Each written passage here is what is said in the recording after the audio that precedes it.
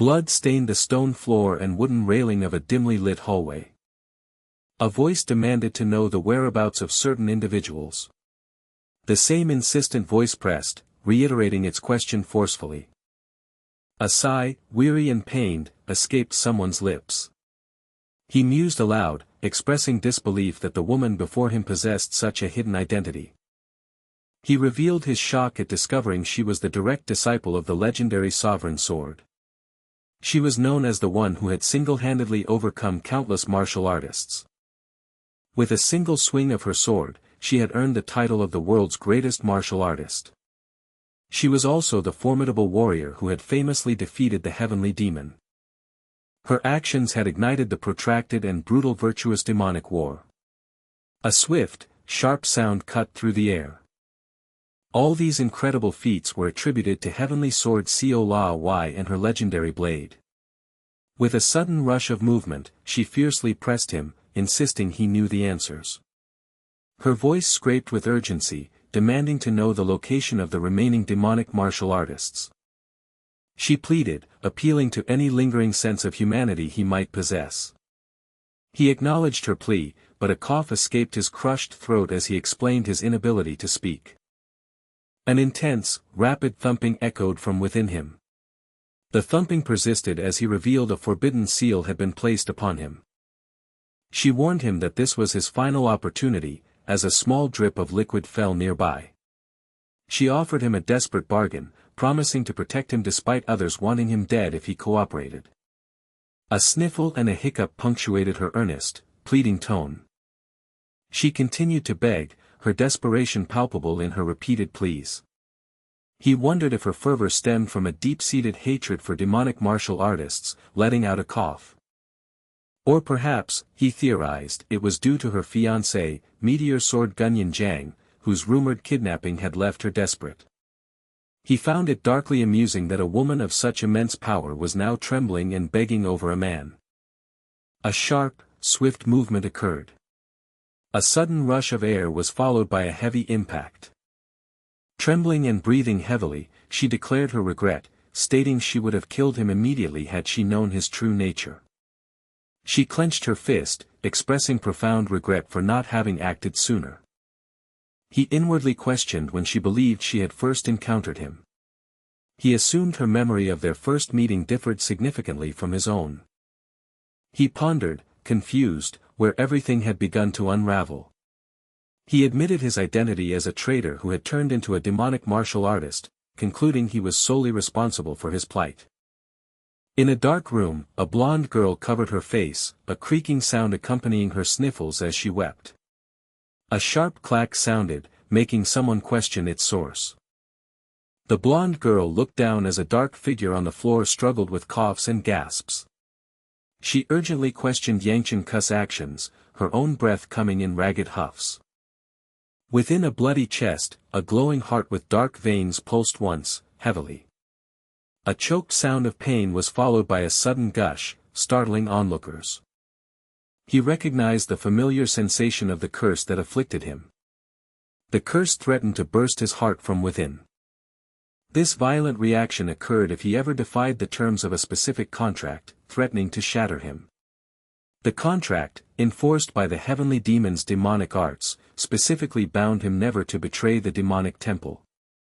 Someone frantically shook him, repeatedly calling out Yangcheon Ku's name and asking if he could hear them. He was shaken violently, barely able to hear her panicked questions about the blood, as she desperately urged him to stop revealing more if he knew it would harm him. He wondered if she would believe him if he claimed his actions were all lies, performed under duress. Breathing heavily and gasping, he immediately dismissed the thought, realizing his numerous excuses would not be accepted. He concluded that, in his current state, he had no secrets left to take to his grave. He began to speak, indicating a revelation was coming. His heart thumped painfully, and he let out a groan as he swayed precariously. With a heavy sound, he collapsed. A soft, shushing sound emanated, possibly from falling rain or flowing water. A ragged gasp for breath escaped him. Someone addressed him tenderly as little brother. His name, Yangcheon Ku, was called out with urgency. He reflected on a lifetime of accumulated regrets, both minor and profound. In a desolate scene amidst rocks and bones, a girl dressed in green sat on the ground, clearly dejected. A distinct splashing sound was heard. A voice questioned if he was the one they had been seeking. Someone expressed a deep sense of pity towards him. His name was repeatedly called out, with increasing desperation. Water dripped onto a bloodied man's face, blending with the grime already present. A question was posed, asking if he was shedding tears. He curtly dismissed the accusation, claiming the moisture was merely rain. The other voice conceded, agreeing that he was not crying. He inquired about the moon's position, confirming it was high in the sky. He observed 2 moons, finding a strange sense of relief in the sight. A white-haired woman lay bleeding on the ground, with a man positioned beside her. The narrative declared the tragic fate of Yangcheon Ku, born to the esteemed House Ku of Sanseo, a lineage of the virtuous path. As a traitorous demonic martial artist, he was destined to die there, defeated and tortured after his capture during the Virtuous-Demonic War. This marked the definitive conclusion of his story. A sudden, incongruous question was posed, offering a potato. The offer was met with an utterly bewildered exclamation. He questioned what was happening, certain he had experienced something definitive. He recalled having defied the heavenly demon's forbidden seal in his previous life. He distinctly remembered his heart bursting as a consequence of that defiance. His memory concluded with his death, cradled in the arms of Seol-ah Wi. Yet, his heart now throbbed with a normal, rhythmic pulse, baffling him. His hands appeared unexpectedly small and pale, making him wonder if he was inhabiting a child's body or merely dreaming. If it was indeed a dream, he pondered the reason behind it. He was dreaming of the exact moment he first encountered a particular person. He tried to remember his precise words from that long-ago meeting. A sudden gasp escaped him as the memory sharply resurfaced.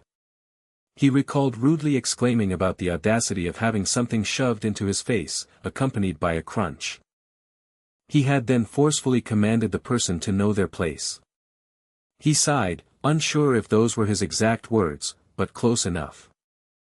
He scoffed, realizing how deeply he must have regretted that moment if it was manifesting in his dream.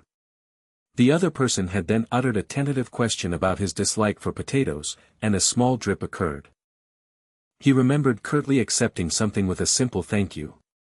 A sensation of intense heat and steam assaulted him as he ate, prompting a shocked exclamation that even in a dream, the food was scalding. The other person had then burst into laughter, pointing out his reddened face. Suddenly, an urgent voice called out, addressing him as young master.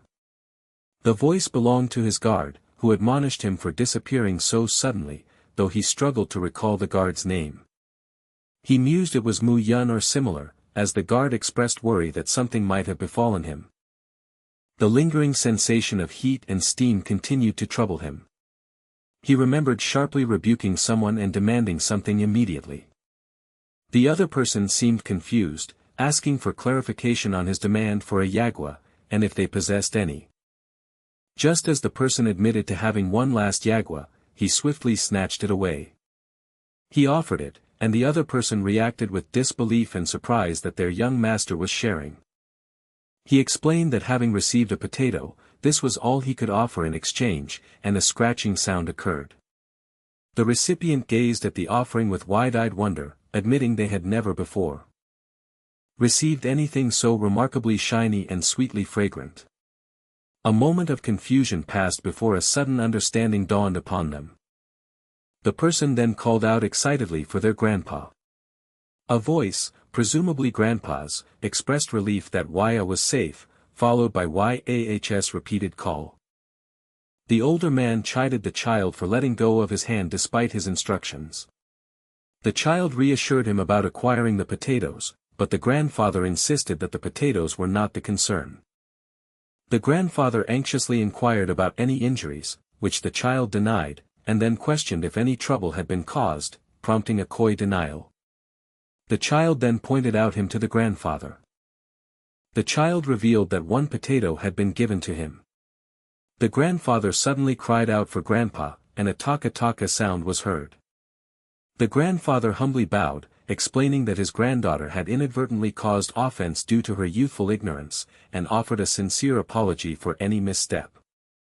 He calmly replied that it was all right and that he should be the one expressing gratitude to her.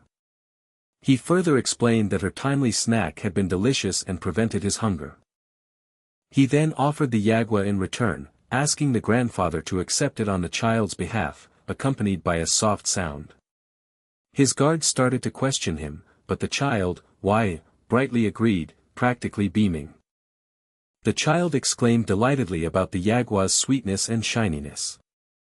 The grandfather emphatically refused such a precious gift, declaring they must depart immediately to avoid further interruption to the young master's walk, with a vum sound, prompting confusion. The grandfather, still retreating, pleaded with the young master to wait, offering himself instead if any anger remained. He simply offered the yagwa, expressed his thanks, and bid them farewell, implying a future encounter. He then mused silently about that particular child. A sharp intake of breath or a short chuckle escaped him.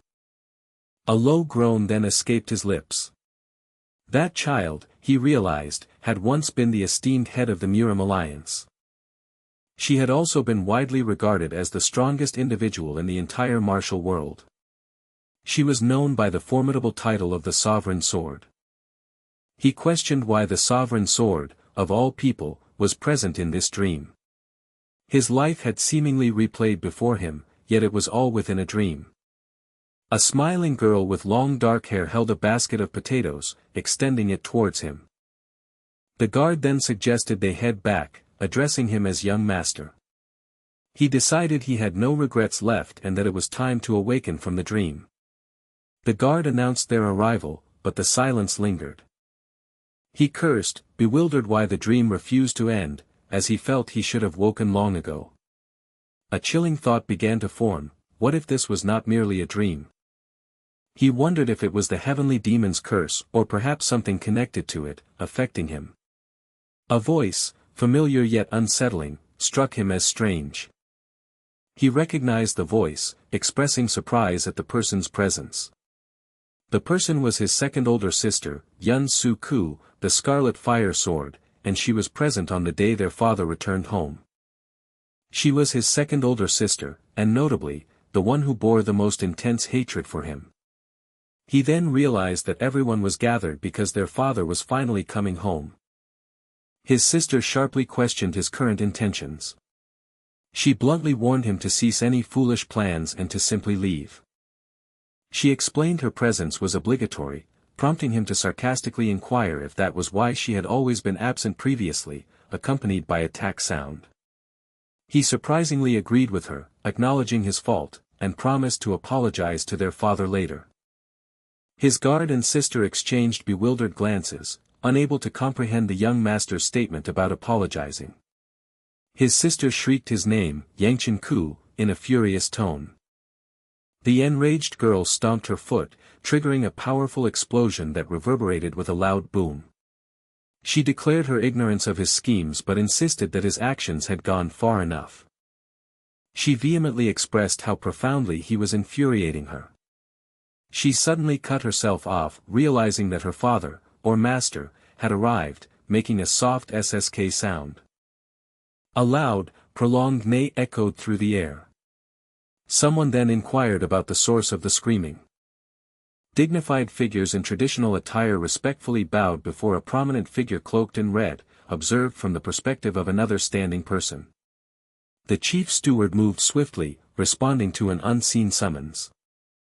He affirmed his readiness to his lord, then reported that the first sword squad had just returned and was resting, while the fourth squad remained prepared for immediate deployment. The lord commanded him to instruct the fourth sword squad to arm themselves and then to seek him out. He mused internally, uncertain if he was dreaming or merely reliving past events, but observed that the lord's gaze remained as imposing as he remembered. The lord instructed his son to report to his office once the meal concluded. He silently wondered if anyone possessed a digestive pill, already anticipating discomfort. a traditional building stood prominently under the luminous glow of a large full moon in the dark night sky. Inside, a grand dining hall buzzed with activity, multiple tables laden with an array of food, as people stood and were seated for the meal. A deep sigh escaped him, a quiet expression of his inner turmoil. He reflected that mealtime was as dreadful as always, finding it difficult to even swallow the food, which felt more like it was going up his nose than down his throat. The upcoming meeting with his father loomed, adding to the general horror of the situation, and he desperately wished for someone to intervene or speak up. His father then addressed his second child. The father acknowledged hearing about the child's recent advancements in martial arts.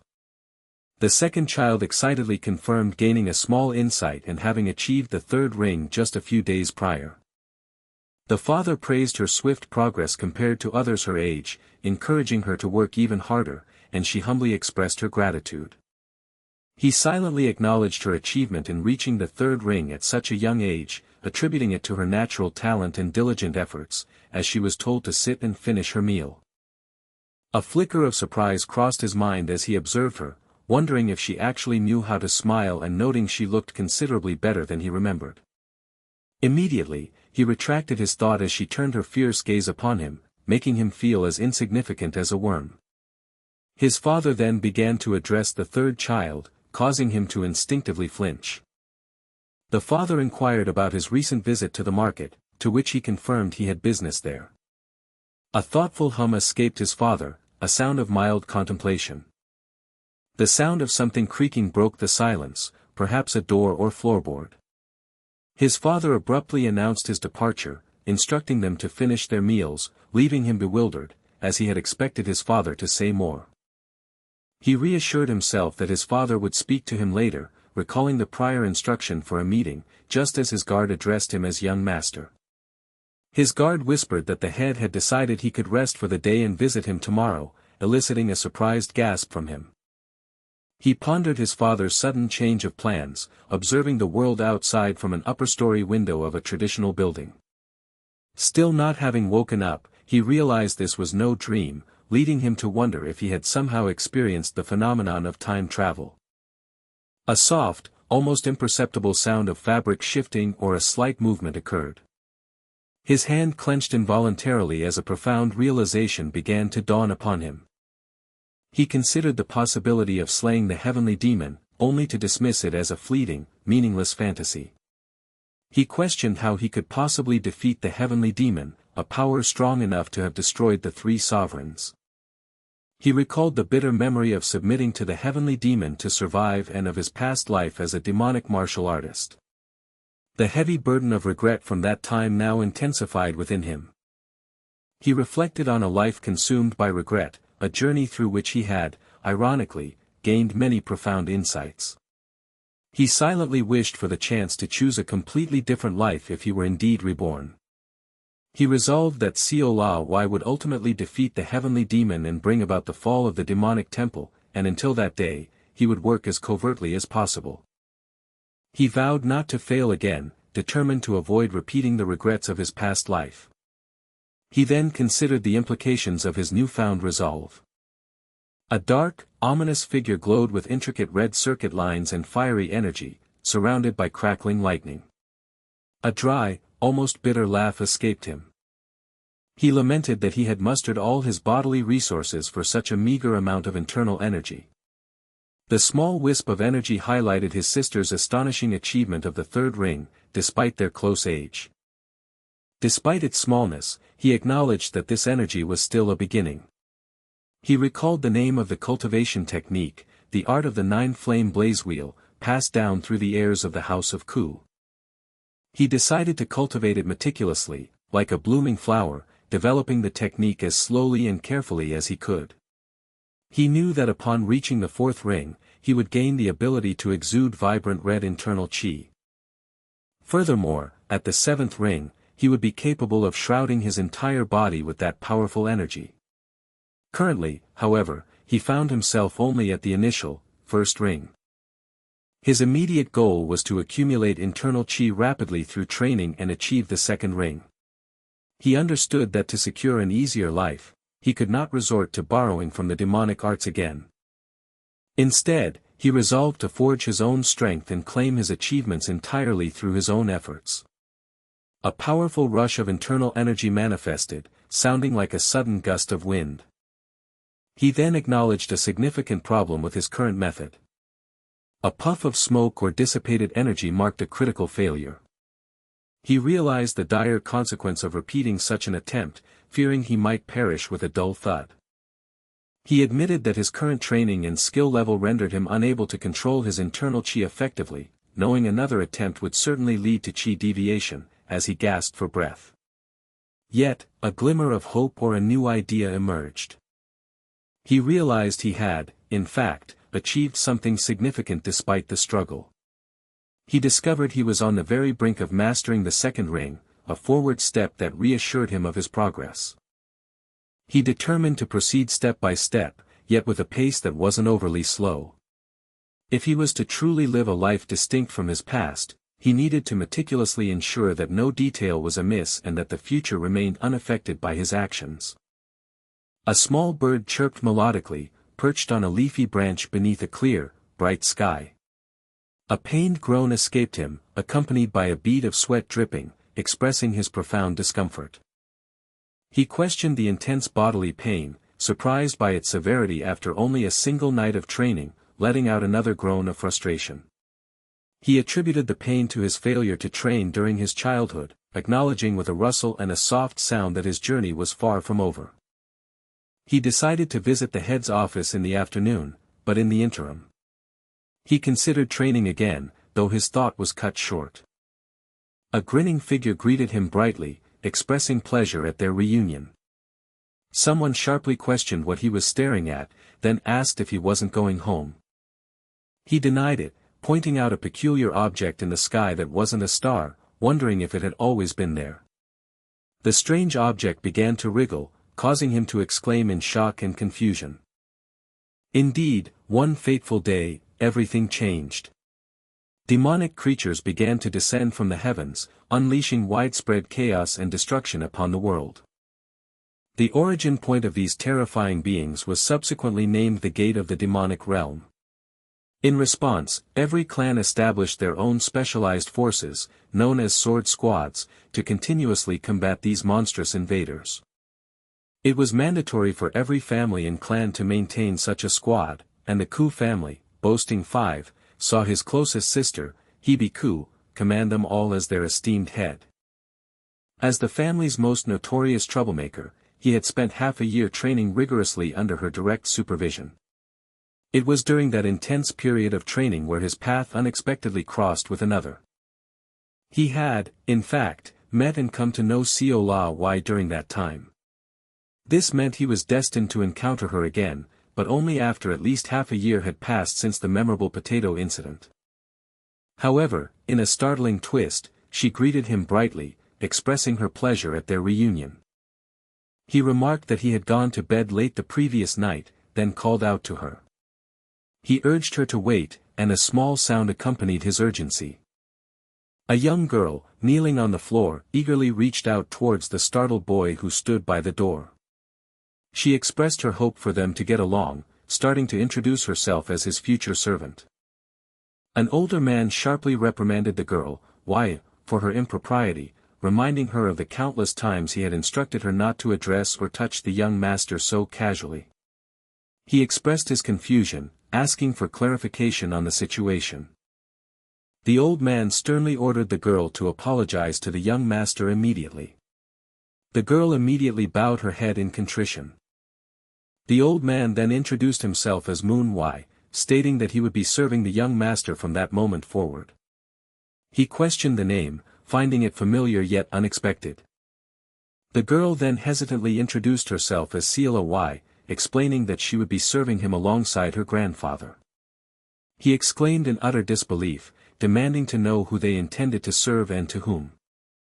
A heavy silence fell over the room as he processed the shocking revelation. After a moment, he managed to stammer out a hesitant thank you. He then observed the old man was holding a broom. The elderly man, broom in hand, stood with his back turned, observing something to his left. Another quiet moment passed without further explanation. His thoughts then shifted to a more pressing concern. A faint swaying motion was perceptible as something shifted. Someone expressed concern for Seol-ah, asking if it wasn't too dangerous for her to carry such a large load alone. Her older sister then offered to help, suggesting Seol-ah share some of the burden. Seol-ah let out a surprised cry. A soft sniffle followed, indicating her distress. He wondered internally how she could be so consistently inept at everything she attempted. Despite her clumsiness, he reflected that she was supposed to possess a natural talent as a martial artist. He groaned, feeling a throbbing pain in his head from the confusing events. He questioned Seol-ah's sudden departure, asking where she was headed. He registered her confused sound in response. She insisted he finish his task, declaring that she needed to follow him wherever he went as the young master, then questioned who had given that instruction. She answered that her grandpa had, and he acknowledged it with a sound of understanding. He paused, realizing with a jolt that Seol-ah Wi was now his personal servant, then surmised that the other servants likely assigned her to him because they wished to avoid the task themselves. He questioned the haphazard arrangement, considering himself a son of a renowned family and doubting such a casual selection of a personal servant was appropriate. Beyond her identity, he understood that the presence of the sovereign sword would always surround her, creating immense pressure. She then triumphantly declared her task completed. Dressed in a red robe with a white sash, the person clenched their fists tightly while looking down in contemplation. He wondered if his father knew their identities, briefly considering taking matters into his own hands, then questioned if the assignment was merely a coincidence stemming from other servants refusing to work for him. He mused that his father had indicated a desire to speak with him, concluding that he would soon learn the truth. He resolved to ask his father about the unfolding situation, his footsteps marking a steady rhythm. Seol-ah called out to the young master, insisting she would follow him, her own quick footsteps trailing behind. He questioned her intention to follow him, then firmly instructed her to remain and focus on learning her duties. She sniffled softly, then reluctantly conceded, agreeing to his command. A moment of quiet resignation settled between them. The silence lingered, heavy with her disappointment. He reiterated his instruction for her to simply do her work, as a door creaked open. He then addressed her with a casual call. He promised to bring her some yagwas, encouraging her to pay close attention to her lessons in his absence. The wooden door then slammed shut with a resounding thud. Inside, the girl's eyes widened, and a beaming smile lit up her face as she excitedly clenched her fists, surrounded by a faint shimmer of joy. The mention of Yagua had clearly filled her with delight, prompting a happy hum. Meanwhile, he groaned, clutching at his chest in discomfort. He recalled that he and his father were never close in his previous life, never engaging in one-on-one conversations, and he now pondered what he should say, assuming his father had a reason for summoning him. He then wondered if it would be appropriate to inquire about Yangcheon Ku and Seol-ah Wi's presence in his quarters after his father finished speaking, a deep breath escaping him. Suddenly, his father sharply questioned his lingering, causing him to curse in shock, jump, and quickly enter the room, stammering his affirmation. He internally chastised himself, horrified that he had uttered such profanity in front of the head of the Ku family, wondering why he, Yangcheon, hadn't simply succumbed to a heart attack on the spot. His father inquired if he had met his new servants, and he confirmed that he had greeted them that very morning. His father acknowledged his response, then asked for his opinion of them, to which he replied with gratitude for the convenience of more servants, though he admitted he didn't understand the underlying reason. His father took a sip from his drink, an indication of deeper thought. His father instructed him not to ask further questions, assuring him that he would understand when the opportune moment arrived, and he respectfully agreed. He deduced that his father was fully aware of their identities yet still assigned them to him, prompting him to speculate if his father had made a secret arrangement with Yangcheon Ku. His father then dismissed these minor things, instructing him to prepare for the Nine-Dragon Council, which was scheduled to depart the following day, and he acknowledged the command. He questioned the name, trying to recall what the Nine Dragon Council actually entailed. He repeated the council's name in a sudden burst of incredulous realization. The young man dramatically declared his preference for a swift end. A servant, with a tone of concern, respectfully addressed him as young master. The servant inquired if his aversion to the Nine Dragon Council was truly that intense, to which he vehemently affirmed. He then elaborated that the Nine Dragon Council was a grand celebration, honoring the sword squads who bravely risked their lives to seal the demonic realm's gate for the House of Bai and the people of Sanseo. Held twice a year, the council also served as a crucial recruitment event for new sword squad members, making attendance mandatory for the main family. He reiterated his desperate wish for death, convinced it was his only escape from the obligation. The servant wryly questioned if his father would punish him even more severely, while the young man scoffed in response. The servant then revealed the second elder would be hosting this year's council, causing the young man to jump in shock, as the elder had explicitly threatened to crush him into pieces if he missed it again. He cursed under his breath, recognizing the dreaded implications of the second elder's involvement. Among all the elders who had targeted him since childhood, the second elder was undoubtedly the worst, constantly believing the family's only son needed to set a prime example for the house to prosper. While he acknowledged some sense of gratitude, the second elder had a habit of appearing unexpectedly, loudly delivering stern lectures and initiating demanding training sessions despite his busy duties, making him the absolute last person he wished to encounter. He reflected that the elder had taken responsibility for him where his own father had not, marveling at his unchanging nature despite all the elder's efforts, before a query broke his thoughts. He dismissed his musings as talking to himself, then promptly asked about their departure time. The servant informed him they would depart by carriage once the other family members were prepared, while someone else warmly complimented Seol-ah's beauty, predicting many future admirers. He called out to Manhwa, asking if they were ready, only for her to apologize, explaining they had been tending to Seol-ah. He inquired about Seol-ah, wondering if she had caused another incident. The servant began to deny it, making a small sound of hesitation. Suddenly, 3 young women in traditional attire stood smiling radiantly, enveloped in a soft, ethereal glow.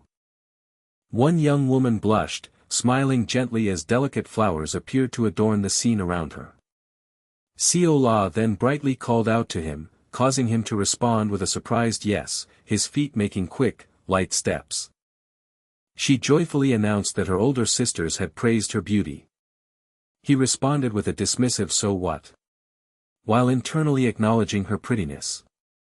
Seol-ah then directly asked if he, too, found her pretty. In a sudden burst of embarrassment, the young man blushed profusely, steam rising from his ears as he appeared angry and flustered. He stammered, demanding to know why everyone was still loitering, insisting it was time to leave. Seol-ah exclaimed in awe, marveling at something she found incredibly cool. Someone then asked Seol-ah if this was her inaugural carriage ride. He inquired of Mu-yun about the specific location of the Nine Dragon Council. Mu-yun informed him the journey would take approximately 4 hours and suggested he rest with a nap. Seol-ah called out to her Yuni, commenting on the strange smell of horse meat. She began to declare its deliciousness before being interrupted. A muffled sound then occurred, silencing her. A soft flapping sound was heard. Someone urgently called out to the young master. Seol-ah responded with disappointment, indicating something she wished for was not possible. He exclaimed in surprise, questioning if they had already reached their destination. They had arrived at a bustling market street, vibrant with countless people and luminous lanterns under the twilight sky. He observed the large attendance, noting it met his expectations. Someone gratefully welcomed them, expressing appreciation for their long journey. An individual then introduced himself as Yangcheon, an officer of the Kianil Commercial District. He responded by introducing himself as Yangcheon Ku of the Ku House. Yangcheon then mentioned that the first day had proceeded smoothly, crediting the second elder and Lady Ku for their presence. The mention of Lady Ku immediately caught his attention, causing him to question the name. He dismissively thought it unlikely he would encounter her. A voice of caution repeated his word, probably. The voice added a grim warning, stating that probably often led to ruin. He scoffed in annoyance. He greeted his sister, only to be met with an immediate, irritable dismissal of his salutation. His sister then sharply warned him against causing trouble at the Nine Dragon Council, emphasizing the shame he would bring to their family name if he did. He assured her that he would remain in his room and depart quickly, promising she had no reason to worry about him. His sister vehemently denied worrying about him, her words accompanied by a sharp, grating sound. He moved away stealthily on tiptoes. A sigh escaped him, laden with relief or exasperation. His sister observed that old habits were difficult to break, questioning if he was truly exhibiting them even in this important location. He responded with a surprised what? She remarked that she had recently believed he had changed, but then a creaking sound punctuated her conclusion that people never truly altered their fundamental nature. He internally cursed his sister's behavior, then quickly composed himself to ask if they should move, apologizing to the deputy officer for the awkward scene. The deputy officer jovially dismissed the apology, laughing about common sibling squabbles, then offered to take him to his room, but the young man requested a stop elsewhere first. Seol-ah gasped in astonishment. She marveled at the immense size of something, expressing that she had never witnessed anything so grand, while someone else chuckled lightly. He recalled that merchants often built structures on a grand scale to signify business worth, but wondered if this particular one was excessively large. He noted that today's event celebrated the 5 sword squads, while tomorrow's agenda included a competition to recruit new members. He expressed relief that family members were exempt from participating in the competition. His role, he concluded, was simply to observe. He confidently believed that by merely watching, he could avoid any trouble, a deep exhalation accompanying his thought. The second elder observed the young man, noting his uncharacteristic lack of flight this time. A sudden jolt of surprise passed through the young man, his body reacting with a sharp movement. He felt an urgent need to intervene, preparing himself to act. A realization settled, questioning the exact nature of what he needed to stop, as a gentle sound echoed. The second elder pressed, wondering aloud what had prompted this unexpected change in the young man's behavior. He recalled the second elder's past threats, remembering a promise to inflict severe punishment if he failed to appear, a memory that made him tremble slightly. He mentally retorted, acknowledging the harshness of the elder's words but confirming their origin. The elder's tone sharpened, perceiving his internal musings as defiance, causing a sense of unease within the young man. He mused on the second elder's persistent fixation, attributing it to his status as the only son of the household head, finding the situation quite remarkable. A voice boomed, enthusiastically praising the deliciousness of bear meat, comparing it favorably to horse. The speaker continued to champion bear meat, emphasizing its culinary appeal. A soft chewing sound accompanied the vivid description of the meat's texture. The chewing slowed, a sense of satisfaction, almost weariness, settling over the sound. Murim nervously advised the elder that his intense gaze was intimidating, while internally the young man resolved to avoid bear meat. He expressed his growing discomfort, admitting that the elder's presence was unsettling him. The elder abruptly questioned the identity of the young woman beside him, asking if she was his lover, which startled him. He indignantly dismissed the elder's assumption, pointing to her attire as clear evidence of her status as his servant. The elder accepted the explanation with a dismissive shrug, noting a perceived lack of entertainment in the situation. The elder instructed him to get adequate rest for the upcoming competition, while Murim urgently urged him to leave before the elder could cause more trouble, to which he agreed and bid the elder good night. The elder added a final, urgent command, emphasizing the need for haste. A chilling warning followed, implying consequences if he attempted to flee, accompanied by a sharp, decisive sound. Seol-ah wailed in distress, misinterpreting the elder's threat and expressing extreme fear for the young man's safety. The elder watched them depart, a contemplative expression settling on his face. He concluded silently that the young man was far from ordinary. The long-awaited day of the Nine-Dragon competition arrived, filled with the excited murmurs of a bustling crowd. He noted the discrepancy in the start time, observing that the large gathering suggested a midday commencement instead of the rumored early morning. Although aware that various clans and branch family members were permitted to participate, he was astonished by the sheer number of attendees. He surmised that the prestige of joining a sword squad drew such a crowd, while Mu Yun tentatively tried to redirect his attention to a more pressing matter. Seol-ah, trembling uncontrollably, frantically worried if the bear grandpa would carry out his threat to snap her neck, suggesting they ask him to hibernate, much to the young man's confusion. He suggested she should have remained in her room if she was so frightened, but she countered that the elder had instructed her to stay by his side, causing him internal frustration due to the elder's undeniable authority. He playfully assured Seol-ah that his guard would protect her from the bear gramps, prompting an excited reaction from her. Mu Yun questioned the feasibility of chasing away the second elder, reminding the young man of his proper title and the impossibility of such an act. He jokingly suggested Seol-ah sacrifice herself, causing her to gasp in horror and vehemently disagree. Seol-ah dramatically declared it her funeral day, vowing to sacrifice herself for everyone's happiness, until he quickly reassured her that he had merely been jesting. She continued her lament about her impending demise, forcing him to reiterate, with emphasis, that his words were only a joke. Seol-ah then brightly recalled the elder's teaching about dying happily if fed, specifically mentioning that eating dumplings ensured the happiest death, her eyes sparkling with hope. He exhaled deeply, a visible cloud of exasperation rising around him. Mu Yun observed his kindness towards Seol-ah, identifying her as Servant Wi, which caused him to question who he was referring to.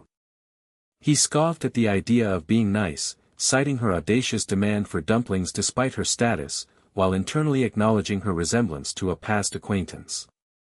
He remarked that Seol-ah lacked an understanding of her station, yet Mu Yun pointed out that he had still provided her with money. He began to protest, then faltered, unable to complete his thought. Mu Yun remarked on how he defied all rumors, affirming her belief that such gossip was unreliable, while he internally mused on the depth of her analysis of a simple request for dumplings. He then confronted Mu Yun, surprised that she had initially judged him based on hearsay, and inquired about the duration of her service as his guard. Mu Yun hesitated before revealing that she had only been his guard for a mere 2 weeks. He inwardly concluded that Mu Yun must have been assigned to him just before his temporal displacement, which explained her previous perspective, pondering who among them had truly been fortunate. Suddenly, a guard urgently called out to his lady, causing her to flinch in surprise, while the young man reacted with a startled exclamation. The guard admonished his lady, warning her about the dangers of wandering alone. The lady, seemingly unfazed, dismissed her guard Yobi's concerns, telling him he worried excessively. She reasoned that with the Nine-Dragon competition drawing so many members of the House of Ku, no harm could possibly befall her. The young man's thoughts were interrupted by the lattice voice, which struck him as strangely familiar, making him question the impossibility of its origin.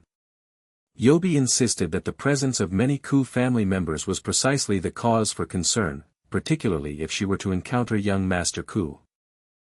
The lady responded incredulously, then hastily clarified that there were numerous males within the Ku family.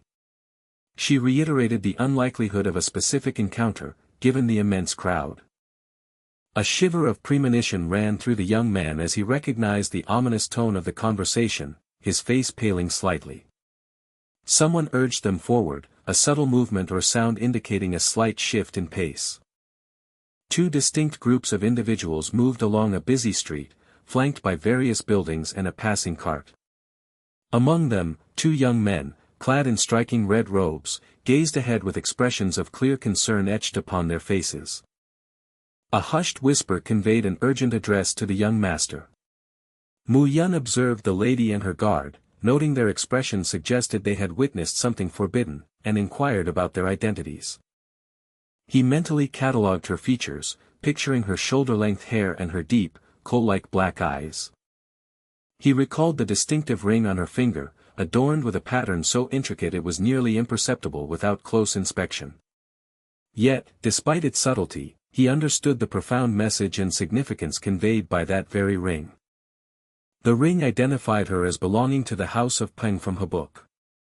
He saw a woman with dark hair elegantly tied back, casting her gaze downwards with a faint blush coloring her cheeks. He realized with a jolt that this woman was his former fiancée. He reflected on the simple reason for his engagement to a girl from the Peng house of Habuk, one of the four great houses, noting House Ku's comparable standing and their similar ages. He had been destined to become the head of House Ku, a position of great prestige. This was likely why the Peng house initially found the engagement suitable, but his tendency to cause too many problems became a significant issue.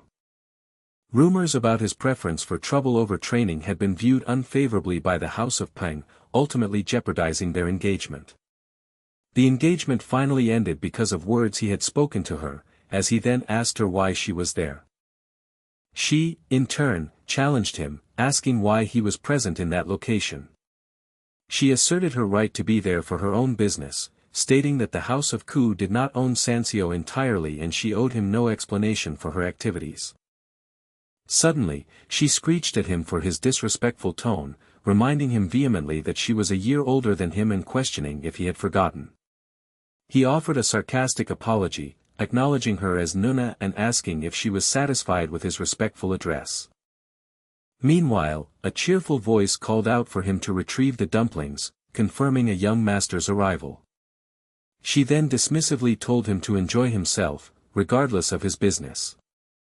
With a final, abrupt goodbye, she departed. He was left in stunned silence, utterly bewildered by the unexpected encounter. She, his former fiancée, internally lamented the ill timing of their meeting among so many people, already stressed by her brother. She observed the girl beside him, whom she had never seen before, and deduced she must be a new, pretty servant. She mused internally that he had remained completely unchanged despite the passage of time. Elsewhere, a scornful voice harshly denounced someone, labeling them as merely the daughter of a mistress. A surge of silent fury took hold, evidenced by a tightly clenched fist. An incredulous sound escaped, followed by a questioning utterance. The speaker, presumed to be his ex-fiancée, completed her challenge, demanding to know what had just been said. The instigator defiantly stood their ground, asking if their statement was incorrect. A powerful strike landed, signaling the start of a confrontation. The attacker, his ex-fiancée, reflected that regardless of their engagement or the circulating rumors, she had previously held back out of consideration for her house's position, but no longer. Her guard, Yobi, urgently pleaded with her lady to calm down, stomping his feet in distress as she continued her assault. A person clad in a black robe reeled back from a forceful smack. Another individual with spiky hair was slammed into the ground with a splash. The lady, still enraged, cursed the engagement and furiously threatened the life of her adversary. An unseen impact caused a crash near a traditional building on an island surrounded by vibrant blue water, hinting at the ongoing chaos. He, the young man, mused that his ex-fiancée was just as she used to be, before then questioning if the dumplings Seol-ah carried were heavy. Seol-ah cheerfully insisted she was fine, though he thought otherwise and offered to help, instructing Mu-yun to remain on guard. Mu-yun confirmed her understanding with a hum. The ex-fiancée, observing the young man with Seol-ah, then wondered if perhaps something about him had actually changed. Yet, she immediately dismissed the thought, attributing his kindness to a mere good mood and scoffing at the idea of that rabid dog ever maturing. Still, a lingering doubt prompted a pause in her internal monologue. The faint possibility remained that he might have changed, just a little. Suddenly, a sharp flinch passed through someone, perhaps him. He internally cursed his heart, wondering why he was experiencing so many surprises that day. Nearby, a voice advised a sir that yelling would not resolve the situation. The sir, in turn, retorted that time was of the essence. The word arrest hung in the air, a subject of an unfolding discussion. A tense silence followed, thick with unspoken implications. The silence persisted, extending the moment of uncertainty. Someone then emphatically denied having uttered the word arrest. A chaotic exchange ensued about joining the competition, a plea for intervention, and the rule that individuals of unknown identity could not participate. Someone, likely Mu Yun or the young man, clarified their earlier question, specifically regarding the ongoing disturbance being caused by the disruptive man. Another voice assured them that the martial artists already stationed there would handle the situation. An attempt was made to verbally halt the disruptive individual, suggesting they had done enough. A significant visual showed two hands gripping each other tightly, with one hand prominently displaying a distinctive ring. A figure in dark clothes powerfully threw another person with an upward motion.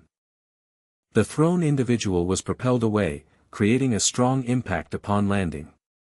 A loud clatter accompanied an indignant demand, questioning the thrower's actions. The thrower then declared that their skill was proven and inquired if they could now join the competition. Officials vehemently refused, citing his disruptive actions, but he challenged their decision, emphasizing his demonstrated abilities, leaving a tense silence.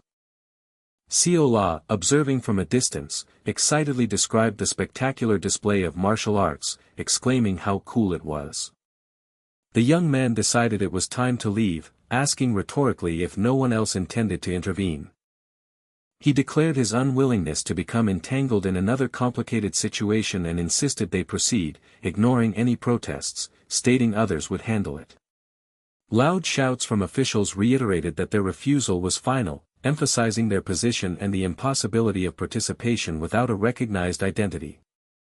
The disruptive individual adamantly asserted that talent alone was proof enough, claiming the refusal itself was the greater problem, concluding with a forceful slam. Suddenly, a new voice challenged the officials, asking if they were truly looking down on the heir of House Peng. Startled flinches rapidly passed through the crowd, indicating widespread surprise.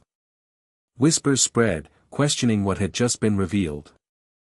The shocking truth was uttered: the disruptive individual was the young master and heir of House Peng, while Seol-ah, oblivious, happily chattered about dumplings. A vast, snow-covered traditional Asian palace complex lay nestled silently among majestic snowy mountains. A woman's sharp voice cut through the air, questioning her brother's strange activities. Her brother, a he, cheerfully greeted her, explaining he was merely warming himself by a crackling fire and cooking a sweet potato in the cold morning. She expressed exasperation at the fire's location, then pointedly asked about a nameplate he held, to which he responded with a casual query of his own. He flippantly suggested using the valuable nameplate as firewood, intending it to fuel the cooking of his sweet potato, before a sudden, sharp impact interrupted him. Outraged, she confirmed she had thrown a stone at him, declaring he deserved it, and scornfully dismissed the nameplate as mere firewood, punctuating her anger with another strike. She passionately reminded him of his extraordinary achievements, his graduation from the Heavenly Dragon Hall, and his status as the youngest heir in history, emphasizing the nameplate's profound significance as a gift from their lord and the power it conferred. He defiantly maintained his intention to use the nameplate to make the fire burn better, prompting a shocked outcry from her as she continued her assault. She earnestly urged her brother to grasp the true meaning and responsibilities inherent in being the heir of a house. He mused the word heir to himself, a hint of resignation or indifference in his tone. A close-up revealed a young woman's face, etched with a solemn, slightly worried expression. She confessed her confusion about his inner thoughts, noting that despite his early acquisition of talent and titles, he still appeared profoundly unhappy. He quickly dismissed her observation, denying any unhappiness with a forced, hollow laugh. Then, with a quiet intensity, he revealed his deepest desire, to simply leave the house. She suggested he take a walk, implying a brief, restorative outing. He acknowledged her suggestion with a simple, understanding sound. He then declared he was going out to play for a while. A faint crunching sound accompanied his casual departure. Addressing her guard, Yobi, he exasperatedly commented that her brothers for a while had seemingly stretched into a 4-month disappearance, while Yobi responded respectfully. Yobi reported receiving a letter from the Vagrant clan regarding her previous request, and Ahi, with gritted teeth, eagerly demanded to know her brother's current location. Yobi whispered Sanseo, and Ahi repeated the name in a shocked whisper. A new, agitated voice questioned the distant location, demanding to know why, which was met with a defiant, loud retort asserting that sufficient proof had already been given. The speaker emphatically insisted on being allowed to join the prestigious Nine-Dragon competition. Someone attempted to calm the agitated individual, citing their own circumstances, but the speaker fiercely cut them off, emphasizing their lack of time and threatening to demonstrate the Black Knight blade technique as proof of skill. Someone nearby commented on the mention of the Black Knight blade, recognizing it as a secret martial arts technique exclusive to the direct heirs of House Peng, suggesting it indicated the speaker's authenticity. The young man, hearing this, decided he needed to leave quickly to avoid becoming further entangled in the developing complications, making a swift, decisive movement. He then sarcastically remarked on the Black Knight blade, acknowledging the speaker's apparent talent, and internally cursed his bad luck, realizing he was already caught in the situation. An influential voice suddenly declared the talented individual should be allowed to join the competition, causing widespread surprise among the onlookers. The disruptive man proudly introduced himself as Wu Jinpeng, the heir of the Peng clan, and respectfully greeted the elder of the House of Ku, honoring his renowned old title, the Fist of Blazed Fang. The elder laughed heartily, pleased by the old nickname, and immediately welcomed Wu Jin into the competition, but officials vehemently protested, citing the uncertainty of his genuine identity as a Peng House heir. The elder casually dismissed their concerns, stating his belief that Wu Jin was likely the true heir. He further justified his stance, pointing out Wu Jin's striking resemblance to his father. The elder added that the distinctive black ring on Wu Jin's finger served as sufficient proof of his identity and lineage. The elder then invited Wu Jin to explain his motivations. Wu Jin, the heir of Peng, simply stated that his own house was not enjoyable. The elder found his reason amusing and acceptable, laughing boisterously in approval. Wu Jin confessed he had actually run away from home because his family would never permit him to pursue his desires, even in dire circumstances.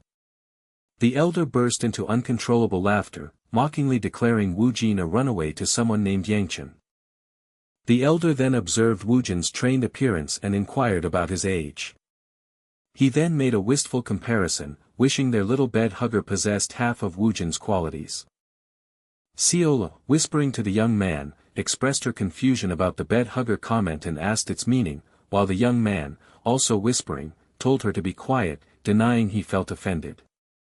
Another voice, recognizing Wu Jinpeng, remarked on his immense potential, calling him a dragon and predicting his future nickname would be Heavenly Blade. Seol-ah, still confused about the bed hugger comment, then realized Wu Jin was from the Peng house and questioned if she had just seen another person from that same house. Suddenly, Ahe's furious voice rang out, calling for her brother, accompanied by a sharp, impactful sound. Wu Jin, hearing her, reacted with a surprised but casual exclamation. Ahe unleashed a furious scream, followed by a crunching sound as she likely launched into an attack. A rapid sequence of impacts and forceful movements followed, indicating a chaotic physical altercation.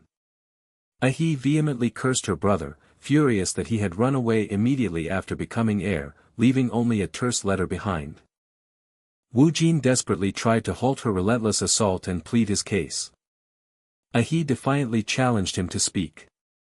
Wu Jin attempted to ask for help, but his words were cut short by a cracking sound, indicating another painful blow. Ahe, utterly enraged, accused him of leaving to join another house's sword squad, believing he had lost his mind and was literally killing her. Others debated intervening, with one dismissively claiming Pengs were resilient enough to bounce back. Wu Jin cried out desperately to the elder for help as he continued to be struck, while an observer cynically remarked that aid didn't seem forthcoming, then reconsidered the assessment. The elder finally intervened, telling Ahe she was going too far and risking her brother's life, prompting her to defiantly question his authority. Ahe reacted with a jolt of surprise and immediate recognition as she realized who had spoken, accompanied by a dramatic, profound sound. He immediately composed herself, formally introducing herself as a He Peng and respectfully bowing to the blazed Fong elder, apologizing for the minor House of Peng disturbance, though the elder assured her he had enjoyed meeting the interesting young man. She further promised reimbursement from the House of Peng for the matter and politely requested to be excused to avoid causing any more trouble, making a swift, departing gesture. Wu Jin loudly refused to leave, defiantly asking if she wanted to continue their beating. He responded with a stern question, implying her threat was deadly serious and not a joke. Wu Jin flinched in response, acknowledging the gravity of her statement. She questioned his behavior, sarcastically noting his presence at the House of Ku and asking if other houses were more enjoyable than their own, as a rustling sound accompanied her words. She pleaded with him to finally mature, reminding him of his weighty position as heir, and made a firm, emphatic movement. Wu Jin retorted that this was precisely why he needed to enjoy himself before his inevitable fate as house head, explaining that only severe injury or death could release him from that duty, neither of which he desired. He expressed his reluctance to lead, but cynically stated that, apart from he and himself, the other members of the Peng House of Habuk were essentially inhumane creatures disguised as humans. He acknowledged his unavoidable destiny to become house head and her inability to do so, revealing that this certainty was why he had accepted the annoying heir title. Someone questioned the elder's decision to let Wu Jin join, worried about the entanglement of the Peng and Ku houses, to which the elder mused that while he wanted Wu Jin to join, he had to consider the Peng house's standing and thus felt he had no choice but to refuse. The elder then proposed an alternative to the Peng brat. He offered to accept Wu Jin into the competition if he could defeat him in a spar, prompting a startled and excited reaction from others. Someone reacted with disbelief and concern, questioning if the elder had finally gone senile, accompanied by a swift, agitated gesture. The elder clarified his proposal, stating that a mere 10 blows would be exchanged to determine the winner. Wu Jin questioned if such a limited number of blows would truly be sufficient.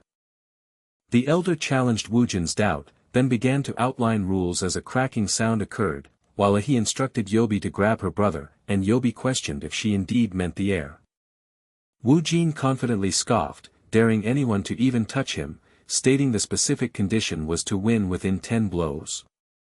The elder finished his sentence, declaring that if Wu Jin could achieve that, he would win, as a sharp, metallic sound occurred.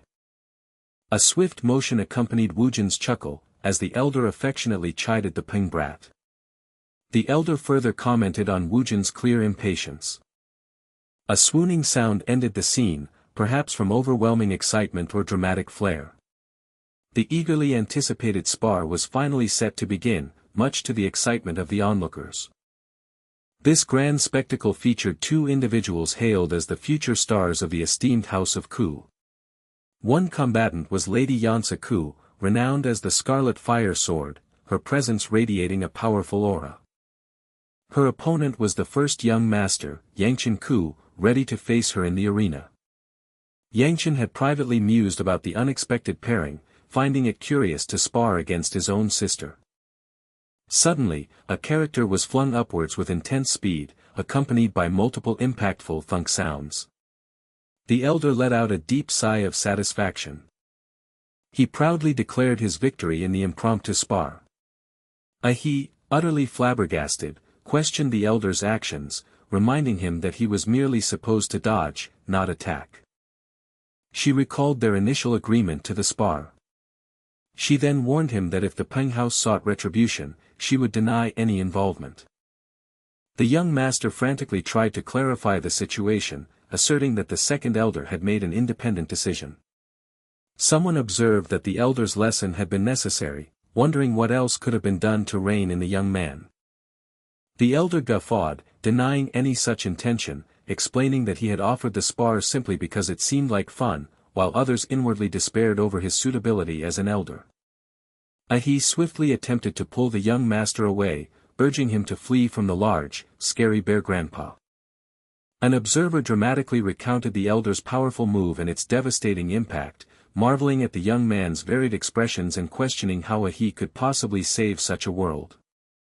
The elder chuckled, praising the young girl's keen eyesight and offering her a gift, which caused a slight flinch and a rustle of confusion. With a flourish, he presented the gift, eliciting an appreciative sound. He then boisterously claimed that Seol-ah had always liked Bear Gramps, expressing his conviction. Turning his attention to the little brat, the elder playfully accused him of being upset about the gift to his servant and reluctantly offered him one too. The young man, who had been about to refuse something sweet, found his thoughts interrupted by the mention of the 9-dragon competition. Meanwhile, 2 figures stood poised in a large outdoor arena, surrounded by tiered seating. One character inquired if the other intended to fight without a training sword. The questioned individual seemed to ponder, wondering if he had ever used a sword at his current age. He considered that the art of the 9-flame blaze will could be applied to various weapons, but most chose swords or fists for their effectiveness. He privately mused that he hadn't used a sword in a long time, as fists suited his fighting style better, wondering if his opponent would grow suspicious.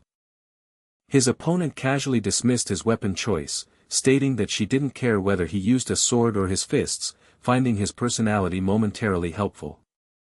She then revealed her true focus, a smirk playing on her lips, emphasizing that the opportunity was the only thing that mattered to her. The word opportunity echoed in her thoughts, a potent affirmation. She gloated internally about the chance to beat up her little brother without repercussions, especially in front of such a large crowd. From a distance, another character murmured a plea to the heavens, addressing the elder with exasperation.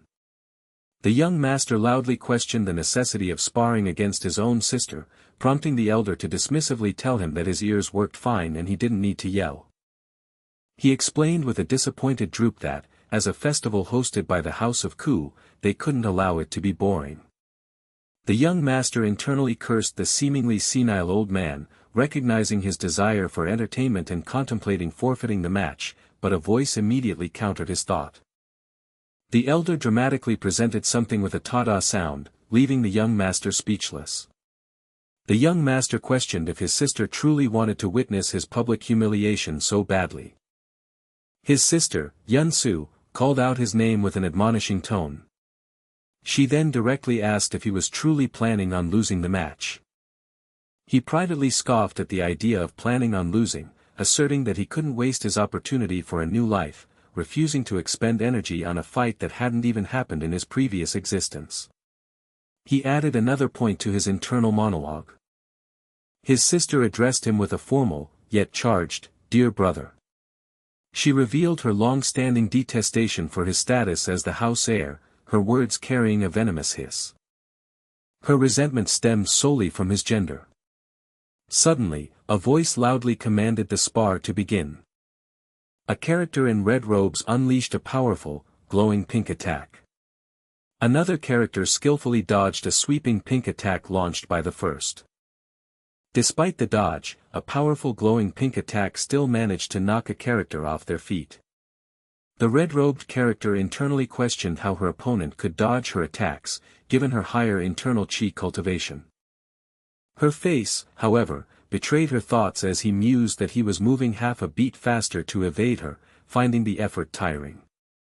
He acknowledged his lack of training and pondered how to end the spar, considering letting her land a blow or feigning a feint. Yet, he realized the deadly nature of her attacks, questioning if he could truly simply feint after being struck. She observed that he still favored dodging her attacks. Both characters engaged in fast-paced combat, their movements accompanied by glowing pink energy attacks. The character in red attacked fiercely, tearing clothes as a red energy beam struck. He sarcastically remarked that her bloodthirst only made it easier to dodge and implored her to stop. He internally wondered about her desire to kill him, given how she had ripped his clothes as if using an actual sword. She recounted how she had forced herself to accept that her gender prevented her from becoming house head, despite her relentless training. She expressed her utter frustration that he, who lived like street trash, would become the head simply because he was a man, despite her superior effort. She concluded that this situation was unacceptable and challenged him to agree. Someone present questioned if she had covered her sword with internal GI, deeming it a dangerous move. Another observer gasped, realizing she was beyond the third ring of internal cultivation. The dark-haired figure attacked with multiple red energy slashes, demonstrating increased power. She taunted him, accusing him of doing nothing but running. Her voice resonated with frustration, declaring him utterly unproductive. She further disparaged him, calling him talentless. She proclaimed that if he intended to live in such a manner, he should simply vanish from their lives. The character slashed forward with a blazing sword, surrounded by intense red energy. Suddenly, under a full moon at night, a male character shielded a female character with a staff. The male character reacted with an exclamation of surprise and confusion. He considered his sister to be the most remarkable person he knew. However, it was Yangcheon Ku, born from a mistress, who was destined to become the head of the house. Despite their different mothers, Yangcheon Ku's mother had always treated him with kindness. But then, one day, she vanished without a trace, leaving behind an unsettling void. Their father strictly forbade anyone from searching for her, and so, no one ever did. Around that period, Yangcheon Ku's demeanor grew noticeably harsher, and he began to lash out at those around him. Soon, rumors circulated about him indulging in frivolous affairs with women within the household, yet his position as the future head of the house remained unchanged. The tradition dictated that only men could inherit the prestigious title of house head.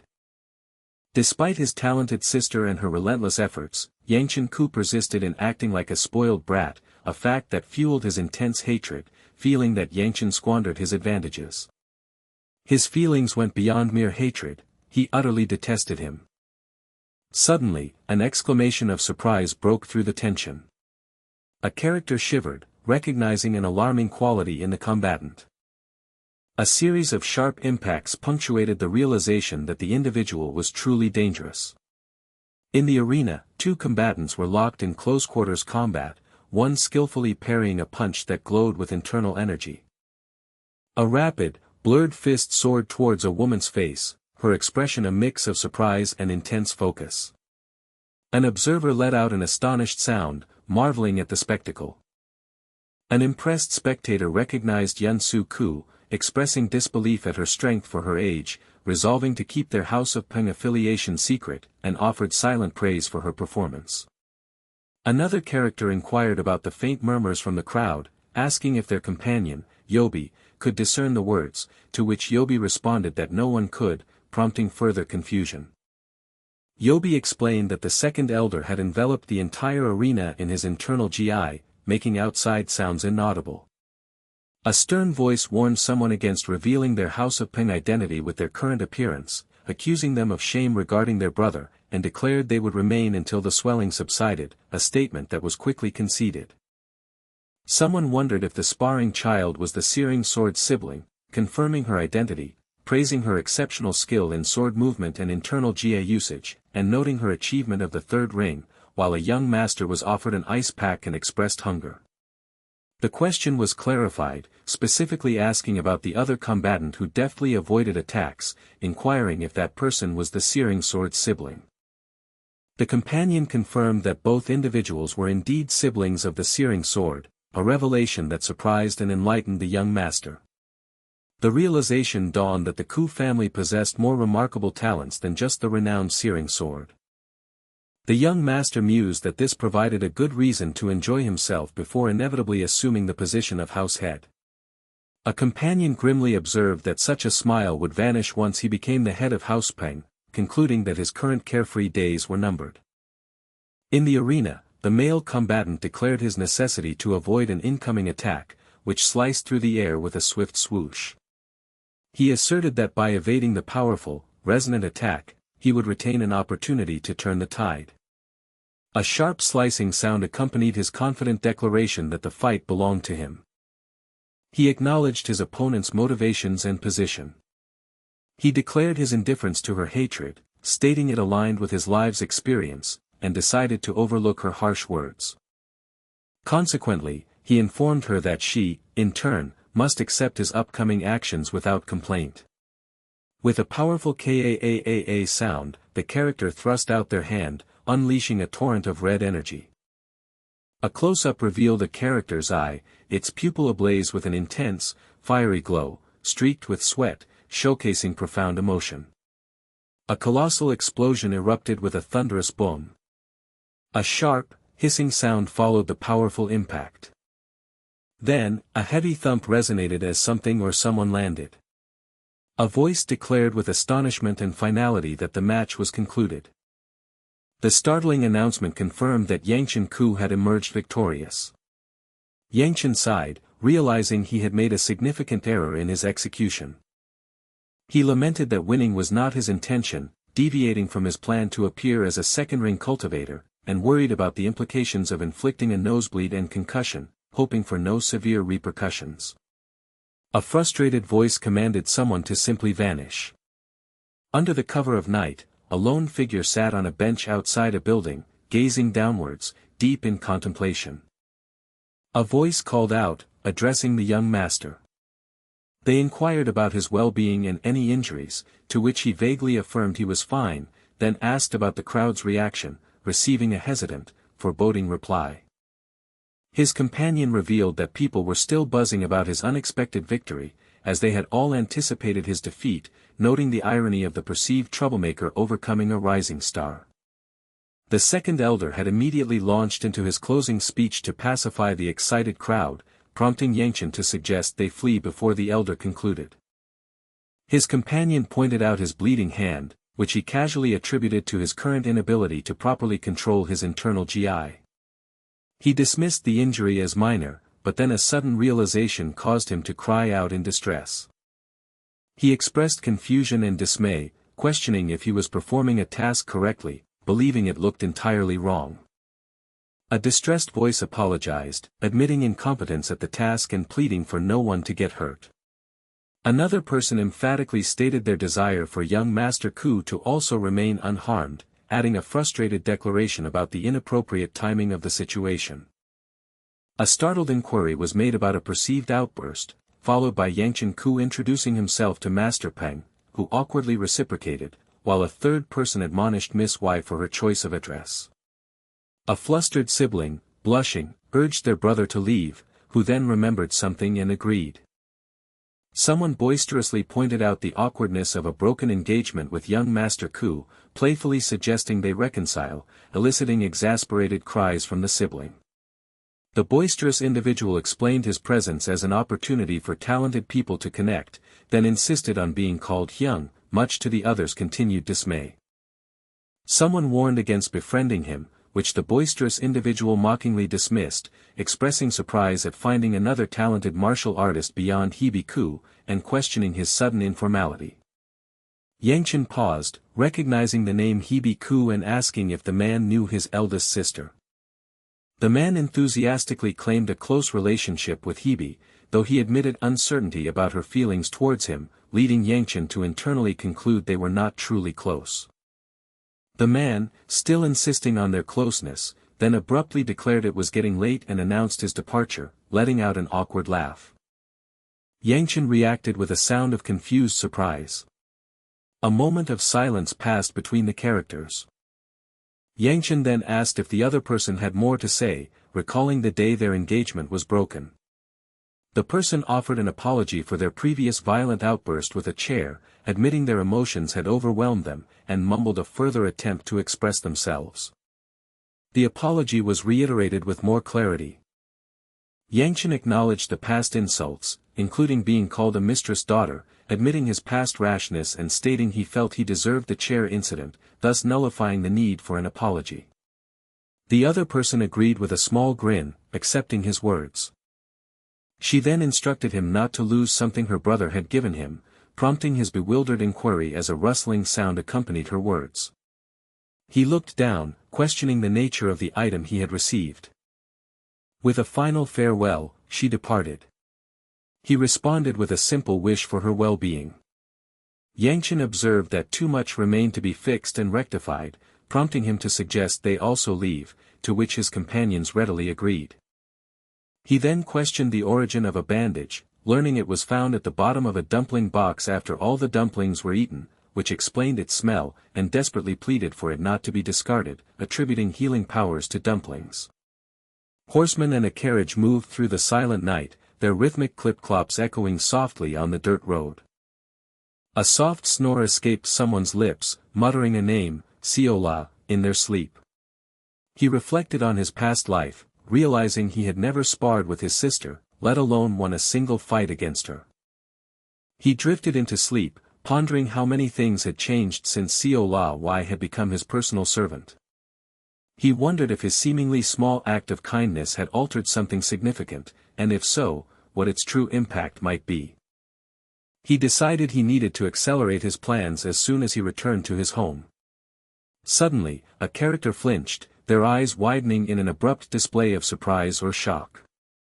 He urgently called out to Murim, instructing them to check the demonic talisman, prompting a confused question and a soft rustling sound. Murim reassured him, stating there was nothing amiss and that the talisman would glow independently when a gate appeared. Murim instructed him to relax, just as a sudden flash of light briefly illuminated the surroundings.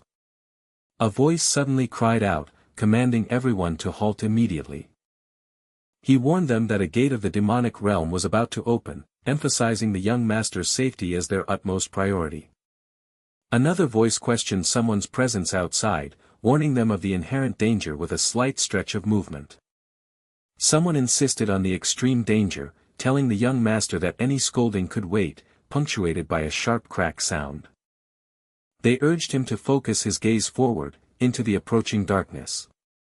The color was green, they noted, accompanied by a low, grating sound. With a swift whoosh, a pack of shadowy, red-eyed demonic wolves, their forms wreathed in green aura, rapidly charged towards them. He explained that green signified the lowest level of danger, though still annoying to confront, as another whoosh indicated their advance. A boom resonated as he confidently declared his ability to handle the approaching threat. With a sharp swoosh, he began to explain a common trait shared by all demonic creatures. He clarified that this trait was the presence of the demonic stones they invariably carried within them. He elaborated that these stones functioned as their hearts, and pulling them out would instantly kill the creatures, followed by a guttural grok. A grim crunch sounded as he reiterated that killing them was simple, provided he could extract their demonic stones. He cursed, huffing with exertion as his internal GI began to scatter, making it difficult to maintain the art of the 9-flame blaze wheel. He realized that his survival depended entirely on his ability to keep spinning the blaze wheel. Someone called out to the young master, with a swift whip sound accompanying their movement. A new character suddenly appeared, attacking the demonic wolves with a luminous sword, effectively shielding the protagonist. A warrior clad in red swiftly slashed through multiple demonic wolves, wielding vibrant energy blades with remarkable precision. The young master expressed his astonishment, wondering when such power had manifested. He completed his thought, questioning how the warrior had become so remarkably strong. The warrior inquired anxiously if the young master was unharmed after the skirmish. The young master noted with surprise that the battle had concluded quickly. Then, his tone shifted to admonishment, asking what the warrior had been thinking. The warrior defended their actions, suggesting that the positive outcome justified the means. The young master responded with a sound of confusion, still processing the situation. The warrior then emphatically instructed the young master to seek a safe, secure location in future incidents, reminding him of his importance to the Ku family. Suddenly, another voice cried out in alarm, asking what was wrong with the young master. The young master erupted in a torrent of expletives, signifying intense distress or realization. He recognized the technique, identifying it as the heavenly demon's martial art. He further specified it as the demonic art of heavenly absorption, a powerful and fearsome technique. A bloodied man gasped, his eyes wide with terror as he stared up at the purple flames that engulfed the entire scene. He questioned the perpetrators' motives, asking why they had committed such an act. He pleaded, demanding to know what they had done to deserve such treatment and why this was happening to them.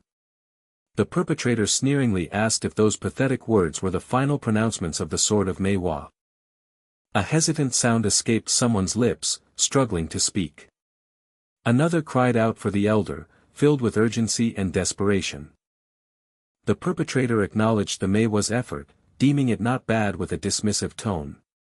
A colossal dark dragon lunged ferociously through the air, targeting a lone flying figure. Amidst swirling purple mist, two figures remained kneeling on the ground, seemingly helpless. The perpetrator declared that while their efforts hadn't brought true joy, a certain satisfaction had been achieved.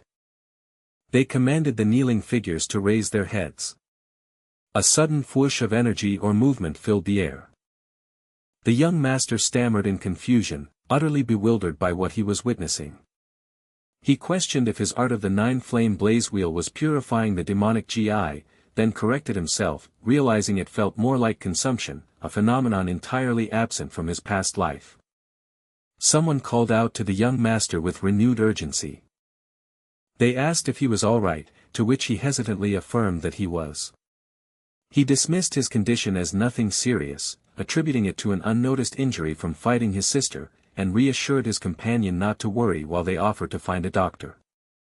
He decided he needed to conceal his newfound ability to consume demonic GI, believing it would only lead to trouble, as a quiet SSK accompanied his thoughts from a companion.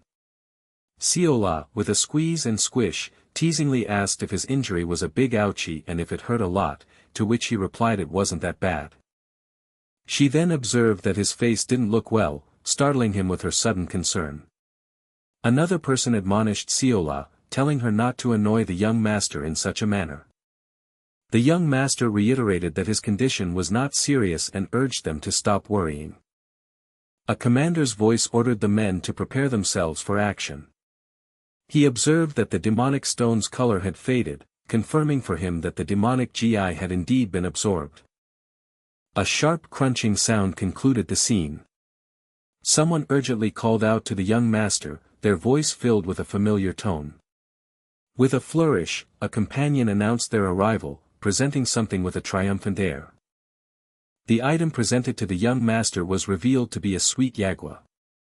The young master reacted with a questioning exclamation, clearly surprised by the offering. He retorted, recalling that his companion had used a ruse involving their grandfather just to accompany him to the market. His attendant, Mu Yun, then directly asked the young master for his reason for venturing out. She urged him to return home, emphasizing his recent recovery and the short time since the Nine Dragon Council, deeming it best for him.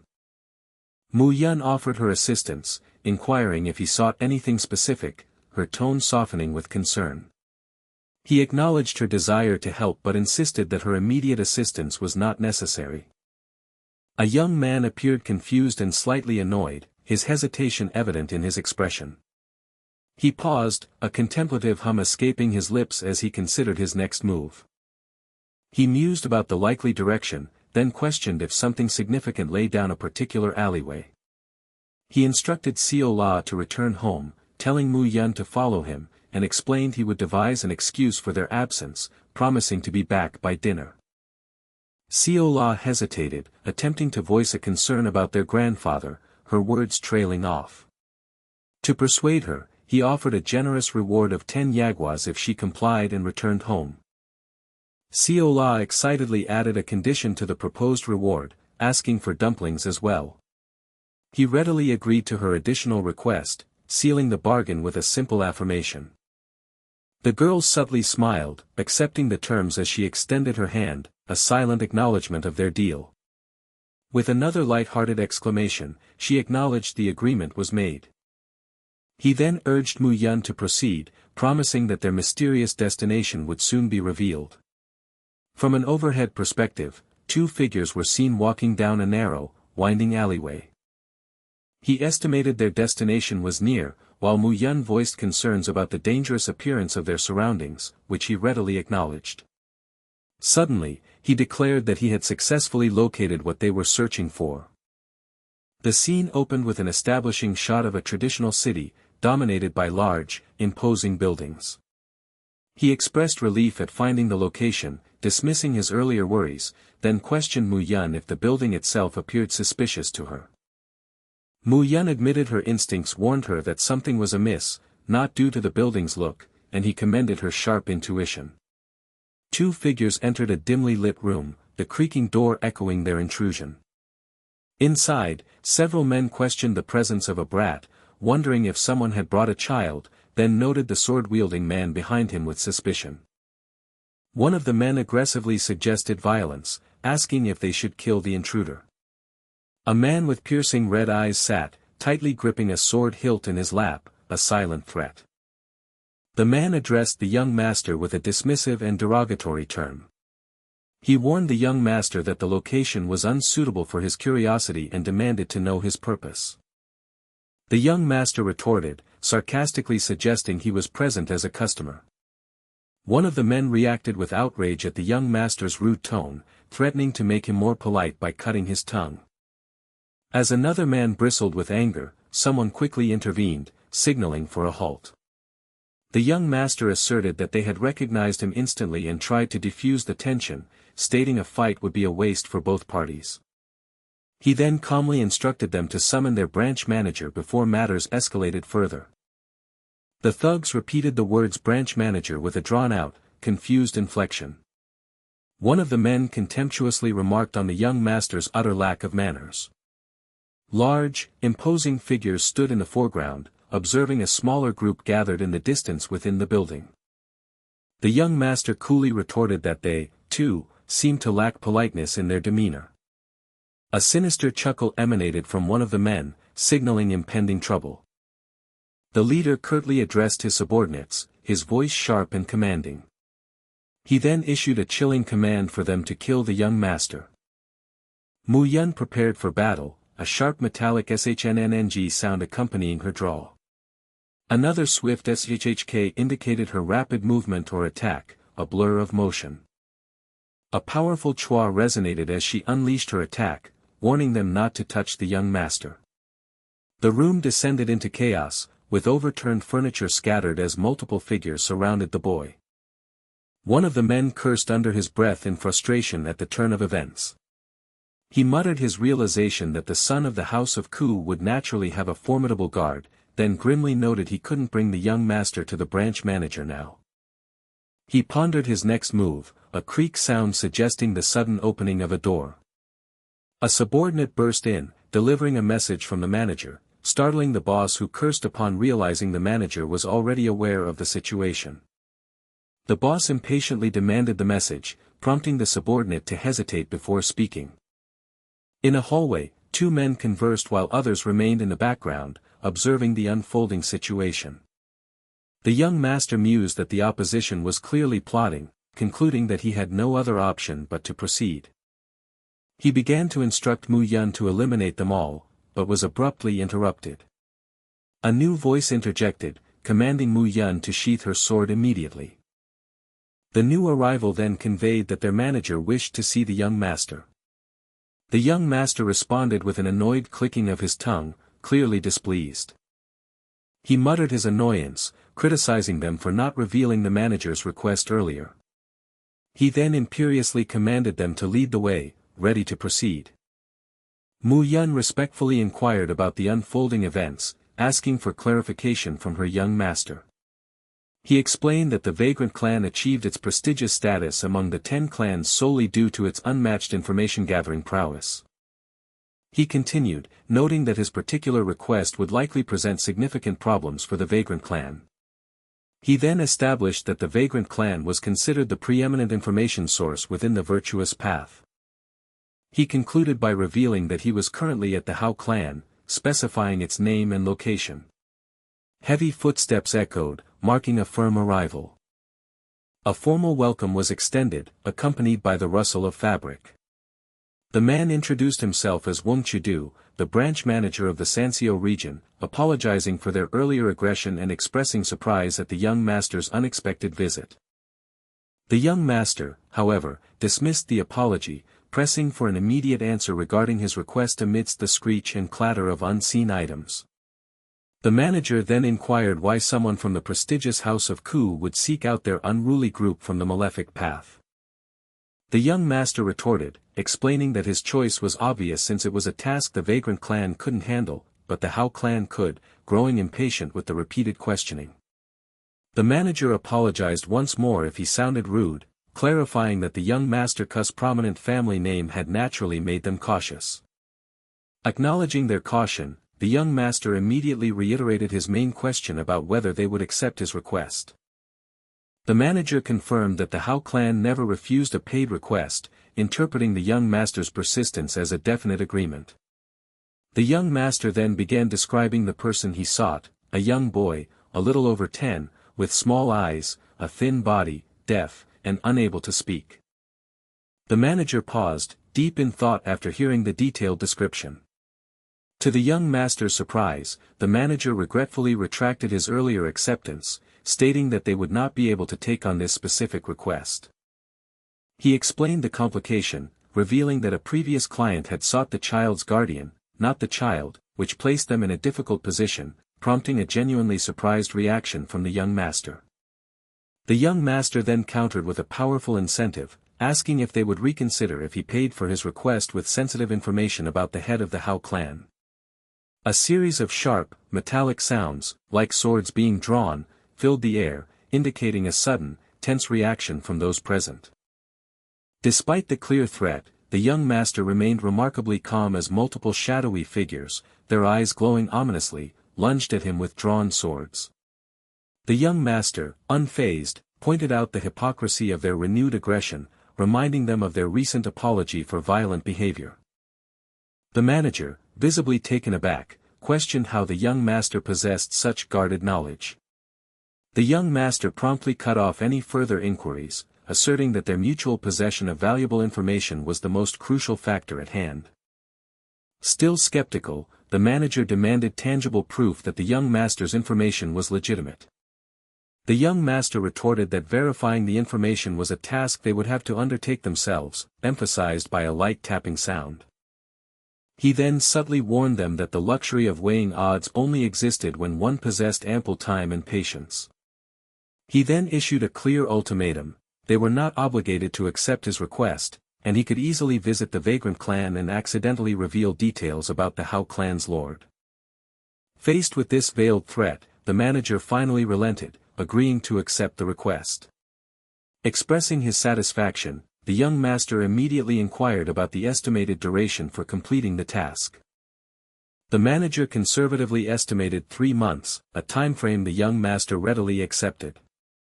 The young master clarified that the exchange of the information would take place only after they had successfully gathered all the necessary details. A moment of charged silence passed between them. One of the figures present then performed a deep, respectful bow, clasping their hands over their head. The young master provided the first piece of promised information, the Yangcheon mountain range. He instructed them to consider this initial revelation as an advance payment for his request. From an overhead perspective, 2 figures were visible in the dimly lit room, one seated at a table while the other stood. Still processing the revelation, the manager turned to a female companion, asking if she believed the young master's claim about the Yangcheon mountain range.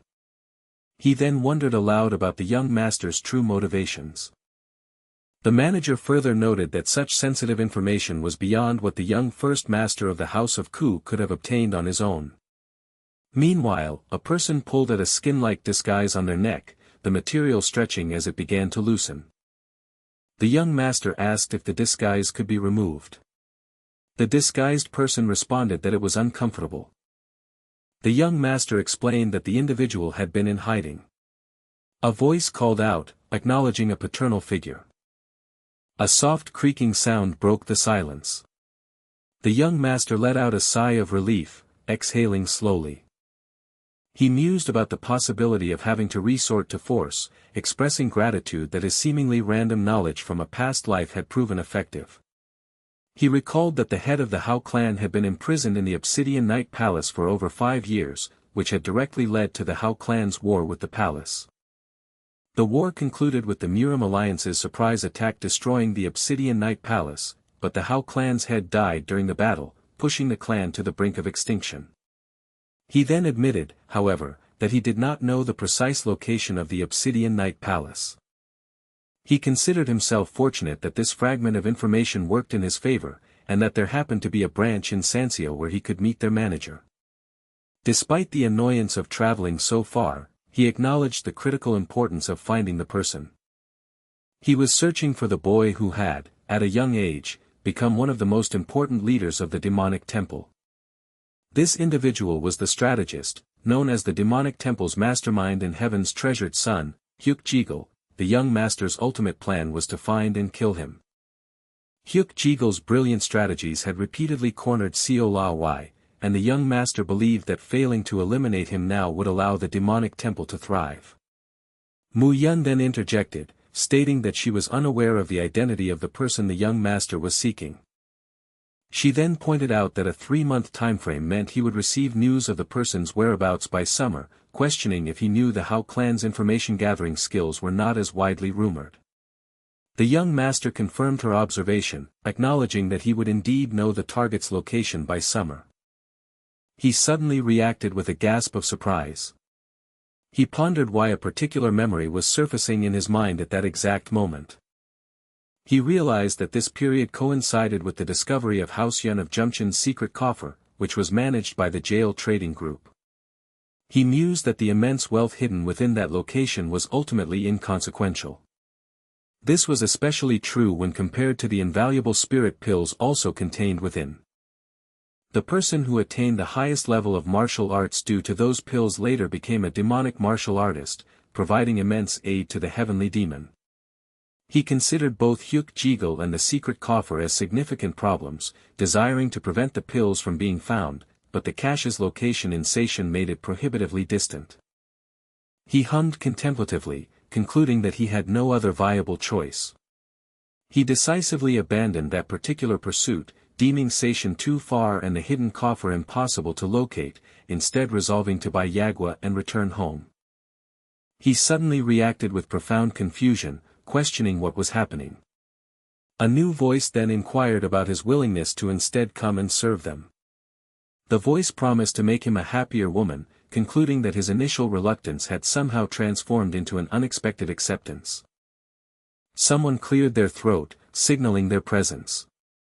He mockingly questioned if the other person failed to notice a leaf right before them, laughing heartily. He declared that he had traveled a great distance due to concerns about Yangcheon, only to discover an old servant was the root of the issues, dissolving into more boisterous laughter. Another voice commanded the laughter to cease, urging them to focus on their duties. Yangcheon Ku was questioned about his current actions.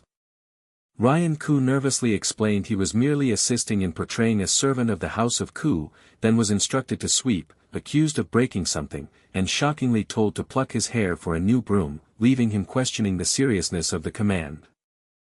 A thoughtful hum escaped someone's lips. He initially doubted someone would travel so far just to see the son of Ku, but then corrected himself, realizing such a journey was indeed plausible for that purpose. The other person acknowledged the observation, asking if they had indeed noticed. He recalled how the young boy, merely 3 months prior, constantly claimed inability to perform the horse stance and frequently tried to escape, then asked for help with someone else instead. Yet, astonishingly, the same boy had recently defeated his sister, and his internal GI of the blaze will had inexplicably stabilized. He exclaimed that these developments indicated brilliant talent and declared that he could not allow the boy to idly waste it. Someone pondered if such rapid and sudden growth could truly be mere talent, noting they had never witnessed anything similar in their lifetime. A suspicion arose that the child was concealing a secret. It was speculated that the first elder would act upon discovering the boy's transformation, possibly already having done so, confirming that such a move was characteristic of the elder, before wondering about the boy's current location. Assurance was given that the boy should be safe, considering the numerous watchful eyes upon him. A confused exclamation broke the silence, indicating a lack of understanding. A voice reiterated an offer, asking how the other person felt about serving them instead. The voice confidently promised to bring greater happiness to the woman. A cheerful voice, identifying herself as Seol-ah, announced her presence and demanded everyone's concentrated attention. Seol-ah then offered to explain the unfolding events, assuming the others were curious. She recounted having a vivid but unsettling dream the previous night. In her dream, she had inexplicably harmed people, continuing despite knowing her grandfather disapproved of such actions. Despite her desire to stop, she continued inflicting harm within a house, where an old man remarked something significant. The old man in the dream had stated that he was on the verge of success. A sharp sound of something slashing punctuated a startled accusation. A dark-haired individual with striking yellow eyes, wielding a sword, stood frozen in shock. A voice offered a sincere apology. The apology was repeated, trailing off into a familiar name, Cheon. Seol-ah abruptly awoke from the unsettling nightmare. Overwhelmed by a desire to see the young master, she followed Sister Hongwa's suggestion to search for him in the training grounds. However, she must have arrived before the young master, for he was absent, and a different individual stood in his place. This person persistently offered to bring her happiness, despite her contentment already being beside the young master.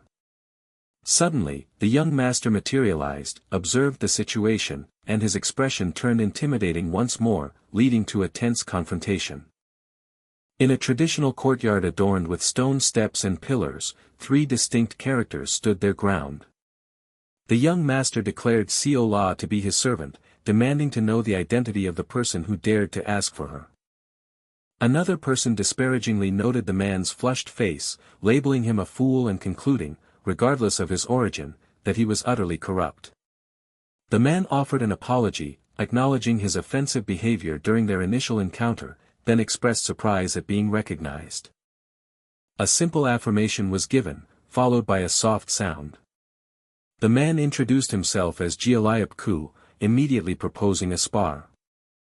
The young master flatly refused the challenge. Seol-ah expressed disbelief, prompting a firm reiteration of the refusal. Seol-ah pressed further, accusing the young master of fleeing a spar, which the young master readily admitted, acknowledging he was indeed scared. Seol-ah scoffed, deriding the young master's perceived weakness for avoiding a simple spar. The young master, surprisingly, complimented Seol-ah's perception, readily agreeing with the assessment of his weakness and laughing dismissively. He explained that he had already faced repercussions for defeating his sister and was unwilling to repeat such a mistake by engaging in a spar with an unknown individual. With a decisive statement, he announced his departure, a swift movement accompanying his words. Another person intervened, urging him to accept the spar since Seol-ah had traveled so far, then recoiled in surprise as they questioned the newcomer's presence. Someone greeted the second elder, who in turn acknowledged Seol-ah after a long time, then questioned Yangcheon's apparent lack of recognition. It was revealed that Seol-ah was the first elder's grandson, suddenly making a family resemblance apparent. The elder asked Seol-ah if he wished to spar with the young man, to which Seol-ah confirmed his desire but added that the young man repeatedly refused out of fear, suggesting he was likely there to charm women instead. The young master pondered if Seol-ah's presence was orchestrated by the first elder. He realized the true motive behind the spar request, understanding it stemmed from political maneuvering rather than a genuine passion for martial arts. He explained that the ambitious first elder had been anticipating his ascension as the most incompetent member to become the house head, but his recent victory over Yangsa had thwarted those plans. Therefore, he concluded, the first elder had undoubtedly dispatched his grandson to humble him. Despite his repeated refusal to spar, the second elder insisted, emphasizing the long journey Seol-ah had made. The young master vehemently refused again, questioning the logic of engaging in a spar he was certain to lose, a soft sound accompanying his words. The second elder, an old man, voiced his disagreement, expressing confidence that Yangcheon would not be defeated. Yangcheon reacted with surprise, pointing out that Seol-ah appeared stronger than his sister, and reiterated his unwillingness to become entangled in political schemes or suffer a loss in a spar. A startled interjection was followed by a sudden exclamation to wait, accompanied by a sharp sound. A boy dressed in red firmly held a girl's arm, while another boy, also in red, cast his gaze upwards from a lower position. Seol-ah declared that the girl was far too good to be associated with young Master Ku. He implored her to accompany him, promising to be a superior companion compared to the young master, whom he labeled a troublemaker and a coward, before being sharply cut off. The young master commanded Seol-ah to release the girl and follow him, finally agreeing to the spar with a hint of exasperation. He let out a deep, deliberate breath. He inwardly chastised himself, regretting his earlier abruptness. Another voice quickly interjected, dismissing his self-reproach. The voice then assured him that a confrontation with such a novel opponent would sharpen his skills and maneuvers, accompanied by a rub of affirmation. The young master then proposed a trade, demanding something in return for his participation, regardless of the spar's outcome, which drew an amused little brat from the elder. He challenged the elder's assumption, questioning why he should agree, pointing out that a loss would bring more shame to the supposed future head of the house. He then plainly stated he had no intention of becoming the head of the house, a declaration that left the elder utterly bewildered. The elder exploded with questions, demanding to know who else could lead since he was the sole male of the main family, while the young master internally despaired at the recurring misunderstanding of his ambitions. The young master then theatrically threatened to lose and prostrate himself at Seol-ah's feet if he wasn't helped, eliciting a dramatic wail of protest from his companion. His companion, annoyed but resigned, eventually agreed, but immediately added their own condition, prompting a weary sigh from the young master. The companion clarified their assistance would only be provided if he secured victory in the spar. Seol-ah calmly inquired if his opponent had properly warmed up for the impending spar. The young master responded with a casual, almost dismissive, acknowledgement. Seol-ah offered a condescending expression of pity, which immediately provoked an irritated retort from the young master. He recalled their previous spar, feigning mild surprise that the young master had been bedridden for an entire month afterward. The young master inwardly mused on the severity of the recovery period and his perplexing inability to remember the incident. Seol-ah clenched his fist, remembering his assessment from back then that his opponent was simply too frail. He dismissed the young master's recent victory over the second lady as mere luck or coincidence, stating that despite his grandfather's differing opinion, he had no desire to take advantage of the weak. However, a guttural sound escaped him as he declared his profound hatred for the very idea of a weak person ever ascending to power. A deep, unsettling rumble reverberated through the air. The young master calmly addressed the elder. He stated his intention to gain something from the spar as well, should he prove victorious. The elder readily agreed that conditions should be equal and then inquired about Seol-ah's desired prize. After a deliberate pause, Seol-ah calmly stated his wish to acquire the servant. The young master let out a dry, mirthless laugh. A furious curse silently echoed within his mind. The elder burst into boisterous laughter, loudly assenting to Seol-ah's audacious request. Within the expansive outdoor arena, a colossal figure, enveloped in crimson energy, appeared to loom menacingly over a much smaller form. Seol-ah challenged his opponent, urging him to initiate the attack. He then lectured about the tradition of the stronger opponent yielding the first move as a sign of respect, before taunting the young master about his apparent fear. The young master internally asserted his own superior strength, speed, and internal energy, yet a nervous gulp betrayed his true apprehension.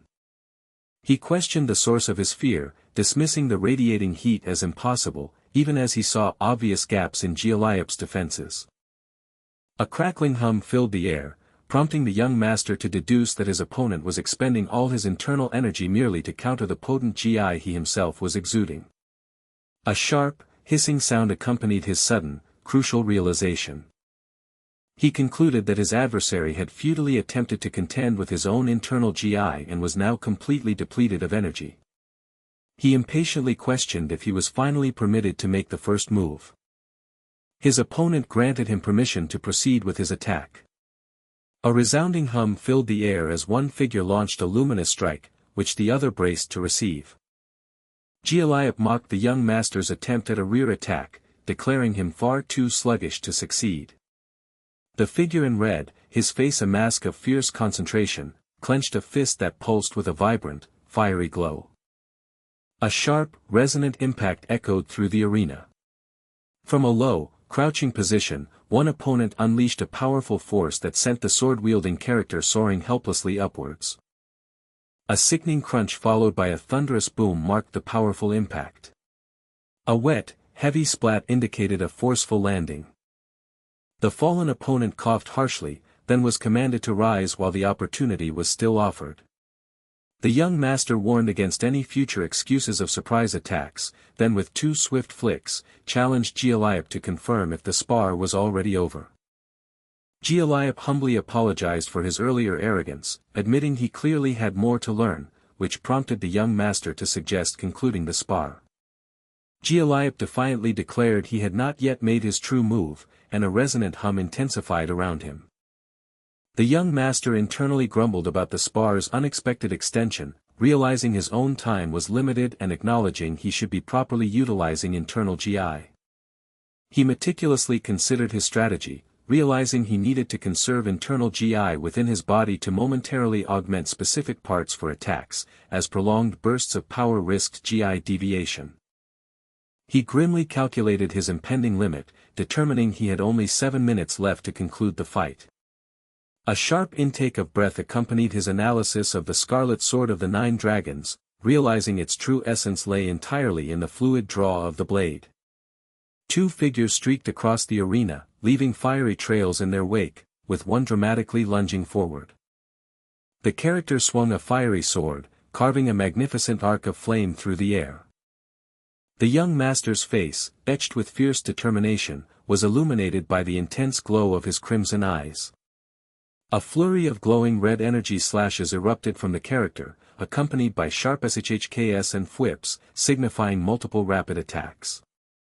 He observed the opponent's technique, noting its flawless, unhesitating flow, clearly indicative of extensive training. But then, a sudden whoosh of air accompanied his critical realization about the nature of that very flow. He understood that if the flow of the technique was broken, the sword's trajectory would become utterly disrupted. A powerful, drawn-out swoosh echoed through the area. Another swift swoosh of air cut through the silence. A tense clenching sound resonated. A sudden puff of displaced air erupted. He explained he had gained a fleeting moment by unleashing all the accumulated heat within him, then questioned, aghast, the sudden influx of internal GI. A sharp impact sound punctuated his internal declaration that this brief interval was all he needed to secure victory.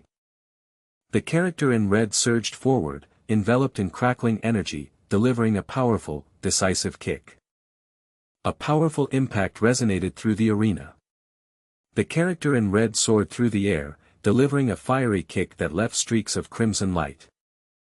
A low, resonating hum filled the air as the attack connected. A thunderous explosion ripped through the ground, leaving a vast crater where the defeated character now sat, stunned. The victorious character then unleashed a furious declaration, revealing what he hated the most. He continued, dismissing any words or actions directed at him, and even the ambition to become the house heir, as he struggled to move, letting out a harsh cough. He clarified his disinterest in such trivial matters, but expressed a profound hatred for individuals who dared to covet things beyond their grasp, deeming it utterly despicable. He articulated his strong dislike for the way his opponent tried to claim something that remained perpetually out of his own reach. A furious tremor of thought suggested that breaking his opponent's arm might be necessary to prevent any future similar transgressions. A sharp, internal affirmation confirmed the plan, specifically targeting the opponent's right arm. Suddenly, a hand reached out, firmly gripping a piece of fabric. An older man's voice boomed, praising Yangcheon for a job well done. He then commanded Yangcheon to cease his actions immediately. The elder accused Yangcheon of having gone too far in the spar. Yangcheon, the young master, dismissively retorted that they had sparred with mutual understanding of potential harm, pointing out the opponent had walked away fine, then challenged the elder's worry about the second elder's reaction.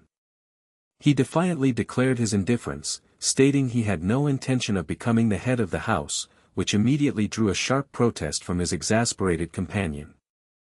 The elder, exasperated, argued that Yangcheon was the only male heir, while Yangcheon playfully offered the position to a young girl, Seol-ah, who enthusiastically accepted upon hearing about unlimited food. Yangcheon sighed, deeming the matter no laughing matter, but then had a sudden, unsettling realization about the girl's potential strength.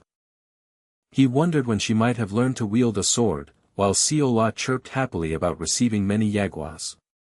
He mused internally that the sovereign sword must have instructed her, as his head disciple, yet he had only ever seen her performing chores, never near a blade, questioning her apparent naivety compared to his past life memories. He pondered what Seol-ah Wi was truly like around this specific period in his previous life. A jolt of confusion hit him as he realized he couldn't recall, a memory from his past life that should have been indelible, prompting his companion to ask if he was all right. His companion, jumping to conclusions, declared he must have injured his head, dramatically assuming the young master was preparing for death by naming Seol-ah as successor, which was then cut short by a sudden thud.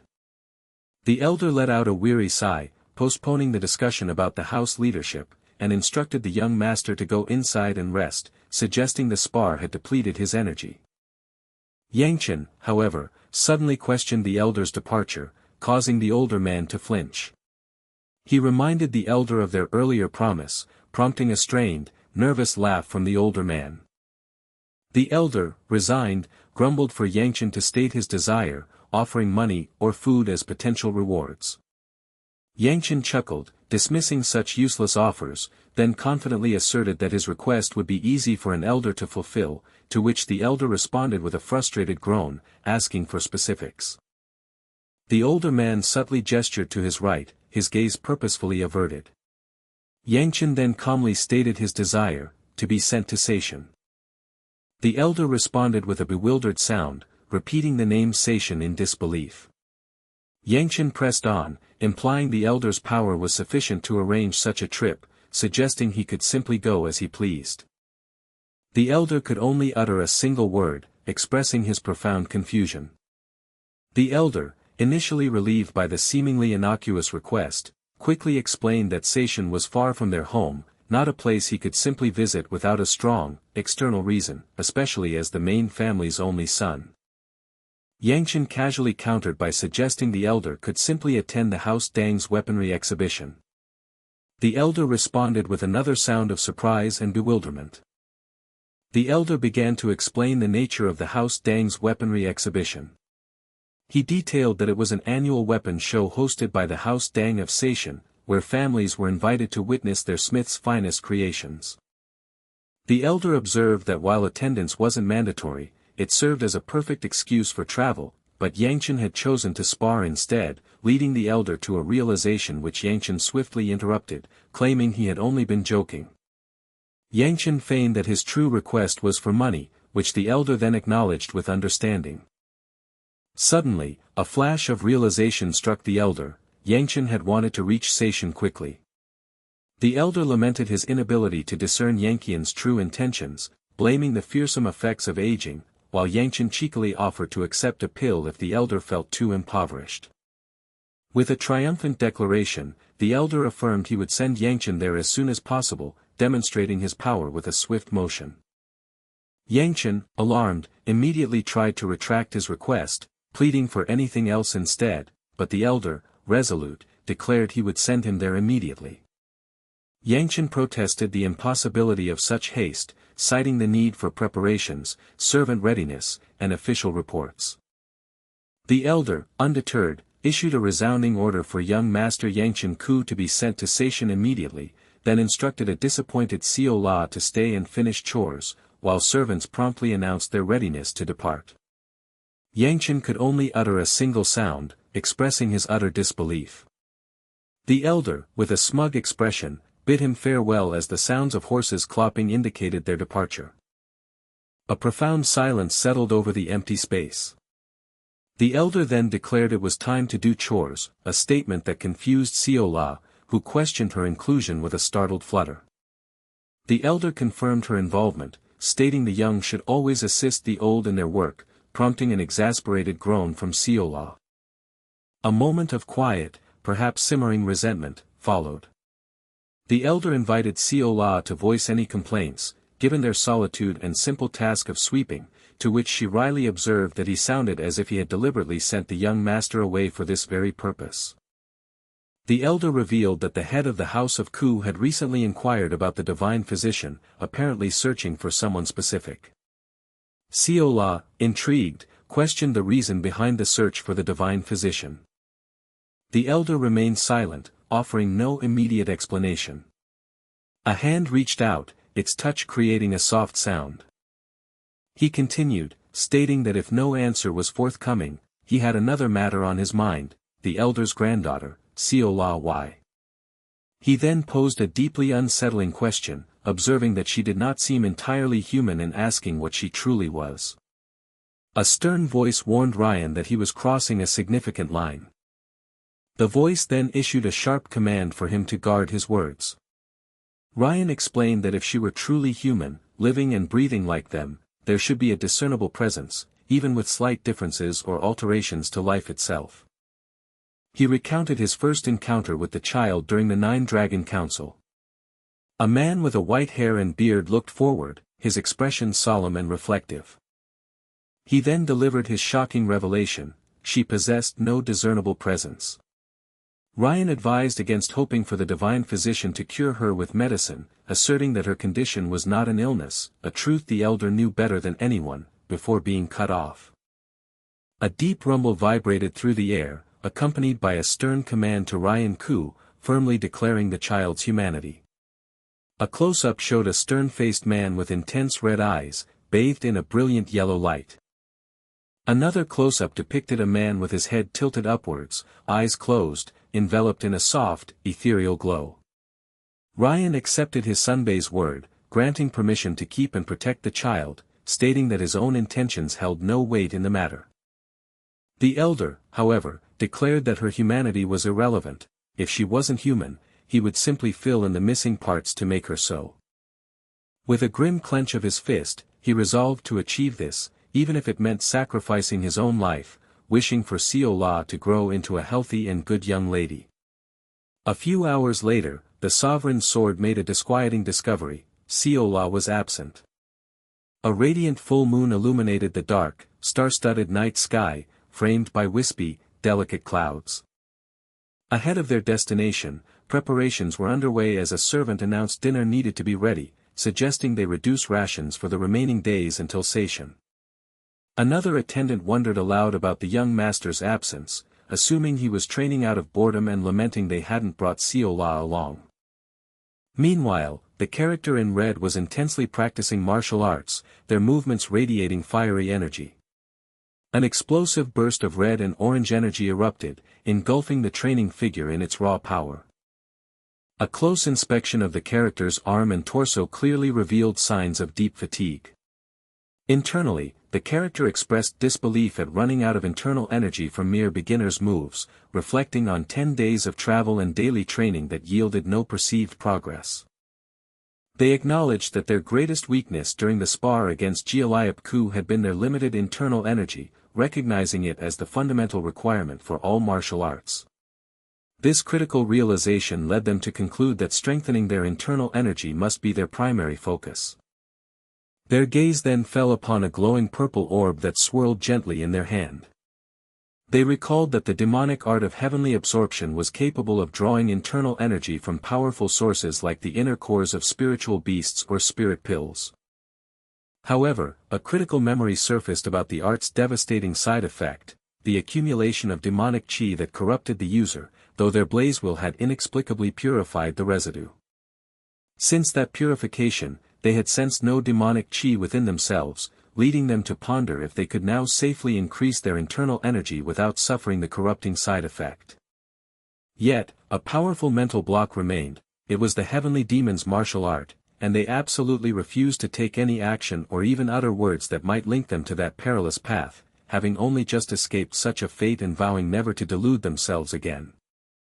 Suddenly, a sharp cry of surprise broke the night's stillness. A worried voice questioned the commotion, expressing confusion, followed by a resigned sigh about yet another incident. The young master was addressed as the source of the commotion became evident. The cause, startlingly, was reported to be coming from inside the carriage. The young master repeated the location, in the carriage, with a sharp intake of breath, signifying his utter disbelief. A sudden gasp of shock echoed. The young master was called out to once more, urgency palpable in the address. Seol-ah, having mysteriously appeared, cheerfully announced her successful arrival. An exasperated voice lamented Seol-ah's presence, stating she couldn't even manage laundry, and therefore was certainly not allowed to join their journey. Seol-ah, in response, innocently questioned why she had been permitted to attend the Nine Dragon Council previously. The adult patiently explained that at the council, there had been others present to intervene or assist if she caused trouble, a luxury that would not be available in Seishan. The adult then instructed her to begin moving the clothes, assuming her understanding. Seol-ah, however, expressed her disappointment, noting the young master would be gone for an entire month this time. She then mused aloud that she was indeed poor at chores, believed the young master disliked her for being unhelpful, and therefore concluded she had no other recourse. A sharp command to wait was suddenly issued. A quivering voice asked who was present. The voice insisted no one was visible, yet claimed to have distinctly heard a sound emanating from inside a box, followed by soft rustling. A forceful shove then occurred. A loud crash was heard, accompanied by a pained cry. Seol-ah protested, asserting she had not entered willingly, accusing someone of pushing her and demanding to know their identity, declaring she would not be tricked. She then cried out in genuine fear, desperately wanting to escape her predicament. A sleepy sound escaped her lips as she succumbed to unconsciousness. The person now lay unmoving amidst the crates of vegetables, having fallen with a dull thud. A soft apology was uttered. A command to move was given, informing the young master that preparations were complete, and the carriage began to creak into motion. Seol-ah, now safely inside, cheerfully attributed her presence to the young master, believing he had magically brought her along. The young master responded with a thoughtful silence. The young girl, her expression one of surprise, pointed a finger upwards. She enthusiastically reiterated her claim of having arrived magically, to which a voice acknowledged her statement with a hint of amusement. The young master dryly asked if she had been lured by a ghost, a suggestion she excitedly affirmed, prompting him to lightly flick her and command her to return. He then internally corrected himself, realizing he couldn't actually send her back, as the distinct clip-clop of horses indicated their journey had begun and a servant addressed him. Seol-ah excitedly proclaimed she had once eaten an owl, finding it surprisingly chewy. She then pointed out a squirrel, prompting the young master to humorously ask if that too had been delicious, before chastising her for her cruelty and threatening to reclaim her treat, which caused her dismay. He internally mused that he would have sent her back with a guard if they weren't so far, while she defiantly claimed it was fine, revealing he had agreed to her presence because they lacked provisions for a guard's return journey. Seol-ah, wriggling with a proposition, offered something in exchange for her coveted treat. A pained cry escaped her as her treat was abruptly taken, followed by the sound of it rolling away. The young master silently reaffirmed his regret at not having sent her back. Swift, whistling sounds indicated something rapidly approaching. A sudden, profound silence settled over the scene. The young master addressed Mu Yun, who acknowledged him, then commanded everyone to halt. He remarked on the unsettling peacefulness, instructing someone to take cover as he sensed 4 dangerous presences. A sharp, metallic sound sliced through the air as a weapon was drawn. Someone expressed confusion, then corrected their perception, now sensing only 3 presences. A swift whooshing sound accompanied the next correction, indicating only 2 presences remained. The question of only 1 remaining presence was uttered just before a loud cracking sound. A powerful whoosh of air signified a rapid, forceful movement. A woman, with an air of composure, politely requested onlookers to retreat to a safe distance. A distinct electrical or energy-like sound hummed in the air. A swift swing and a sharp slicing sound pierced the quiet. A soft, precise landing was heard. A sharp intake of breath broke the silence. The woman expressed regret for her companion's fate, attributing it to her solitary travel, then seemed to realize her mistake in speaking, while a disembodied voice wondered who she addressed and another refused to answer. She then addressed an unseen Uni, offering something with a powerful rush of air. A moment of profound confusion followed. A shocked expletive was uttered, indicating extreme surprise. Dripping sounds echoed, suggesting something was falling. The woman stood serene amidst a gruesome scene of blood-soaked ground, fallen bodies, and discarded weapons. She calmly observed that her current company appeared to be traveling toward Seishan. Someone noted that, apart from their group, no other individuals were present. A close-up framed the woman's face and upper chest, accompanied by a distinct sound. She then politely inquired if she might join their group. The woman introduced herself by name, stating she was Baya Namgung. A character expressed profound shock and disbelief at the presence of the woman, labeling her as mad. The sky above swirled with ominous pink and purple clouds, as debris rained down, painting a chaotic and unsettling vista. Amidst the desolation, two dark crows savagely pecked at a fallen body, a gruesome ripping sound echoing through the stillness. Scattered across the blood-soaked ground, dark, crow-like figures and countless feathers lay testament to a violent encounter, surrounded by numerous lifeless forms. A harsh voice accosted the lone survivor, demanding to know if she had been responsible for the widespread slaughter. The voice then questioned what instructions their liege had given regarding the situation. The speaker explained their liege had commanded them to retrieve the woman, anticipating her current frenzied state, and then expressed surprise that the woman seemed to grasp their underlying insult, musing on her apparent sanity. The speaker urged the woman to depart, but a soft sound of disagreement was heard as the woman was corrected on their intended direction.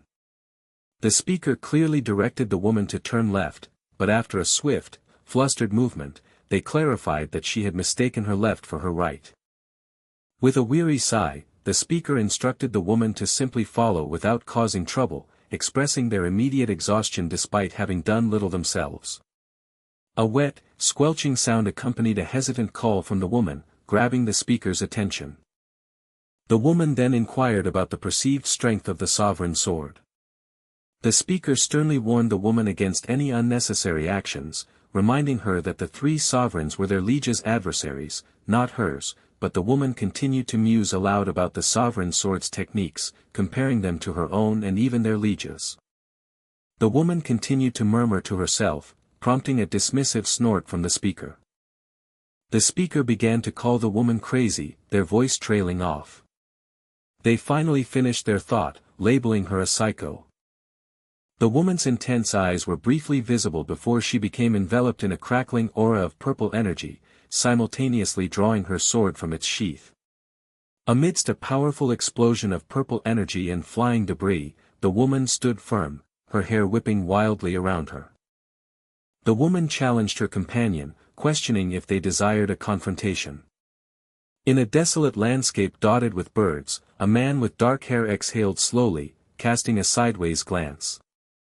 He emphatically declared that the direction they were heading was incorrect, ending with an exasperated exclamation. The man sarcastically agreed with her exclamation, then harshly demanded she remain silent and simply follow him. He called out to her sharply, seeking her attention. He threatened to violently harm her if she dared to mention the three sovereigns again. She suggested that her chosen path would be quicker, accompanied by a soft, swift movement. He began to angrily question her erratic behavior before a quick, whipping sound cut him off. He uttered a frustrated expletive. The young master recounted his quick arrival at his destination, noting Baya Namgung's appearance 4 days later, and then she had politely inquired if she might join his group on their apparent journey to Seishan. He flatly refused, stating they were not headed for Seishan and that her presence would be a burden, internally vowing not to be drawn into her chaotic behavior again. He further explained that she brought numerous problems, and since they could not verify her identity, they could not permit a stranger to join their travel party. Baya Namgung responded simply, acknowledging his refusal. Her striking blue eyes were shown in a close-up, fixed with an unwavering gaze straight ahead. Her blue eyes were again seen in a close-up, now subtly lowered, revealing a hint of unspoken emotion. The white-haired girl became completely enveloped in a brilliant display of glowing blue lightning energy. A series of powerful, crackling sounds erupted as the energy intensified around her. Someone recognized the technique as the form of the ruler's sword and expressed alarm at her potential use of it in their current location, accompanied by a sharp, metallic sound. A rapid, sweeping sound filled the air, indicating a swift movement of energy or a strike. A thunderous explosion echoed through the area. She explained that this brief display was all she could manage, admitting her inability to fully control the technique. She then directly asked if this demonstration served as sufficient proof of her identity. With a sigh, the young master conceded that she indeed belonged to the house of Namgung. He immediately followed this with a regretful refusal, stating that they could not allow someone with such a terrifying martial art to join their group. A crackling sound accompanied an intense, unblinking stare from her. Seol-ah observed that the woman intended to sleep nearby, and the young master acknowledged her statement with knowing resignation. The young master internally reflected on his initial relief that she hadn't protested his refusal, only to find her inexplicably following their carriage despite his clear statement that they weren't going to station. He resolved to ignore her completely, intending to treat her as if she didn't exist, and began to instruct his companion not to interact with her, only to be interrupted by a sudden realization. Seol-ah demonstrated how to peel a frog, emitting a mischievous giggle. A rapid movement was heard, followed by a surprised gasp of pain. The young master demanded an explanation for her actions, to which Seol-ah cheerfully replied she was assisting the woman with her frog meal, prompting his frustrated reminder about avoiding useless tasks, which Seol-ah then feigned ignorance of. He stared at her in disbelief for a moment before letting out a dry, exasperated laugh. He acknowledged her identity as a daughter of the Namgung house, then expressed his confusion as to why such a treasured figure would be found so far from her home, ending with a small exclamation of understanding.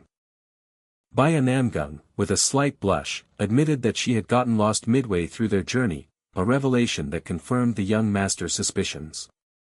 He internally recalled her terrible sense of direction from his past life, seeing no reason for it to have changed, then pointedly reminded her they weren't going to station and questioned her continued pursuit, only for her to respond with a subtle sizzling sound and an insistent feeling that they were indeed headed there. She reiterated her question about their destination, a hesitant sound escaping her. A shaking sound was followed by a swift, whipping motion. Another swift, whipping sound occurred. The young master reacted with shock upon realizing her genuine confusion about their destination, regretting not sending her back, as a sudden jump occurred. He declared that he would no longer comment on her following them or her chosen path, giving her free rein to do as she pleased. She reintroduced herself as Baya Namgung, and he dryly acknowledged that he already knew. She then politely requested his own introduction, prompting a hesitant sound from him. He stuttered his name as Seol-ah Ku, which she did not seem to hear clearly, prompting her to ask for clarification. He formally introduced himself again as Seol-ah Ku of the House of Ku, and someone nearby offered an apology to him. The narrator observed that while previously it had been difficult to empathize with Seol-ah Ku, the past 2 days had clearly changed that perception. Seol-ah excitedly pointed out a squirrel to Baya Namgung, who calmly confirmed its presence. Seol-ah then curiously asked Baya Namgung if she had ever eaten a squirrel. The young master sternly commanded the young girl to get onto the carriage. With a sound of disgust, Seol-ah then retracted her query, implying she had not eaten one. The young master then addressed Mu Yun, inquiring about their remaining travel time. Mu Yun expressed confusion regarding the young master's apprehension towards Baya Namgung. The young master let out a profound sigh of exasperation. He suggested they halt at the closest village, needing time to deliberate on the ongoing situation. A sharp, sudden impact resonated through the air. One weary voice questioned if they truly had only a day of travel remaining. Seol-ah, ever eager, cheerfully suggested that her Uni should sleep with them. The young master acknowledged the agreement but then pointedly asked Lady Namgung why she was carrying another family's servant, to which she explained the servant's sore legs, but Seol-ah quickly countered that the young master himself had not permitted her Uni onto the carriage. He then instructed Seol-ah to cease her questioning, reminding her they had arrived at their destination and asking if she wished to dismount. Seol-ah then excitedly pointed out a group of people, dressed similarly to Baya Namgung, approaching them. From the approaching group, a voice called out to Baya Namgung, addressing her as sister. The new arrival urgently questioned Baya Namgung's whereabouts, expressing how widely they had searched, to which Baya simply apologized, admitting she had gotten lost. Her brother chided her, reminding her of his previous suggestion to tie herself to them, but Baya dismissed the idea as embarrassing. He continued to express his profound worry, questioning how she could have disappeared so completely overnight. Seol-ah then abruptly asked the brother for his identity, introducing herself and her master, and then curiously questioned why Baya was still carrying her. The young master internally realized that this must be Baya Namgung's sibling, which meant he was someone significant. He recognized the man as Chonjin Namgung, the lightning sword, destined to become one of the 5 greatest swordsmen in the martial world. As Chonjin formally introduced himself, a bystander quickly correcting his title to the current lightning dragon. Seol-ah Ku, of the House of Ku, then introduced himself, expressing his honor at meeting the lightning dragon. Chonjin Namgung modestly dismissed the high praise, a slight blush rising on his cheeks. A close-up revealed a character's intense blue eye, burning with resolute determination. Chonjin then politely inquired about the circumstances under which they had encountered his sister.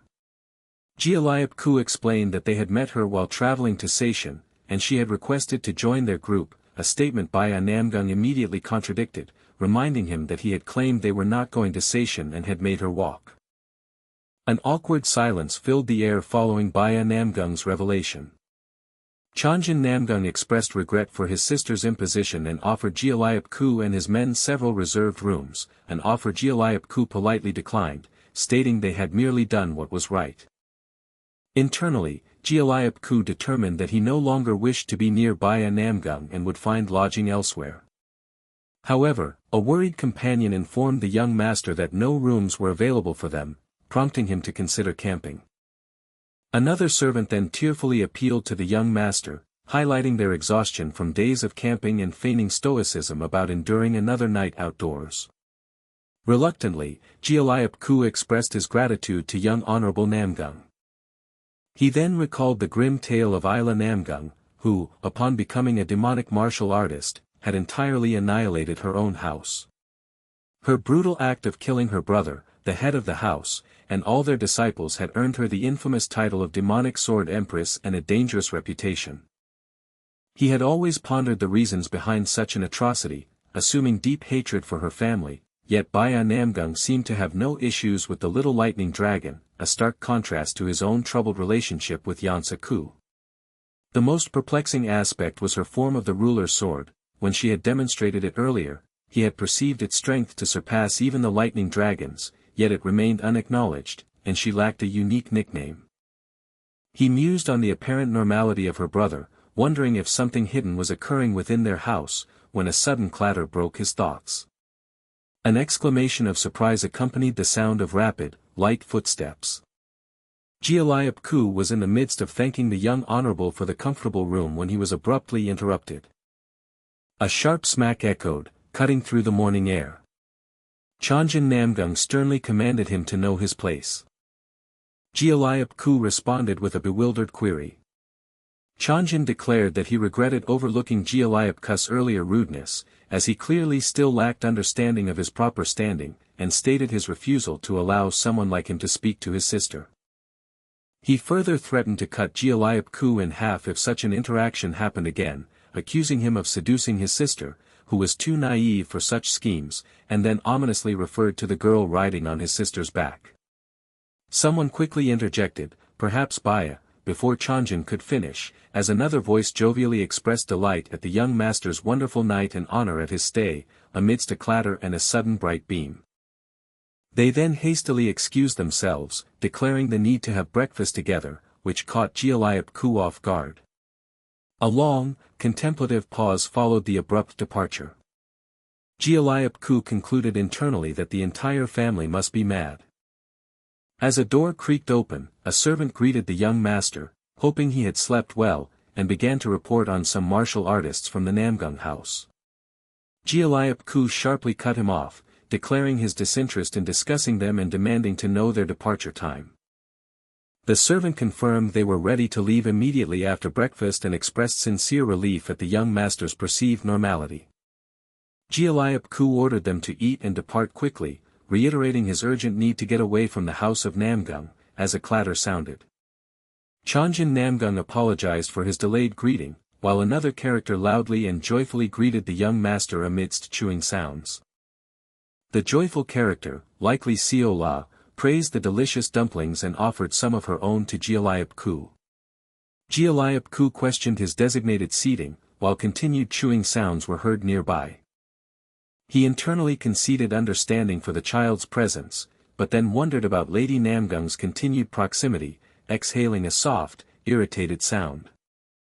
He directly asked Baya Namgung if she shouldn't be sitting elsewhere, noting that her brother was currently glaring daggers at him.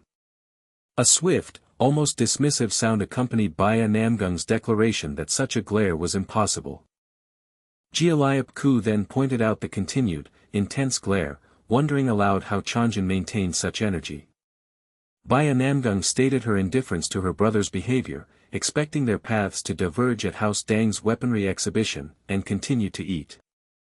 She abruptly declared her departure, stating she was full despite not having finished her meal, and reasoning that since they wouldn't see each other again, there was no need to get to know them further. Baya Namgung bid them farewell, but a startled cry to wait followed her, ending with an exclamation of surprise. An unresolved silence hung in the air. A faint breath exhaled, a soft, hissing sound accompanying the smoke. Baya Namgung clutched her mouth, an ugh escaping her as she appeared distressed, enveloped in a crackling purple aura. Her brother called out to her, addressing her as sister. He then questioned her choice to sit separately when everyone else was gathered together. A close-up revealed her eye, glowing faintly purple, as a single tear began to form. Chonjin Namgung stood with intense resolve, his eyes now also purple, and a powerful aura radiating from him.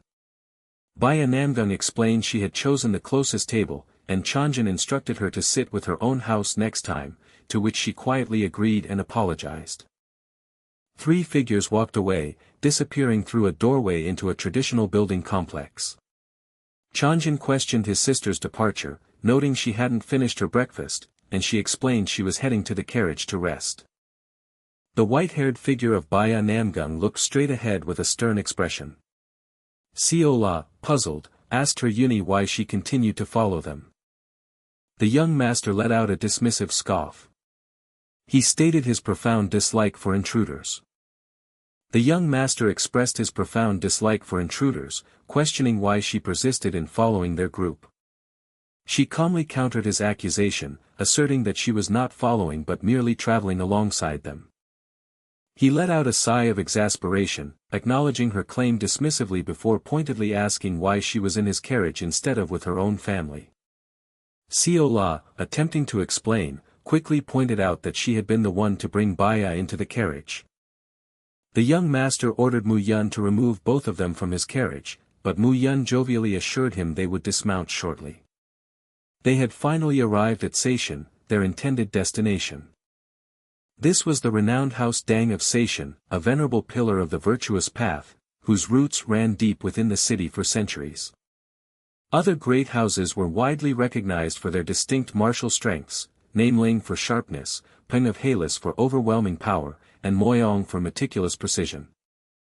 While the Dang clan might appear less formidable compared to these other houses, they held unparalleled mastery over poisons and metals in the Central Plains. The prestigious House Dang's weaponry exhibition was a testament to their immense pride in this specialized reputation, punctuated by soft, rhythmic tapping sounds. He realized he had only 3 days following the exhibition to locate a specific secret room. He knew the room was in Seishan and possessed some descriptions, initially believing he could easily track it down as he marveled at the city's vastness. A sense of bewilderment washed over him as he contemplated the sheer difficulty of his assigned task. He internally groaned, considering that if he failed, he would have to consult the Vagrant clan, resigning himself to searching the entire city. Suddenly, an excited cry pierced the air as someone unexpectedly jumped with childlike enthusiasm. The young master was startled by the sudden movement, then puzzled as he noticed Bai Ah's continued unexpected presence. Seol-ah exclaimed with sheer delight, marveling at the height, the refreshing wind, and the thrilling new experience. She excitedly pointed out the fireflies, observing their enchanting dance under the soft moonlight. She then added that Bai Ayuni had previously mentioned a beautiful lake nearby.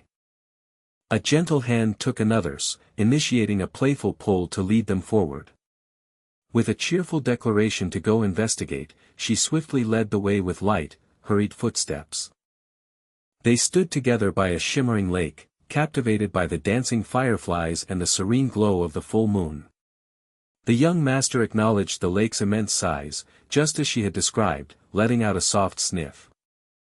He wondered aloud about the sheer scale of the house, noting it even contained its own forest within its grounds, a sudden realization dawning on him. Seol-ah giggled playfully, addressing the young master with a mischievous twinkle. She then mischievously challenged him, declaring he wouldn't be able to find her.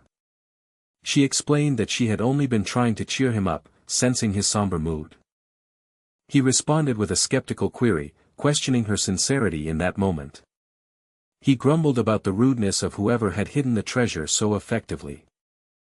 A new, authoritative voice suddenly demanded to know their identity. The voice sternly stated that this area was strictly restricted to outsiders. A realization struck him: they were indeed in House Dang, meaning a particular formidable individual would also be present. He recalled the formidable woman who, single-handedly, had prevented thousands of demonic martial artists from devastating Seishan. The same demanding voice repeated its question about his identity, seeking a clear answer. Crimson droplets splattered onto the cold stone floor around a person's foot, staining the ground. Two figures stood amidst the gruesome scene of a green, eerie cave, strewn with bones and glistening with blood.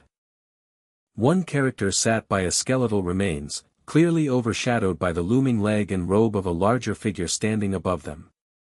The larger figure impatiently asked if they were finished, addressing them by the moniker Dokbai, or Poisonous Queen. A close-up revealed a person with vivid green hair, their eyes stark and bloodied as they gazed downwards in grim resignation. A soft, hissing sound accompanied a probing question asking if it was truly them. The speaker remarked on the desolate sight, noting that the other's family had long fled, and then dismissively stated that staying to fight for the place had ultimately changed nothing. A quiet query asked for the underlying reason behind their desperate actions. The speaker countered with a pointed question about the other person's continued presence. A dismissive sound punctuated the declaration that the question was foolish and irrelevant. The speaker then chillingly asserted their brutal intention to end the other's life. The person responded with a simple, unsettling understanding of the threat. The speaker expressed disbelief at an apology being offered to a demonic martial artist, suggesting the other had utterly lost their sanity. The person calmly agreed, admitting to a profound loss of their own mind. They profoundly declared that losing both their eyes had paradoxically allowed them to finally perceive everything clearly. The speaker commanded them to cease their rambling, asking if those were their final statements before death. The person acknowledged that it wasn't their place to speak such words, yet expressed a heartfelt wish if any time remained in the world. They began to articulate a profound hope for the other's future, but were abruptly cut short. A swift, decisive sound cut through the air, signaling an abrupt and violent end. A close-up revealed a bloodied hand, its palm marred by a distinct carved symbol, a mark of pain or identity. A man with intense purple eyes and blood-stained hands gazed forward with chilling, unwavering focus. He uttered a single word, expressing profound, visceral disgust at the scene.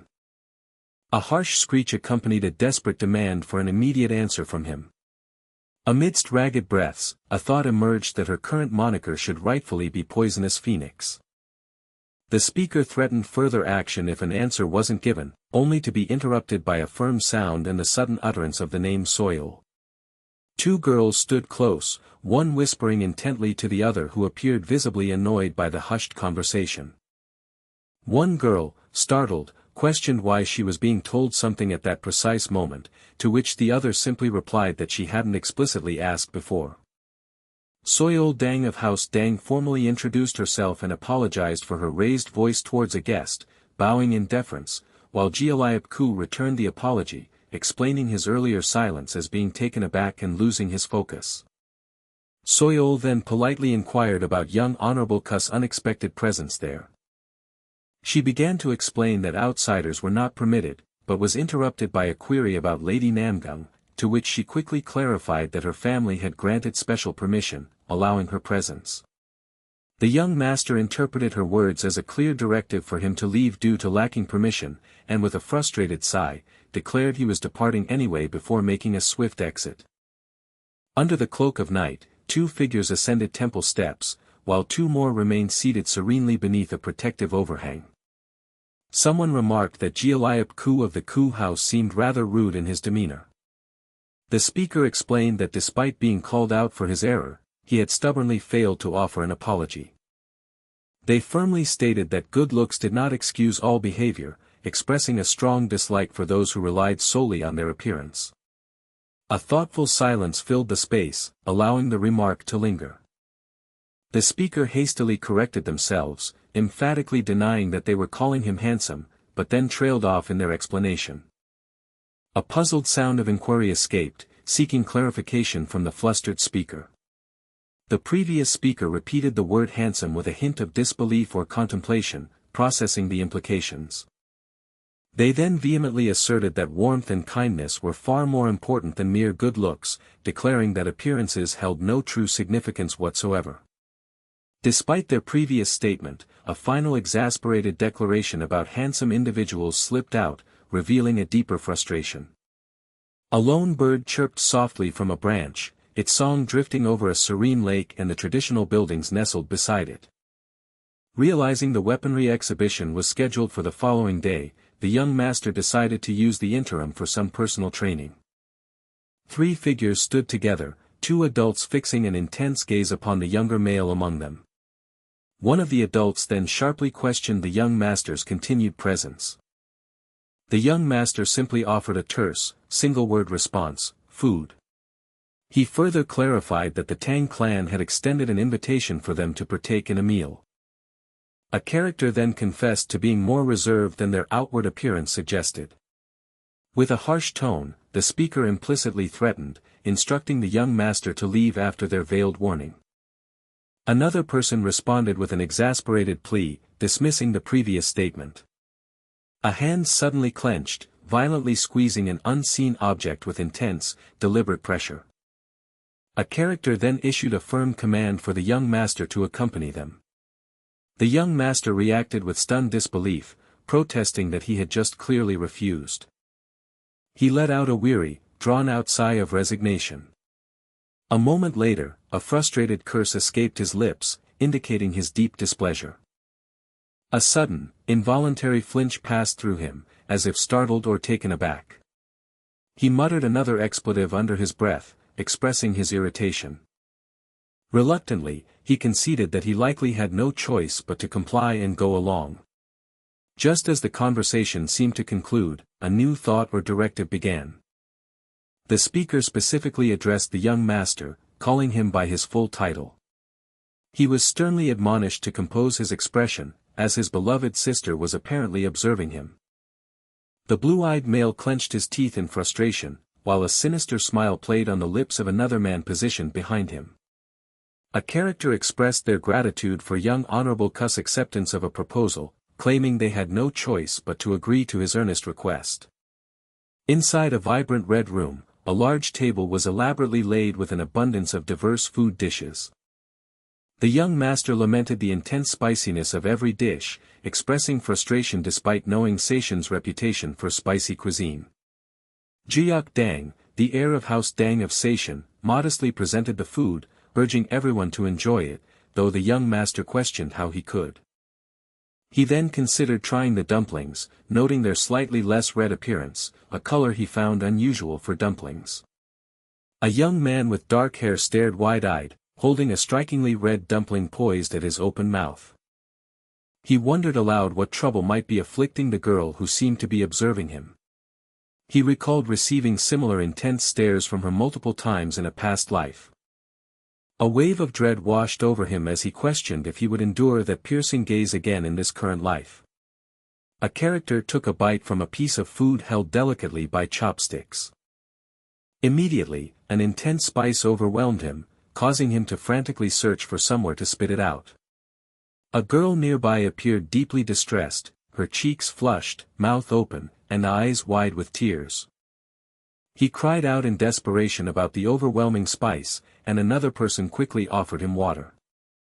With a choked sound of gratitude, he quickly accepted the offered relief. He rapidly drank from a cup, desperately trying to quell the burning sensation while his food remained on the plate. Another person casually remarked that their own food was not spicy at all. The young master then softly addressed Lady Namgung, a subtle shift in his tone. He questioned her sudden casual demeanor towards him, specifically addressing her as young Honorable Ku. An elderly man, his eyes glowing with rage, abruptly crushed his chopsticks in a display of raw power. Someone then feigned surprise, attributing the broken chopsticks to their supposed poor quality. At the table, two characters sat amidst the food, one maintained a stoic expression, while the other cast their gaze downwards. A tense silence settled over the group. An unspoken question hung in the air, seeking a response or explanation. A character then directly asked if the other had something specific they wished to convey. The addressed person hesitated, beginning their response with an uncertain pause. They started to inquire about the other's preferences, specifically if they liked something. Another character interrupted, explaining that a particular area was exclusively for their family and questioned if they had shown it during a previous visit. A thoughtful hum escaped someone's lips, indicating contemplation or slight confusion. Another moment of quiet reflection passed. One person remarked on the vastness and immense size of the space they were observing. The speaker explained that their ancestors had built it to be large, though they admitted uncertainty about the exact reasons, assuming there were good intentions behind it. He then reminisced about Seol-ah's past training here, when she was determined to defeat him, but noted she had matured and no longer wished to spar, calling out to his brother with a sudden flinch. Someone mumbled incoherently, expressing relief that they were not Seol-ah's brother after the previous comment. A character then suggested the need to digest after eating, though immediately grumbled that he personally had eaten nothing and thus had nothing to digest. He then turned to young Honorable Ku, challenging him to a spar. Young Honorable Ku responded sarcastically, indicating he clearly saw through the other's eagerness to defeat him and questioning why he would agree. With a dismissive laugh, he self-deprecatingly described himself as a third-rate martial artist and unequivocally refused to spar with the lightning dragon.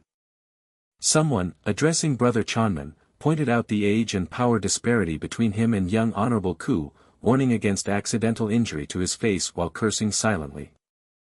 The challenger reassured them that they would forego internal energy and conduct an instructional spar rather than a competitive one. He then directly sought young Honorable Ku's opinion on the proposed terms. Young Honorable Ku scoffed at the terms instructional and no internal energy, finding the suggestion audacious. He then questioned the feasibility of the terms, specifically asking for clarification. He pressed further, challenging whether the other individual truly possessed the skill level to instruct him. Another person intervened, reminding young Honorable Ku that Chanjin was his elder and subtly suggesting his behavior was disrespectful. Young Honorable Ku finally chuckled and accepted the implicit challenge. With a final, confident declaration, he agreed to proceed, a sharp cracking sound accompanying his readiness. Two figures faced each other on an ornate, polished floor, ready to begin. One offered the other the courtesy of beginning their exchange. With a confident grin, the other declared their intention to proceed without delay. A swift, whooshing sound accompanied the initial movement as one character lunged forward. An abrupt, electrical crackle echoed through the air as the action intensified. A powerful gust of wind erupted, indicating a rapid and forceful maneuver. It became clear that the preceding strikes had been mere feints, masking the true impending assault. A sharp, percussive sound marked the moment of impact. In the heart of the martial arts arena, two combatants clashed, their movements igniting bursts of raw energy. Meanwhile, a person with dark green hair gazed contemplatively at a wall adorned with elegant calligraphy. Their thoughts turned to Soibol Dang, reflecting on her unique nature. From the very start, Soibol had stood apart from others, a distinct spirit even as a child who preferred different companions than the usual pets. While other children pursued mundane creatures, she found companionship and play among fierce wolves and mighty tigers. She was captivated by their fierce, slanted eyes and the sharp fangs that gleamed between their intimidating growls. These apex predators, shunned and feared by all others, held an undeniable allure for her. Their strength and untamed nature appealed to her far more than any delicate being, a reverence that inadvertently complicated her search for affection. She wondered if there truly was no man like Dangrang, expressing a hopeful grumble that the upcoming weaponry exhibition might reveal a suitable match. Dismissing the thought of Brother Chanjin, she voiced her strong dislike for men who possessed a feminine appearance. She lamented the absence of men like Dangrang, adding a peculiar, growling compliment about his scent. But in spite of it all, she had unexpectedly encountered the man she once believed she would never find. Her heart pounded furiously, an alarming rhythm she recognized as a dangerous sign.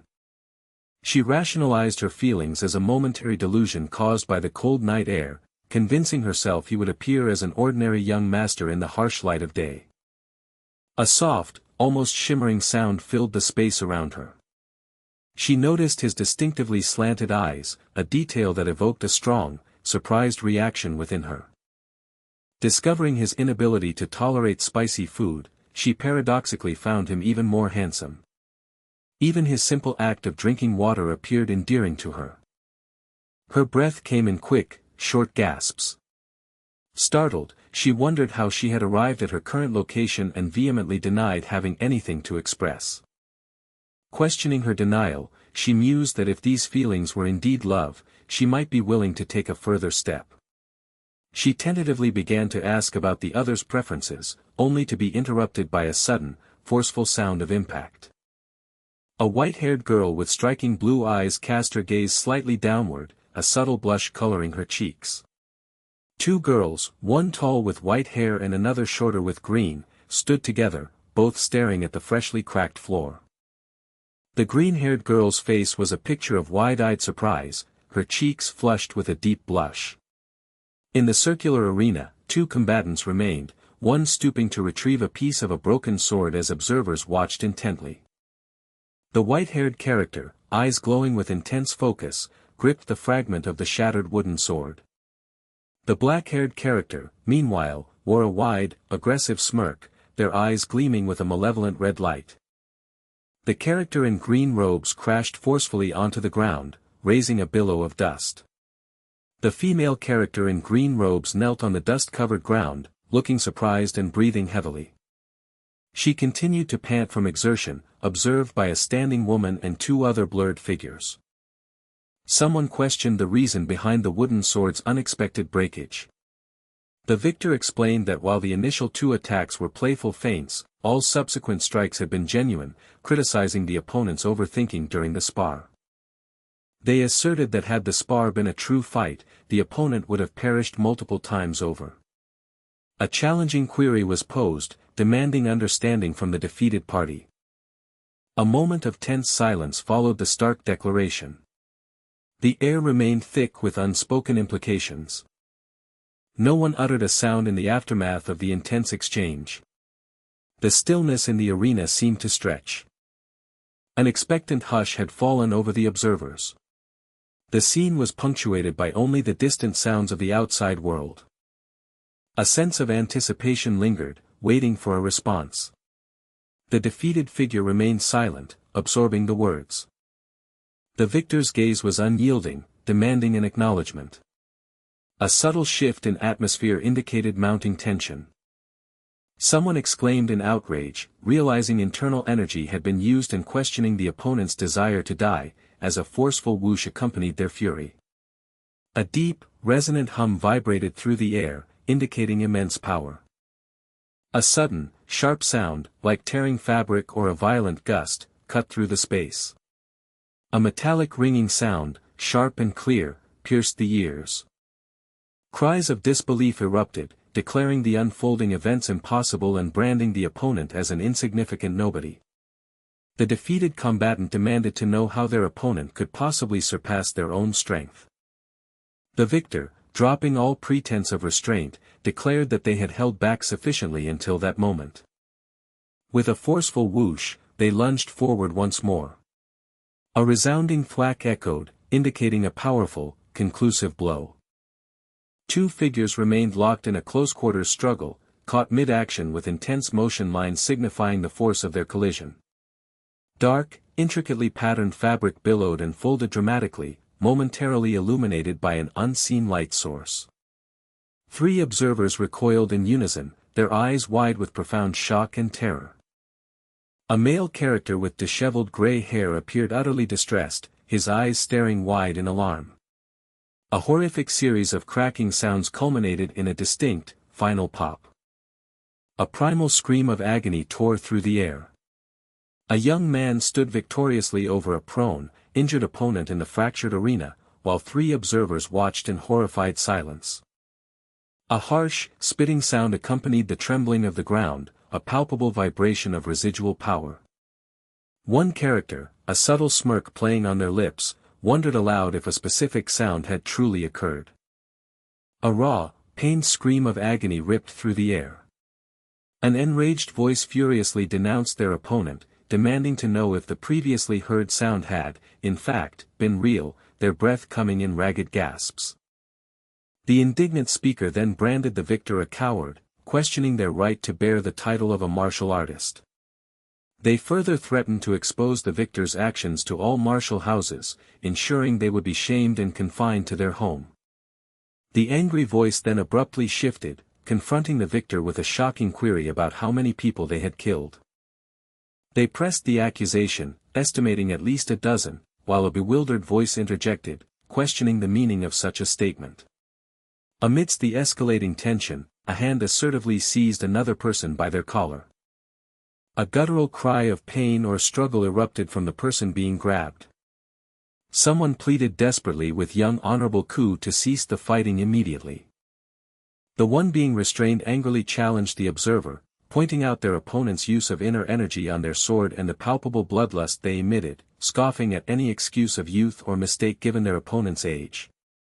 Another voice cautioned that Changjin belonged to the house of Namgung, implying grave consequences should the punishment escalate further. Yangcheon Ku retorted that they were holding back precisely because of Changjin's lineage, then posed a challenging hypothetical about how the other person would react in their shoes. A tense silence followed, thick with unspoken implications. A sound of frustration or discomfort broke the quiet. A sharp, anguished cry echoed. Again, silence descended, pregnant with unease. A voice muttered, questioning whether they had made a grave mistake. They pondered aloud about the second elder's reaction upon hearing that the son of Namgung had been severely beaten. Despite the thought, they reassured themselves that there were witnesses, confirming the opponent's culpability. A soft, percussive sound marked a small, precise action. A soft query of who was uttered, seeking identification. The speaker then pressed for a name, an almost imperative request. The person responded, reminding the other that they had already stated their name, Seol-ah Wi, as a swift grabbing motion occurred. A surprised thought surfaced, realizing the stated name was a lie, and wondering how she knew, causing a visible flinch. Seol-ah Wi then challenged them, asking the reason for wanting to know, speculating about revenge for a brother, or hinting at something else. A moment of thoughtful silence enveloped the scene. Seol-ah Wi observed internally that despite inflicting immense pain on the other's brother, the girl showed no visible sign of distress. The girl's voice was firm, demanding the information. She clarified her demand, seeking the real name of her interlocutor. Another pause stretched, heavy with unspoken tension.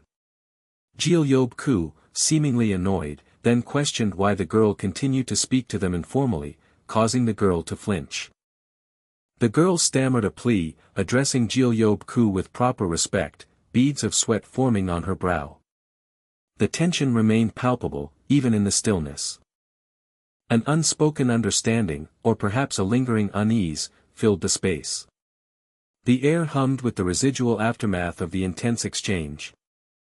A quiet moment passed, hinting at deeper currents beneath the surface. The scene held its breath, awaiting the next development. A subtle shift in the atmosphere suggested a change was imminent.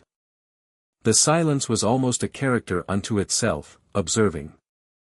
The weight of recent events settled heavily upon those present. A feeling of anticipation lingered, though its cause remained unstated. The aftermath of the confrontation continued to resonate. Suddenly, a voice cried out, "Young master," accompanied by a forceful slamming sound. Someone reacted with surprise, addressing Miss Y, then quickly shifting to urgently inquire about the young master's whereabouts.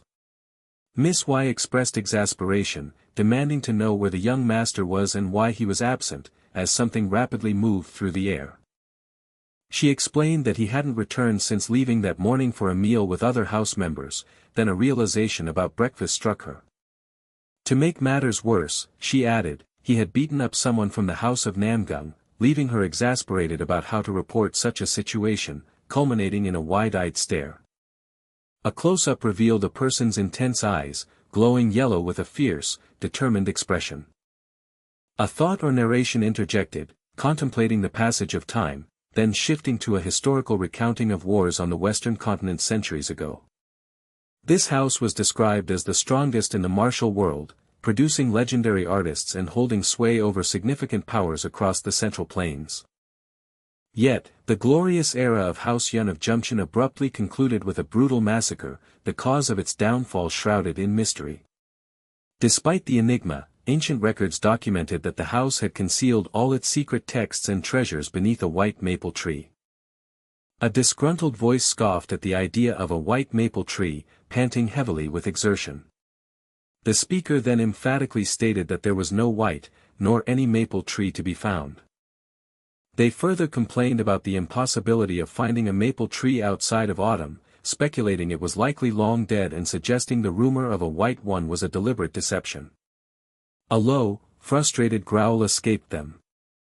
They sighed in weariness, lamenting their hunger, wasted energy on sparring, and the current task of climbing a mountain at night, reflecting that their supposed breakfast had been insufficient.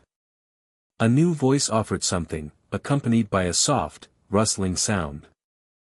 The weary climber then observed the usefulness of their companion, playfully referring to them as a pig, which was immediately and indignantly refuted by the companion, who identified themselves as Seol-ah.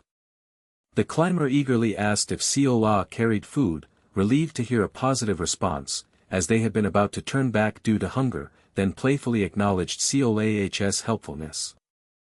Despite the gratitude, the climber suddenly questioned Seol-ah's presence with strong expletive-laden surprise. Seol-ah responded with a cheerful, soft chuckle. The climber paused, piecing together the events.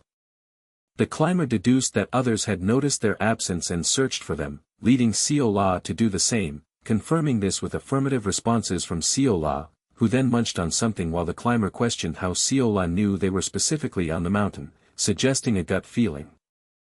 Seol-ah reassuringly declared their presence, cleared their throat, then instructed the climber to sit down, humorously citing a desire to avoid hair in their food. The climber acknowledged their immediate hunger problem was solved, but lamented being no closer to finding the white maple tree, contemplating whether to spend days searching or simply give up due to the slim chances. They scoffed at the absurdity of a white maple tree in summer, deeming it a foolish lie, but then surprisingly added that it was pretty. The climber agreed with a hint of sarcasm that it surely was pretty, as a distinct munching sound occurred. A sudden, powerful booming sound reverberated through the air. The climber reacted with explosive surprise to the word was, demanding clarification as a whooshing sound accompanied their outburst, also warning about hair in their food, while Seol-ah affirmed that they had seen it with the young master. The young master incredulously questioned if Seol-ah had truly seen it, and specifically, seen it with him. Seol-ah confirmed the statement with a simple, affirmative response. The young master incredulously began to process the implications of the situation. He then sought clarification, asking if the tree was both white and a maple, to which Seol-ah firmly confirmed it. The young master, unconvinced, instructed Seol-ah to return, suggesting she needed her eyes checked, as he vehemently questioned how the tree could possibly be white or a maple, while Seol-ah insisted he was the one who needed medical attention, asserting the tree was clearly as described. He sarcastically conceded, lamenting his mistake in trusting Seol-ah, who responded with a surprised exclamation. A frustrated groan escaped him, but he immediately reconsidered, acknowledging that Seol-ah was not typically a liar. He conceded that Seol-ah might be right, that she wasn't wrong, to which she eagerly sought confirmation as a swift movement cut through the air. A confused sound escaped the young master as a soft, rustling noise emanated nearby. He groaned in exasperation, realizing that nothing had been resolved and he still faced the daunting task of covering the entire mountain, questioning his own endurance. He pondered whether it would be more productive to seek training from the second elder instead of wasting time here, even if he doubted the elder's teaching methods, when a sharp cracking sound abruptly broke his thoughts. He questioned the source of the noise as another swift movement whizzed past. A distinct crackling sound echoed, growing louder. He cried out in alarm, demanding to know what Seol-ah was doing, warning her that whatever it was felt dangerous, and urged her to get away as his heavy footsteps echoed. A soft, sibilant rustle accompanied the intense moment. He yelled at Seol-ah, calling her a crazy brat, as a slapping sound indicated a quick impact. A soft, rhythmic tapping sound followed. A harsh, grating and scraping noise emanated from the mysterious object. A powerful whooshing sound suddenly filled the air. A guttural groan of exertion or pain escaped someone. A rapid blink momentarily interrupted the intense scene. A sudden gasp of astonishment escaped him. Before them, a breathtaking vista unfurled. Two figures stood bathed in the light of a full moon, positioned on a glowing blue landscape beneath a massive, luminous tree. Seol-ah triumphantly declared that she had been right, as something swayed gently. She then prompted him to observe the miraculous sight. The young master, utterly bewildered, questioned what was happening, recalling that the tree had appeared dead moments ago, and speculated that Seol-ah had somehow torn open an invisible space. He cleared his throat, confirming Seol-ah's involvement, and wondered if the previously hidden tree had been protected by some sort of barrier concealing the treasure. He tried to ask how she had accomplished such a feat, interjecting to get her attention, then directly questioned how she had done it, to which Seol-ah innocently replied by asking what he was referring to. The young master insisted she had done something to make the tree appear, as Seol-ah again feigned ignorance, prompting him to repeatedly demand how she had done it, recalling that she had approached the spot and seemed to wave her hand. Seol-ah simply replied with feigned surprise, asking if she had. A frustrated grit of teeth punctuated the silence. He then sarcastically declared that Seol-ah hadn't done anything, to which she again asked do what, as his heavy footsteps resounded, and he decided to interrogate her once they returned to their room. Now that he had located the white maple tree, he pondered the whereabouts of the treasure, observing that it wasn't above ground, which could only mean one thing. Against a radiant backdrop, a man with dark, spiky hair extended his hand, his expression serious and determined. He then uttered a surprised question, wondering what the strange sight was. A character's feet stood firmly on a rocky ledge, accompanied by a soft thud. Below them, a vibrant purple energy vortex began to churn and expand, emitting a powerful rushing sound and a deep rumble. He swore in frustration, realizing that below the maple tree was not a literal instruction for digging, but rather indicated the entrance to another dimension. Seol-ah excitedly shouted that she was going ahead. She then urged the young master to hurry and follow her. A sound of annoyance escaped him as he watched her. He resignedly declared that he had no other choice but to follow. Under a dazzling starry sky, a person gazed intently at the glowing tree in the center of the magical landscape. A sound of contemplation or mild confusion escaped him. He muttered a disparaging remark about the little rats who had gone ahead. Heavy boots stomped onto a stone floor, creating visible impact splashes from the unknown substance covering it. He expressed profound relief that the impact of the fall was not as severe as he had anticipated. The spiky-haired boy looked towards a worried, blurred figure of a girl, his expression unreadable. He angrily demanded to know why she had acted so impulsively, beginning to warn her about the inherent dangers of her actions. Ahead of them, two dark cave entrances, heavily chained, presented a daunting choice to the two characters. He observed that there were two directions, confirming the treasure's presence deep within, but leaving the crucial question of which path to take. Seol-ah suddenly pointed, exclaiming there. She pointed again with insistence, then the young master began to question what kind of ability she possessed, as a rapid beeping sound emanated. He hummed in deep contemplation, considering the implications. He then decided to follow that direction, causing Seol-ah to observe with delight that he was actually listening to her today, showering him with praise as a good young master, before adding a subtle caveat about it being for now. A single torch on the far wall cast flickering light down a narrow, foreboding stone corridor. Through the torchlit stone corridor, a person clad in dark clothes crawled cautiously on all fours. Suddenly, the character's hair stood on end, emitting static crackles, clearly indicating an electric shock. He questioned Seol-ah, asking if she was certain they were in the correct location, noting that he saw no end to the passage. He pointed out that the self-illuminating orbs were becoming sparse, pressing if she had led him the wrong way, but Seol-ah vehemently denied it, insisting he trust her. The good young master then curtly told her to shut up, eliciting a soft whimper from her. A close-up shot revealed a booted foot stepping firmly onto the dark, textured stone floor. Seol-ah declared their arrival with a triumphant flourish. He made a surprised noise, then sharply commanded her to be quiet. A contemplative hum escaped him as he surveyed their surroundings. He observed that something felt profoundly off about the place.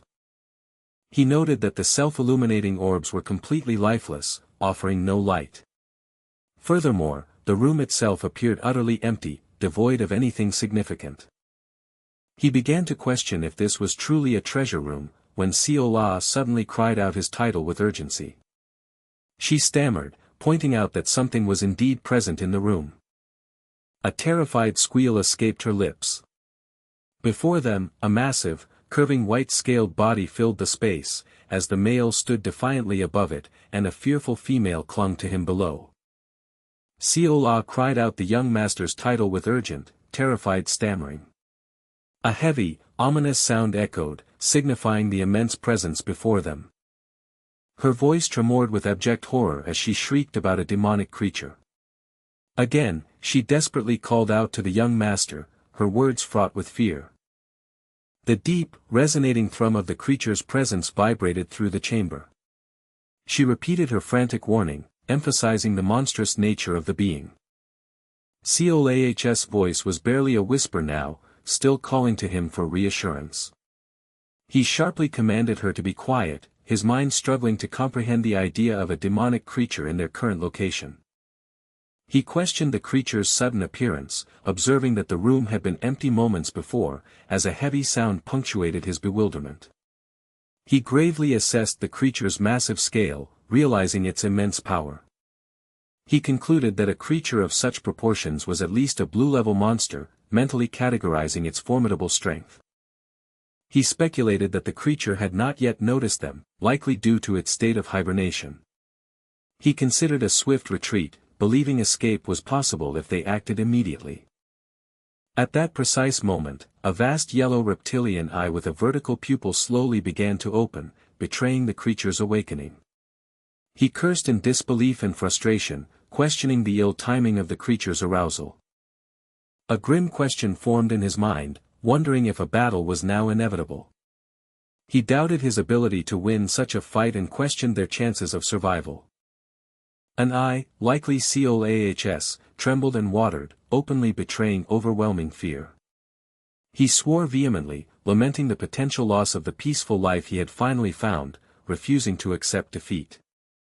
He steeled himself to fight to the death, but then suddenly paused, a new thought dawning on him. He instructed her to lower her fist, his attention caught by an astonishing realization: the demonic creature could speak. The creature affirmed it would not cause them harm, its words accompanied by a soft, sibilant hiss. The young master wondered how a demonic creature could possess human speech, while the creature itself responded with a dismissive, knowing laugh at the label. The creature expressed curiosity, questioning how someone entirely unconnected to the House of Yun managed to enter its domain. The young master stated that he had simply looked around, implying no special method of entry. The creature made a sound of dawning understanding, acknowledging his response. With a soft, satisfied hiss, the creature reiterated its comprehension, connecting the pieces of information. It then addressed the young master as child and asked his true motivation for seeking out the hidden place. The young master claimed he had stumbled upon the location purely by chance, expressing fear that if the snake was affiliated with the House of Yun, his intention to rob the place would seal his doom. He suddenly recoiled, startled by his own accidental deference, realizing he had addressed the creature as Sir. The creature chuckled, acknowledging his explanation, but then stated that no treasures beneficial to him could be found there. The young master questioned its assertion, seeking clarification. The creature then changed the subject entirely, posing an enigmatic question about the nature of fate. The young master reacted with open disdain, deeming the question nonsensical and ridiculous. The creature hummed in mild surprise at his blunt retort. It then erupted into a booming, prolonged peal of laughter. The young master wondered what was wrong with the creature, questioning if it had become senile. The creature, still chuckling, conceded that its question was indeed strange, regretting that it should have known better, considering the House of Yun. It continued, implying that the House of Yun had departed to a heavenly realm the moment the young master entered. The creature then mused aloud, pondering the regret that had kept it lingering there for so long, despite knowing the Yun family would eventually vanish. The young master indicated their intention to leave, but then, seeing something new, his question shifted to bewildered inquiry about the object. The creature offered the object to him as a memento of their encounter, stating it would eventually fall into a stranger's hands regardless, and noting that it didn't appear to be a demonic stone. It then added that if he was the one destined to bear a certain burden, he would be able to consume it with ease, accompanied by another soft hiss. The young master questioned what burden the creature was referring to, a sudden rush of wind or energy accompanying his confusion. A deep, resonating sound rumbled ominously. He cried out in shock and alarm, realizing that despite sensing no demonic energy from the stone, it was now affecting him powerfully. He cursed, recognizing elements of the demonic art of heavenly absorption but noting that the sensation was drastically different from his previous experiences consuming demonic stones. A guttural cry of pain and struggle escaped him as the process intensified. Amidst a surge of light, a hand reached out, offering an unknown intervention. A soft, distinct sound of impact or completion resonated. He panted heavily, struggling to regain his breath, and then weakly questioned the identity of the person who had intervened. A soft, sibilant sound, perhaps of a cloak rustling or a slight movement, broke the silence. A dull thud indicated a body or object gently settling onto the ground. A calm voice questioned if the person who had intervened was now satisfied. The other person responded that this outcome was far from satisfactory for them. A long-haired figure knelt protectively over another, both enveloped in a soft, glowing green aura. One person urged the other to reduce their intense energy aura, warning it could cause more harm than just fainting, to which the other replied with understanding. The first person chuckled, suggesting the other's past actions made their claim of knowing ironic, then questioned their decision, to which the other countered by asking if their actions were difficult to comprehend. The first person clarified that they understood the other too well, which was precisely why they felt pain and pity for them. They questioned why such a valuable item had been given to the young master, a mere stranger. The other responded that they had followed their heart, explaining that waiting indefinitely for someone who would never arrive was the greatest pain. A voice quietly acknowledged having also released something or someone. With a soft, rustling sound, a young person, their expression one of surprise, reached out a hand, surrounded by a radiant aura. The young master muttered about a meaningless fate, his words tinged with resignation. The speaker disagreed with his assessment of fate when looking at him, then gently called him a fool, accompanied by soft, dripping sounds. They observed that he had been undeniably terrified of losing his newfound second chance at life. Yet, despite his fear, he had still attempted to protect them, a thought that resonated with a soft, dripping sound as his name, Yangcheon Ku, was spoken. A stern voice demanded the return of something. The entity responded with an apology, pleading to inhabit the body for a little longer, a soft sniffle betraying its presence. The other voice warned that the situation remained perilous. Elsewhere, a cloaked figure stood ominously before a mysteriously glowing, fruit-like object. The cloaked figure spoke, remarking that the other seemed aware of their presence and questioned when they had been noticed. The other figure retorted sharply, stating it was not difficult to sense a subordinate of the despised Namgung family. The cloaked figure sighed in exasperation, disparaging the youth of today with a clicking sound. It then scoffed at the recklessness of young people venturing into dangerous places, expressing disbelief that their own young master had been bested by someone who merely fainted after a simple journey. The cloaked figure demanded the young master be handed over, stating they were instructed to resolve the matter quietly, promising to release the other once the young master was dead. The other character furiously questioned if the demand was the will of the Namgung house or merely the trash's personal desire, erupting in anger at the insult hurled at the young master, as a sharp metallic sound indicated a weapon being drawn. The long-haired character held a gleaming blade and made a silencing gesture with hands that glowed, a soft hiss accompanying the movement. The cloaked figure acknowledged the defiance, declaring they had no choice but to act if the other insisted, followed by the crisp sound of a blade being unsheathed. A wide, intense eye, belonging to one of the characters, was shown in a close-up, fixed sharply to the side. A sword clattered to the ground, having slipped from a bloody, injured hand with a soft flop. A pained grunt escaped someone, immediately followed by a sharp admonition to be quiet. The demand for silence was repeated, intensified by a powerful rush of energy or air. The speaker justified the command for quiet, expressing a desire not to disturb the sleeping young master. A brilliant full moon illuminated the vast, star-studded canvas of the dark night sky. A sudden, resonant boom echoed as a blue-patterned box rested upon a cold surface. A sharp, forceful thwack cut through the air, while steam billowed in a room with grand, wide windows.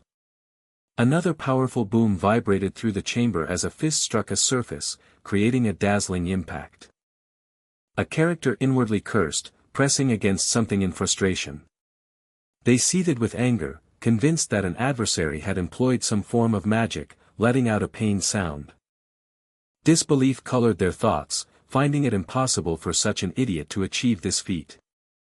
The silence of the night offered no immediate solace to the agitated mind. A tense stillness settled over the distant events unfolding. Unseen machinations began to subtly reveal themselves in the shadows. A quiet anticipation hung in the charged atmosphere. The consequences of recent actions were yet to fully reveal their scope. A distant, calculating observer remained hidden from view. They bided their time with a chilling, patient resolve. The unfolding drama reached a critical, pivotal moment. Shadows danced across the chamber, cleverly concealing hidden intentions. A silent command seemed to subtly resonate through the space. A sinister grin spread across a character's face. They expressed absolute trust in Machiel, confident he would deliver favorable news once more. Machiel, however, cautioned his young master, reminding him of the target's status as the young honorable of the House of Ku, and questioned the extent of his required actions. The young master chillingly declared that the target's life was worth the full support of the Namgung, demanding it as a price. He questioned if such a trade seemed equitable, his teeth grinding with intensity. A distinct clack sound punctuated the grim discussion. Machiel, with a heavy heart, confirmed his acceptance of the young master's command. Meanwhile, a robed figure lay glowing on the ground, while a swordsman collapsed nearby, bleeding profusely. The injured swordsman gasped, struggling for breath as he demanded to know the identity of his assailant. A luminous girl with long, flowing hair and bright eyes looked up thoughtfully, a finger resting on her chin. She curtly informed him that he had no need of such knowledge, a soft rustle accompanying her words. The swordsman tried to question why a powerful master like her would act in such a way, a swoosh of air preceding his incomplete words. He let out a loud, pained cry as she vehemently commanded no more questions, a heavy thump signifying her resolve. A blonde character with intensely glowing eyes darted a glance to the left, observing the scene.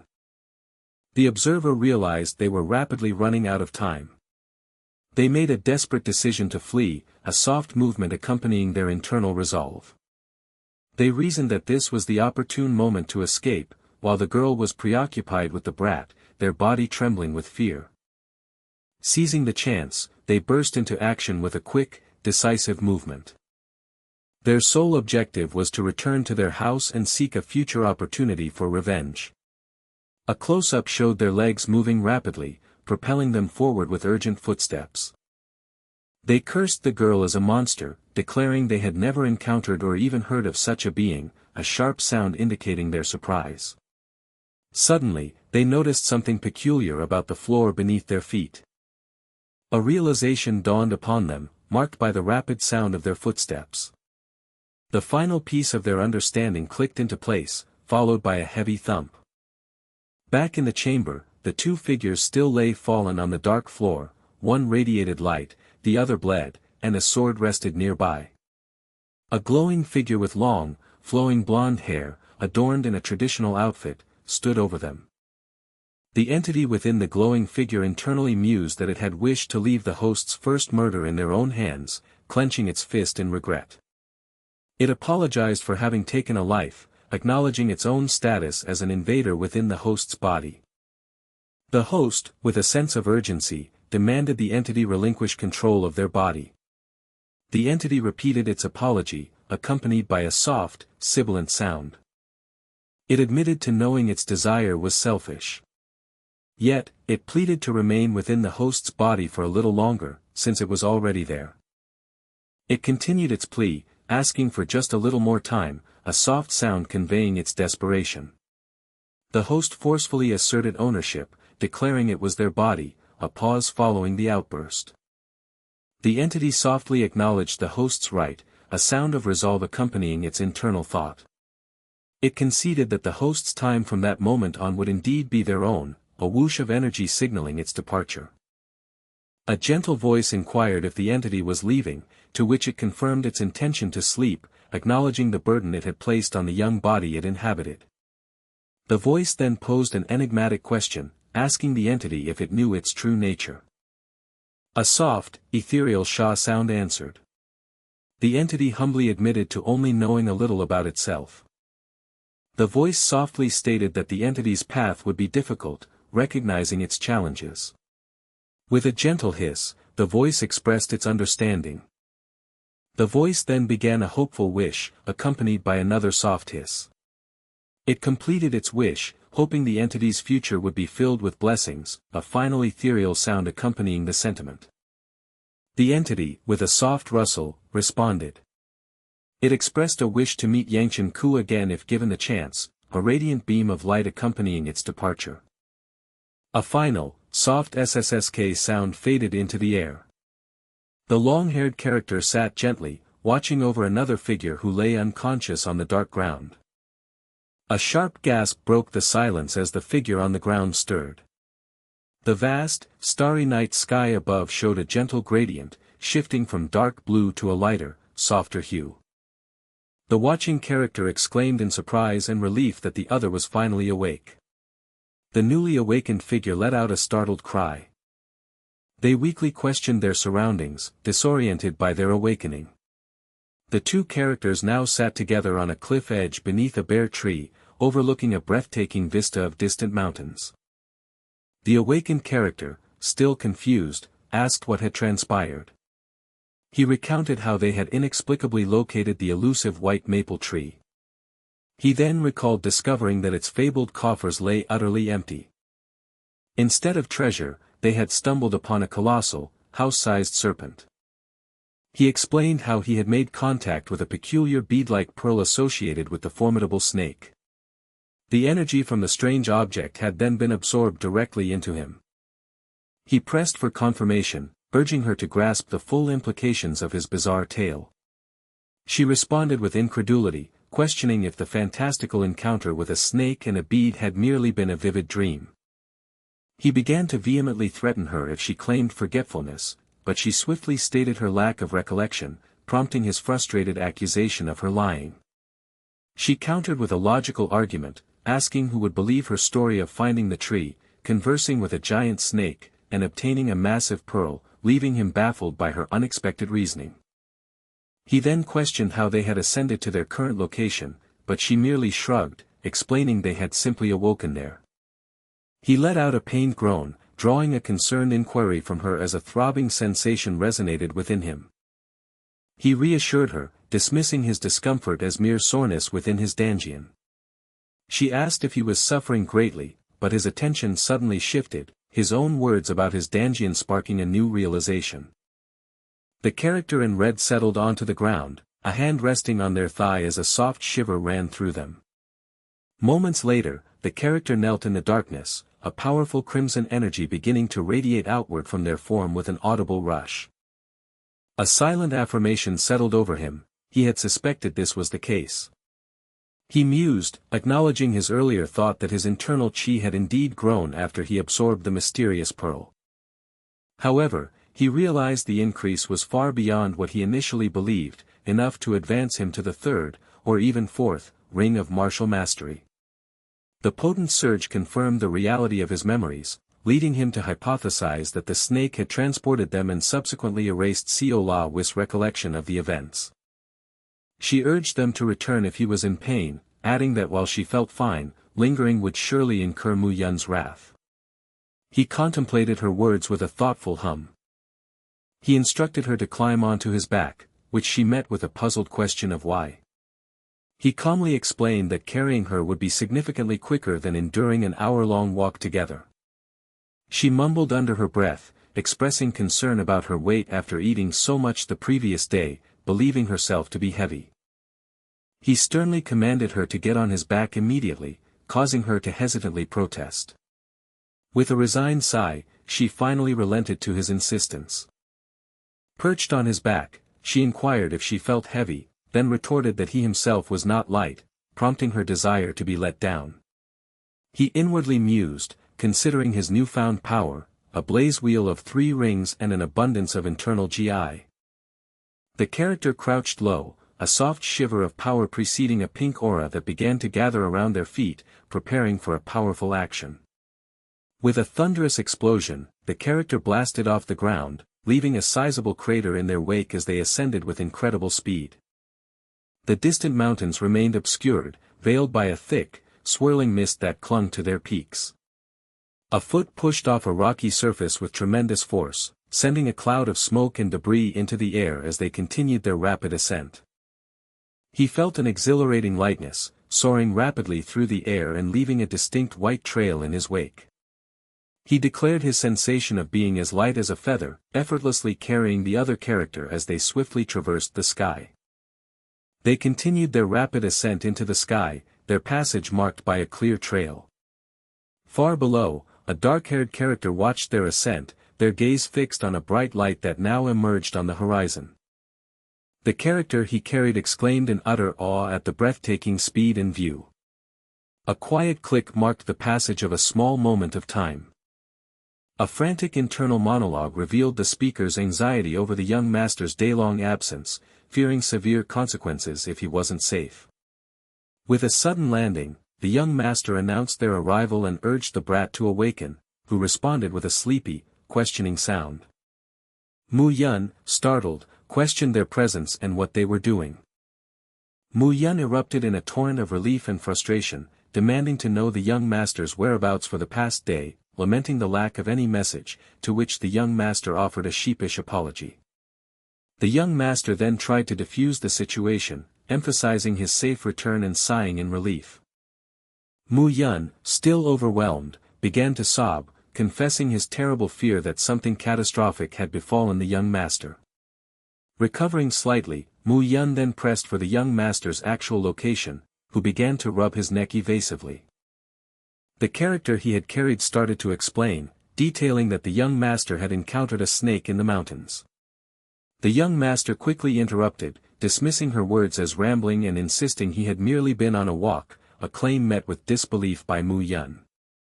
Mu-yun, sensing the evasiveness, asked pointedly if something significant had occurred. The young master internally scoffed at Mu-yun's suggestion of coincidence, acknowledging his steward's sharp intellect for someone still developing his martial arts skills. He then abruptly changed the subject, questioning the presence of two useless people in his quarters, leaving Mu-yun to stumble for an explanation. Inside, two characters were observed eating with chopsticks, one gracefully lifting food towards their mouth. Two young women sat comfortably at a round table, enjoying a meal of noodles and dumplings. Mu-yun stammered, still struggling to formulate an answer for the young master.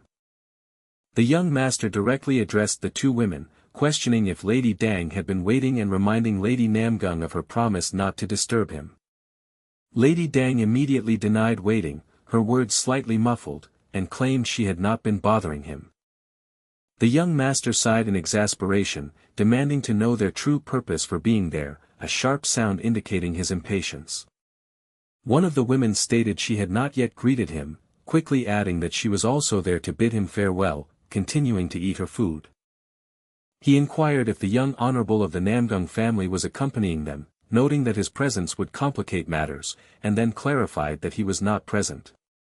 One woman recounted telling Chanjin she would see him off, but Chanjin had stated he wouldn't be returning, a statement she found utterly perplexing. A soft rustle accompanied the sight of a hand gripping a pair of chopsticks. She stated her intention to ask a question, immediately challenging his casual tone towards the young honorable. She pressed for information about what had transpired, causing him to flinch, a soft sound preceding his reaction. He gave a vague, evasive answer, implying he had merely done something without elaborating further. She then posed a bizarre question, inquiring if the young honorable Ku favored poison or daggers. Following that, she boldly challenged him, asking if he was capable of sparring, her question accompanied by a sharp, crackling sound. The young master suddenly feigned extreme exhaustion from his training, declaring a desperate need for sleep and swaying as if about to collapse. Mu-yun watched the scene, a subtle glare in his eyes as he assessed the situation. Mu-yun politely but firmly intervened, apologizing to the ladies but insisting they depart as the young master required rest. One of the women, undeterred, quickly presented something, emphasizing it was for their final meeting. It was an invitation to the following year's weaponry exhibition, which she presented with a dismissive air, claiming indifference to his attendance, a soft sound accompanying her gesture. He politely declined, offering a light laugh and a promise to see her next year. She quickly clarified her intentions, stating her only desire was to preserve the connection between their families, warning him against misinterpretation. A distinct clack sound punctuated the end of their awkward exchange. She inwardly reflected on the young master's appearance, surprised he hadn't seemed offended, confirming her assessment with a huff. A moment of quiet contemplation followed. A white-haired woman offered a gentle smile, a faint blush dusting her cheeks. The silence stretched on, filled with unspoken thoughts. Her companion then cautiously began a question, addressing her as Uni. The question hung in the air, directly asking if she held affections for the young honorable Ku. A new voice abruptly broke the tension, loudly demanding specific traditional foods, songpyeon and persimmon. The voice, belonging to Seol-ah, continued, declaring hunger for noodles and jeon, expressing a desire to enjoy chuseok, and questioning why they seemed to be suffering from heatstroke long after summer had passed. Someone then explained that chuseok, also known as Thanksgiving in some regions, was a day for families to gather in hanboks and prepare a feast for their ancestors. They added that the yagwa enjoyed by Seol-ah was a chuseok tradition, then lamented their lack of knowledge about the holiday, urging them to give up and eat their yagwa, though Seol-ah still yearned for songpyeon. A reassuring voice then told Seol-ah that there was still a way to celebrate, by making a wish to the moon. The voice trailed off, hinting at the moon's power. With a gentle swoosh, the voice confirmed that the moon would indeed grant their wish, a powerful sound resonating at its conclusion. A burst of enthusiasm followed, implying that with their wish granted, they could then fully celebrate Chuseok. A cheerful wish for a happy autumn concluded the hopeful conversation. Her companion then cautiously asked if she held affections for the young Honorable Ku. A serious woman with long silver hair and blue eyes pondered the question deeply, her gaze fixed to the right. Her lips parted slightly, her chin held still in a moment of indecision. She flinched, then questioned what it truly meant to like someone like him. Her companion fumbled for an explanation, mumbling indistinctly about the meaning of liking someone. With a hint of confusion, the white-haired woman dismissed the topic, suggesting they move on. Her companion then abruptly asked Seol about a promised item. Seol apologized profusely, confessing she had intended to give her the same invitation offered to the young Honorable Ku, admitting her desire to get closer to him and regretting not preparing a second. The white-haired woman reassured Seol, gently patting her as she praised her efforts. Seol giggled with gratitude, thanking her Yuni and affectionately stroking her. Then, Seol mischievously offered delicious poison instead, inviting her to follow, which was met with a surprised query about poison. A figure in a black robe walked away, leaving a trail of dark, swirling smoke behind them. A close-up revealed a person with long white hair, their eyes closed as they gazed upwards. A silent resolve hardened their expression as they squeezed their eyes shut, believing they could endure. They murmured, confident that they would meet Yangcheon Ku again in the future. From an aerial perspective, a vast and intricate traditional Asian palace complex lay bathed in the pale glow of the moonlight. On a moonlit balcony, two figures stood, one respectfully bowing while the other remained standing. The standing figure expressed frustration, having only asked for the other's sister to be cared for. They continued, emphasizing that losing one's guard was not part of the instruction. The standing figure harshly labeled the other a fool. They questioned the situation, demanding to know why Machiel was missing and if he had failed, emitting a strained sound. A sharp, cracking sound punctuated their doubt as they considered the possibility of Machiel's failure. They exclaimed Machiel's apex martial prowess made failure impossible, yet his absence remained perplexing. A voice called out to Chanjin, who immediately acknowledged his father. A figure descended with a crackle of electric energy, marked by buzzing and booming sounds. His father asked if he understood the reason for his disappointment, a deep, resonant sound accompanying his words. He clarified his disappointment wasn't about failing to eliminate a rival or attempting murder during a spar, but something else. The father revealed his true disappointment stemmed from Chanjin's inability to manage the aftermath of his actions. The white-haired character looked down, enveloped in a shroud of blue electricity, a heavy sound accentuating the moment. His father stated he wouldn't condemn his actions but decreed a period of confined training in the Blue Gold Quarter. Chanjin stammered a reluctant agreement to his father's command. A standing figure observed another kneeling on a wooden platform, enveloped by a powerful blue aura that surged around them. The standing figure contemplatively mentioned the House of Ku. A thoughtful hum escaped their lips. He then instructed Chanjin to disregard the recent incident. A close-up revealed a face shrouded in darkness, illuminated only by piercing, glowing blue eyes. The white-haired character clenched their jaw, a sound accompanying their frustrated expression.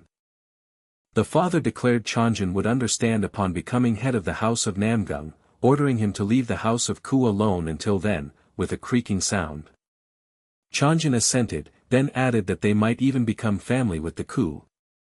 His father uttered a surprised pardon. He continued with a disbelieving "What? Did you just say?" Another voice angrily accused him of not listening. The young master protested, claiming exhaustion from his journey and rejecting the idea of an engagement as a joke. He reminded them he had just broken off an engagement with a girl from the House of Peng. Another character confirmed hearing about his previous botched engagement, then sarcastically questioned sending that guy to another one. The previous speaker scoffed, asking if he intended to remain single forever, dismissing his objections, and declaring he had arranged it for him with a booming laugh. Mu Yun cautiously inquired if the young master was indeed getting engaged. Mu Yun's concern lingered, repeating the young master's title. He concluded that the engagement discussions were genuine. Mu Yun explained he had just returned from reporting their journey back from Seishan. A man with a headband showed concern as hushed whispers filled the background. He cursed internally, certain that negative rumors were already spreading. He addressed an elder. He then inquired which house had agreed to the engagement. The elder chuckled, telling him not to be surprised. The elder began to reveal the name of the house, starting with Nam. The young master echoed the partial name, Nam. Then completed it with Gung, a dramatic sound emphasizing his shock. He admonished the elder for interrupting, then questioned why the Namgung family would ever agree to an engagement with him. He realized the elder's certainty implied they had already accepted the proposal. A pause followed, filled with unspoken thoughts. He recalled there was only one girl in the house of Namgung, remembering she might have been met during House Dang's weaponry exhibition, pondering thoughtfully. A moment of stunned silence filled the air. A single realization struck him. A woman with long white hair sat on a wooden bench, her gaze cast downwards in a somber expression. He protested vehemently, disbelieving the news of his engagement to that crazy girl. An elder cleared his throat, warning him against calling his fiancée crazy, to which the young man scoffed in disagreement, making a sharp sound. The elder stated the engagement was a family decision, advising him to take complaints to the family head, then shifted to a more pressing concern, which the young man questioned could outweigh his current predicament. A subtle smirk played across the elder's lips. He then revealed that the young man's sister had returned. The young man echoed the word, sister, in a stunned whisper. A rhythmic tapping sound punctuated the silence, as if marking a slow, deliberate approach. The elder continued, quoting the sovereign fighter of destruction himself. He conveyed the prophecy that this was the time of meteors. He elaborated that unparalleled geniuses were emerging constantly, like stars descending from the heavens. For someone born in such an era of exceptional talent, the elder implied a specific judgment.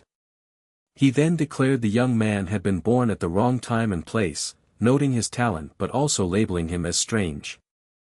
He brutally stated that the young man was nothing in comparison to his sister, the renowned searing sword Hebe Ku. The young man acknowledged his older sister's undeniable talent and power, confessing that it was precisely why he harbored such deep hatred for her. He internally panicked, realizing he needed to flee, his thoughts racing with frantic flapping sounds as he pondered a destination. He decided simply to go far away, his foot landing with a soft thud as he prepared to bolt. The elder immediately questioned his sudden departure. The young man pleaded with the elder to pretend not to see him, but the elder dismissed it as nonsense, reminding him that his sister was present. The young man retorted that his sister's presence was precisely why he wanted to be ignored, while the elder retorted, a hand squeezing something, asking if he truly intended to disregard her return. Fearing what she might do, he declared his intention to hide for several months and warned them not to search for him, letting out a sharp, dismissive sound.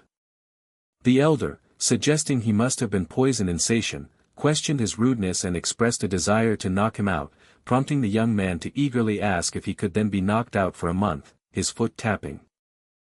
The young man flinched, reacting to an unseen threat. A sinister grin spread across his face as he muttered, "She's." He shrieked a warning that she was approaching, accompanied by intense crackling sounds. He urgently commanded Mu Yun to block the door, a sudden swoosh of movement accompanying his desperate plea. Mu Yun questioned how, and the young man frantically suggested using wood or anything else available. A sharp tack sound indicated a sudden impact or action, perhaps the door being struck or blocked. The elder questioned the appropriateness of his actions given his sister's arrival. A chilling, soft laugh escaped a voice, followed by a questioning hum. The voice began to question, how dare, as a light tapping sound occurred. A little brother barred the door when his sister was present, followed by a loud crunching sound. A chilling red eye pierced through a fiery crack that had appeared in the wooden surface of the door. From a balcony, two figures observed a massive explosion, watching as a person was flung through the air. A figure cloaked in red robes reached out, enveloped in a potent fiery aura and crackling sparks. A cold voice chided him, calling his actions impolite. The young man with spiky black hair stood in utter shock, his mouth agape, beads of sweat glistening on his face. The voice addressed him simply as Lil Bro. He responded hesitantly, a nervous, yes. Escaping his lips. His sister instructed him to greet her properly, prompting a stifled hello, from him. She affirmed it was good to see him well, then questioned why he remained standing. He stuttered in confusion, initially unsure, then suddenly understood her unspoken expectation. He immediately bowed deeply, his hands on his knees, adopting a perfectly formal stance. His sister approved with a pleased good, letting out a boisterous laugh as she patted him. She then greeted the elder, who jovially remarked on their continued closeness, a comment that caused the young man to internally wonder if the elder was blind, his foot tapping in frustration. The elder expressed his gladness at her health and praised her leadership of the sword squads, to which she humbly replied that it was too high a compliment. She credited her squad members' hard work, while her brother internally cursed, reiterating his previous desire to run away. His sister called him Lil Bro, and he responded with a nervous yes. She questioned if he knew his transgression, to which he offered he tried to bar the door, then, prompted further, tentatively added that he tried to run. She repeated his answer about running, sparking an internal explosion of curses from him, causing him to flinch. He then offered another possibility, that he had defeated their second sister in a spar. His sister reacted with surprise, repeating, Yansa. You beat Yansa in a spar. Confused, he then questioned why she was angry if it wasn't for that reason. She simply stated the cause of her anger, your engagement, her words punctuated by a soft thud. She demanded to know why he hadn't informed her of his engagement, a sudden whoosh of energy accompanying her question, leaving him utterly bewildered. Her anger escalated as she furiously asked why he had gotten engaged without her permission, a booming sound of energy resonating around her. He protested vehemently, stating he had only just learned of his own engagement that day, crying out in exasperation and challenging her authority to demand his approval. She mockingly noted his defiance, declaring he had grown, followed by a booming laugh and an intense whooshing sound as she challenged him. He desperately cried out for Mu Yun to save him, while Mu Yun pleaded with Lady Hebe, a swift swoosh of movement indicating a struggle. A close-up revealed a woman with intensely glowing red eyes, staring piercingly amidst the falling rain, accompanied by a soft shushing sound. Mu Yun, seemingly defeated, told her to do whatever she wanted with him, a deflating sound marking his surrender.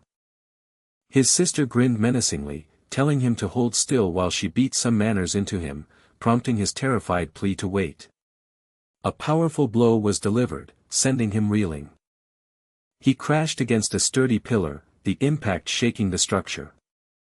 His body crumpled to the ground, a cloud of dust rising around him. His sister stood over him, her silhouette imposing and unyielding. He lay still, utterly defeated and bruised. A small trickle of blood escaped the corner of his mouth. Amidst the commotion, a figure could be seen. The air remained thick with the lingering tension of the recent conflict. After the brutal blow, the young man struggled to regain his bearings. The atmosphere in the room was charged with an unpredictable energy. The young man desperately defended his servant to his sister, explaining her newness and begging for forgiveness, his body twitching with palpable fear. A powerful, swift rush of air indicated a sudden, intense movement nearby. He internally cursed his sister, lamenting her lack of heed, a sharp sound punctuating his frantic thoughts. A swift, soft motion occurred, barely disturbing the air around them. A soft, yielding compression was heard or felt by someone. Something was pulled taut or elongated in a strange manner. The young man reacted with a surprised sound as more soft squishing noises followed. His sister delightedly remarked on the servant's squishy cheeks, enjoying their texture as she continued to pull and stretch them, letting out a satisfied sound. She then questioned if her brother had used his internal GI merely to squish the servant's cheeks, demanding an explanation for not being informed about such a unique attendant and challenging his audacity. The sister then declared her desire to claim the servant, continuing to squish her cheeks despite a clear refusal. Her brother found her behavior strange and questioned her true intentions with a confused tone. She noted his change in demeanor, recalling a time when he readily granted her wishes, a sarcastic hum escaping her lips. She sharply reminded him of her previous command, denying him permission to stand. A thoughtful hum escaped her lips as she considered her next move. She then turned her attention to the elder, questioning his involvement in her brother's recent transformation. The young man, internally, acknowledged her keen and frightening observation. The elder denied any involvement, expressing surprise at the young man's rapid self-reinvention within just a few months.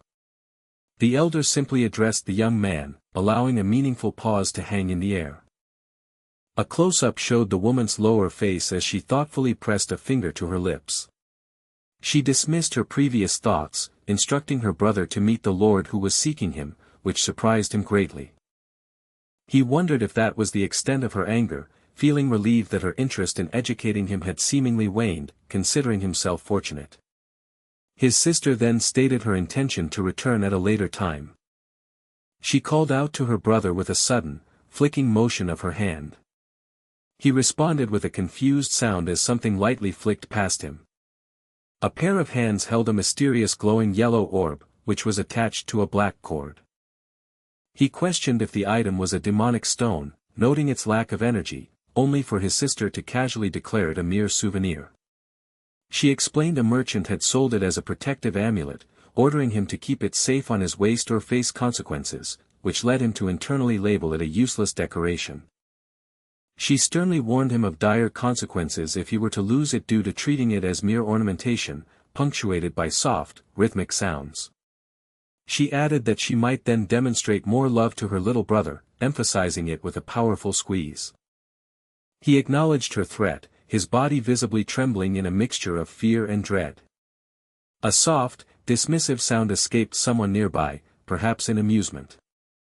The elder affectionately called the young man a brat while gently patting his head. The elder then expressed his prior knowledge of the young man's good progress, beaming with evident satisfaction. His sister called him Lil Bro, grinning as she urged him to be happy in his current situation. A close-up showed a person's mouth and neck, their expression neutral as they gazed slightly upwards. He quietly affirmed her words, his voice barely above a whisper. From an overhead perspective, two figures walked along a wide path within a sprawling traditional building complex. The sister reiterated her denial of involvement in his transformation, questioning the elder if he truly played no part. The elder mused on the young man's rapid progress, recalling his minimal cultivation level just the previous winter. He continued, remembering how the young man, compared to Yangcheon, was once sluggish and unable to use his fire GI, but now things had changed dramatically. He observed the young man's stabilized cultivation, doubled internal GI, and well-trained body, admitting his disbelief upon hearing Yangcheon had to undergo confined training after a loss to Yangcheon. The elder concluded that the young man had truly achieved astonishing levels, finding it quite surprising and remarkable. He confessed his own surprise, wondering about the child's hidden potential, then suggested his sister question the young man directly. The elder explained he hadn't asked, sensing the young man's reluctance, but believed he might open up to his sister. She confidently stated her ability to read her little brother's thoughts, to which the elder conceded, then she suddenly remembered something else.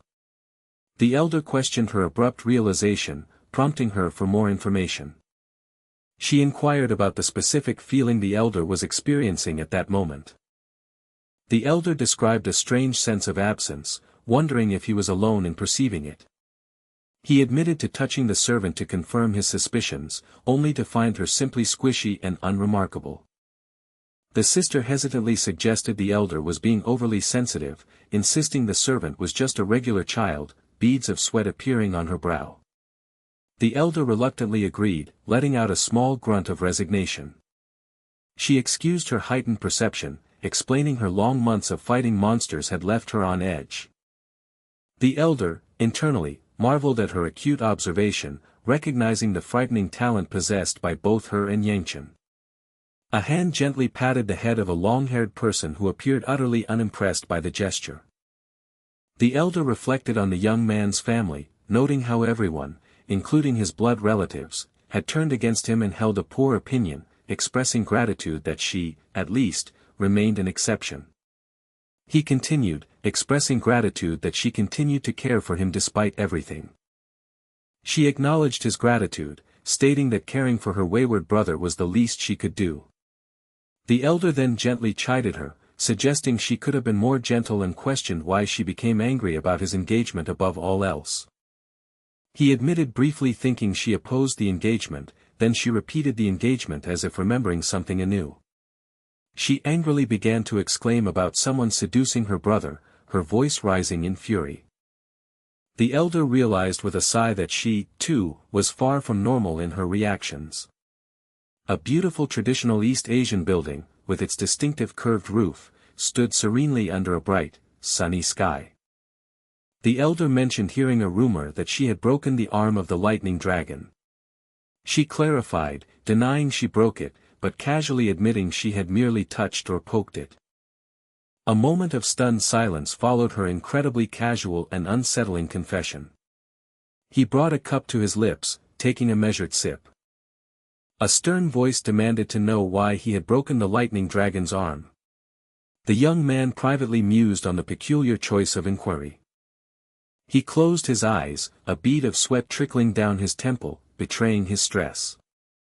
He explained that the lightning dragon had initiated a spar, which he accepted, but when the opponent showed a deadly intent, he had merely responded in kind.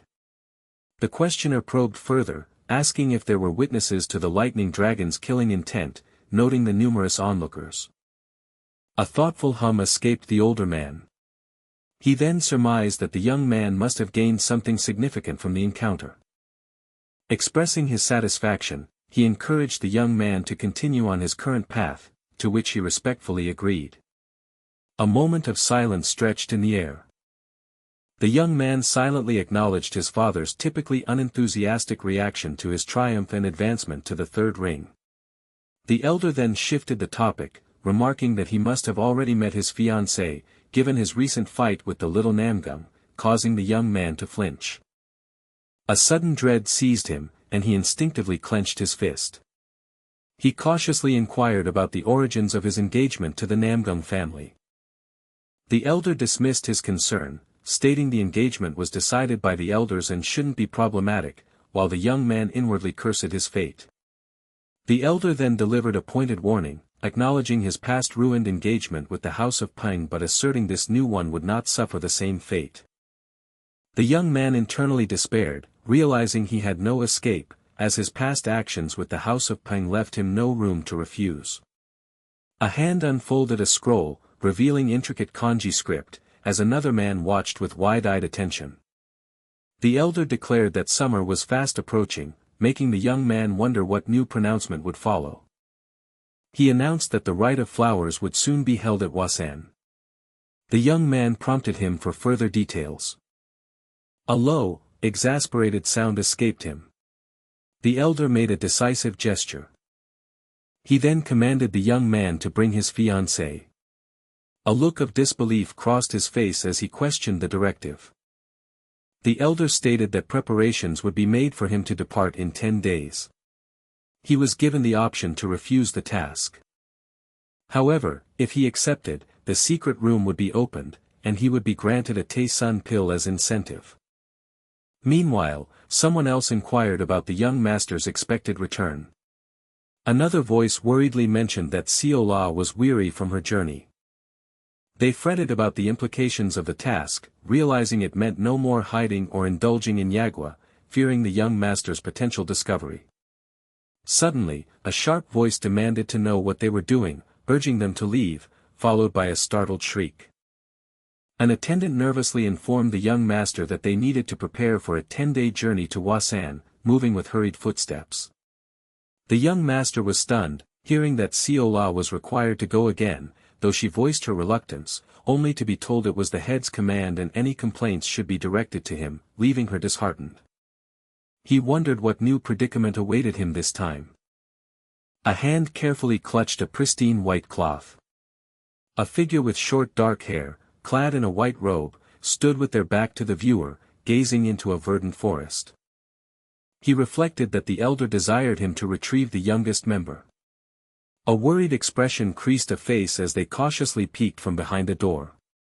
Two small figures cautiously peered into a courtyard through the splintered frame of a broken wooden door. They noted that both the old man and their sister were absent. He groaned in frustration, listing his current problems: the Namgung family member's insatiation, his sister at home, and now, just when he hoped for a break, the youngest was at Hwasan, prompting a creaking sound. A young man with spiky dark hair lay peacefully, fast asleep on a futon beneath a warm blanket. A soft, sibilant sound broke the silence. A playful voice called out, coaxing him to wake with the promise of a dumpling. The young man stirred, uttering a confused sound. A swift movement followed, accompanied by a sudden choking sound. The playful voice reprimanded him for skipping dinner, insisting a growing boy couldn't do so, while he continued to cough and flail uncontrollably. He was instructed to chew thoroughly as more food was roughly shoved into his mouth, eliciting a muffled sound. A sharp, percussive sound echoed through the room. He spluttered, shocked to see his sister there. She teasingly challenged his surprise, claiming it was her room, then humorously conceded it was his too, before accusing him of being drunk for his nonsensical reaction. He defiantly declared his intention to get drunk, presenting something with a flourish, then cursed the human before him. She feigned hurt, reminding him she had only brought him a dumpling out of concern that he had missed dinner. He began to express his annoyance about the engagement to the Namgung girl, but then choked, sputtering out what he had just eaten. His sister angrily challenged him for bringing up the Namgung girl, mockingly asking if he liked her more than his own sister, then sharply told him to finish his drink before speaking further nonsense. She reminded Yangcheon that she had practically raised him, then urged him to drink himself to unconsciousness somewhere else, not in her presence, as she gulped down liquid. He gasped in surprise, then forcefully expelled air. His sister then playfully suggested a sleepover, offering him her bed while she would sleep outside, chuckling to herself. He indignantly called her cruel, scoffing at the idea of a sleepover at their age, yet she insisted he was still her baby, to which he cheekily retorted the same about her. She took another long draught of her drink. She heartily declared the wine excellent, then immediately commanded him to leave once he finished his own, ending with a contented burp. He let out a weary sigh. Outside, a luminous full moon cast its gentle glow across a dark, star-studded night sky. His sister addressed him affectionately, and he responded. She then abruptly challenged him to a spar. He stared, disbelieving, wondering if his ears had betrayed him. The challenge to fight registered clearly, confirming he was not merely hallucinating. His sister chided him, dismissing his words as drunken ramblings and suggesting he return to his room. He cautiously questioned her conviction. She responded, inquiring about the subject of his doubt. He gestured subtly to his current state. Seated on the floor, the woman touched the man's hand, which pulsed with an ethereal glow. She revealed that his training had left a vast, unabsorbed internal chi swirling within him, warning of potential chi deviation. He admitted his incomplete absorption of a pearl, lamenting his misjudgment in introducing diverse chi into his still-developing body, which caused slow progress. She stressed the urgent necessity for him to release the excess energy. He then made the connection, realizing her sparring suggestion might be a solution. She quickly dismissed his assumption. With a mischievous glint, she plainly stated her true desire was simply to defeat him in a fight. He cursed under his breath, wondering why none of his sisters possessed any semblance of sanity. She expressed an eager delight, noting how long it had been since she had sparred with her younger brother. She stretched, then questioned if he intended to use a sword for their match. He replied that he no longer used a sword, prompting her surprise. She mused, remembering he had used a sword previously, and wondered if he had grown tired of it, tapping thoughtfully. A sharp, quick sound escaped him as he prepared. She called him a rude brat, then urged him to begin. He remained silent, bracing himself for the impending battle. He reminded her of the actual purpose of their spar, to release some of his internal energy. She playfully assured him that she, his sister, would most graciously spare his life, with a confident laugh. She commanded him to stop cowering, then lunged forward with a sudden rush of air.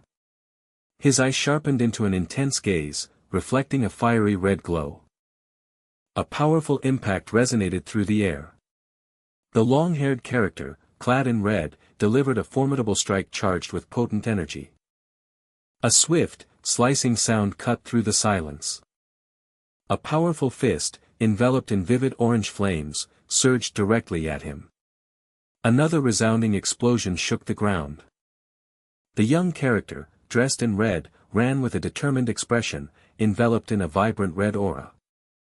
A fierce, rushing sound accompanied his movement. He stammered, calling out to his sister in disbelief. A gasp of pain or exertion escaped him. His sister let out a booming, uninhibited laugh. Her laughter escalated, echoing with wild abandon. She exclaimed, addressing him as her little brother.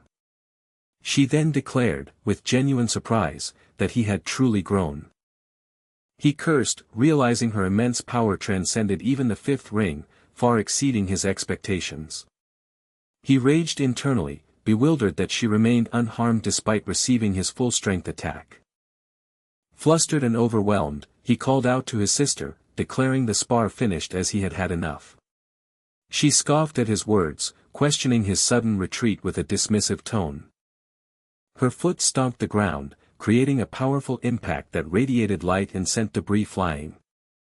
He recoiled violently from a powerful fiery blast unleashed by his opponent. A pained grunt escaped his lips.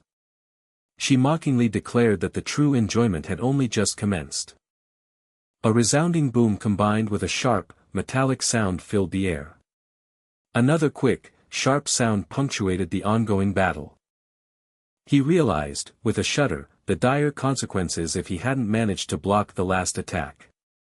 A rapid, snapping sound occurred. A loud, forceful impact was followed by a swift, cutting swish. She burst into triumphant laughter. Her laughter grew even louder and more boisterous, accompanied by two sharp, deliberate taps. He cursed, calling her a crazy bitch and questioning if she intended to continue. The intense spar continued without a moment's pause. He struggled to keep up with her relentless assault. Each strike from his sister carried formidable power. He defended with all his might, barely deflecting the blows. The air crackled with their clashing energies. Sweat beaded on his brow as he pushed past his limits. She remained exhilarated, showing no signs of tiring. The battle raged on, a whirlwind of motion and power. He felt the strain of the relentless sparring.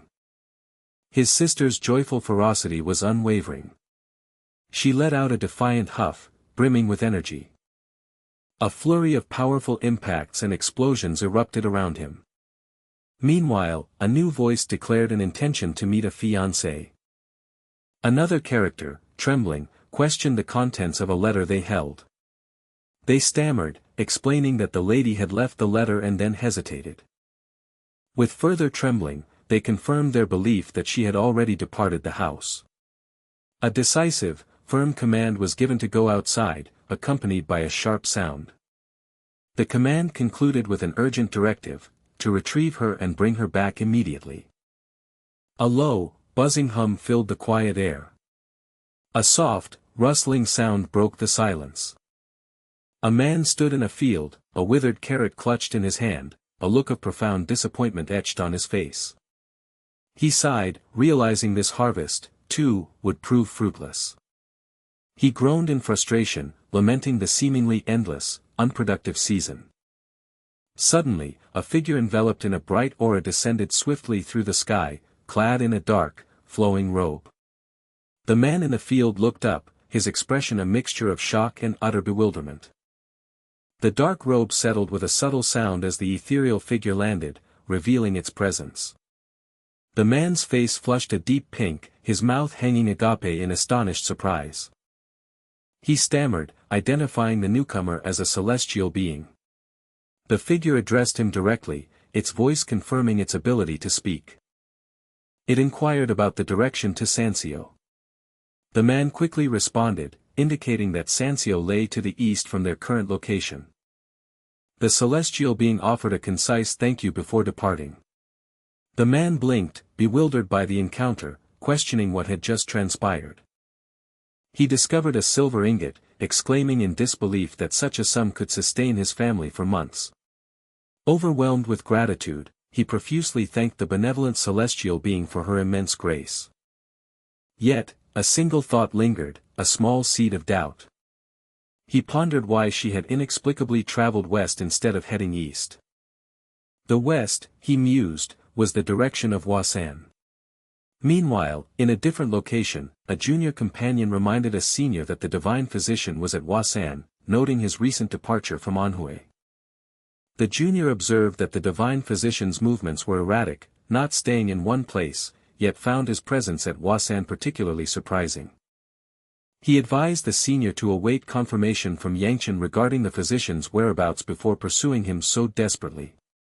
The junior pointed out that the senior had been living under an assumed name as a servant just to track him, cautioning against acting too hastily on unverified information. The senior hummed thoughtfully, considering the counsel. Elsewhere, a different character addressed a young master, explaining his presence.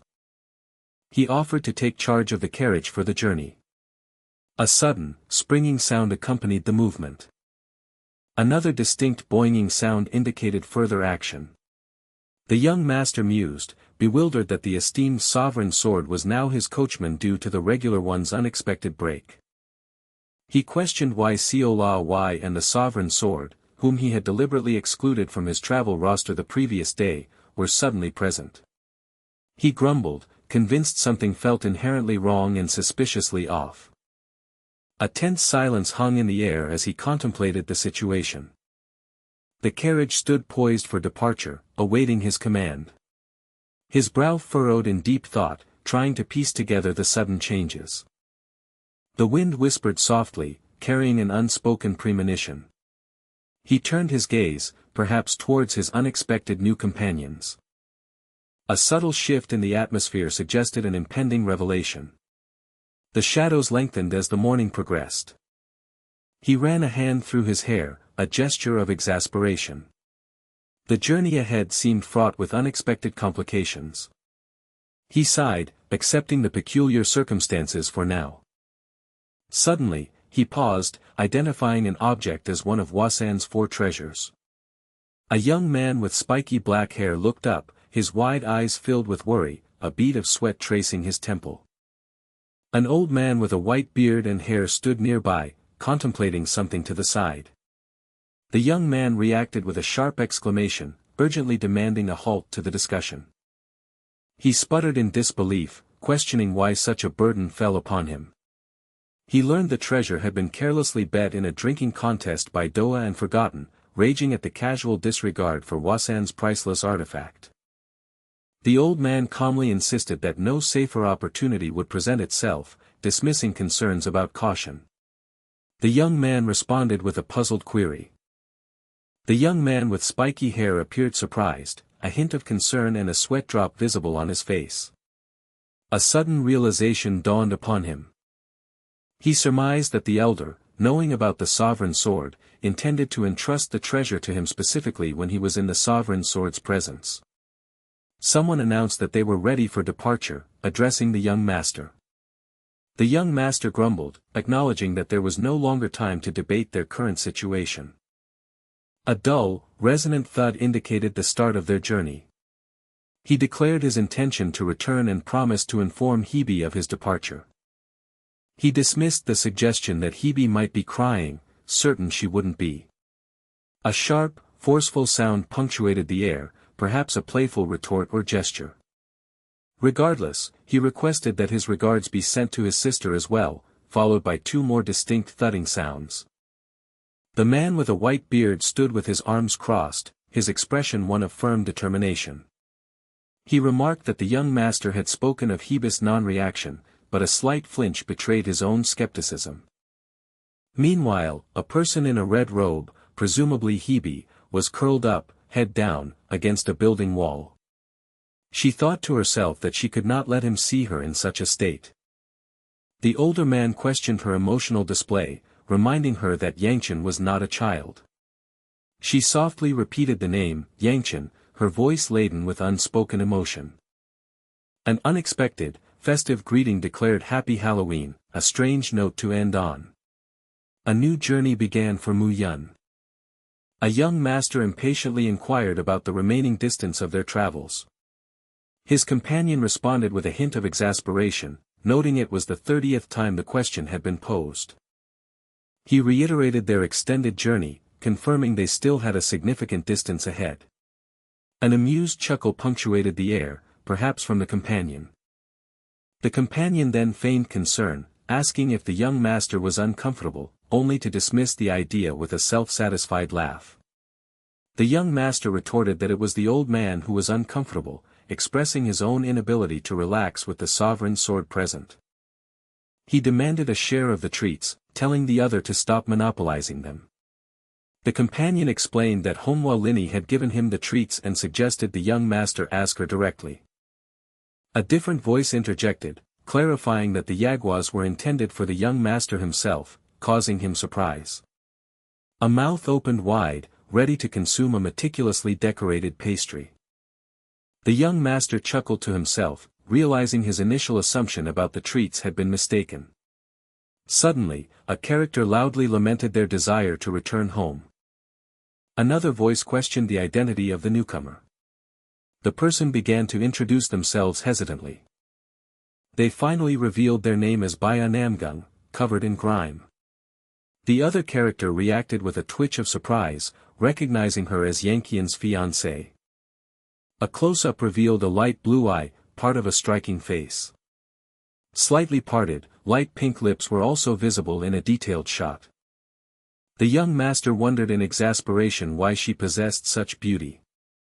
He acknowledged her identity but questioned her presence and disheveled appearance.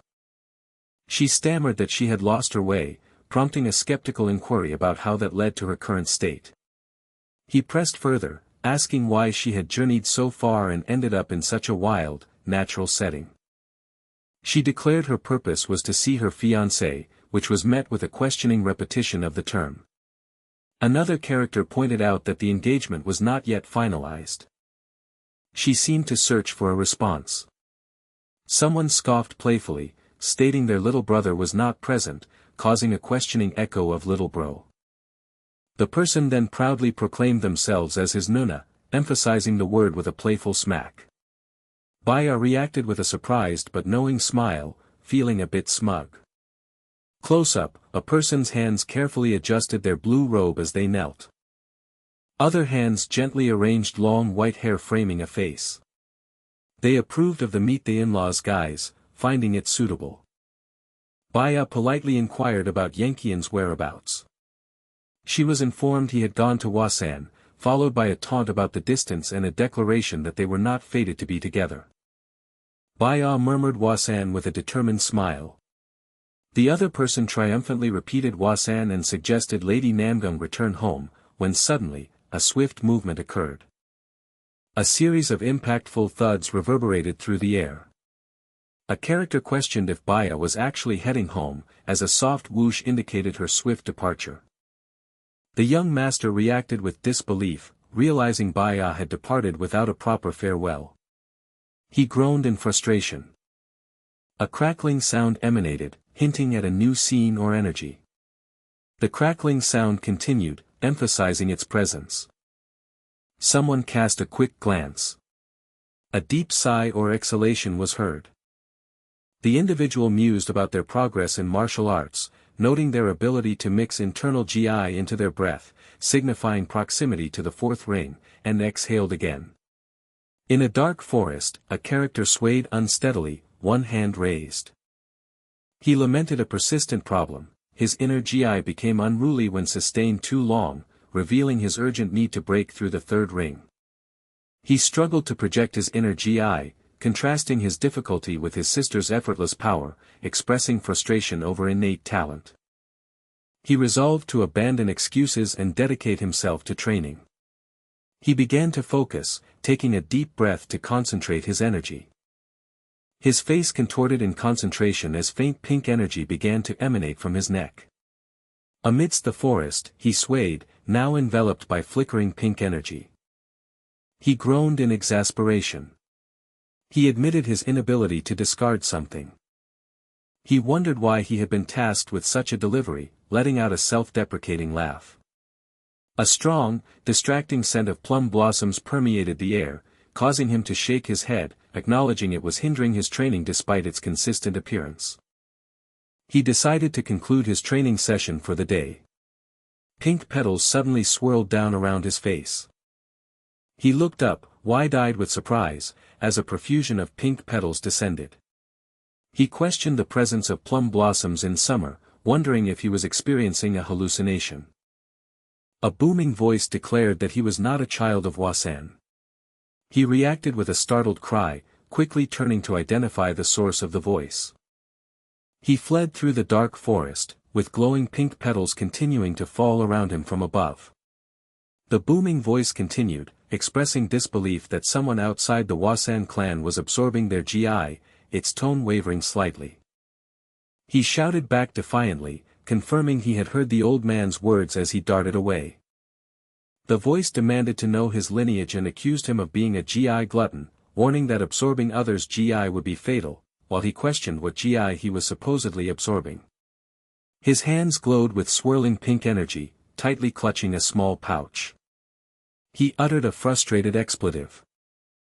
He muttered in resignation, suggesting a recurring problem. A heavy, resonant thud echoed, marking a significant impact or event. Someone urgently called out the young master's name, their voice cutting through the stillness. The name was repeated again, a persistent plea attempting to rouse the individual. A more emphatic cry pierced the air, demanding the young master's attention. A small group of people quickly gathered around a character who sat up abruptly in the outdoor setting. The character, now identified as Mu Yun, confusedly questioned what was happening around them. A companion explained that they had been found unconscious in the forest and brought back to the group. Mu Yun, still disoriented, offered a sincere thank you for their rescue. A brief silence fell upon the group, allowing the recent events to settle. One person then looked around with a questioning gaze, seeking clarification. The young master was then asked to recount the events of the previous night. Reflecting on the question, the young master recalled that he had been training just last night. He then remembered a crucial detail: a stone had suddenly begun to shine during his training. Someone observed the stone, noting that it appeared outwardly fine. With a soft SSK sound, a hand pulled open a cloth bag, revealing its contents to the curious onlookers. Despite its normal appearance, the young master pointed out that the stone now completely lacked its distinctive scent. He deduced that the demonic art of heavenly absorption must have forcibly drained the stone's GI, causing his unconsciousness, a special power he hadn't expected from a Hwasan treasure. A young man with spiky black hair looked down, his expression etched with evident concern. Another character reacted with disbelief, unable to process the young master's revelation. Suddenly, a bright red and orange explosion, complete with rings of energy, erupted from the center of the young master. The young master let out a frustrated expletive at the unexpected outburst of power. He then declared the momentous achievement: he had finally reached the fourth ring. A person with long black hair and a white headband watched the young master intently, their gaze unwavering. Meanwhile, an old man with a flowing white beard glanced over his shoulder, momentarily observing a nearby horse. The group continued their journey, with a person riding a horse and pulling a carriage along a winding forest path. The young master acknowledged the suspicious nature of his overnight advancement to the fourth ring but found the intense staring from his companions unwarranted. A companion then sniffed the air, a peculiar expression on their face. The young master questioned this action, only for his companion to reply that he carried a strange scent, emphasized by a whip sound. He defensively countered that he was always well groomed and wondered how he could possibly smell, then subtly sniffed himself. The companion clarified that it wasn't a bad smell, but rather that he smelled distinctly like a flower, causing the young master to flinch in surprise. The young master quickly attributed the floral scent to their surroundings, attempting to dismiss the observation. His companion, however, insisted the scent emanated directly from him, a statement met with silence and a slight tilt of the young master's head. The young master realized that if his companion could detect such a subtle change, his internal energy must have grown exponentially. He pondered that if, as a third-ring martial artist, he could only emit heat, then as a fourth ring, he should be capable of creating explosive flames. He wondered aloud if he could now ignite his surroundings like his sister, letting out a boisterous laugh at the thought. He decided he wouldn't know until he tried, then mused about wanting to fight someone, to which a companion jokingly advised against it but allowed him freedom. A sudden question mark appeared in the air as a horse neighed loudly, signaling an unexpected event. The carriage jolted violently, an exclaimed "Whoa!" followed by a loud crash as it came to an abrupt halt. A pained grunt escaped the young master as he struggled with the impact. A worried companion asked if he was all right, to which the young master replied that he was kind of okay, wincing with discomfort. The companion then urgently called out to Mu Yun, demanding an explanation for the commotion. The companion repeated Mu Yun's name, perhaps seeking a clearer response or confirmation. Another voice asked why someone was so tense, peeking out to observe the scene. The young master, still disoriented, questioned who the unknown voice belonged to. A new individual appeared, politely but firmly apologizing for stopping them, marked by a tup sound. The young master reacted with a flinch, recognizing a distinctive crest on the newcomer's attire. The new individual introduced himself as Young Pung, a third-generation disciple of Hwa-san, stating he had stopped them to ask a simple question. One of the young master's companions defensively asked what they had done wrong to warrant being stopped. The young master, recognizing the impending confrontation, internally thought that the inevitable was coming. He had a chilling recollection of Young Pung, whom he had personally killed in the past, pondering what state the individual was in now. Young Pung then addressed a respected martial artist, the Black Dragon of the Plum Blossoms, advising against undertaking such dangerous tasks. Young Pung apologized for obstructing their path but insisted he had to verify something for himself, prompting a confused inquiry about what he needed to check. He then clarified his purpose, stating he wanted to confirm if a fellow disciple was present inside the carriage. The young master dismissed the idea internally, believing it couldn't possibly be true. Young Pung explained he had sensed a familiar GI from afar, leading him to investigate, and then, excusing himself, mused that if it wasn't a fellow disciple in the carriage. Someone issued a stern warning, threatening repercussions if a further step was taken. A swift, sharp SHF sound indicated a sudden movement or action. 3 individuals stood outdoors beside the carriage, one remained on horseback, another stood firmly on the ground, and a third peered cautiously from within. Young Pung then directed his attention to the young master, questioning why he detected Hwa-san's GI emanating from him. The young master let out a frustrated expletive at the unexpected turn of events. He followed with another exasperated curse, lamenting his predicament. Young Pung responded with a sound of confusion, perhaps not understanding the young master's reaction. Suddenly, Young Pung exclaimed with surprise, asking if the young master could truly see him. The wide-eyed young master stared in utter astonishment at a tiny, floating old man perched inexplicably on his hand. The young master continued to stare in utter astonishment at the tiny, floating old man inexplicably perched on his hand. He instinctively rubbed his eyes, attempting to clear his vision and confirm what he was seeing. The young man with spiky black hair and a red robe widened his eyes further, a look of profound surprise etched on his face. The tiny old man indignantly demanded that the young man immediately greet his elder with proper respect. Inside a building, the young man fixed his intense gaze upon the small, floating elderly figure. A companion hesitantly addressed him, wondering if the young honorable was all right amid the strange situation. The young man let out a low, confused hum, still processing the bewildering sight. He pondered if he had overtrained, suspecting he might be hallucinating, and flinched with a pained grunt as if fighting an internal battle. The old man furiously denied being a hallucination, quickly realizing he could hear the young man's thoughts, then cursed him as a little sh*t.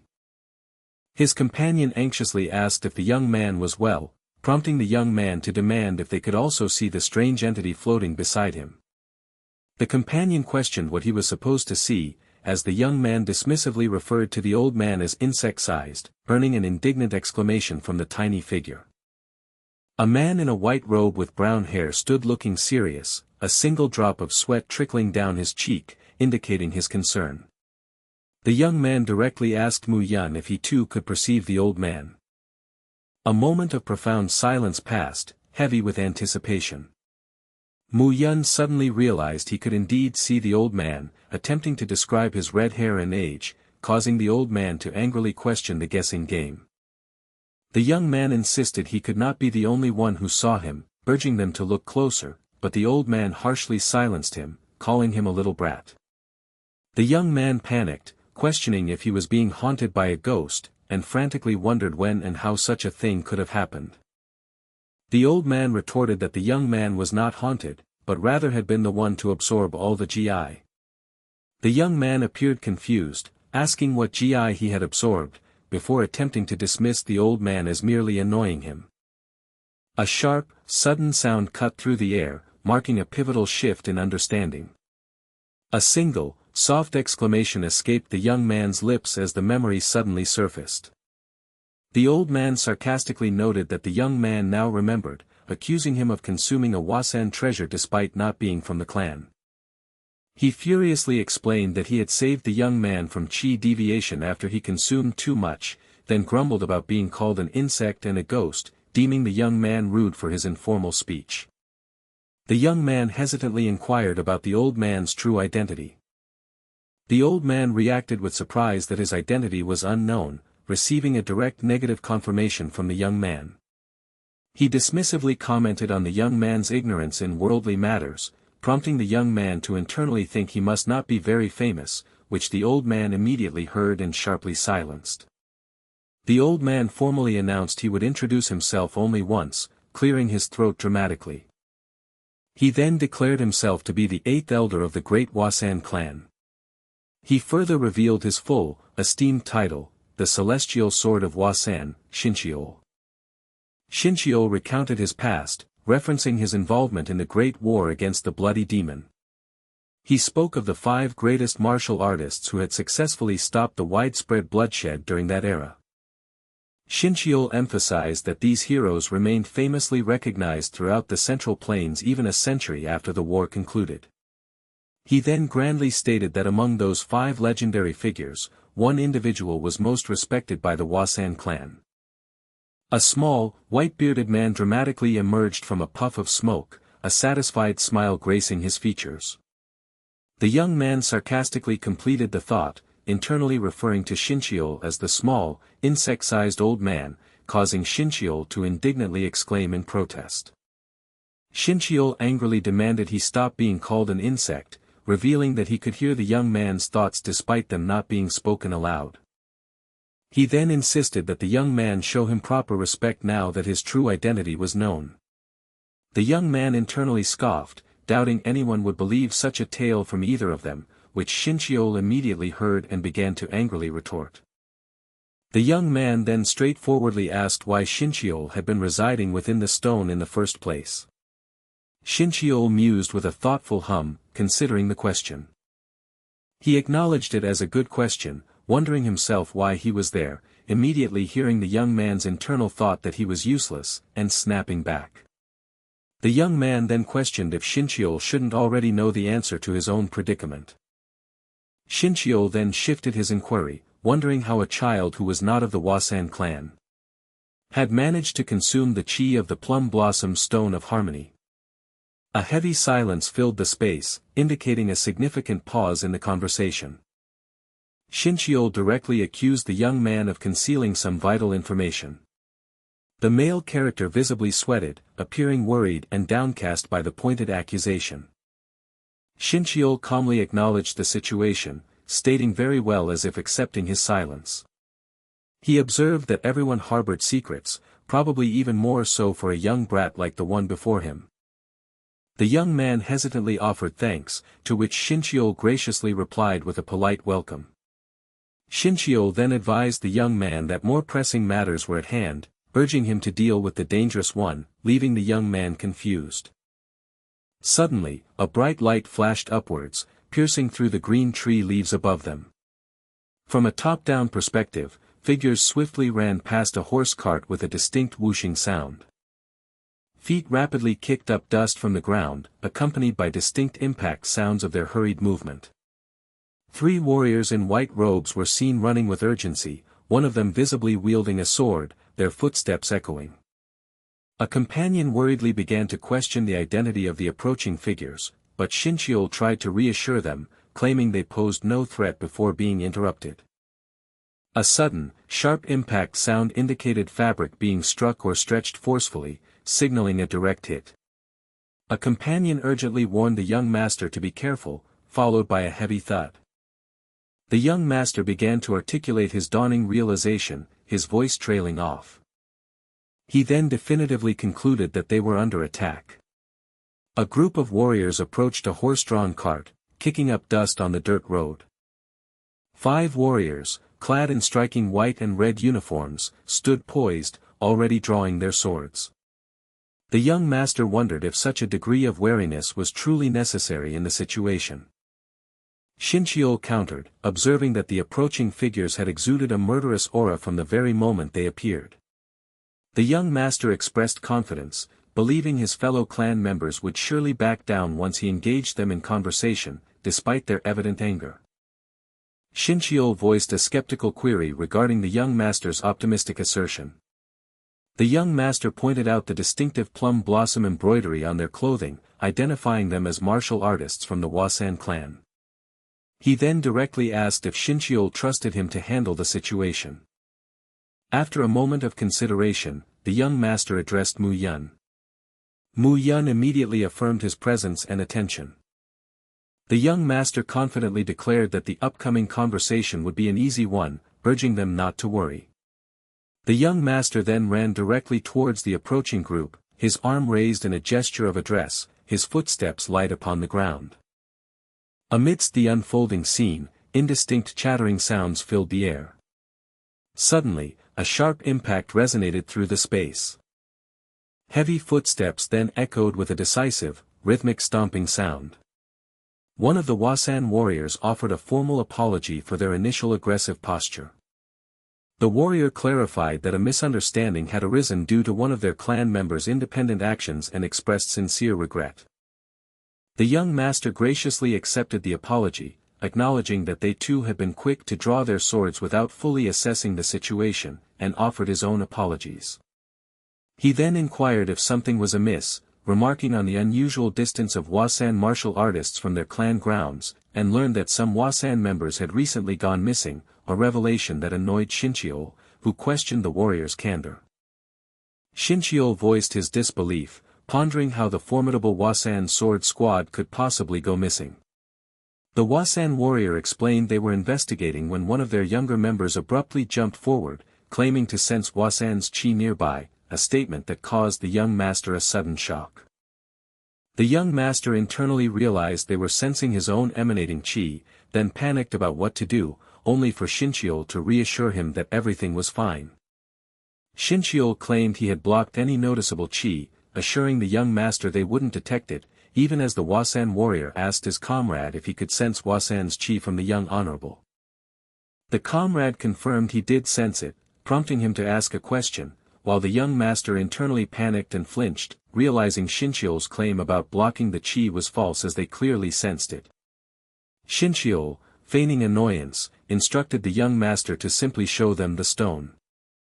Two men watched intently as a hand reached into the scene, accompanied by a soft, rustling sound. Both men reacted with profound shock, their eyes wide and mouths agape in disbelief. One of them gasped in recognition, a dramatic sound effect emphasizing the sudden revelation. They identified the object as a lost Hwasan treasure, one their elder had gambled away in a drunken bet, causing Shincheol to grimly remark on the dark future of Hwasan. The Hwasan warrior now understood, realizing the young master was carrying their treasure, which naturally exuded Hwasan's unique chi.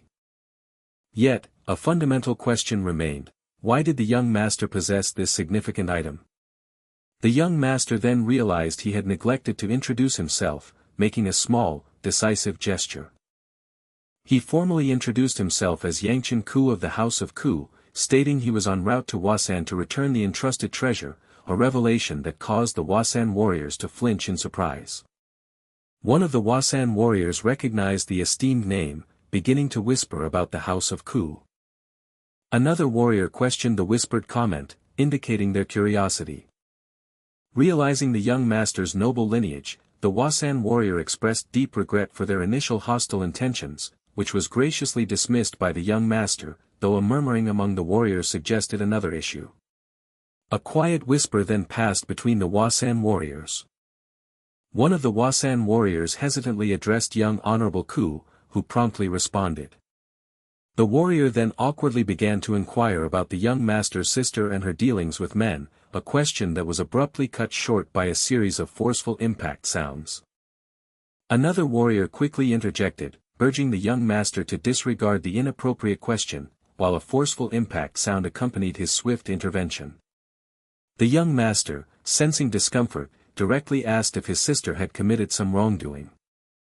The warrior struggled to deny it, admitting with a hesitant stammer that she indeed had, followed by a sound of distress. Understanding the implication, the young master acknowledged his sister's misdeeds, offered an apology on her behalf, and declared his intention to take her back to the family once he reached Hwasan.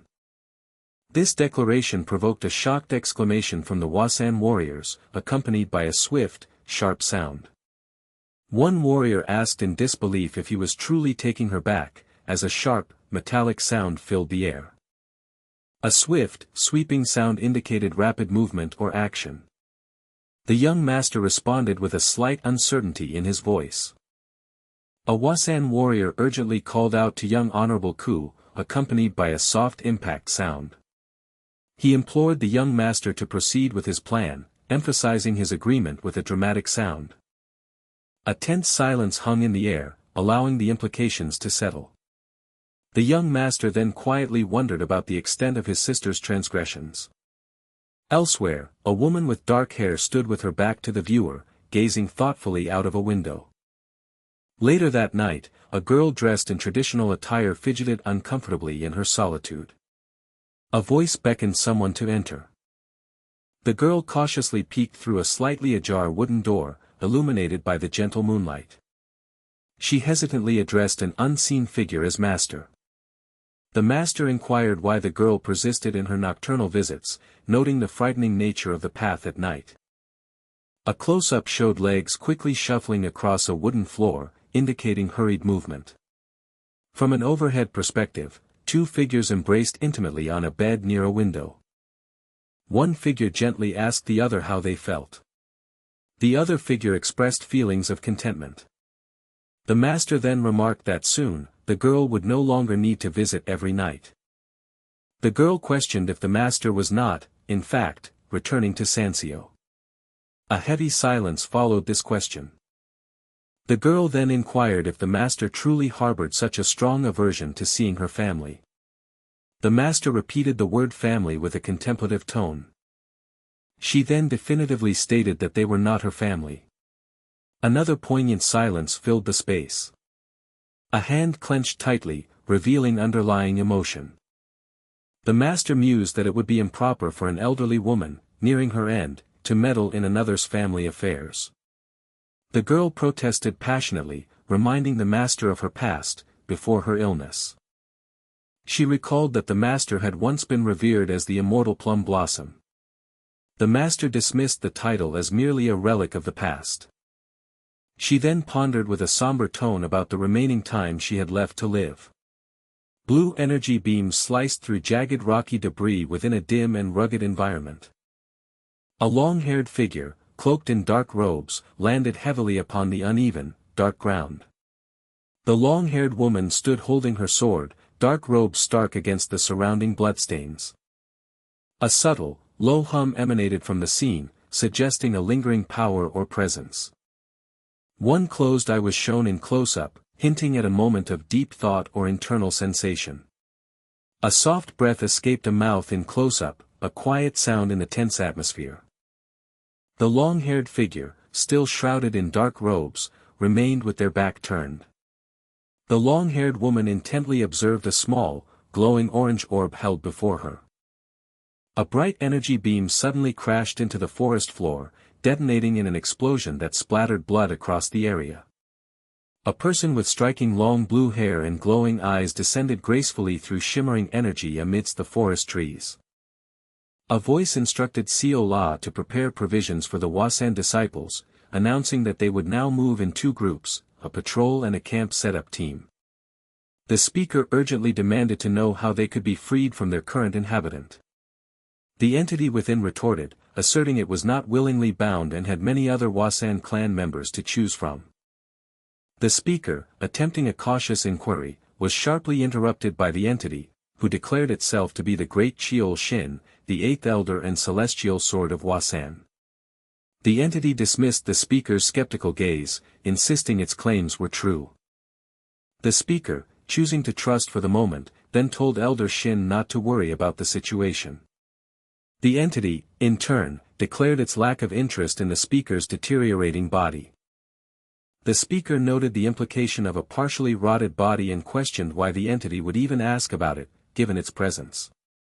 The speaker seemed genuinely unaware, asking what exactly was supposed to be within them.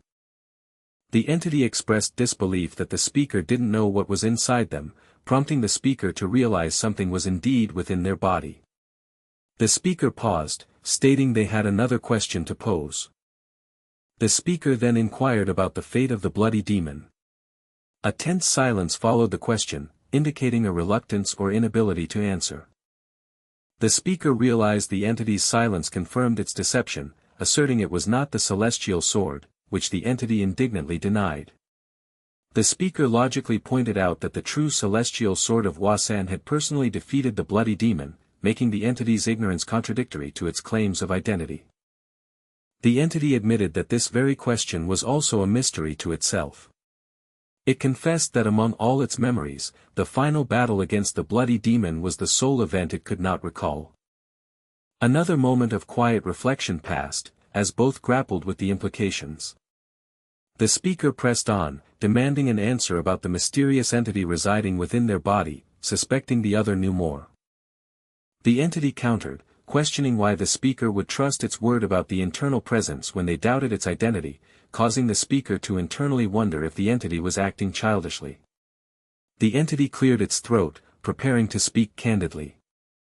It then confessed its ignorance, stating it truly didn't know, which surprised the speaker. The entity, however, found it odd that the speaker couldn't feel the violent nature of the presence, prompting the speaker to question the term violent. The entity assured the speaker it was keeping the force suppressed, advising them not to worry, which in turn made the speaker wonder about its severity. It then offered a test, instructing the speaker to clench their hand.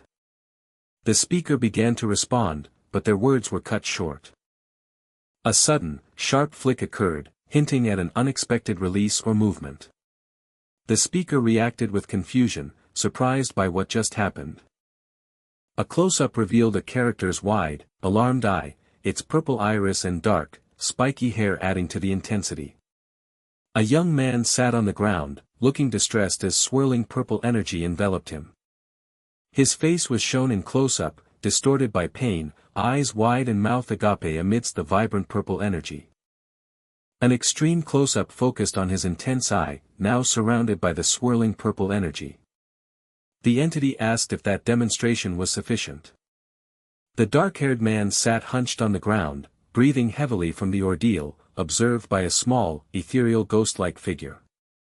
The man, still recovering, stammered a question about what had just occurred. The entity reiterated that it was the violent force within him, which it had been suppressing. The man desperately wondered why such a thing was inside him, but the entity simply responded that it did not know. The entity declared an end to their discussion for the day, acknowledging the man's many questions, which frustrated the man as he had just thought of many more. The entity then simply commanded the man to get up. The man questioned the abrupt command. He began to deny any immediate need, but his words were cut short. A massive explosion suddenly erupted. A rapid, sweeping sound followed the explosion. Whispering sounds mingled with hushed movements, indicating stealth or preparation. The man exclaimed, demanding to know what was happening. The entity began to speak of an ancient saying passed down through generations of Hwasan disciples. The man, perplexed, asked for clarification. The entity revealed the saying, "If you want to be friends with someone, fight them." The man internally cursed, questioning the bizarre philosophy and insisting Hwasan had not yet fallen to such strange customs. He then wondered if such an aggressive request for a spar was simply the Hwasan clan's peculiar method. The entity apologized, explaining that it hadn't encountered anyone its age and was therefore eager to connect. The man pointed out there were plenty of peers within Hwasan itself, but the entity had a reservation. A man in a white and red robe scratched thoughtfully below his eye, a concerned expression on his face. Someone referred to the young man as a brat, and another person quickly acknowledged their understanding. The young man was identified as the youngest master swordsman of the plum blossom technique, a genius whose talent was an insurmountable hurdle for his peers, unachievable through mere effort. It was observed that the more he attempted to associate with his peers, the more intense their jealousy became. Someone commented that the entity spoke as if it had personally experienced such isolation, leading to a thoughtful pause. The man in white and red robes looked down, a concerned expression etched on his face as he touched it. He finally agreed. He added a condition, stating it would only be this one time. A sound of excitement or delight escaped someone. A grateful voice expressed thanks. The excited speaker then began to declare their readiness for action. A powerful blue energy blast struck a character, creating a visible and forceful impact. A character gazed intently at a large splash and the expanding ripples disturbing the water's surface. A man stood amidst a dark, swirling environment that featured a bright, intense center. From behind, a long-haired character was engulfed by crackling blue lightning. A soft exclamation of surprise or realization was heard. A triumphant, knowing laugh accompanied the declaration of having found someone. The relentless downpour continued to lash against the environment. From behind, a figure's dark hair and shoulders were heavily drenched by the incessant rain. A grim close-up revealed a severe, bloody wound marring a body, glistening sickeningly in the rain. The heavy rain continued to fall, a steady, mournful sound. Amidst the downpour, a chilling, almost maniacal laugh echoed through the stormy air. A voice taunted, questioning if the other person was shedding tears. The reply came sharply, dismissing the notion by attributing the moisture to the heavy rainfall. The first voice conceded with a slight chuckle, acknowledging that indeed, no tears were truly falling. Yet, the voice then pressed on, demanding to know the reason for such a lack of emotion. A plaintive query followed, repeated as the rain continued its heavy descent. The voice escalated, desperately asking why the person had not fled when escape was possible. Two figures with glowing hands stood defiantly in the rain, ready to engage in combat. Another sorrowful question was posed, wondering about the reasons behind a past action. In the pouring rain, a woman with striking white hair and blood staining her mouth was held protectively close. The answer came back simply, a declaration of ignorance regarding the matter.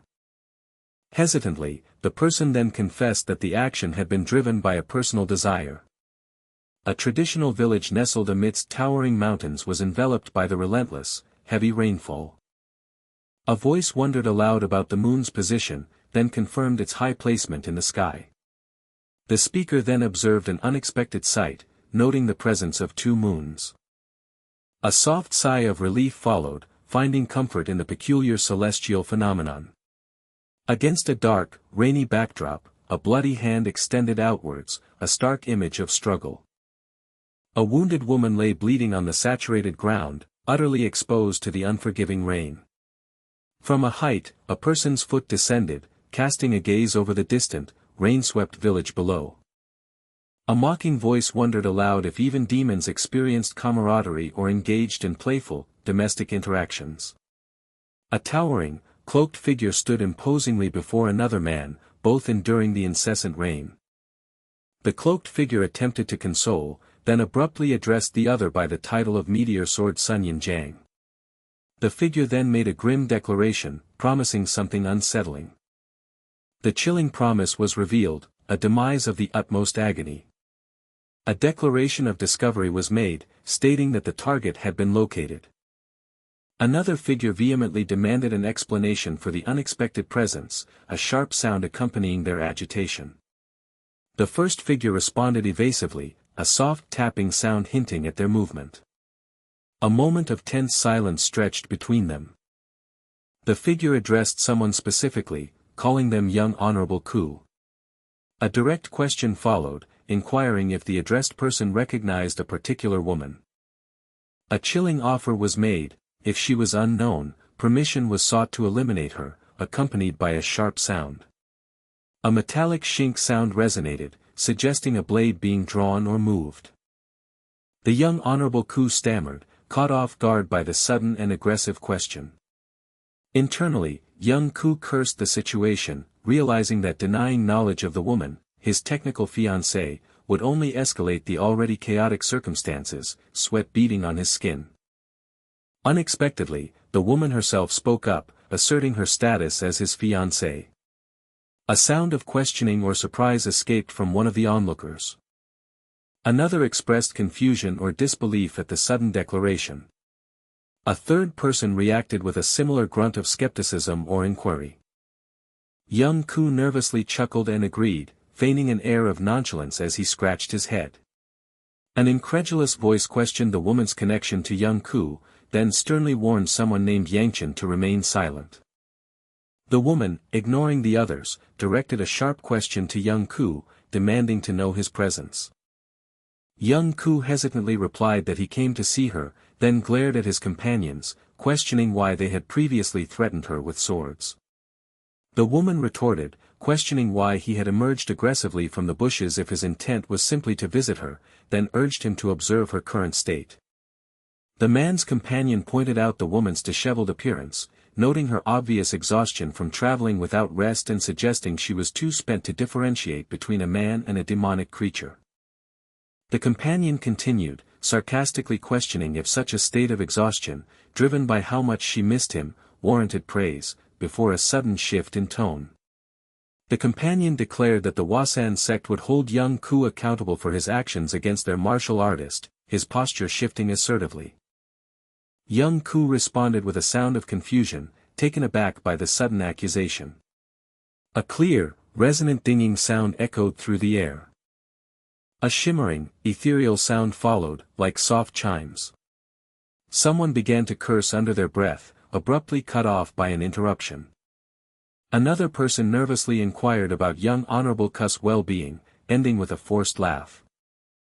The woman, ignoring the tension, suddenly proposed an immediate spar, a sharp sound of readiness accompanying her challenge. A heavy silence fell over the group, processing the unexpected challenge. One observer remarked on the woman's apparent recovery, noting she seemed perfectly fine despite her earlier state. Later, a group of people had gathered by a tranquil lake, its surface reflecting the night sky amidst the surrounding trees. Members of the group exchanged quick, furtive glances. Four individuals sat casually in the forest, consuming small brown objects while trees loomed in the background. One person teasingly questioned if it was love at first sight, then mockingly asked another if they were jealous. The accused person retorted, denying jealousy and expressing annoyance that the other was exploiting the spar, especially since the request had been accepted with honorable intentions. Someone then suggested that the annoyed party should also utilize the spar, prompting a confused inquiry about its purpose. The first speaker chastised the second, calling them foolish. They clarified that the spar was an opportunity to measure personal growth and strength, asking if the other wasn't curious about their own progress. A younger voice respectfully questioned an older female, an Uni, about her presence.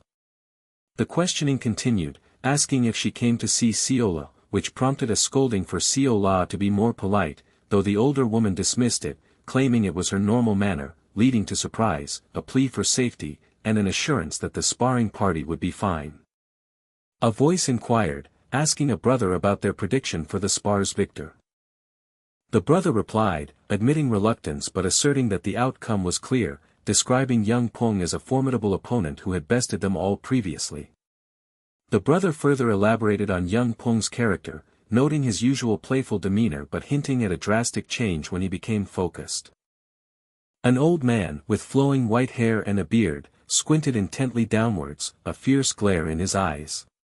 A soft fluttering sound drifted through the air. A sound of surprise or curiosity escaped someone. A young man, clad in a distinctive white and red robe, began to gather an intense, glowing pink energy within his hands. A sharp, quick sound was heard, indicative of swift movement. The young man declared his intention, stating he was about to initiate an action. He completed his declaration, announcing he would now make his decisive move. A powerful whoosh sound erupted, followed by a momentary, heavy pause. In the forest, three figures watched the unfolding events with expressions etched with concern. By the river's edge, a man wearing a headband appeared utterly surprised or shocked by something he witnessed. Another person voiced their surprise with an exclamation. A voice hummed in acknowledgement, stating a premonition had been correct, followed by the sound of a fist clenching. The speaker acknowledged their current skill level, admitting they had not yet matched their sister's prowess as a powerful whoosh sound accompanied this thought. Against a stark, crimson backdrop, a man's face contorted with an expression of profound worry or shock, his features frozen in disbelief. Another voice sharply questioned the man's perturbed expression, demanding to know the reason for his alarm. The voice then paused, a note of challenge entering its tone as it taunted the man, asking if fear had taken hold of him. A distinct clench sound resonated, indicating a tightened grip or jaw, a physical reaction to the taunt. The man firmly rejected the insinuation of fear, declaring his intent to initiate his attack, a nervous gulp betraying a flicker of apprehension before his resolve solidified. A foot stepped forward with a soft SHF sound, leaving a trail of ethereal, glowing pink petals in its wake. The man in the pristine white robe launched himself into the air, his face etched with an intense determination, enveloped by a shimmering halo of pink glowing petals. With a resounding yu sha, the character unleashed a massive explosion of pink energy, the ground beneath them igniting in flames as they powered up to their full potential. A sharp what cry escaped, followed by a swift whip, signaling a rapid and forceful movement in the unfolding combat. Amidst the raging flames, two intense faces bore down, one hand reaching out with a quiet SSK sound, poised for attack or defense. Two men, clad in traditional robes, confronted each other directly, one raising a sword with a clear, metallic think sound, ready for the impending duel. In an instant, the two robed figures closed the distance, adopting a tight combat stance as a soft tap sound indicated their precise footwork. The figures engaged in a dynamic, fiery clash, their movements creating a powerful whoosh as their energies collided with immense force. Between the two combatants, a powerful explosion erupted with a deafening boom and a shattering KRRRK, momentarily obscuring them from view. From the sidelines, three characters watched in profile, their faces etched with expressions ranging from surprise to deep concern as the battle intensified. One man, distinguished by his white headband, stared wide-eyed, his mouth agape in utter shock at the display of power before him. Nearby, a large blade lay abandoned on the ground, surrounded by glowing embers and dark, scattered vegetation, a testament to the ferocity of the combat. An old man, his white hair and beard flowing, appeared visibly distressed, deep dark circles under his eyes betraying his profound worry. A soft tss sound emanated, like steam escaping or a subtle hiss, adding to the tense atmosphere. A voice, filled with resignation, quietly admitted defeat, acknowledging their loss in the spar. 3 onlookers observed from the edge of a clearing where one figure now knelt submissively before the other, the spar having concluded. A sudden swoosh accompanied by an exclamation of woe indicated a quick, surprising movement or reaction from one of the observers. A questioning sound, an HM, escaped someone's lips, expressing mild confusion or inquiry. A rhythmic TMP sound, perhaps of approaching footsteps, echoed in the clearing. A woman suddenly challenged someone else, inviting them to engage in a spar as well. The challenged individual reacted with incredulity, questioning if the woman had lost her senses, reminding her that he had just concluded a spar. The woman with long white hair and piercing purple eyes stared straight ahead, her expression intensely serious and unwavering. She responded with a frustrated pout, uttering a single, questioning what? In response to his refusal. The man pondered her reaction, wondering if she was angry about his refusal, but then concluded she merely looked upset rather than enraged. He reasoned that leaving her upset would lead to no good, regretting that it was too late now and promising to spar with her another time, a soft fwick sound accompanying his words. With a soft SSK sound, she quietly echoed his word, next, her voice barely a whisper. A subtle squeeze indicated a gesture, perhaps of her hand, as she tentatively sought a promise from him, her voice a hopeful query. He affirmed his commitment with a clear and simple promise, solidifying their future engagement. A drawn-out swoo sound filled the air, signifying a lingering, perhaps relieved or satisfied, atmosphere. A powerful fuan reverberated, suggesting a significant surge of energy or a resonant sound, bringing a new intensity to the scene.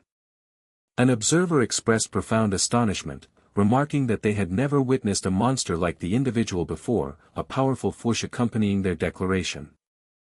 The speaker noted the other's internal energy, or GI, had already reached the mid-danjian, questioning their true nature, then dismissing their own recent achievement of the same level with a light swish, urging them not to overreact.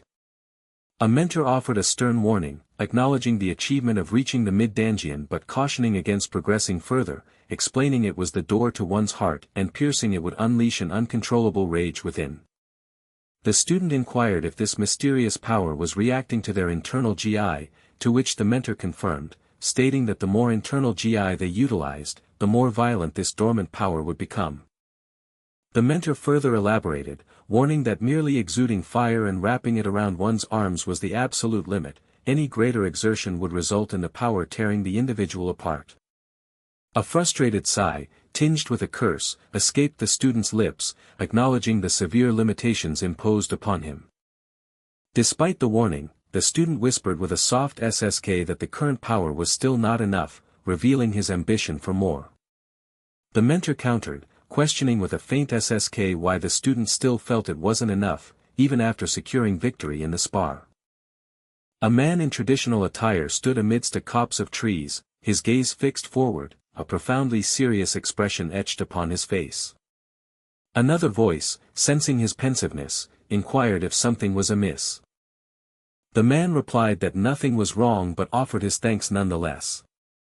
The other person asked what he was thanking them for, admitting a lack of understanding regarding the deeper reasons but acknowledging that the spar had been an attempt to impart a lesson. Another observer mused about that child, noting his remarkable ability to sort through his thoughts and positively accept his defeat, rather than succumbing to chi deviation from the loss. A frustrated voice scoffed with a TSK, lamenting their own struggle for survival while another had supposedly learned something profound from a mere spar, then admonished the speaker for sounding petty.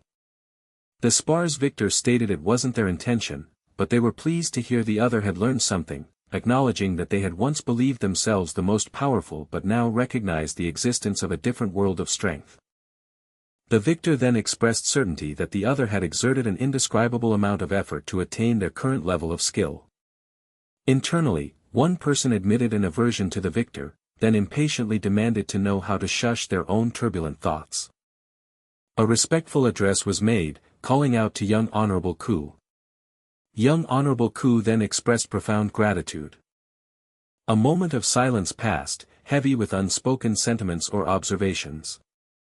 In a grim scene, a bloodied and distressed person knelt on a dirty floor, which was smeared with blood. A close-up revealed a dark-haired person's eye, gazing intently to the right, with the blurred backdrop of a forest hinting at the unseen environment. A chorus of diverse reactions erupted, one cursed vehemently, another expressed disbelief with a sharp question, and a third excitedly demanded their grandpa's attention, asking if he had witnessed the event. One excitedly recounted how young master had created powerful whoosh and boom sounds, leading to the flower guy's explosive defeat, while another quietly acknowledged Hwasan's loss, and a third gently urged Seol-ah to lower her voice. Seol-ah suddenly remembered something important, excitedly informing her grandpa that they had trouble, prompting his surprised inquiry about what it was. She then revealed that young master was getting engaged, which was met with a positive affirmation that it was indeed good news. Seol-ah, however, vehemently disagreed with a loud no, followed by a sharp screech of protest. A general sound of confusion or a questioning silence filled the air, as others processed her sudden outburst. Seol-ah mumbled, confessing her ignorance about the meaning of an engagement, her words almost inaudible. Despite her lack of understanding, she emphatically declared that young master could only engage in activities with her, Seol-ah, and required her explicit permission, punctuating her statement with energetic hop-hop movements. A puzzled voice called out her name, Seol, seeking clarification amidst her impassioned protest. Someone began to explain the meaning of an engagement, though the full explanation was cut short.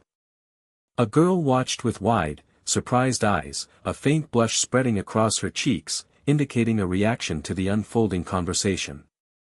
A close-up showed a person's lips slightly parted, as if about to speak or having just finished, hinting at a moment of anticipation or quiet reflection.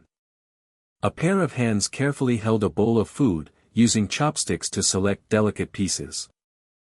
In a cozy setting, a girl in traditional attire daintily picked at her food with chopsticks. A small group gathered around a crackling campfire, each person quietly eating from their bowl with chopsticks. A gentle voice inquired if Seol-ah was feeling unwell. The girl quickly shook her head, a blur of motion indicating her denial. The voice then pressed further, asking why she was merely picking at her food. A warning followed, stating that if she continued to act that way, she would forfeit her yagwas. Meanwhile, a pair of chopsticks skillfully reached into a bubbling red hot pot, aiming for a piece of tofu. With practiced ease, the chopsticks swiftly secured a piece of tofu from the intensely bubbling broth. A quiet moment passed, perhaps in contemplation or observation. A woman with long white hair continued to use her chopsticks, while a man nearby watched, holding his own bowl. Once more, the chopsticks moved swiftly, seizing another piece of tofu from the steaming hot pot. The woman ate greedily from her bowl, oblivious to the angry gaze of a spiky-haired man nearby. The man erupted, beginning a question filled with exasperation. He finished his angry query, demanding to know what she was doing at their shared table. A hesitant interjection was made, left unfinished. In a sudden display of frustration, a hand tightly clenched a pair of chopsticks. Seol-ah burst out, angrily calling her older sister an idiot. Another voice sharply reprimanded Seol-ah for her outburst. With an angry expression, the girl clutched her bowl and stomped away from the group. A moment of confusion settled over the remaining individuals. Someone immediately questioned if another person had done something to upset the girl. Away from the others, the upset girl sat beneath a tree, still munching from her bowl with chopsticks. The scene shifted, moving to a second situation unfolding. A close-up revealed a person yawning, their hand reflexively covering their mouth. A sleepy voice offered a good morning to the young master, thanking him for maintaining watch throughout the night. The speaker lamented their many days of open-air camping, feeling they had spent more nights in the wild than in their own room. Despite the discomfort, a splashing sound indicated someone was washing or preparing. A sudden, impactful sound resonated through the morning air. Another resonant thud echoed, drawing attention. A voice eagerly invited young Honorable Ku to train together. Someone remarked with amusement that they were unaware of Hwasan's tradition of removing clothes in the morning, pondering that a martial artist's body was shaped by their cultivation and beliefs. They mused that a strong tree yielded the most beautiful plum blossoms, agreeing with the sentiment. The speaker suggested the other should train their body, but the offer was politely declined due to an important matter, with a promise for another time, accompanied by a soft, hissing sound. Curiosity piqued, the inquirer asked about this important matter, wondering if it was a special day. The other person chuckled, asking if the inquirer had forgotten.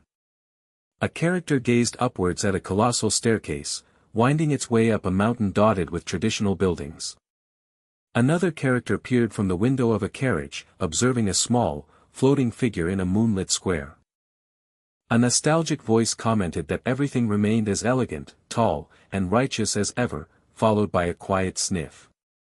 A deep, resonant sound filled the air. Someone asked if all Hwasan clan members climbed those stairs, to which another replied that it was a daily routine for them. One person vehemently questioned the intelligence of whoever built Hwasan on a mountain, while another admitted they sometimes wondered the same thing. A sarcastic remark was made, asking if they weren't relieved the children of Hwasan were so considerate. An offer was extended to young Honorable Ku to spend a night in Hwasan village, promising to find lodgings. Young Honorable Ku explained he carried a treasure of Hwasan and felt it was best to return it promptly, with a slight hesitation. Another person questioned if such a quick return would even be possible.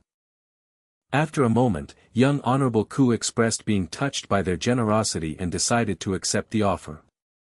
Plans were made to inform the masters of his arrival, and young Pong was instructed to stay with young Honorable Ku.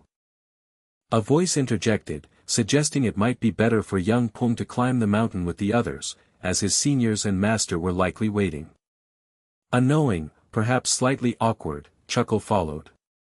A close-up showed a character's eye, gazing intently towards the left. The spiky-haired character sat at a table, looking thoroughly bored, his chin resting on his hand. Someone speculated that the young man perhaps lacked friends or close seniors for advice, noting it was different in their own time, before inquiring about a place to station their carriage and then remembering a spot. A voice expressed gratitude to someone for waiting. With a flourish, someone announced the arrival of dumplings for the young master. The young master exclaimed that the dumplings were the very source of his energy. The moment was filled with silent anticipation. The aroma of the food wafted through the air. A quiet calm settled over the scene. The dumplings sat, steaming enticingly. A subtle shift in attention occurred. The air hung heavy with unspoken desire. A brief pause preceded further action. The delicious food awaited its consumption.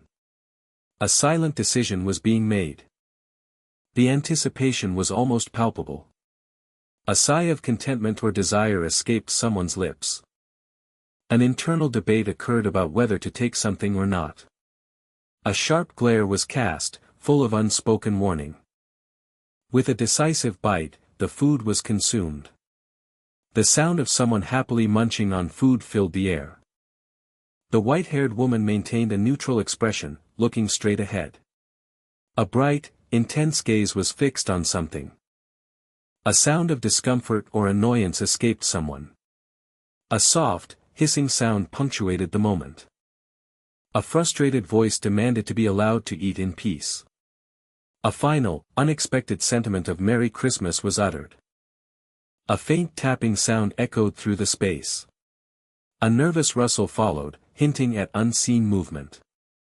A tense voice began an inquiry, cutting off mid-sentence. The voice pressed, asking if someone had detected their presence. A hesitant reply confirmed that Manhwa had apparently noticed them. A frustrated hum escaped, acknowledging that they likely couldn't gain anything further from this situation. A sharp warning was issued to send a report to the main palace promptly, emphasizing the severe consequences of tardiness with a chilling laugh. The speaker then revealed that the main palace had also issued a new order. A sudden announcement declared the divine physician's appearance in Shangxi, punctuated by a powerful sound. A voice repeated the title, expressing surprise and seeking confirmation. Confirmation followed, explaining the physician's relocation from Anhui to Shangxi and revealing that men had already been dispatched to find their exact location. A name, Beichong, was called out sharply. A masked man, with wide, surprised eyes, looked sharply to his right. The speaker reprimanded Beichong, clarifying that they had never authorized the use of their own men. With a stutter, Beichong quickly justified his actions, stating it was an order from the palace head. A sigh of exasperation escaped the speaker, questioning the truth of the statement. The speaker then mused aloud, wondering if their objective was to kill or capture the physician. A dismissive HM followed, suggesting that either option lacked excitement. The speaker confirmed their freedom to eliminate obstacles, reiterating that the sole order was to capture the divine physician. A gasp of realization or surprise escaped someone. A slow, knowing grin spread across a face. The speaker expressed dark amusement, anticipating the enjoyment this new development would bring. Meanwhile, a picturesque sunset bathed the scene, casting long shadows over a rooftop railing and a solitary tree. A strained gulp or heavy breath punctuated the quiet. Someone cursed vehemently, their words punctuated by heavy, ragged breaths. The speaker, still panting, angrily questioned who had built the sect in such a challenging location, remarking that they had climbed it their entire life and jokingly suggesting the kiddo could have moved it when they were alive. Another voice chuckled, teasingly asking if the other felt the profound lesson of hard work intended by their elders, then mockingly questioned if there was truly a lesson, admitting instead a desire to kill the sect's founder. A young master was offered assistance with carrying, which was politely but firmly declined, desiring to maintain dignity. The offer then observed the young master's lack of fatigue, to which he simply replied that he wasn't tired. A hand reached out towards the viewer, surrounded by a scattering of small, luminous particles. A simple, direct command or observation about a hand was uttered. The young master was questioned again about his apparent lack of tiredness. A young boy gazed intently at a woman's bowed head from a close, intimate angle. An impressed observation noted how determinedly the woman was pursuing something. A surprised voice questioned the reason for the woman bowing her head. A close-up revealed a person's closed eyes, a subtle blush dusting their cheek. The character's hands were clasped tightly together in front of them, a gesture of anticipation or nervousness. A girl with glowing yellow eyes fixed an intense glare, betraying a mix of anger and tension. Someone pondered if the woman's posture indicated a desire for a head pat. A voice conceded, murmuring all right, in agreement. A sudden, sharp sound marked a swift action. A gentle patting sound followed, repetitive and soft. A triumphant declaration, "I did it for you," was accompanied by another soft pat. A close-up showed a white-haired character's lower face, their lips curving into a subtle, knowing smile. A silent question hung in the air, expressed through confusion. A soft smile accompanied a quiet promise of next time. With a quick glance, a hesitant question was posed about the whereabouts of the others. Two figures stood at the base of a vast, winding staircase that ascended into the distant mountains.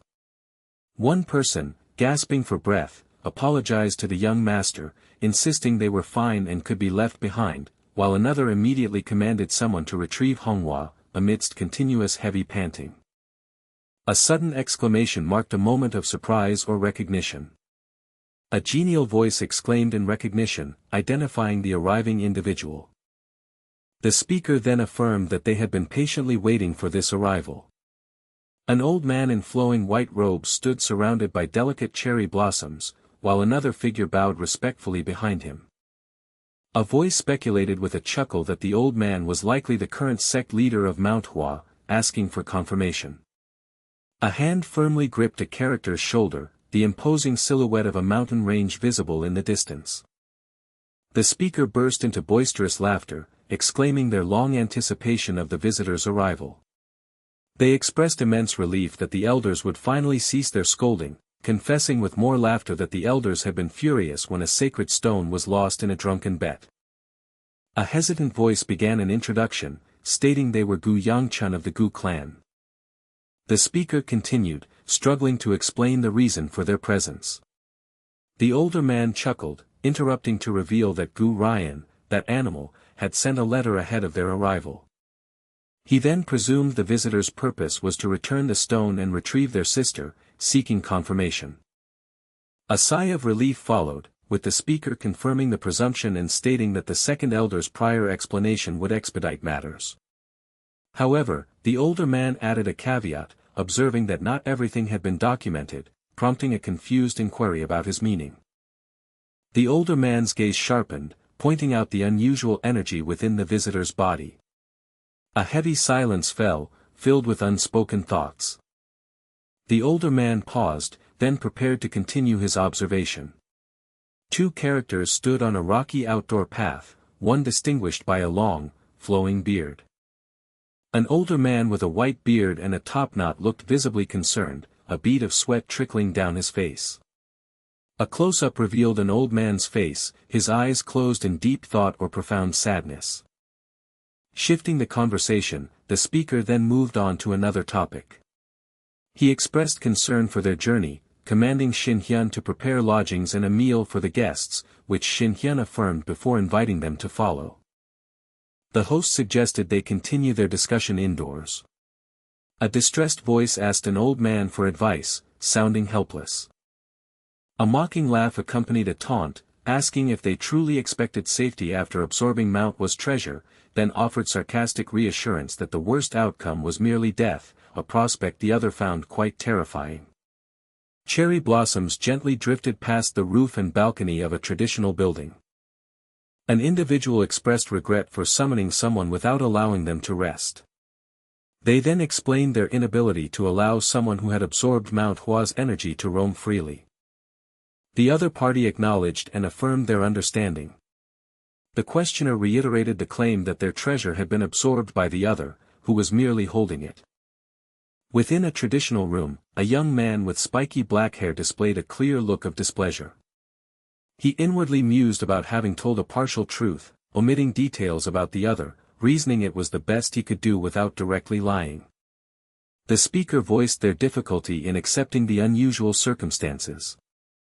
They elaborated on their disbelief, specifically mentioning the absorption of the treasure and the coexistence of two distinct energies within one body. A contemplative sound escaped the speaker. With a sudden movement, the speaker declared that since matters stood as they were, and the visitor sought to retrieve their sister, they should follow. The visitor inquired about their destination, the sound of footsteps accompanying their question. A light, amused chuckle resonated through the air. The speaker mockingly asked if the visitor truly expected to remain unharmed after absorbing Mount Hwa's sacred treasure, followed by a resonant sound. The visitor responded with a resigned acceptance. The speaker expressed surprise at the visitor's indifferent reaction, noting their expression mirrored the second elder's teasing demeanor. The visitor reacted indignantly to the comparison, then mused on the elders' similar behavior, particularly their gambling habits. The speaker declared an end to the playful banter. They then directed the visitor to proceed to meet their sister. The gentle gurgle of flowing water was faintly heard. The soft chirping of birds added to the peaceful ambience.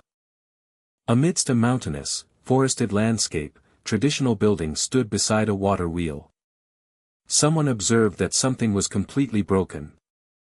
They specified that not only the blood flow was affected. They continued, noting the energy flow was twisted, and questioned how the recipient endured the pain of their decaying body.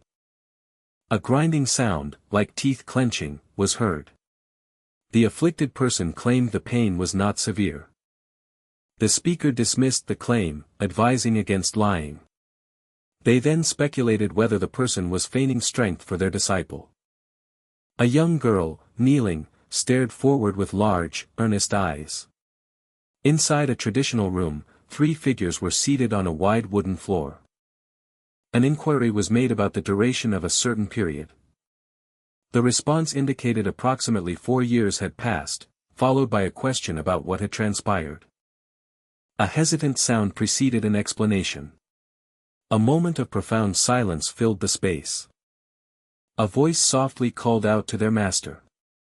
A close-up revealed a person's neck, visibly strained and marked with tension lines.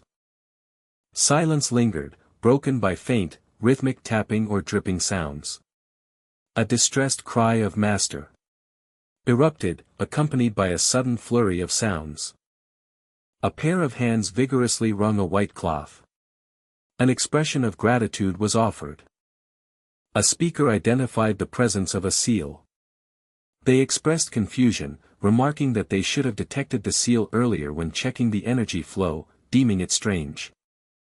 The individual interrupted, requesting not to be addressed as divine physician. The speaker immediately apologized, addressing the other as Elder Tay and confirming understanding. A somber question was posed about the remaining time. A close-up showed a girl with a single tear in her eye and flushed cheeks, her expression filled with sadness. The grim prognosis indicated at least 2 months, possibly lasting until winter with luck. A quiet acceptance followed the difficult news. 2 figures sat facing one another on the floor of a traditional room. Inside the traditional room, a girl cast her gaze downwards, her face etched with worry. A profound silence settled once more. A character brandished a glowing red sword, surrounded by falling petals and distant mountains. After a pause, a hesitant confession began. The speaker vowed to do their utmost, then commanded the children to leave, prompting a distressed protest from one. The master called out a name, Yangcheon, with solemnity. A hand gripped a cloth, visibly stained with blood. A young woman maintained a neutral expression, gazing straight ahead. A forceful grip tightened. Heavy, ragged breaths were heard. Exhausted, someone complained about the arduous climb, lamenting it as torture after previously enduring stairs, while another jovially mocked them, speaking of Manhwa's teachings on hard work, prompting an angry retort about why the sect wasn't moved, and a sarcastic jab about leadership. A soft, curious sound emanated from someone. A swift, subtle movement occurred. Another soft, wondering sound was heard. Someone abruptly paused their movement. A close-up revealed wide, startled eyes and cheeks flushed with surprise. The male character with spiky black hair appeared both surprised and slightly flustered. A stammered question began, cut short by a sharp, sudden sound. A girl looked shocked, while a boy with bicolored hair showed surprise, accompanied by a distinct sound. A pained exclamation was followed by a confused query. Someone wondered if another person was positioned behind the girl. The character with bicolored hair clutched their face and neck, visibly in pain, amidst a sharp sound effect. A close-up of a clenched jaw betrayed intense tension or anger, accompanied by a grinding sound. A warning was issued to pay attention to one's path. A girl appeared startled and flustered, a blush creeping onto her cheeks, as a flinching sound was heard. A character became completely engulfed in intense red and orange fiery energy. Another character stood surrounded by vibrant pink and orange energy, their eyes glowing a fierce red. The narration concluded with a promotion for faster releases on a specific website. Someone's hands tentatively reached towards grand, ornate double doors adorned with majestic lion head knockers.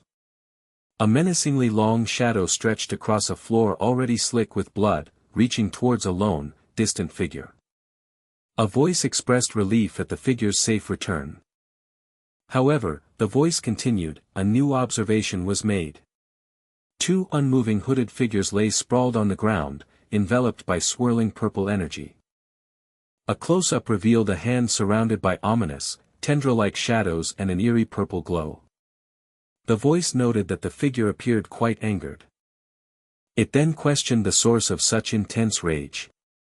The question implied the death of a specific woman might be the cause of the fury. 2 characters faced each other in profile, their expressions intense as purple energy crackled around them. A sharp, surprised sound escaped one of them. The speaker asserted that current events were aligned with the cult leader's will, noting the other's apparent lack of appreciation. A grinding sound, like teeth clenching, punctuated the tense air. A close-up showed an intensely focused eye, its pupil glowing with an unnatural purple light. Two figures with dark hair and pale faces stared intently at one another, illuminated by a pervasive purple glow. A sudden, swift movement or rush of energy occurred. Another sharp, crackling sound indicated a burst of power. The speaker sternly reminded the other that only the cult leader held authority over them, accompanied by a subtle, creeping sound. The character gritted their teeth, palpable purple energy beginning to manifest around their arms. Then, with a furious surge, the character unleashed a powerful burst of purple energy directly from their hands. Amidst a swirling purple mist, a character with striking dark and white hair smiled gently, their eyes peacefully closed. A robed character's arm and torso were shown in a close-up, indicating a subtle, controlled movement. A respectful address of Sir was offered. The speaker relayed the grave news that the Heavenly Supreme had died. They continued, stating that the Aura Supreme was destined to perish that very day. Furthermore, they added that the Sword Supreme had lost an arm, which would cause the Heavenly Demon to lose interest. A character holding a black fan discreetly covered their face, set against a dramatic pinkish-red background. The speaker then posed a rhetorical question about who would be left to manage the remaining affairs. They urged reconsideration, informing the other that the cult leader intended to entrust everything to them.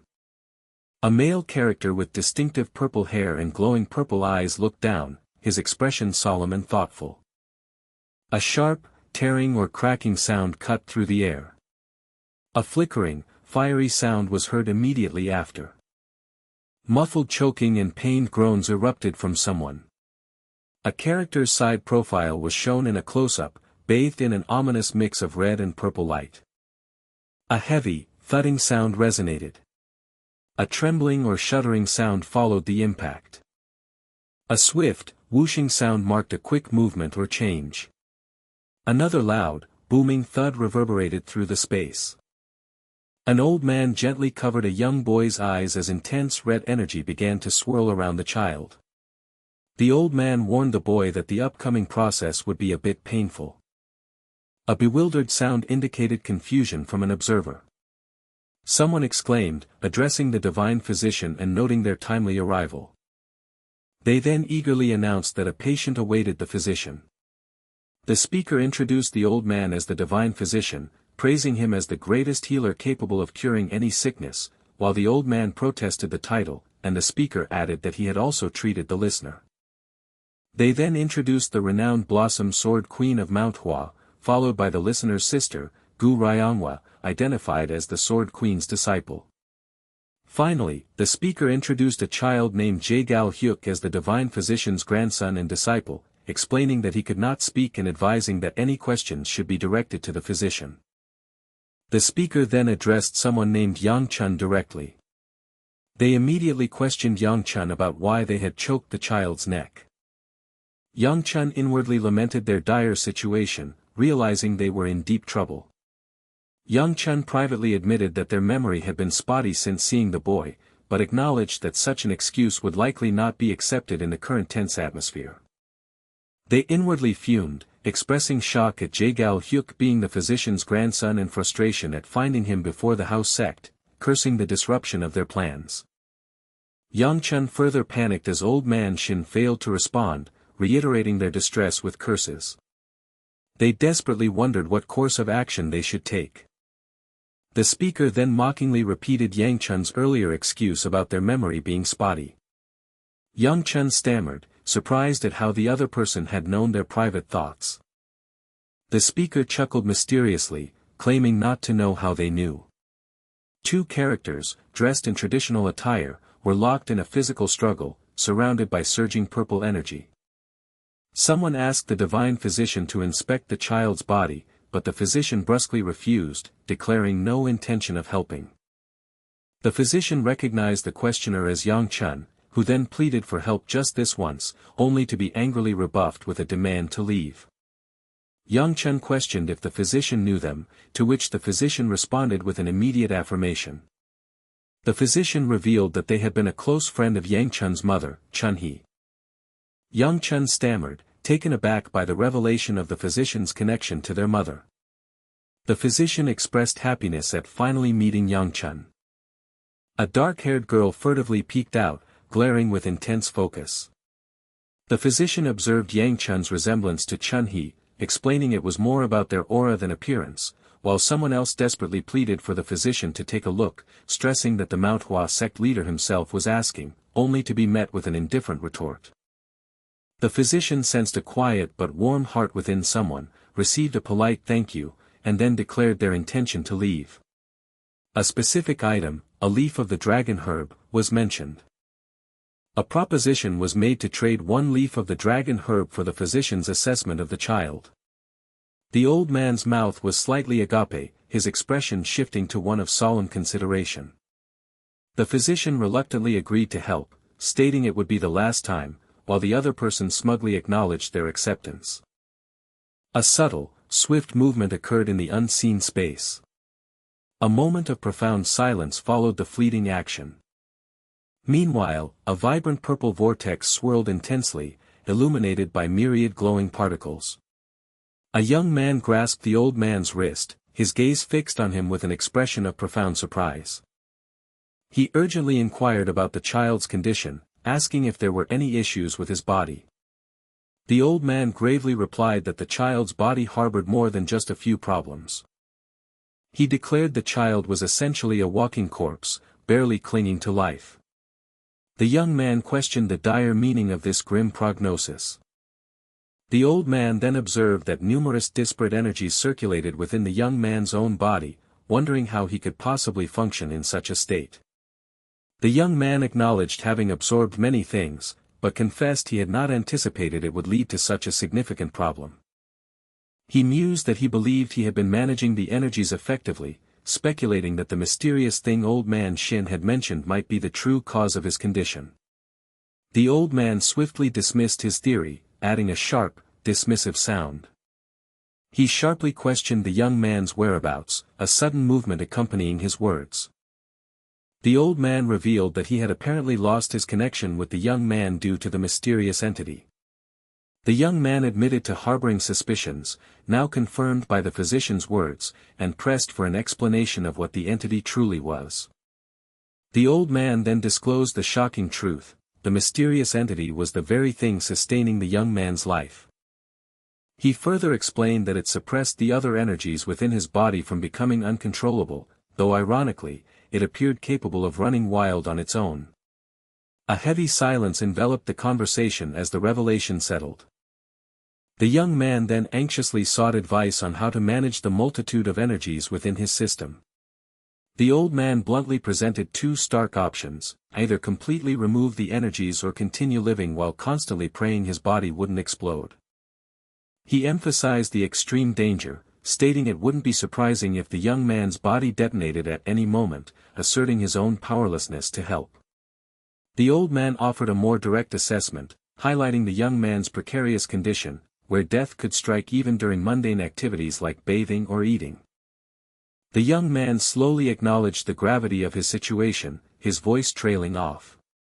He conceded that his condition was far more severe than he had initially presumed. The old man, observing the young man's composure, questioned his surprising calmness in the face of such a grim prognosis. He reiterated the immediate threat of death looming over the young man. The young man calmly responded that he had not died yet, while the old man frantically stressed the constant, imminent danger he faced. Another profound silence hung in the air, weighted by the stark contrast in their reactions. The young man then dismissed the old man's concern for him, instructing him to prepare for their journey back home. The old man stammered a refusal, asserting he would not return. The young man questioned his refusal, surprised by his definitive stance. The old man challenged the young man to consider their father's reaction if he returned alone, having failed to persuade him. The young man calmly stated that their father would likely remain indifferent to such news. Elsewhere, an old man with a distinguished white beard sat, his gaze fixed intently forward. He suggested that Yangcheon retire to his lodgings to rest, acknowledging it was his first day at Manhwa and he must be fatigued, to which Yangcheon readily agreed. Yangcheon playfully promised to return, while the physician sternly warned him not to test his patience again, threatening to leave if he did. A set of traditional wooden sliding doors stood prominently, framing the quiet space within. One voice remarked on the child's strangeness, prompting the other to acknowledge that they, too, had sensed it. They observed that despite being informed of his imminent death, the child showed no reaction, as if he had already resigned himself to his fate and given up on life itself. Underneath a vast, star-studded night sky, a luminous full moon shone brightly. Traditional Asian buildings, adorned with softly glowing lanterns, lined a peaceful canal beneath the serene night sky. Someone mockingly asked if the young man intended to gorge himself before he died, to which he calmly responded that he didn't give it much thought. He further reflected that he had committed too many sins in his life, accepting his condition as a consequence of karma. Someone sharply retorted that he had barely lived, dismissing his talk of karma with a scoff and a grinding sound. A figure clad in a dark robe stood with their back to the viewer, confronting another figure framed in a doorway. The robed figure demanded to know what the person in the doorway was doing, a dramatic sound emphasizing the question. The person replied they were preparing for sleep, confirming they intended to sleep there when asked. They then added, with a soft, shimmering sound, that they would be sleeping with the robed figure.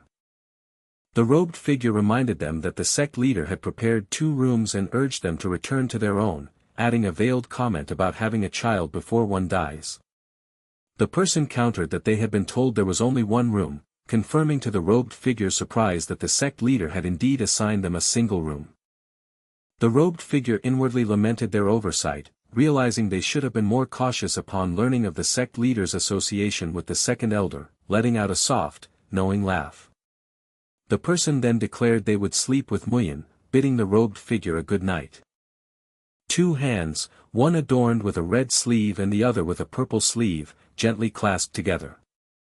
A man with spiky black hair showed a visible expression of surprise, a lone sweat drop appearing on his cheek. He quietly offered to simply hold the other's hand in bed. A silence filled with unspoken thoughts stretched between them.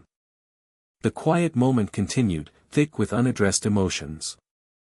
A soft exhalation escaped someone. Someone observed that the other person had laughed, who then quickly apologized, admitting it was merely funny, a small chuckle escaping them. A gentle, subtle smile played upon their lips. The other person pointed out that they had just been smiled at.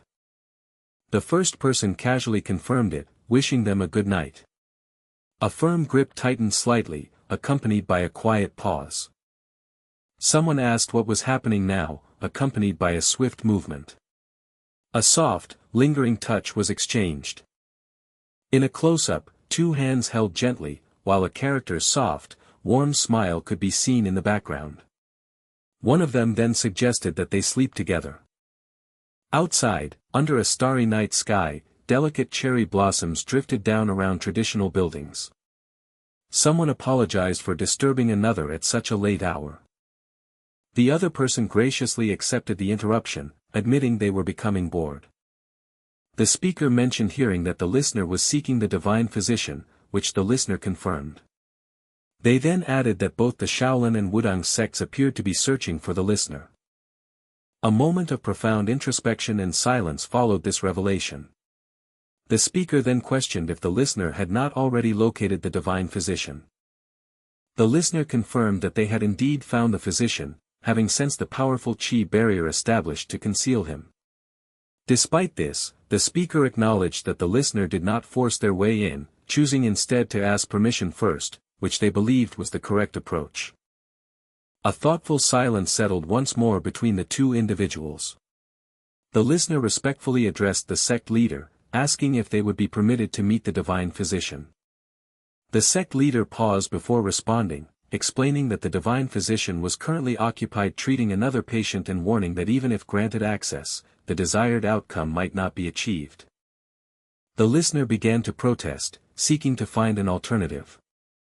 A rustling, whispering sound accompanied the sect leader's proposition that circumstances might change if the listener performed a favor for him.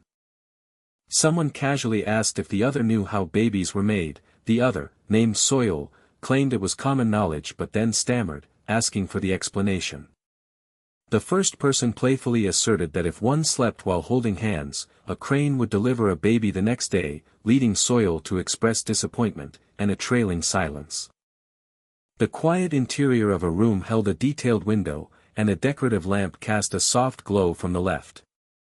A low rumble of discontent emanated from the bed where a man with spiky black hair lay, his expression one of deep distress. He remained wide awake in the bed, his gaze drifting towards the peacefully sleeping girl beside him. The man lamented that he had not slept at all, while another voice expressed surprise that nothing more had transpired between them. He wearily urged the other to cease speaking nonsense so early in the morning, admitting his exhaustion, while the other pointed out he had, in fact, slept with the girl. He explained his predicament, stating that the girl appeared prepared to unleash her chi in a fit if he had not agreed to her presence. The other person chuckled, remarking that it was fortunate his servant girl had not witnessed the scene, prompting him to ponder if her reaction truly mattered. Reflecting further, he realized his servant girl seemed to react more strongly whenever he was in the company of Namgongbaya. This realization led the other to conclude that they should avoid being seen by her and urged him to leave immediately. A boy with spiky black hair flinched, his head turning slightly to the left, his expression betraying surprise. A girl with dark hair and eyes stared intently, her expression serious and carrying a subtle menace. Another girl, with long silver hair, stood in profile, a thoughtful and pensive expression gracing her features. A long-haired woman stood with her back to the viewer, positioned before two figures who were still in the bed. She gently inquired if Seol-ah had slept well, only to be met with a terse accusation of selfishness. A hesitant sound escaped her lips. She confessed her desire to have slept alongside the young master as well. Another voice echoed the sentiment, also wanting to sleep with him, drawing a weary sigh from someone who recognized the familiar plea. A question hung in the air, contemplating the simple possibility of their request. The young master then suggested that they all sleep together, addressing Seol-ah directly. A voice filled with disbelief and hope responded, questioning the sincerity of the offer. A woman with long white hair glanced back over her shoulder, offering a confirming nod. With a burst of excitement, a girl leaped onto the bed, her arms outstretched towards the two people already there. Seol-ah declared her joy at being able to join them, causing someone else to finally understand the implications of her earlier words. A groggy good morning was uttered, abruptly cut short by a question wondering what exactly had transpired. Two individuals stood beside the bed, observing a third person who rested with a subtle, unreadable expression. Near the door, a man in a white robe stood, his eyes wide with surprise, a stunned expression on his face. He hurriedly informed the man that the sect leader was seeking him, then announced his departure. The man tried to reassure him, stating that such rumors were not spread on Manhwa. The sect leader, however, had already heard about his morning's fun with two women, commenting on the vigor of youth. The man remarked on how Manhwa had apparently changed and then inquired about the reason for his summons.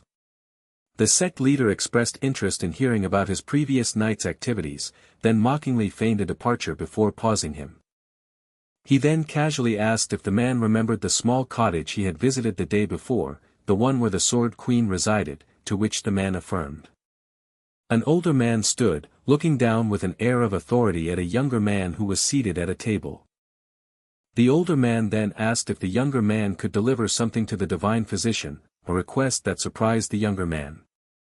The younger man acknowledged the task wasn't difficult but questioned why he, specifically, was chosen for it. The older man explained that most of Manhwa was unaware of the Sword Queen's illness, implying the need for discretion, to which the younger man understood the desire to keep such a crucial figure's health a secret. The sect leader elaborated on his predicament, explaining that if he went himself, the physician would likely attempt to leave again, and he couldn't entrust the secret to other disciples. He then pointedly mused about someone who owed him a favor, implying that this person would be ideal for the discreet delivery. A knowing smirk played on the older man's lips as he placed a hand on the nervous young man's shoulder. With that, the older man dismissed him, instructing him to proceed with the task. The young man acknowledged, stating his intention to return. Meanwhile, a woman dressed in white descended a set of stone steps, carrying both an item and a bag. An overhead view revealed a bustling traditional street market, filled with various people going about their day. The woman in white continued her journey, approaching a traditional building distinguished by its pink steps.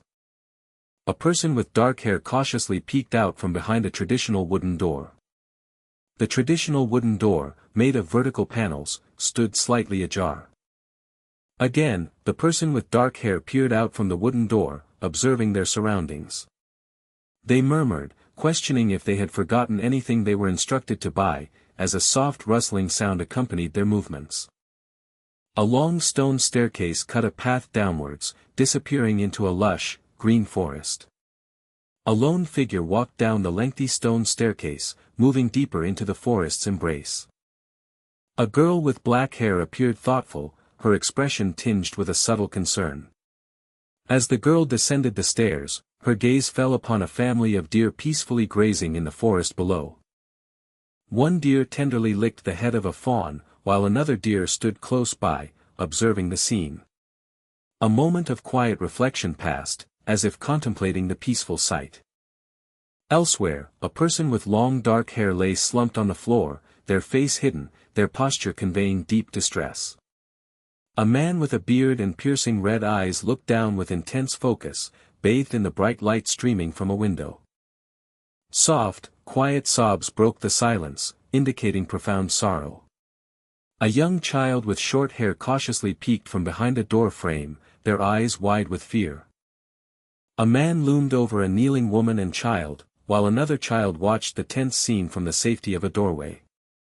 A close-up revealed a person's lower face and neck, their features partially obscured by the shadow of their dark hair. A voice declared a resolute refusal to ever return, accompanied by a soft, gliding sound.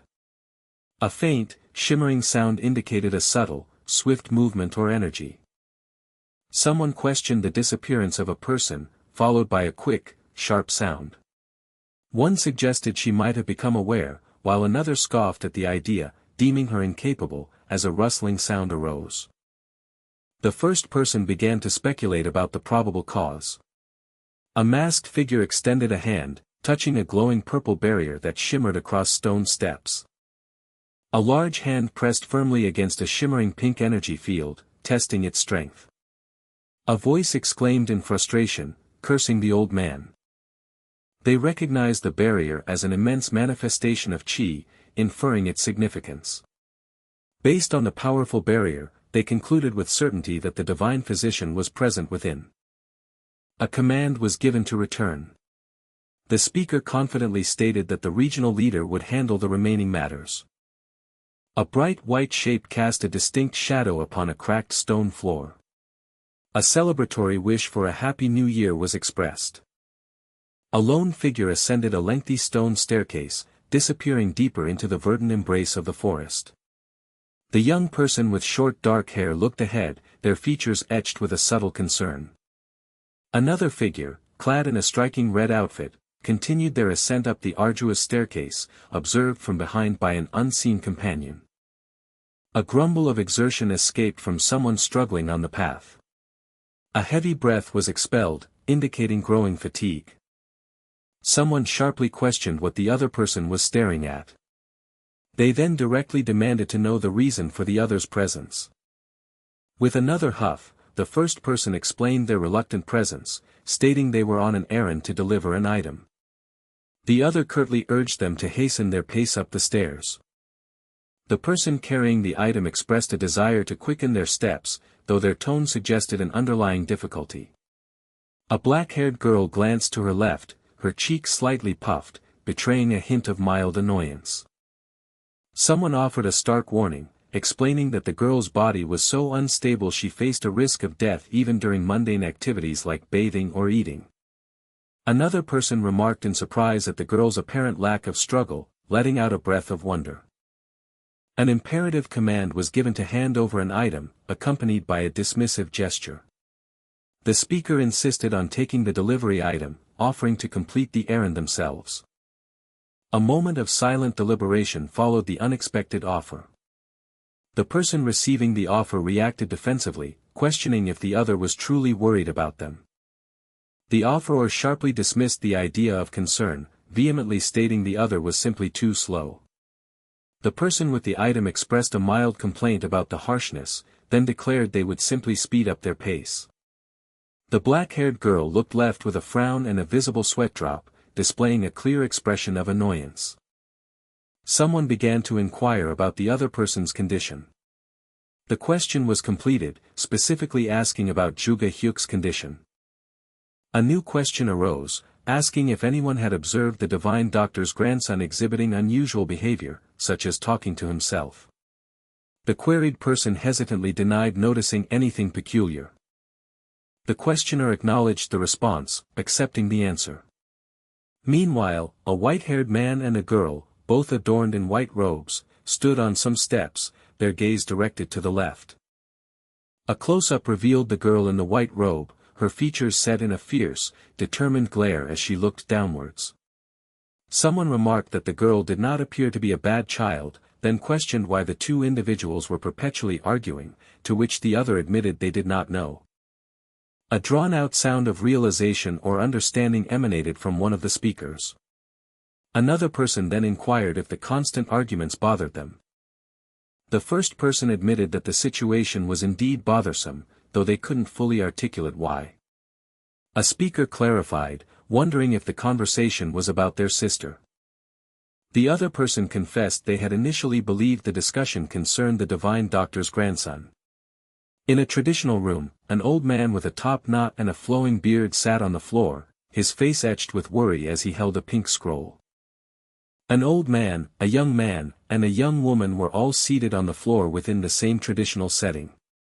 The old man began to speak, indicating a shift in the conversation. He angrily questioned if someone had sent a dying child to deliver such an insignificant message. Letting out a sigh, he expressed sympathy, remarking that the young person must be enduring hardships. The young person calmly responded that they were not experiencing any current difficulties. The old man acknowledged this, finding relief in the young person's statement. He then directly asked if the young person harbored no fear of death. A young man with spiky black hair and wide eyes stared forward intently, dressed in traditional attire. A young woman with bobbed black hair looked left, her expression suggesting a subtle concern. A moment of thoughtful silence passed between them. A close-up focused on the old man's mouth, revealing his white beard and teeth as he prepared to speak. The old man dismissed his previous question, stating he shouldn't have asked, and then excused the young person. The young person quietly acknowledged the dismissal, preparing to leave. Another beat of silence followed the exchange. Someone began to inquire about the young person's well-being, though the question was cut short. The young person then announced their departure, receiving an affirmation from the other. Later, a person in white robes sat on the floor, their back to the viewer, positioned beside a beige bundle. A firm grip was audibly tightened, indicating a resolute action. A voice asked if the delivery had been successfully completed. The messenger confirmed the delivery, adding that the recipient had cursed the sender after reading the message. The messenger then indicated they had further information to share. The questioner then inquired about the Sword Queen's condition. The messenger reported that the Sword Queen was asleep, making it impossible to assess her improvement. The questioner absorbed this information, indicating understanding. They expressed confidence that with the divine doctor's care, the Sword Queen would soon recover. Despite the hope, a sense of foreboding lingered, as someone noted that many misfortunes seemed to be striking all at once, so soon after the plum blossoms had bloomed. The listener asked for clarification, wondering what other calamities had befallen them. The speaker reminded them of the ongoing disappearances of Manhwa's children, prompting a sudden recollection. Furthermore, they added that the presence of the Sword Supreme and Juga Hyuk also contributed to their misfortunes. The speaker emphasized the gravity of the situation, noting that each event was significant on its own, but their consecutive occurrence compounded the crisis. A sudden, emphatic exclamation signaled an impending revelation or conclusion. Elsewhere, a cloaked figure knelt on the ground in a dark, torchlit corridor, their head bowed in deference. A voice demanded confirmation, questioning if they had successfully located the divine doctor. A sharp exclamation cut through the tense silence. A commanding voice demanded to know if they had successfully located the divine doctor. The kneeling figure confessed they had not yet found him, but they believed they knew his potential whereabouts. The questioner reacted with incredulity, reiterating their disappointment at the lack of concrete findings. The informant, however, insisted that the presence of an enormous chi barrier strongly indicated the doctor's location. A frustrated sigh escaped the person on the throne, conveying deep annoyance. The leader sarcastically pointed out that their information was based purely on assumption and presumption. They pressed further, demanding to know what concrete facts the informant could provide. The leader's voice sharpened, questioning the audacity of the informant's return. They scornfully remarked on the uselessness of the information the informant had brought back. The leader then turned to an unseen individual, seeking confirmation of their judgment. A hesitant affirmation came from the addressed person. The kneeling figure offered a pained apology, accepting full responsibility for the failure. The leader curtly acknowledged the apology, showing no empathy. They expressed extreme exasperation, wondering why it was so difficult to locate an elderly and presumably frail man. A sound of pain or distress escaped the kneeling figure. The leader sternly reminded the informant of their supposed mercy. The informant, still in distress, expressed gratitude for being spared. A formidable figure, a large man, sat regally upon a stone throne, gripping a massive sword with both hands. Another weary sigh emanated from the powerful figure. The leader stated their lack of faith, believing the informant would fail even if given another chance. The leader pondered the mention of the chi barrier, considering its implications. The kneeling character remained on the ground, clutching their head in pain, with dark blood stains visible nearby. The leader then declared a decisive course of action. They announced preparations would be made, and they would personally investigate the location in 3 days.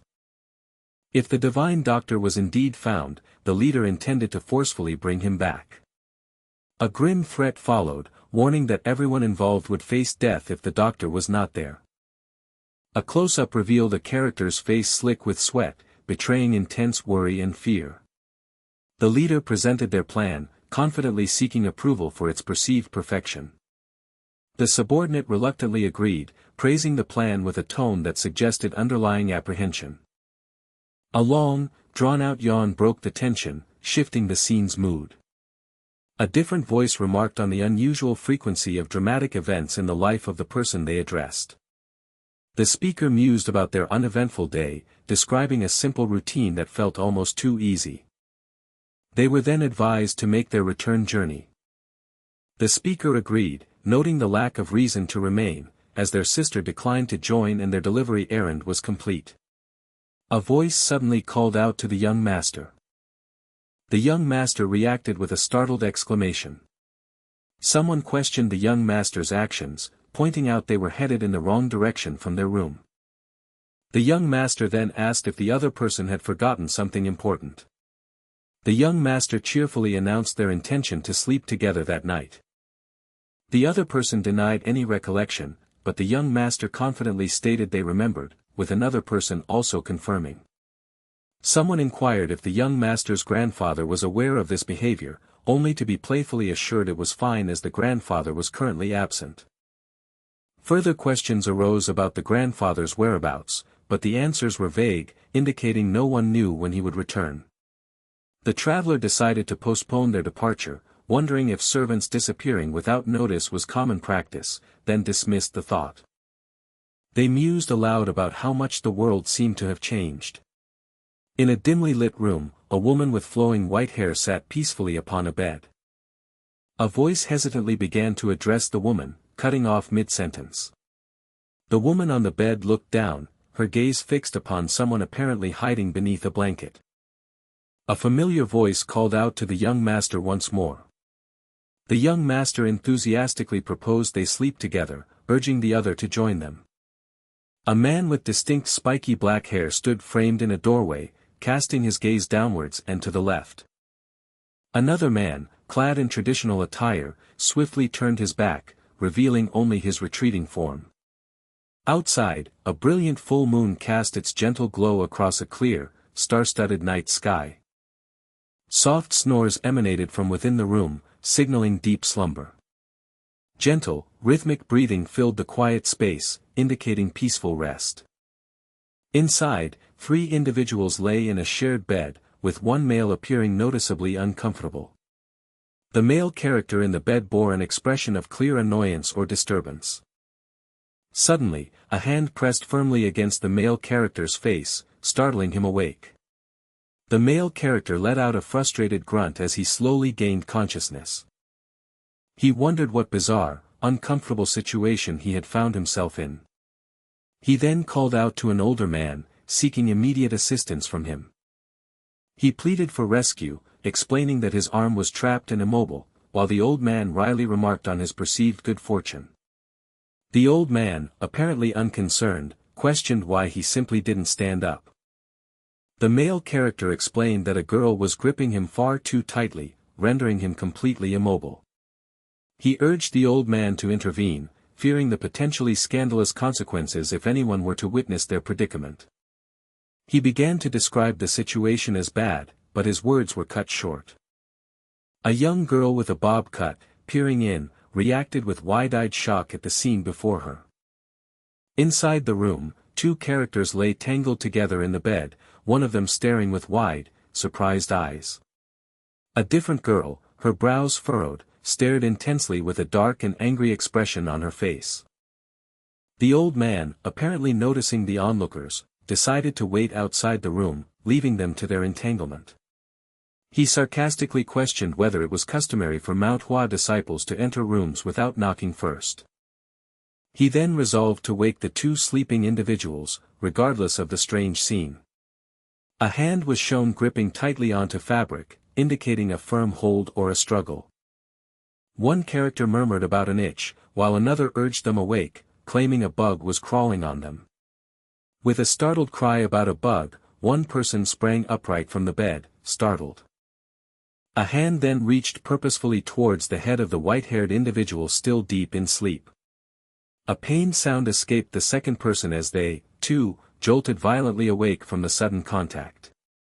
The first asked frantically about the bug, the second questioned the reason for the blow, and the one who had roused them wondered about the unexpected difficulty of the task.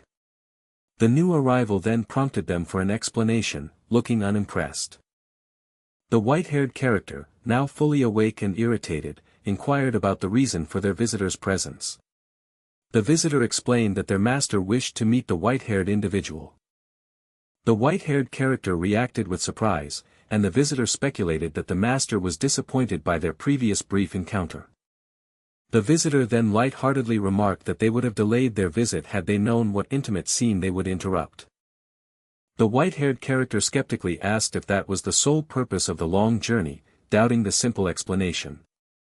The visitor clarified their true reason was the Hua ritual, and expressed surprise that the white-haired character would even question their attendance as a Manhwa disciple. Having delivered the message, the visitor declared they were leaving, adding a scornful remark about the ugly girls the white-haired character was with, which was met with an indignant response. The visitor continued to mock, suggesting no attractive girl would willingly associate with the white-haired character. The white-haired character trailed off, seemingly in disbelief or offense at the visitor's rude comments. The visitor looked confused by the white-haired character's sudden, defensive reaction. Suddenly, 2 girls, one with an arm around the other, cautiously peeked out from behind a doorway. The 2 girls, still embracing, smiled sweetly amidst a vibrant, flowery backdrop that appeared around them. The white-haired character, seemingly bewildered, questioned what was happening and who the mysterious girls were. The visitor dismissively told him he didn't need to know the identities of the girls. The white-haired character and the black-haired visitor stood near the doorway, both observing the peculiar scene.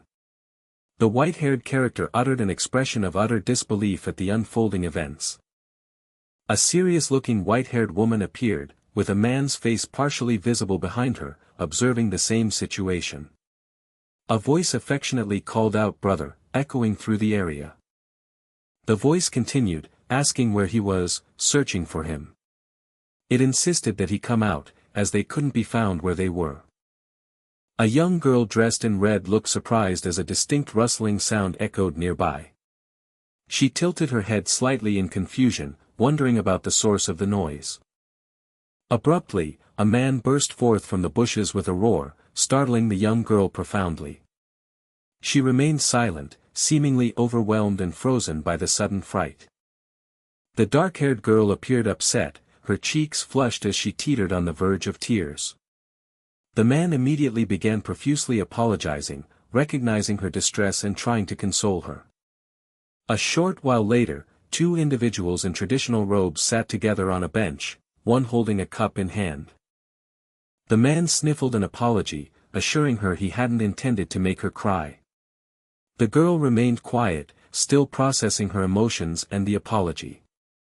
He then asked what he could do to earn her forgiveness, seeking a way to make amends.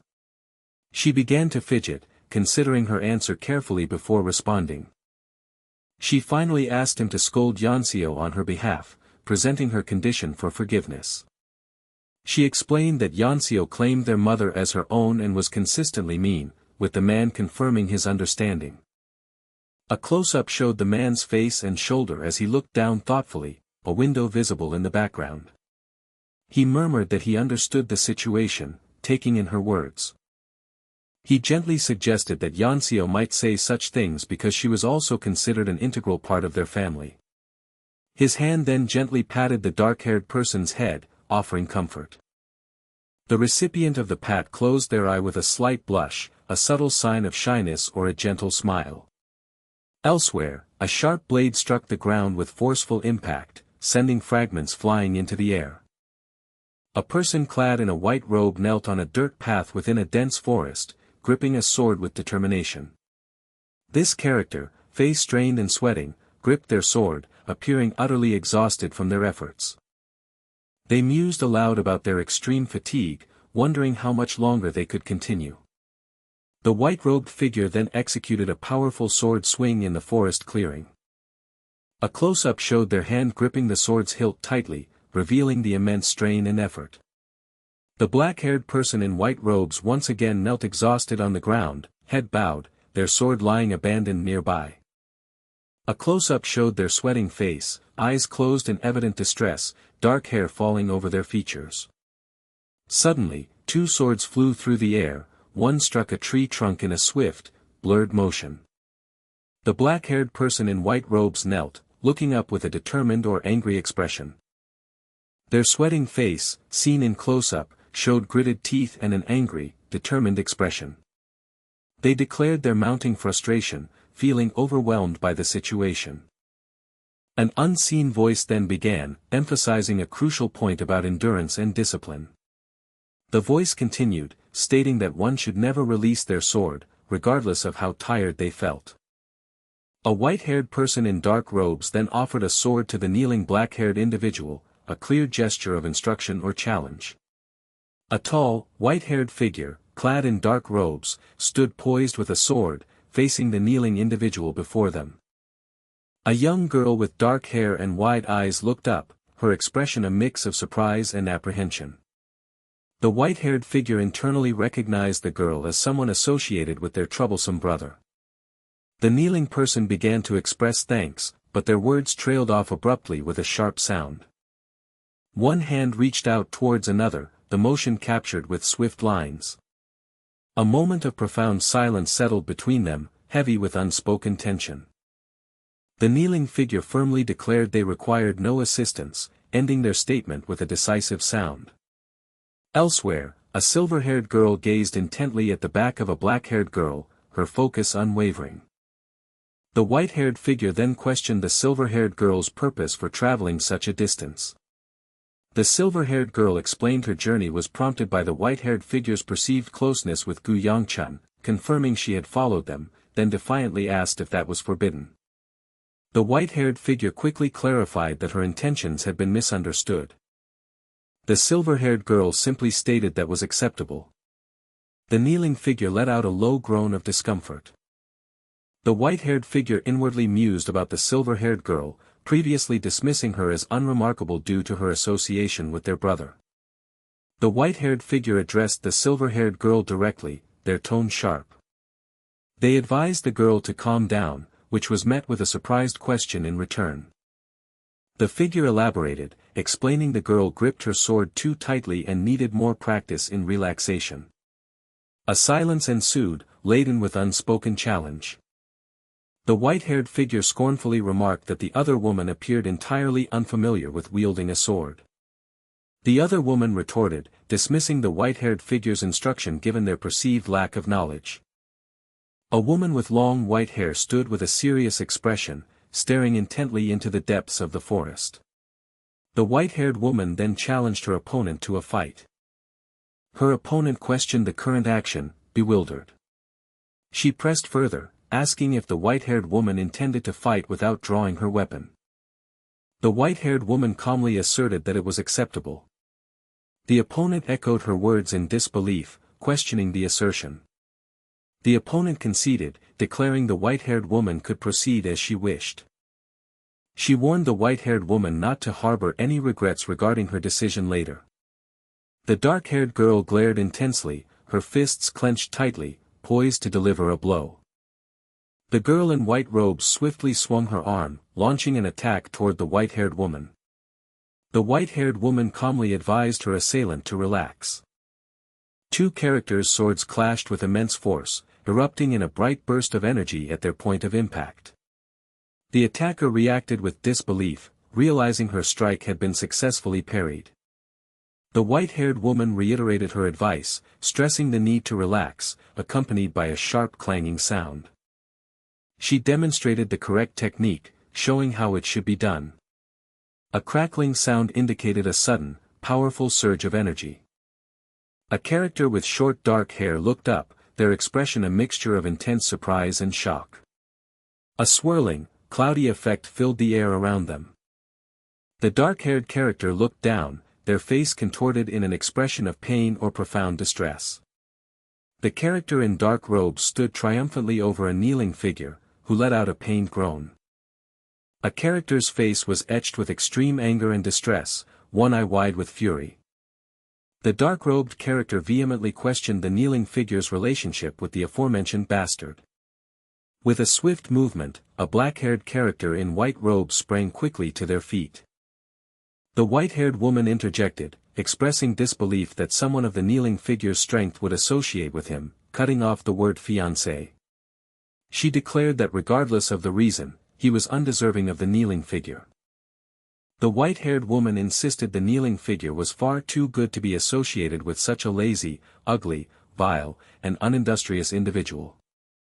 She emphasized her point, reiterating the vast disparity between them. The kneeling figure firmly contradicted her, asserting that he was not ugly. The white-haired woman expressed surprise, then the kneeling figure repeated their denial emphatically. The white-haired woman warned the kneeling figure that such defiant talk would result in a scolding. Two characters clashed powerfully in mid-air, creating a dynamic explosion of fiery energy and intense impact sounds. Blue energy and red flames erupted as two figures engaged in a fierce, powerful confrontation. A young woman looked startled, her eyes wide with surprise, as a man's arm was protectively around her. The white-haired woman questioned the man's current actions, her voice sharp. A long-haired woman in a blue robe stood with a stern expression amidst the trees of the forest. The man relayed to the white-haired woman that the other woman had called her ugly. The white-haired woman reacted dismissively to the insult, unfazed. A tense silence hung in the air, allowing the moment to sink in. The white-haired woman then demanded to know the identity of the person who had insulted her. She pressed further, questioning the man's motive for siding with the other woman.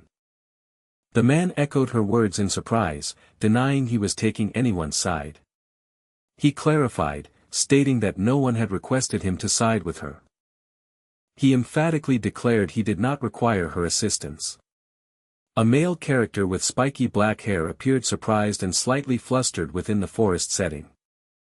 The white-haired woman offered thanks for the training, then walked away with deliberate steps. A male and female character stood together, both appearing serious amidst the forest backdrop. The man sarcastically remarked on the other woman's lack of manners despite presumed etiquette lessons, then reiterated his question about her identity. He complained about receiving a scolding when he believed the other woman was clearly in the wrong. The white-haired woman stated she was unaware of his thoughts. She then revealed that the child in question was her sister. The man reacted with profound disbelief, questioning if she meant her biological sister. She responded with a rhetorical question, implying there was no other possibility. The man attempted to change the subject to something more critical, but his words trailed off into silence. He began to speak, but hesitated. He tried again to articulate his thought, which was met with a questioning sound from the white-haired woman. He finally muttered a declaration of his impending doom. He repeated his conviction, emphasizing the absolute certainty of his unfortunate fate. A small, stylized figure appeared utterly distraught, its eyes wide and swirly with distress as its mouth hung open. Namgung Baya wandered through the majestic landscape of Manhwa, seemingly lost in a daze. She repeatedly murmured to herself, declaring that everything had come to an end. Someone offered a cheerful welcome back to a returning individual. They questioned why the person was alone, speculating that Baya must have gone somewhere, as she had not been seen that day. After a period of time had passed, Baya had vanished completely, no longer present. Furthermore, an additional observation or thought was introduced. The question arose about when the grandfather would arrive, with the reply indicating an unknown timeframe and a growing concern about the Sword Supreme's increasingly prolonged absences. The thought occurred that, under these circumstances, action was necessary instead of merely waiting, perceiving the situation as a growing mess. A lively market street bustled with people moving amongst numerous stalls displaying a variety of goods. A vendor expressed gratitude for visitors coming on such a hot day, inviting them to inspect the available wares. The vendor boasted that all the demonic beast leather and bones were sourced directly from the Alliance, encouraging customers to make their selections. An inquiry was made about the availability of demonic stones. The seller reacted with a surprised eh. Before asking for clarification about demonic stones, specifically those acquired recently. The mention of demonic stones seemed to cause a dramatic realization, accompanied by an unsettling rustling sound. Footsteps echoed distinctly as someone walked across a stone surface. It became apparent that this vendor also did not sell demonic stones, a soft squeak punctuating the observation. A subordinate addressed their young master, suggesting that finding any vendors selling demonic stones in the vicinity would likely prove impossible. The speaker explained that the demonic stone was the crucial core of a demonic beast, akin to its heart, yet it instantly became a mere worthless rock once separated.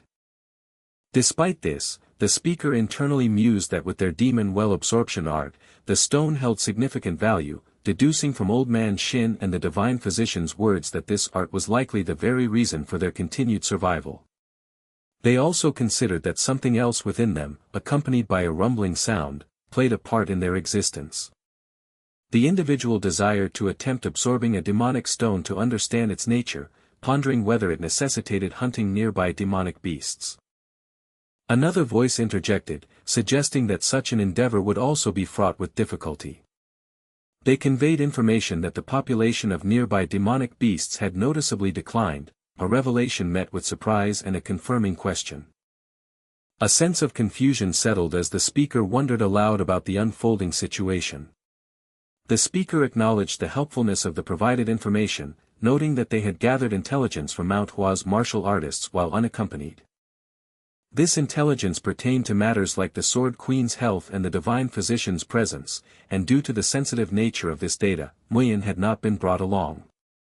A low, guttural growl emanated, indicating either hunger or a warning. A statement of hunger was followed by a suggestion to return, which was met with an enthusiastic affirmation.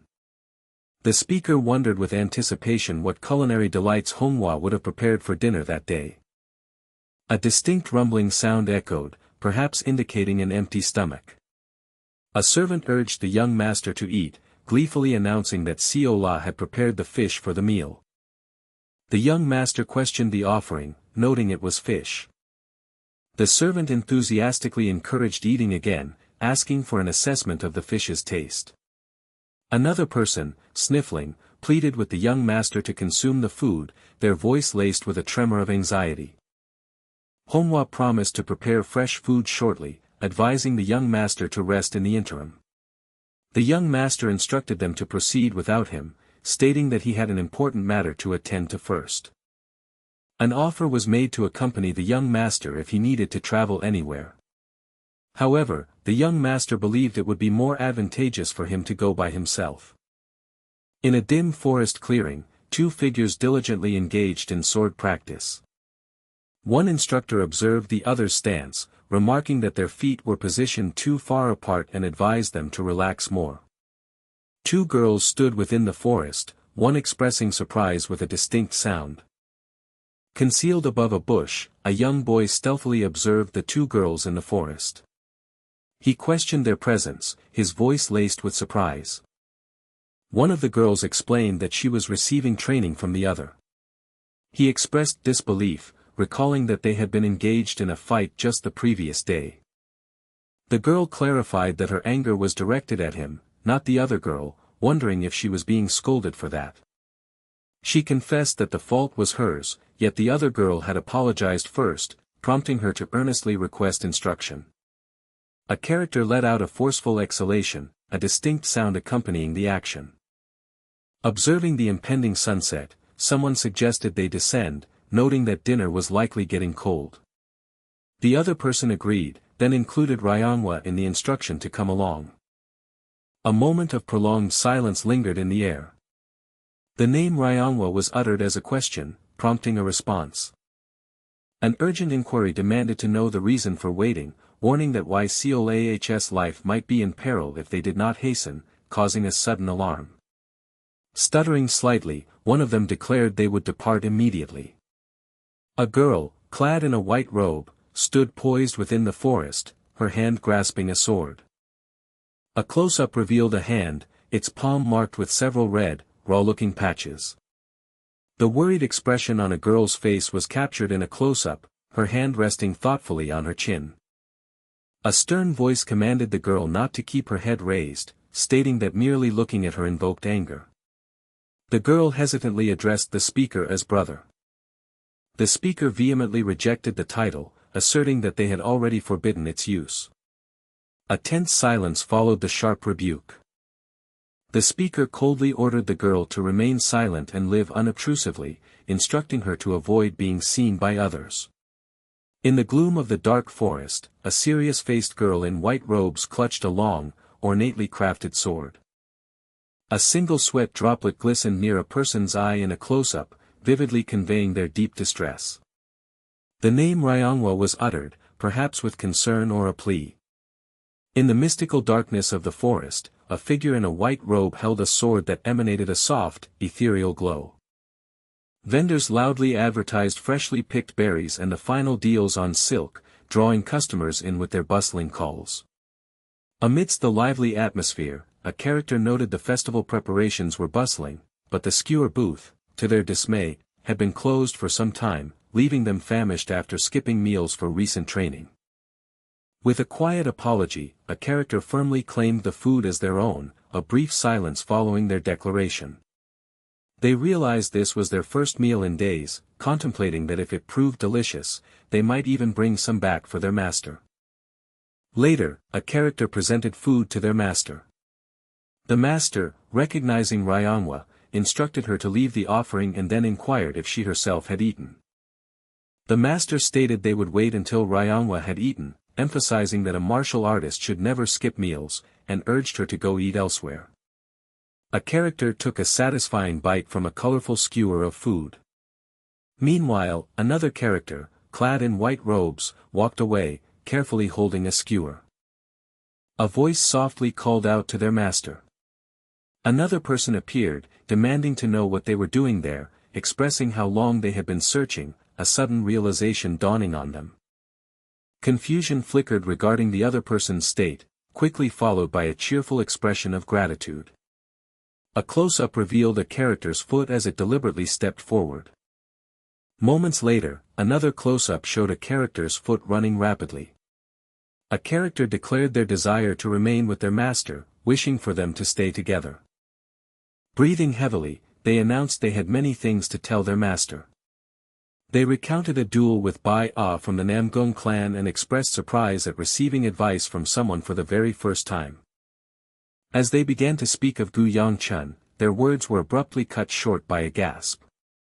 High above, a white-haired character fiercely blocked a powerful, glowing attack launched by a menacing dark figure. The dark figure expressed unexpected surprise, a thought that quickly intensified. The dark figure then muttered words of approval, seemingly pleased. They wondered aloud how such a pretty girl had suddenly appeared from nowhere, noting there were two of them. One of the girls demanded to know the assailant's identity, who dismissively questioned if knowing would help, before introducing himself as Yangcheon.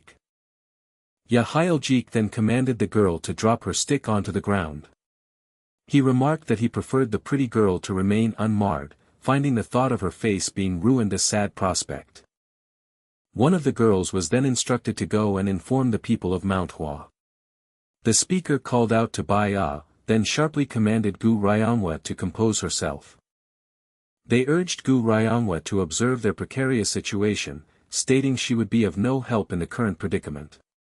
The assailant questioned if they truly intended to fight, warning he was too busy to go easy and advised the cutie to think wisely. Yangcheon suggested considering priorities if there was something to protect, but the girl suddenly cried out in alarm, protesting that the other could not handle him alone. The command to run was given with absolute clarity. A servant greeted their young master, asking if he had just woken up, before announcing they had woken earlier and were going for a walk. The young master inquired about the destination, receiving a vague reply of some places, followed by a statement of having business, and an offer to join. The young master explained that the divine physician's quarters were secret to others and he would go alone that day, prompting a mournful ah from the servant who recalled Grandpa's instruction to stay with the young master. The young master then offered to bring back chicken skewers, which instantly prompted the servant to enthusiastically ask what the young master was waiting for, a pause following. The young master cautioned them not to get into any trouble, to which the servant confidently replied that he shouldn't worry. The servant called out a final warning to be careful, adding that Seol-ah preferred skewers with extra meat. A character expressed profound exhaustion, feeling utterly worn out from constant day and night training. Another person remarked that they resembled a damned mantis, a pointed insult. The insulted character swiftly retorted, suggesting that the speaker was hardly in a position to criticize anyone's appearance either. The speaker claimed they hadn't intended to escalate the situation this far, but then posed a rhetorical question, asking if their presence, engraved in Manhwa's walls, was merely due to their feats. An urgent voice cried out, addressing someone as brother. The call repeated, more desperate and stammering. A pained grunt escaped, followed by a distressed cry of Bai-ah. A character declared with intense urgency that she was in grave danger. In the midst of battle, a muscular man wielded his sword against an ethereal, dark foe wreathed in crackling lightning. The man stated his purpose was to find the divine physician. The foe, brimming with eagerness, suggested they power things up, adding a twisted remark about not wanting to scar the opponent's pretty face, followed by an intense shift. A character moved with incredible speed, striking powerfully with a glowing sword that emitted crackling electrical energy. Two swords met with immense force, their clash erupting in a dazzling flash of light and raw energy. The narrative transitioned to a new moment. Two figures engaged in dynamic mid-air combat, both enveloped by intense, swirling energy. One of the combatants exclaimed in surprise, acknowledging the other's skill as not bad. A disturbing, lecherous thought crossed one's mind, wondering about the sensation of breeding with a girl like that, the mere idea causing a reaction. Suddenly, a powerful figure descended from above, surrounded by intense blue energy and crackling lightning. A strained grunt of exertion or pain escaped a character. One character stammered in shock, recognizing the technique as the ruler's sword form of the Namgung clan. The opponent remarked it was the first time they had witnessed the form since the battlefield, but still dismissed it as weak. Furthermore, they deemed the technique slow. An individual initially believed they had successfully dodged the attack, only to realize with a jolt that it had merely been a feint. The white-haired character glared intensely, their form crackling with electric energy. They recognized that the true attack was imminent. A character's face was contorted in a grimace, their eyes glowing with an inner power, visible tension etched upon their features. Through the dense forest, a character clad in purple descended rapidly, leaving a shimmering trail of blue energy in their wake. Yahyuljik expressed surprise, calling the opponent cutie and then questioning their relationship with the Namgung clan. He wondered aloud about the presence of the Gu clan bastard and now even the Namgung clan at Manhwa. He pondered what significant occasion could have brought them all together. He conceded that they had provided an entertaining display, but a significant caveat loomed. He taunted the cutie, speculating that they had never taken a life before. He concluded that this inexperience was precisely why they would ultimately lose. He observed that most of their energy should have been depleted, wondering if all young martial artists possessed such talent, then commanded them to stay still, explaining he had restrained them by striking their nerves, adding a disturbing promise of showering them with love for a few decades once he brought them back. The restrained character realized they had run out of internal energy, but then paused, sensing the distinct presence of Taoist energy nearby. A grim thought crossed their mind, realizing that if captured, they would be treated as a mere toy. Then, an antagonist observed with a triumphant "Oh-ho," confirming something was real, wondering what the other was planning to operate without a single guard, resolving to find out after breaking something. A despairing thought washed over them: they would never be able to meet Gu Yangcheon again, destined to be left in a world filled only with a foul stench. They desperately rejected that fate, feeling an urgent need to move, though an internal voice warned them not to force it. A close-up revealed a character's intense blue eyes, their hair slightly parted, reflecting deep resolve. The white-haired character was held firmly by the chin, forced to look up, their face etched with a pained expression. The white-haired character pragmatically stated they knew the other would not listen to a command to run, so they simply instructed them to hide nearby instead. A muscular man, his face contorted in a furious expression, launched a series of powerful, aggressive strikes. A grunt of effort escaped, followed by a quiet sigh of relief. A woman with long white hair stared with wide, concerned eyes, her gaze fixed on something unseen. A swift, sharp sound of movement cut through the air, followed by a startled gasp and exclamation of surprise. He reflected on his past life, remembering how Namgung Baya had sacrificed herself to save him, questioning why she hadn't prioritized her own life. A gentle, serene smile graced the white-haired woman's lips, despite the faint trace of blood at her mouth and her eyes closed in apparent peace. A profound and unsettling thought had suddenly pierced his mind, prompting a deeper introspection. Meanwhile, three women, their faces radiant with joy, smiled brightly, exuding an aura of happiness and contentment. He believed that after a life so steeped in regret, no one would await him in the afterlife, anticipating only retribution for his unforgivable sins. He wondered if his current existence was a product of fate, or merely an unexpected stroke of luck. Yet, something akin to hope had unexpectedly manifested before him, a feeling he hadn't known he deserved. But then, a chilling doubt began to creep into his consciousness. He pondered the possibility that his newfound hope might be a cruel deception. What if this current life was not an opportunity for redemption, he mused with growing dread. Instead, he feared it might be a twisted punishment, forcing him to endure the same hellish cycle once more. Was he merely, he questioned himself, a pawn in a predetermined tragedy? Was he inevitably marching towards a destined and inescapable failure? A fierce surge of defiance then welled within him, rejecting that grim prospect with all his might. He vowed with absolute resolve that he would never allow such a fate to befall him. He muttered to himself, wondering if he was finally beginning to understand something crucial. Frustration flickered as he questioned why such a seemingly simple task had eluded him before. His thoughts suddenly interrupted. His bewildered question about an intruder was abruptly cut short by a sudden, unseen force. A fierce-looking character, sporting a wide grin and menacing glowing eyes, emanated a powerful, pulsating red energy. A silent gasp of shock rippled through the air as the ominous presence intensified, signaling imminent danger. A massive, fiery explosion then erupted, engulfing the entire area in a blinding cascade of red and orange light. A pained grunt escaped his lips as he reeled violently from the impact. He cursed under his breath, recognizing the gravity of the situation and the formidable power of his adversary. The menacing figure declared he had already intended to pay the opponent a visit. He then inquired if the opponent was indeed the legendary son of the Flame Demon, hinting at a pre-existing awareness. Amidst bright red energy bursts, a man's face contorted sharply, reflecting intense pain or strain from the attack. Stuttering in shock and fury, the man branded his assailant as a madman, expressing his disbelief.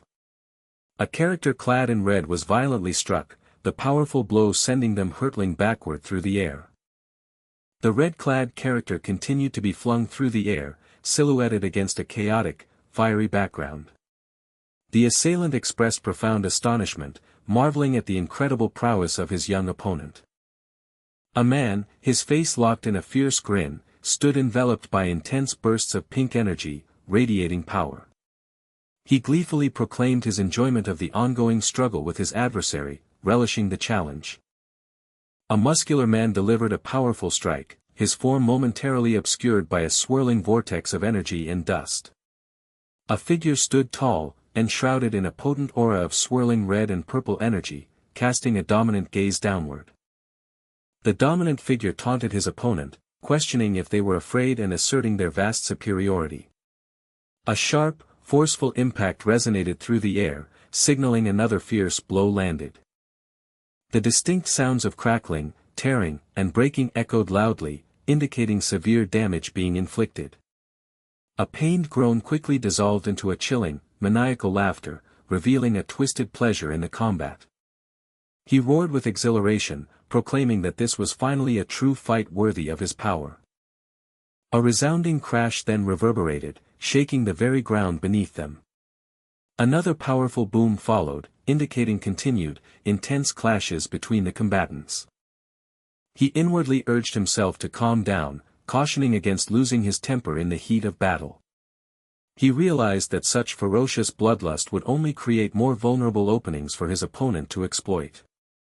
A gasp of alarm escaped him, as he drew a sharp, sudden breath, preparing for the next move.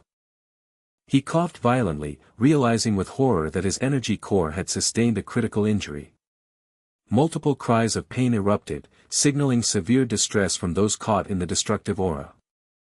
The muscular man snarled, baring his teeth savagely as he gripped his weapon, silhouetted against a raging, fiery backdrop. He muttered an ominous word, a silent command to devour, as something swiftly vanished from sight. A soft, swift sound then indicated a smooth, rapid movement, almost too quick to perceive. He exclaimed in utter disbelief, questioning what unimaginable event had just unfolded before his eyes. A pained grunt escaped him, followed by a curse as he wondered how such a formidable opponent could possibly be a mere rookie. A whistling sound accompanied his internal declaration that even the Dark Knight Palace held no one capable of matching his opponent's power, as a low, guttural hum began to resonate. A deep, resonant rumbling echoed, growing steadily in intensity, portending a greater confrontation. A colossal crash erupted, shaking the very foundations of the environment with its immense force. Two figures engaged in a dramatic and intense struggle, their forms battling fiercely amidst a fiery, chaotic background. A man's face contorted horribly in agony as dark energy erupted from his mouth, his eyes glowing with an ominous purple light. Amidst the raging flames, a man with gritted teeth displayed a pained yet fiercely determined expression, his eyes glowing with an intense pink light. A close-up revealed a character's intense, glowing pink eye, contrasting sharply with the harsh scars etched upon their face. A figure with long white hair gazed down at a prone man amidst a burning, desolate landscape bathed in the light of a full moon. From above, a bloodied, clenched fist lay stark against the fiery backdrop of the surrounding devastation. A blood-soaked hand gripped or crushed an unseen object, silhouetted against a dynamic red haze. Someone desperately pleaded for Yangcheon to cease his actions. The cry intensified, urging him to stop immediately. A speaker recoiled, overwhelmed by an unprecedented and terrible stench. Bewilderment gripped them as they questioned how the enemy could still persist despite having been defeated. A moment of profound stillness settled over the scene. The air crackled with unspoken tension. An ominous quiet had descended upon the area. The eerie silence stretched, heavy with anticipation. Nothing stirred, but the danger was palpable. A sense of unease permeated the atmosphere. The scene remained disturbingly quiet. A lingering shadow suggested an unseen presence. The quietude held a hidden threat. A subtle shift in the environment went unnoticed. Plans were being made to assault Manhwa at dawn after regrouping, when a quiet set of footsteps interrupted the speaker. A startled voice demanded to know the identity of the intruder and how they had breached their defenses. The intruder questioned if they were behind the targeting of Manhwa's children, a query met with disbelief and dismissive outrage from the other party. The intruder issued a stern warning, demanding answers about their identity and origins, accompanied by a decisive sound of movement. The intruder, assessing the opponent's courage despite their apparent lesser status, remarked on their audacious spirit. A sudden cry of alarm erupted as someone addressed their superior in shock. Utterly bewildered, a voice questioned the nature of the attacker and the mysterious weapon they had just wielded, wondering if it was a sword, as a gentle tapping sound occurred. A deep voice mused that a sword's beauty lay in its sheath and ill will should remain a feeling, not an action, as a pained grunt escaped. The perpetrators behind the disappearance of Manhwa's disciples had been identified as Yangcheon, an ambitious figure from the Dark Knight Palace. The mention of the Dark Knight Palace brought a realization that leaving immediately was not an option due to pressing circumstances. A quiet contemplation settled over the scene. The gravity of the situation became clear in the silence. A sense of resolve began to form. The weight of responsibilities lingered in the air. An internal struggle played out silently. The path forward remained uncertain for a moment. A decision slowly began to solidify.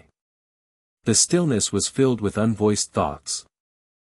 A subtle shift in expression hinted at a change of focus. An underlying calm preceded a new revelation. Waking, he discovered he had been unconscious for 2 days, and observing smoke emanating from the other's mouth, he questioned if they had achieved a state of ascension. The other person scoffed, clarifying that they were absorbing energy as smoke, then declared that his recovery was evident from his ability to joke and ordered him to leave. The older figure reminded the youth that he had previously been called a living corpse, warning him that his intertwined energies could lead to his demise, punctuated by a pained exclamation and rapid movement.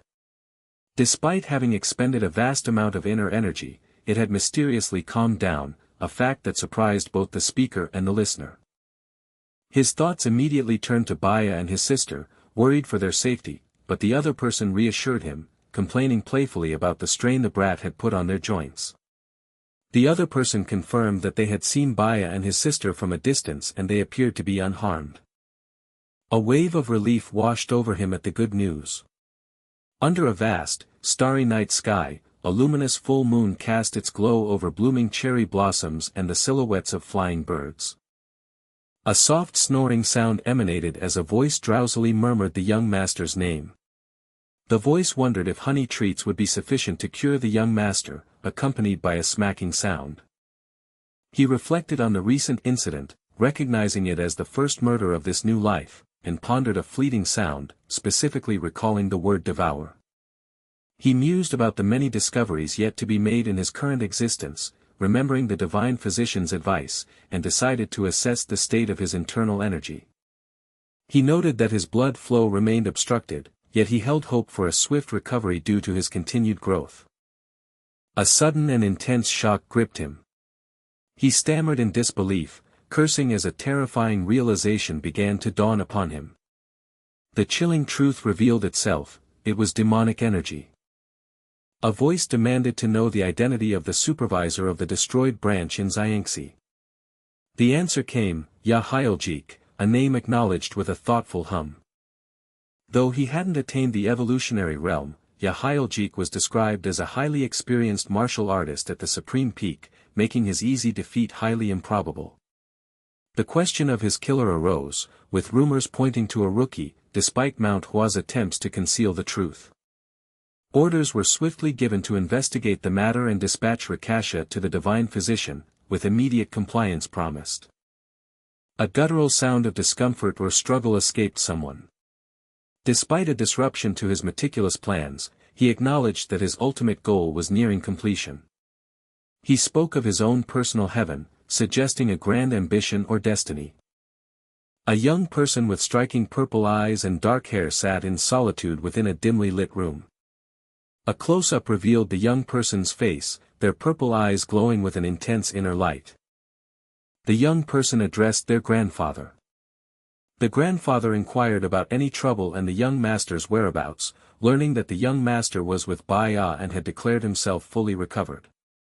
The grandfather chuckled, attributing the swift recovery to youth, before the young person interrupted him to speak further, prompting a question from the elder. A moment of profound silence hung between them. The young person expressed a clear and resolute desire to begin learning martial arts. A bare foot gently dipped into a pool of glowing purple liquid, sending subtle ripples across its surface. Two figures sat quietly by a moonlit purple river, traditional building silhouetted in the distance. A hand carefully held a small cup, its contents shimmering with the same mysterious purple liquid. One figure remarked that the wine tasted exceptionally fine that day. They mused that the moonlight must be enhancing its flavor, then extended an invitation for the unit commander to join them. A heavy silence settled between them, charged with unspoken thoughts. A character gazed contemplatively at the complex of traditional buildings illuminated by the purple night sky. The quiet contemplation continued, deepening the atmosphere. Suddenly, a bare foot stepped firmly into the glowing purple liquid, causing it to splash dramatically. A distinct sound of a drop or splash echoed in the stillness. The speaker observed a strange look in their companion's eyes and apologized, fearing they had caused discomfort with a subtle gesture.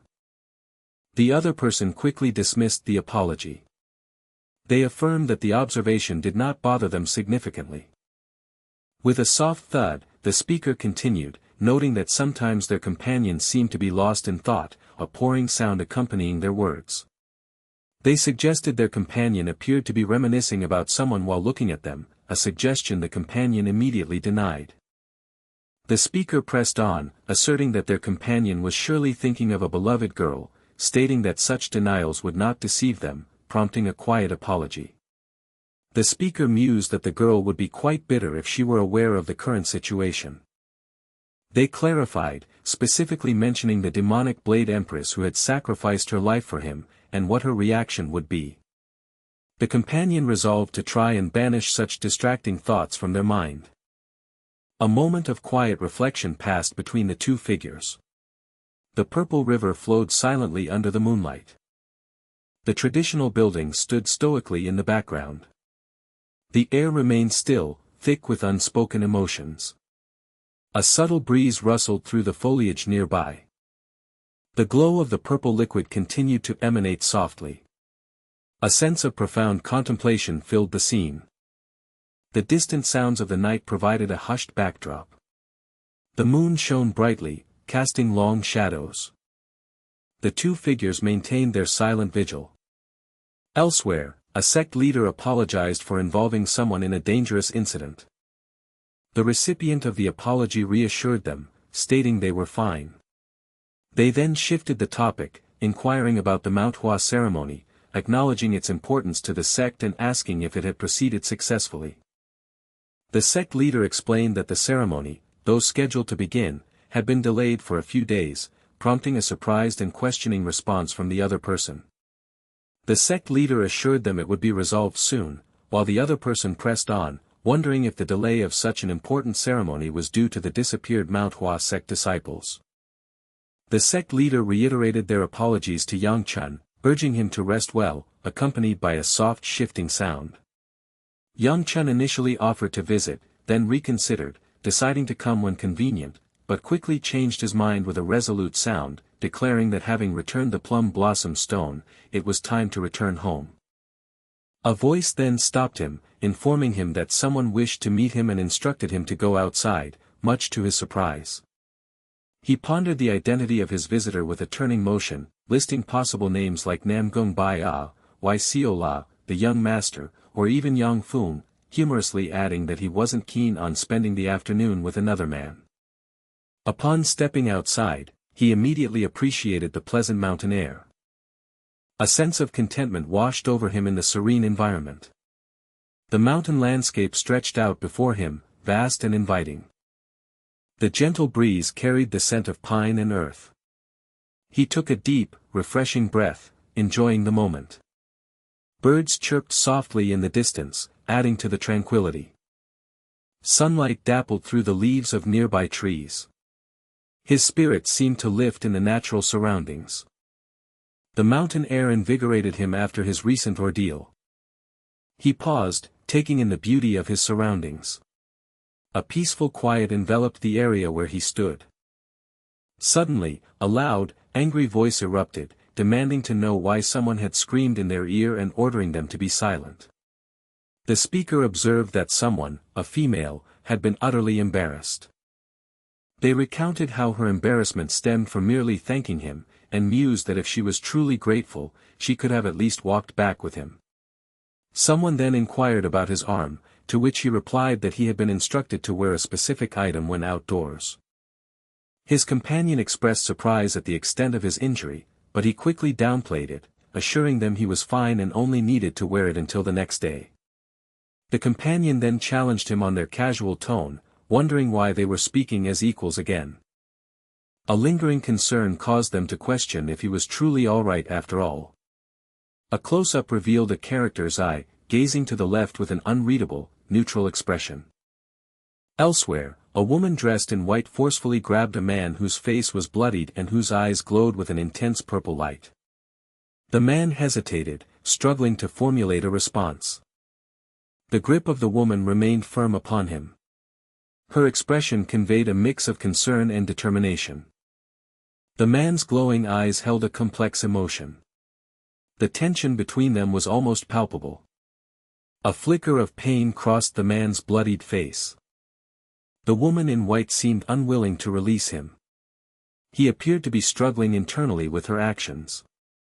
Her presence dominated the immediate space around him. The scene was charged with an underlying drama. Their interaction seemed to hinge on a critical moment. Someone cursed vehemently, frustrated by the implications of Manhwa, and impulsively suggested they go beat up the person who made such a statement. They then remembered the old man who hadn't responded since the recent fight, and were urged to calm down, warned that losing their temper was dangerous. A voice questioned the old man's whereabouts with confusion. Another person recognized Juga Hyuk and confronted him, demanding to know his reason for being there and if he was mocking them. Someone speculated that Juga Hyuk was likely there to check on the Sword Queen, acting on behalf of the divine physician. A sudden realization struck them, as they wondered how Juga Hyuk could have spoken in a previous life if he was currently mute. The speaker tried to recall past memories, searching for an answer. A close-up showed a person's eye, glowing intensely purple against a vibrant purple and black backdrop. A voice described those who dared to rebel against a powerful will and those who dared to draw their swords in opposition. The voice declared that hordes of enemies had been reduced to mere trails of blood, and as the entire world bowed to their feet, their unity solidified daily. The vivid description painted a picture of absolute victory and dominance. A powerful, almost godlike figure was implied by the narrative. The imagery suggested a world reshaped by a singular, immense force. The speaker seemed to be recounting a monumental historical event. The glowing purple eye seemed to reflect this immense power. The past narrative hinted at a terrifying, yet awe-inspiring, display of might. The weight of these memories settled over the scene. The implications of such power were vast and unsettling. A profound connection to this past was being explored. The question of Zhuge Hyuk's silence seemed to link to this history. The profound realization dawned that this immense power was, in fact, demonic energy. The realization struck with undeniable certainty. What they observed was pure demonic energy, akin to that of the dreaded heavenly demon. A chilling question arose, wondering if this insidious power was the very illness slowly consuming the Sword Queen. They knew demonic energy was not a force one could simply endure or overcome through sheer will. Despite the dire circumstances, a voice reminded someone of their bond, acknowledging them as a friend's son. The speaker explained they felt a need to appear healthy, hoping to put their companion at ease. A wave of profound shock washed over the listener, leaving them utterly speechless. Their confusion mounted as they demanded to know the nature of the strange phenomenon before them. A specific term, the demon well absorption art, was uttered, possibly in disbelief or recognition. Elsewhere, a character grumbled light-heartedly about an open door, complaining about the incoming draft. They then noticed someone's presence, casually inquiring about their reason for being there. Meanwhile, a subtle shift occurred as a figure took a small, cautious step forward. A young person, their dark hair framing a determined expression, gripped a sword firmly. The sword's tip was aimed directly at the formidable merchant association. From a dramatic rocky outcrop, a figure clad in a flowing robe stood poised, a sword held ready. A desperate cry for help echoed through the air. One observer expressed surprise, wondering aloud where such an unexpectedly beautiful girl had appeared from. An exasperated voice dismissed a perceived useless stick, urging it to be abandoned. The speaker deemed the item utterly meaningless, questioning its purpose and any potential use. A sense of urgency gripped someone, compelling them to rush back to Manhwa and deliver an important message. A stark, imperative command to run was issued.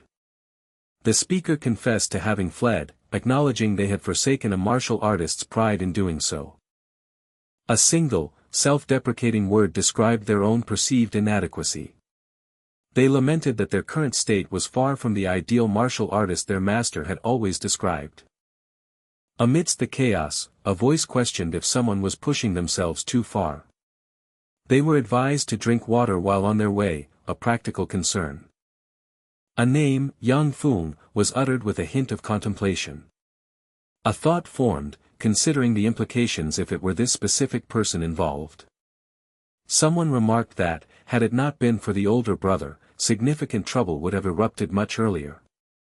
Yet, a note of wonder entered the conversation, marveling at a remarkable achievement.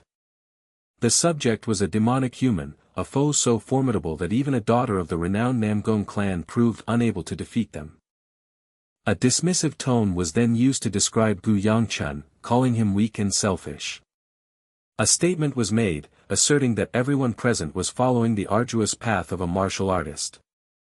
Then, the name Gu Ryangwa was spoken, hanging in the air with significance. The person was characterized as someone who only knew how to flee from danger. A character in white robes crouched low, their hand intensely gripping a sword hilt, their expression etched with determination. Someone questioned if the other person intended to persist with their actions. A terse demand to be left in solitude was issued. A young man with short hair glanced back over his shoulder, a faint grimace twisting his features. A tense silence permeated the space, thick with unspoken emotions. The air crackled with a palpable undercurrent of anticipation. A moment stretched, laden with the weight of unseen decisions. The quiet intensity of the confrontation deepened. Every breath seemed to hold a profound significance in the stillness. The unspoken challenge hung heavy between them. A flicker of resolve passed across a character's face. The tension tightened, approaching a breaking point. A subtle shift in posture indicated readiness for conflict. The atmosphere became charged with latent energy. Suddenly, someone erupted in incredulous scorn, dismissing a statement as utterly laughable. Another insisted on their sincerity, then recognized a familiar voice, questioning if it belonged to Gu Yangcheon. Three characters recoiled in collective shock, one's wide eye captured in a close-up, reflecting intense surprise. One character expressed profound frustration and disbelief, demanding to know why this was happening and what knowledge of medicine warranted such a claim. Someone vehemently argued that medicine was irrelevant to the situation, then challenged the speaker, asking how else an illness could be cured if not by medical means. The challenger questioned if the speaker truly comprehended their own words, to which the speaker firmly affirmed their understanding. The speaker boldly declared that with their unique technique, they possessed the ability to cure the Sword Queen. A loud impact reverberated through the space, graphically emphasized by dynamic motion lines. A stunned voice responded with disbelief, cautiously uttering Gu Ryangwa's name. The question was posed with a blend of hope and skepticism, asking if they truly had the power to heal their master. The speaker reacted with stunned disbelief, questioning if the stated claim to cure their master was truly possible, then admitting it remained unconfirmed. They demanded to know the proposed course of action, pointing out that even the esteemed divine doctor had already given up on the case. The speaker then outlined a condition, stating that if the divine doctor simply granted permission, they would proceed. They declared their intention to attempt treating the Sword Queen's illness. Someone cautiously uttered the name Yangcheon, a hint of concern in their tone. Another person inquired about the specific method, to which Yangcheon responded by confirming the use of the Gu family's secret technique. Yangcheon further explained that this particular technique utilized heat energy to expel impure forces, asserting an ability to discern the nature of the energy. He specified that he could sense the very energy that was slowly consuming the Sword Queen's life force, prompting a surprised reaction. Yangcheon recounted how he had felt this energy when their hands touched, noting that his Gu flame will art instinctively pushed against it. Someone expressed surprise, questioning if the Gu family's secret art truly had such an effect, admitting they did not recall it. Yangcheon then clarified, explaining that it was not actually related to the Gu flame will art but rather to the demon well absorption art. He reasoned that without this explanation, he would not earn their trust, thus necessitating a convincing argument first. Yangcheon continued, stating that if he did not act immediately, the Sword Queen would face a dire fate. He grimly predicted that she would be unable to withstand the demonic energy and would succumb to death. Furthermore, he warned that even if she survived, she would abandon the world and vanish without a trace, just as she had in his previous life. He expressed internal conflict, uncertain if he should alter the future by saving her, yet acknowledged an implicit but.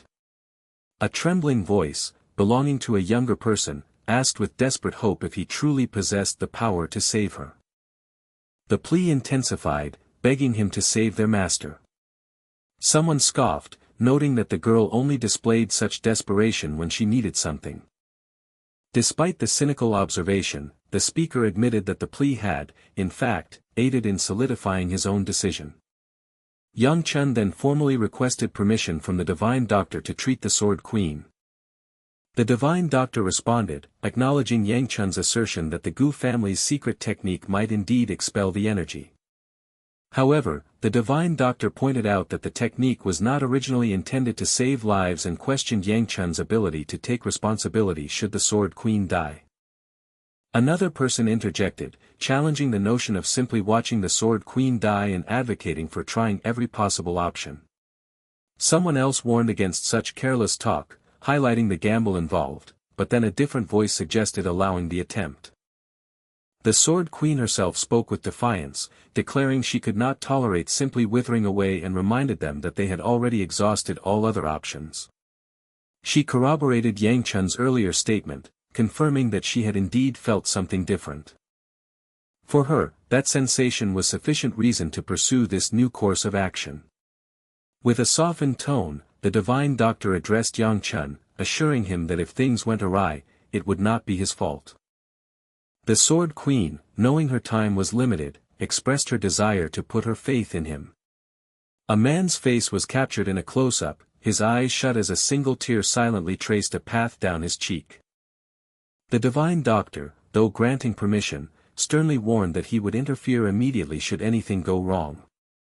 Yangcheon reflected on the stark irony, remembering how in his previous life, his hands had taken hundreds of thousands of lives, and now they were tasked with saving one.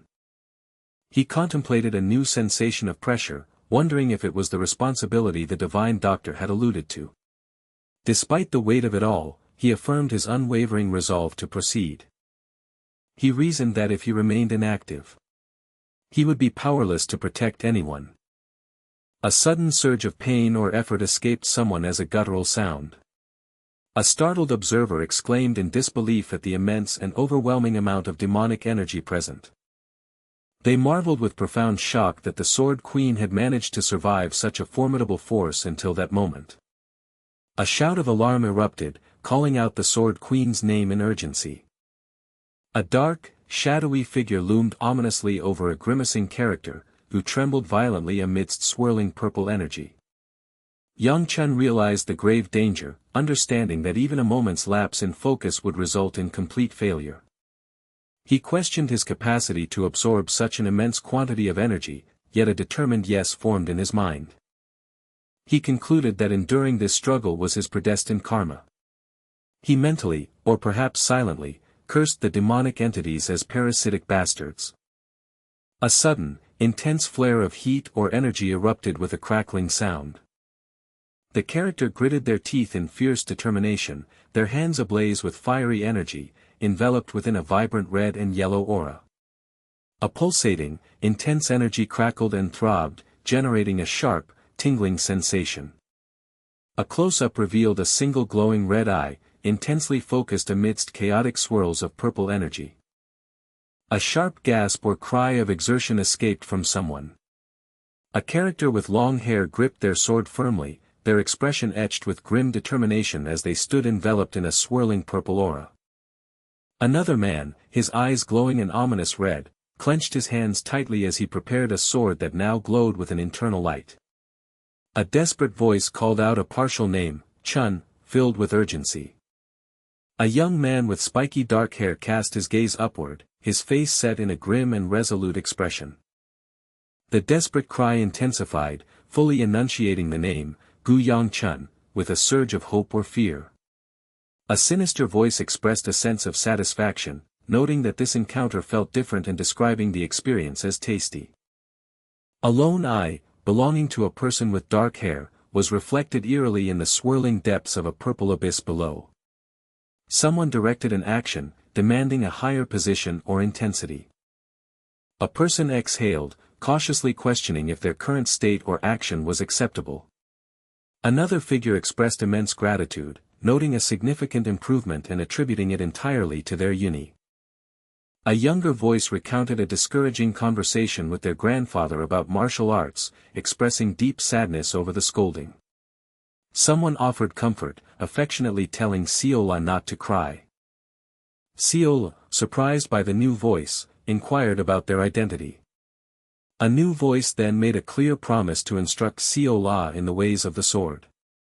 Seol-ah revealed a past fear, explaining how her older sister figure would often take control of her body.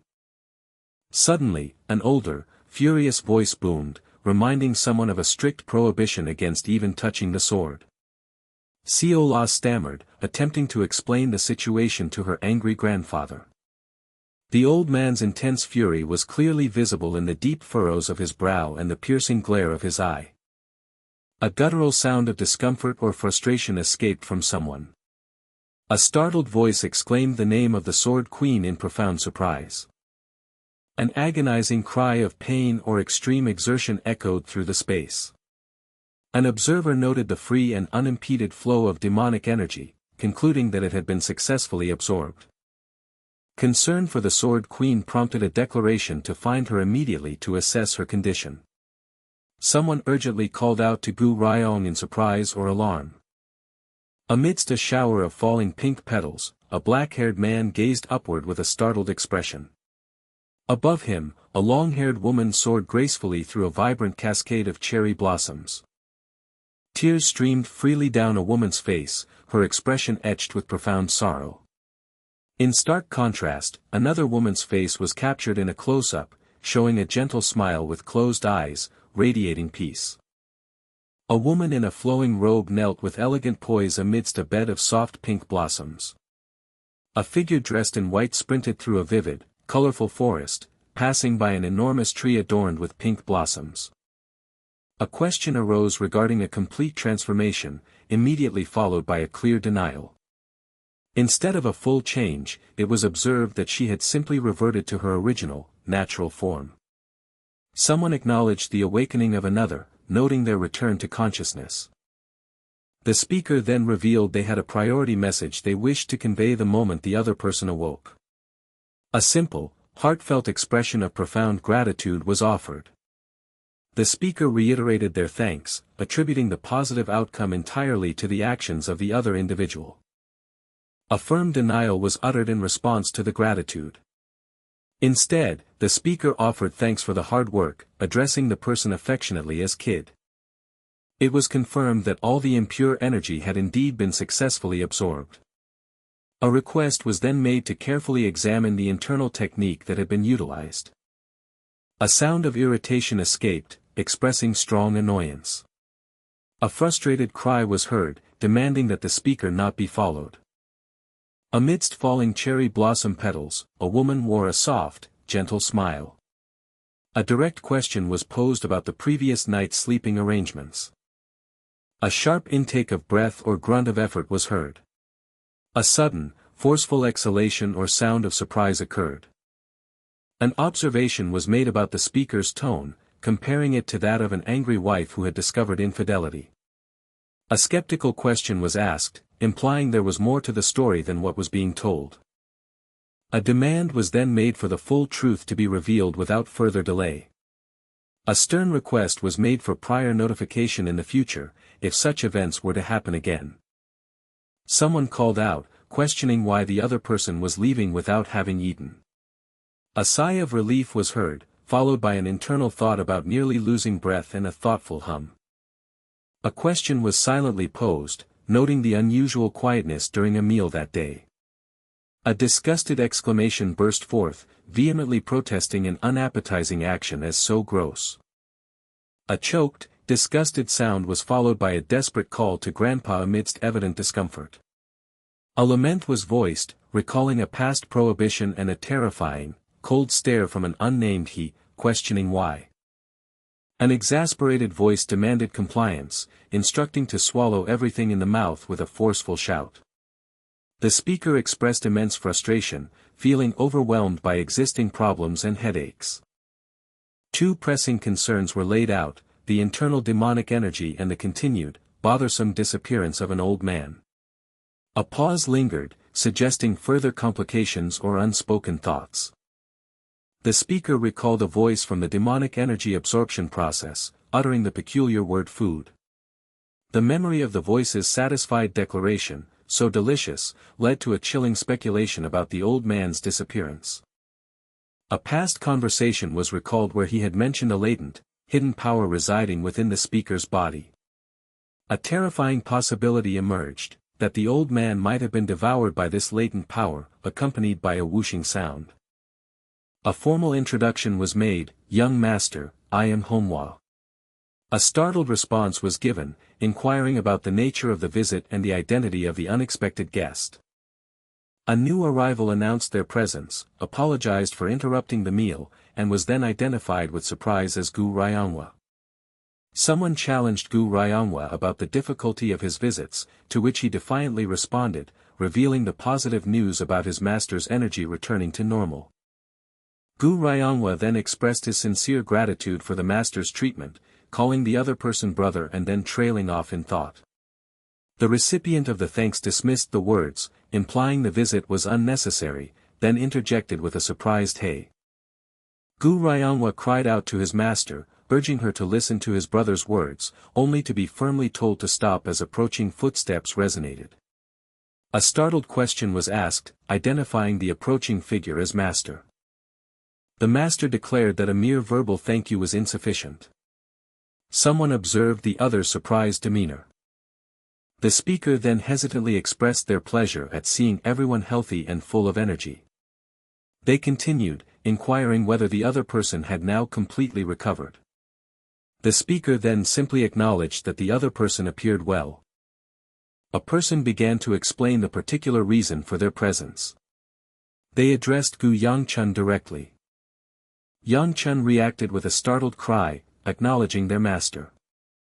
The master calmly dismissed the concern, stating they would have died anyway. The master affirmed their trust in Yangcheon, believing any request would be benevolent and cause no harm to others. A young man with spiky black hair expressed his surprise with wide eyes and a slightly open mouth. He questioned how the master had arrived at such a conclusion purely from observing him. He passionately challenged the master, demanding to know what they had done to him, reminding them that he was the one who had incinerated Manhwa and its disciples. He continued, stating he had reduced them all to ashes. He confessed that although it wasn't their fault they couldn't protect Gu Ryanwa, he had merely wanted to vent his anger. The master then calmly suggested he could elaborate later, adding that they had something important to ask him. A figure apologized for interrupting the meal and requested some private time alone with Yangcheon, prompting another to nervously ask if they also needed to leave. The master clarified that they wished to ask Yangcheon's brother something privately and told Ryanwa to give them space. Ryanwa agreed reluctantly but then questioned if the others were not going to leave as well. Another person hesitantly offered to cover their ears and continue eating if allowed. In a humorous interlude, a small, cartoon-like figure was playfully kicked by a foot while another character observed with a look of mock anger. Someone remarked that it was pleasant to see such an atmosphere, noting how long it had been since they had felt such emotions, wondering if the master felt sentimental. The master then revealed that this sentiment mirrored how they had felt about Yangcheon's mother, recalling laughter and quarrels over trivial matters. The master then abruptly steered the conversation back to the main topic. They brought up the last moments of Yangcheon's mother, asking if he remembered her. The master explained that Ryanwa was too young to recall anything, and that Yangcheon's clan kept the past quite hidden. They urged Yangcheon to share anything he could remember about his mother. Yangcheon paused, his voice trailing off in contemplation. Meanwhile, two figures stood in a desolate, snowy landscape, gazing upwards at a lone figure in the distant view. One figure declared themselves ready. Another figure trembled, an intense reaction to the situation. The first figure cried out in anguish, questioning why they were being shown this and what the master truly wanted from them to go to such lengths. The master replied simply that they wanted nothing but for him to survive. The master then instructed Yangcheon to take care of Ryanwa. They declared that if Yangcheon was ready, they would open it now, accompanied by a cracking sound. A white-haired figure stood poised before a brightly glowing portal, observed by another character below. The master called out to Yangcheon. Yangcheon cried out an apology, filled with regret. He then screamed for his mother. He cried out in desperate denial. A young man reached out a desperate hand across the vast, snowy, and barren landscape. He called out for his mother again, his voice full of question. An agonizing cry of pain and exertion escaped him. The master declared that from now on, even if he wished to cry, he had to tell them. The master simply urged him to speak.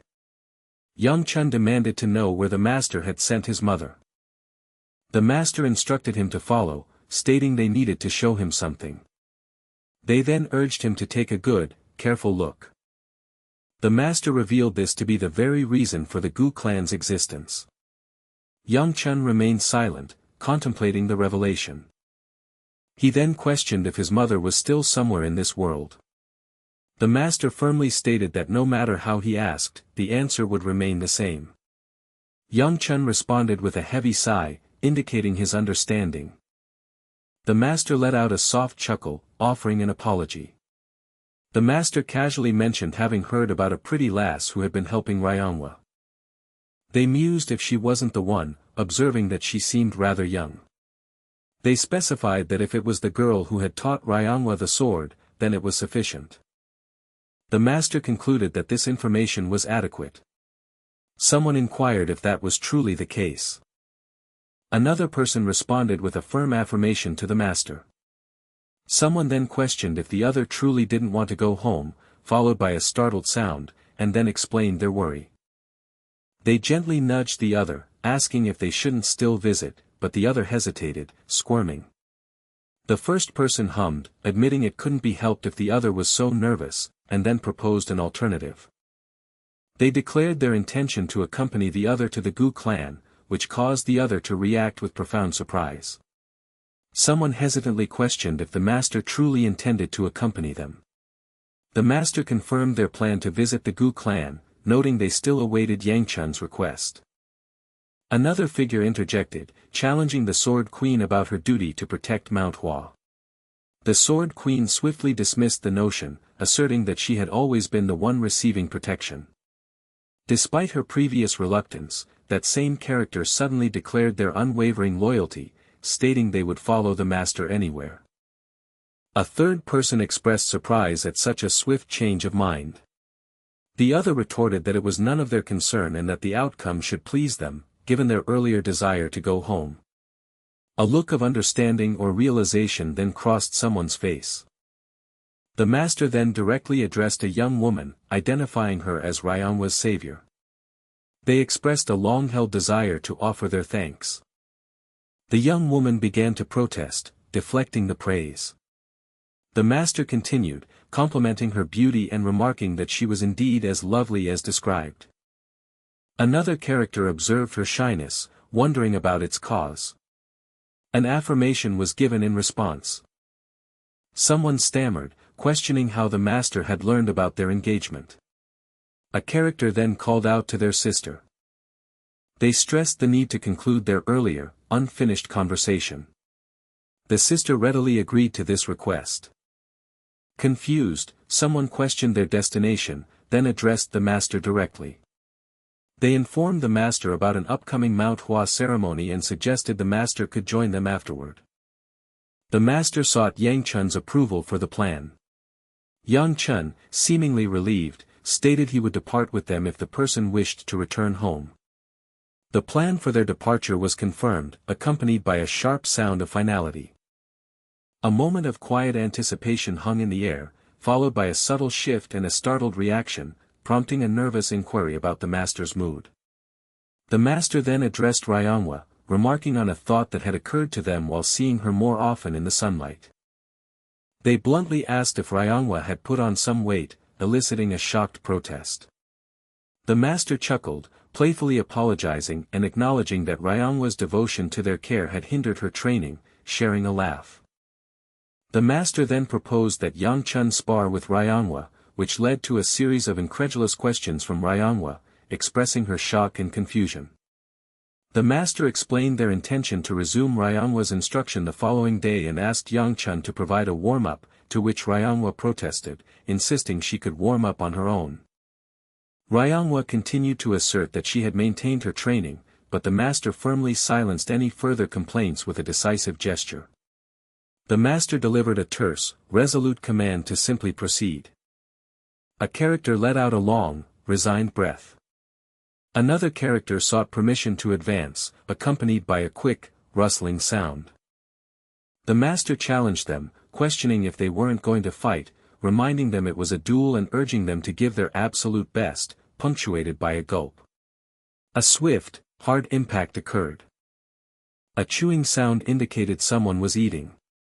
A younger sibling pleaded with their brother, asking him to reveal something at last. A person's face was depicted in profile, their gaze fixed intently downward or to the side.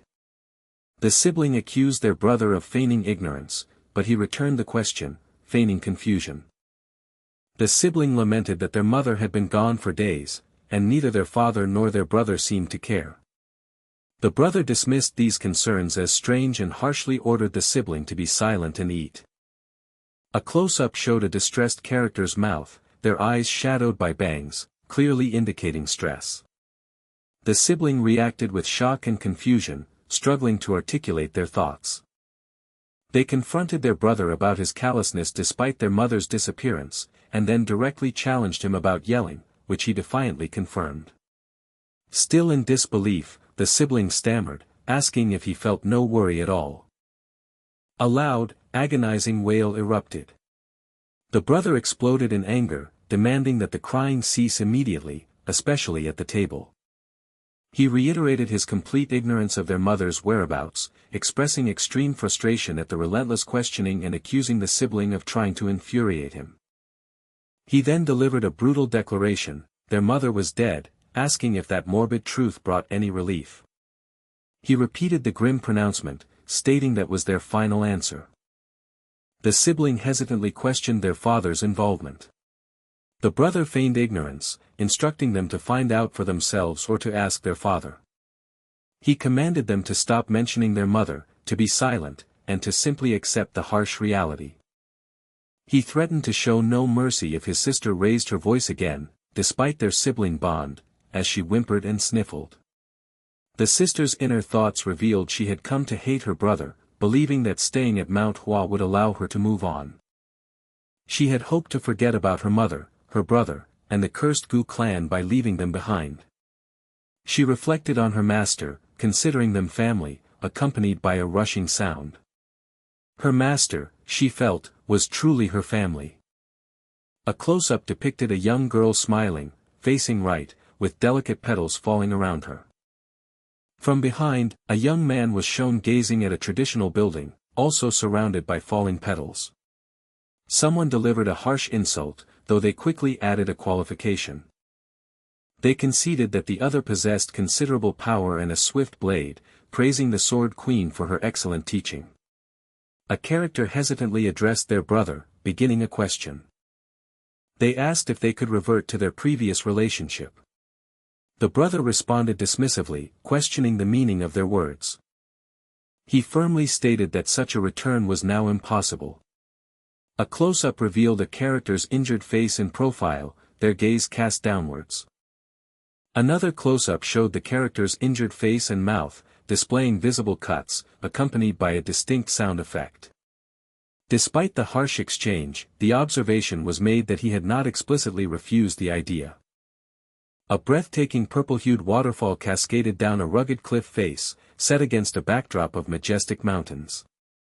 On a rocky outcrop, half submerged in the vibrant purple water beneath a pink sky, a solitary figure stood with a sword. A character let out a long, heavy exhalation, a sound of profound effort or exhaustion. A figure with long, dark hair swung a sword vigorously in mid-air, surrounded by streaks of motion. The figure dashed swiftly across the rocky terrain, followed by a tight shot of their face contorted in a grimace. A character questioned the young master's actions, expressing disbelief that he would fight alone. He called out to the young master, his voice filled with urgency. He internally lamented the situation, acknowledging that the young master had been avoiding him. He admitted he was aware of the young master's advanced skill, no longer needing his assistance, but insisted it did not absolve him of responsibility. He declared his role as the Gu clan's sword and shield, believing the young master should only be harmed if he himself was dead. Yet, he stared in confusion at the current situation, wondering how it came to be.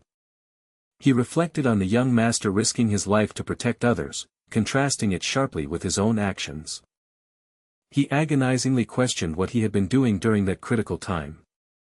A character with long, dark hair, clad in a red robe, stood firm on a rocky landscape, gripping a sword. The red-robed character remained, holding their sword as faint purple streaks descended in the background. He harshly berated himself as a worthless bastard, struggling to catch his breath and questioning the purpose of a blade trained for guarding. He wondered aloud about the utility of such a blade if it could protect no one, then suddenly questioned if this was the correct location. He mused that it seemed too high, then paused, recognizing a voice and identifying it as Servant Whis.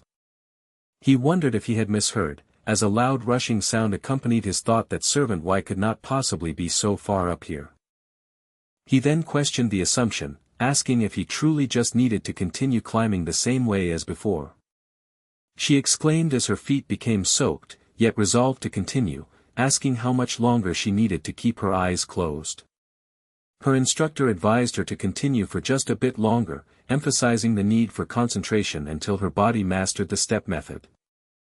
She nervously confessed her intense shaking and fear of falling, recoiling from splashing water, but was reassured that she was performing well. The instructor commanded her to perform the third form, then urged her to repeat it with renewed effort. She grunted with effort, then confidently affirmed she had executed it correctly, receiving the next instruction to perform the fourth form. An observer wondered if they were caught in a dream. They questioned if the figure they saw was genuinely Servant Wi. The observer noticed she wasn't talking to herself, pondering who she spoke with, and deemed the situation too dangerous, imagining the young master's fury if he knew. The instructor then directed her to perform a sequence from the first form all the way to the fourth, receiving her affirmative response. The command was given for her to begin. A female character, with a determined expression, assumed a martial arts pose while skillfully wielding a long sword. Her intense red eyes were captured in a close-up, gazing intently upwards. A character in white robes executed a dynamic sword pose, surrounded by swirling water. The instructor announced the next movement would be the final, fifth form. A character let out a sigh of effort, accompanied by a soft rustling sound. She declared her intention to attempt the form, as a distinct cracking sound emanated. The character leaped gracefully through the moonlight, her sword held firmly. She received a compliment for her performance and giggled delightedly at the praise. Muyin internally questioned the sight, wondering if she had been training in secret all this time. He had dismissed her as merely a girl who enjoyed snacks, realizing his mistake. He harshly rebuked himself, reminding himself to get a grip and asserting that underestimating others would not improve his own skills. He resolved to concentrate on advancing along his own path. This, he concluded, was his true responsibility as a guard of the Gu clan, deciding that was enough reflection. Muyin, startled, questioned Servant Wi's sudden appearance. Servant Wi stated that understanding one's duty was sufficient, which left Muyin confused and questioning her meaning. A dark-haired figure stood facing a powerful male figure, who glowed intensely and held an outstretched arm. The dark-haired figure gasped in pain or shock.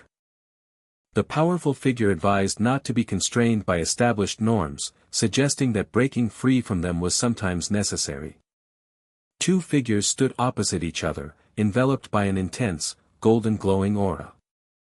Someone gasped, expressing a mix of shock and confusion about what had just occurred. They then whispered, wondering if it was Servant Wi. As dusk settled, 3 glowing red lanterns illuminated the roof of a traditional building. A vendor loudly announced their goods were dirt cheap. The vendor continued to urge buyers, playfully questioning someone's surprise at the low prices, inviting them to examine the wares. Pink glowing floral patterns erupted against the dark night sky, resembling magnificent fireworks. Someone expressed their unexpected presence at the ceremony, lamenting how events had led them to this point. They resignedly decided that since things had unfolded this way, they might as well get some good rest. They advised another person to return home afterward, warning that their clan might become angry if they delayed their return. The speaker added a questioning inflection, wondering about the clan's likely reaction. A man with spiky hair gazed wide-eyed, a worried expression on his face. The spiky-haired man then shifted his gaze sideways, displaying a slightly annoyed expression. A definitive decision was reached, marking a crucial turning point. A person cried out in discomfort, their arms aching profoundly from intense exertion. Inside a building, 2 men sat at a table, their gazes drawn to the vibrant pink fireworks illuminating the night sky outside the window. One man addressed the other, correcting himself from Sword Supreme to Alliance Leader, acknowledging his esteemed position. He stated humbly that despite being known as the Divine Physician, his abilities were not limitless or divine. The Alliance Leader questioned the physician, wondering if the situation they discussed was truly beyond remedy. A heavy silence settled between them, indicating the gravity of the unspoken challenge. The alliance leader observed that the physician had not explicitly declared it impossible, sensing a flicker of hope. The physician let out a deep breath, collecting his thoughts before continuing. He emphasized the peculiar nature of the specific case they were discussing. He explained that the container, the inner bowl vital to every human, was strangely formed within her. The physician elaborated that its form was so vast and tall, it gave the illusion of emptiness within. He then understood why her presence had remained meager, concluding it was not merely a bowl but something else entirely. A close-up revealed the man's furrowed brow and stern mouth, a clear sign of his deep stress and concern. He recalled a past moment, reprimanding Seol-ah for her refusal to listen, insisting the world was not so perilous that a servant girl needed a sword. In a demonstration of immense strength, two hands powerfully snapped a wooden stick into multiple pieces. The voice commanded her to remain focused solely on her designated duties. He returned to the present, making an earnest plea to the physician. His desperate request was for the physician to somehow transform her into an ordinary child. The physician responded that it was far from simple, no longer merely a medical issue, which was precisely why he had been sought out. He reiterated the difficulty, explaining that it would demand significant resources and time, even to the extent of uprooting an entire clan. The alliance leader declared his readiness to acquire anything necessary, even personal items for the physician's own troubles, which piqued the physician's interest. He then probed, asking if the physician also had needs for his own grandson, a question that clearly startled the older man. The alliance leader mentioned a white-ranked demonic stone, a revelation that seemed to shock the physician. The physician, flustered, questioned what had been heard from the Manhwa sect leader, then appealed to their shared concern for their grandchildren, asking for help just this once. The alliance leader then proposed a condition, taking a moment to gather his breath before speaking. He inquired about the precise reason his granddaughter was forbidden from wielding a sword, admitting he still struggled to comprehend the rationale. The alliance leader pointed out the benefit of self-defense in perilous times, then asked if providing an answer would ensure his request was accepted. The physician offered a deal: if he revealed the reason for suppressing the girl's talent and provided the white-ranked demonic stone, he would endeavor to find a solution.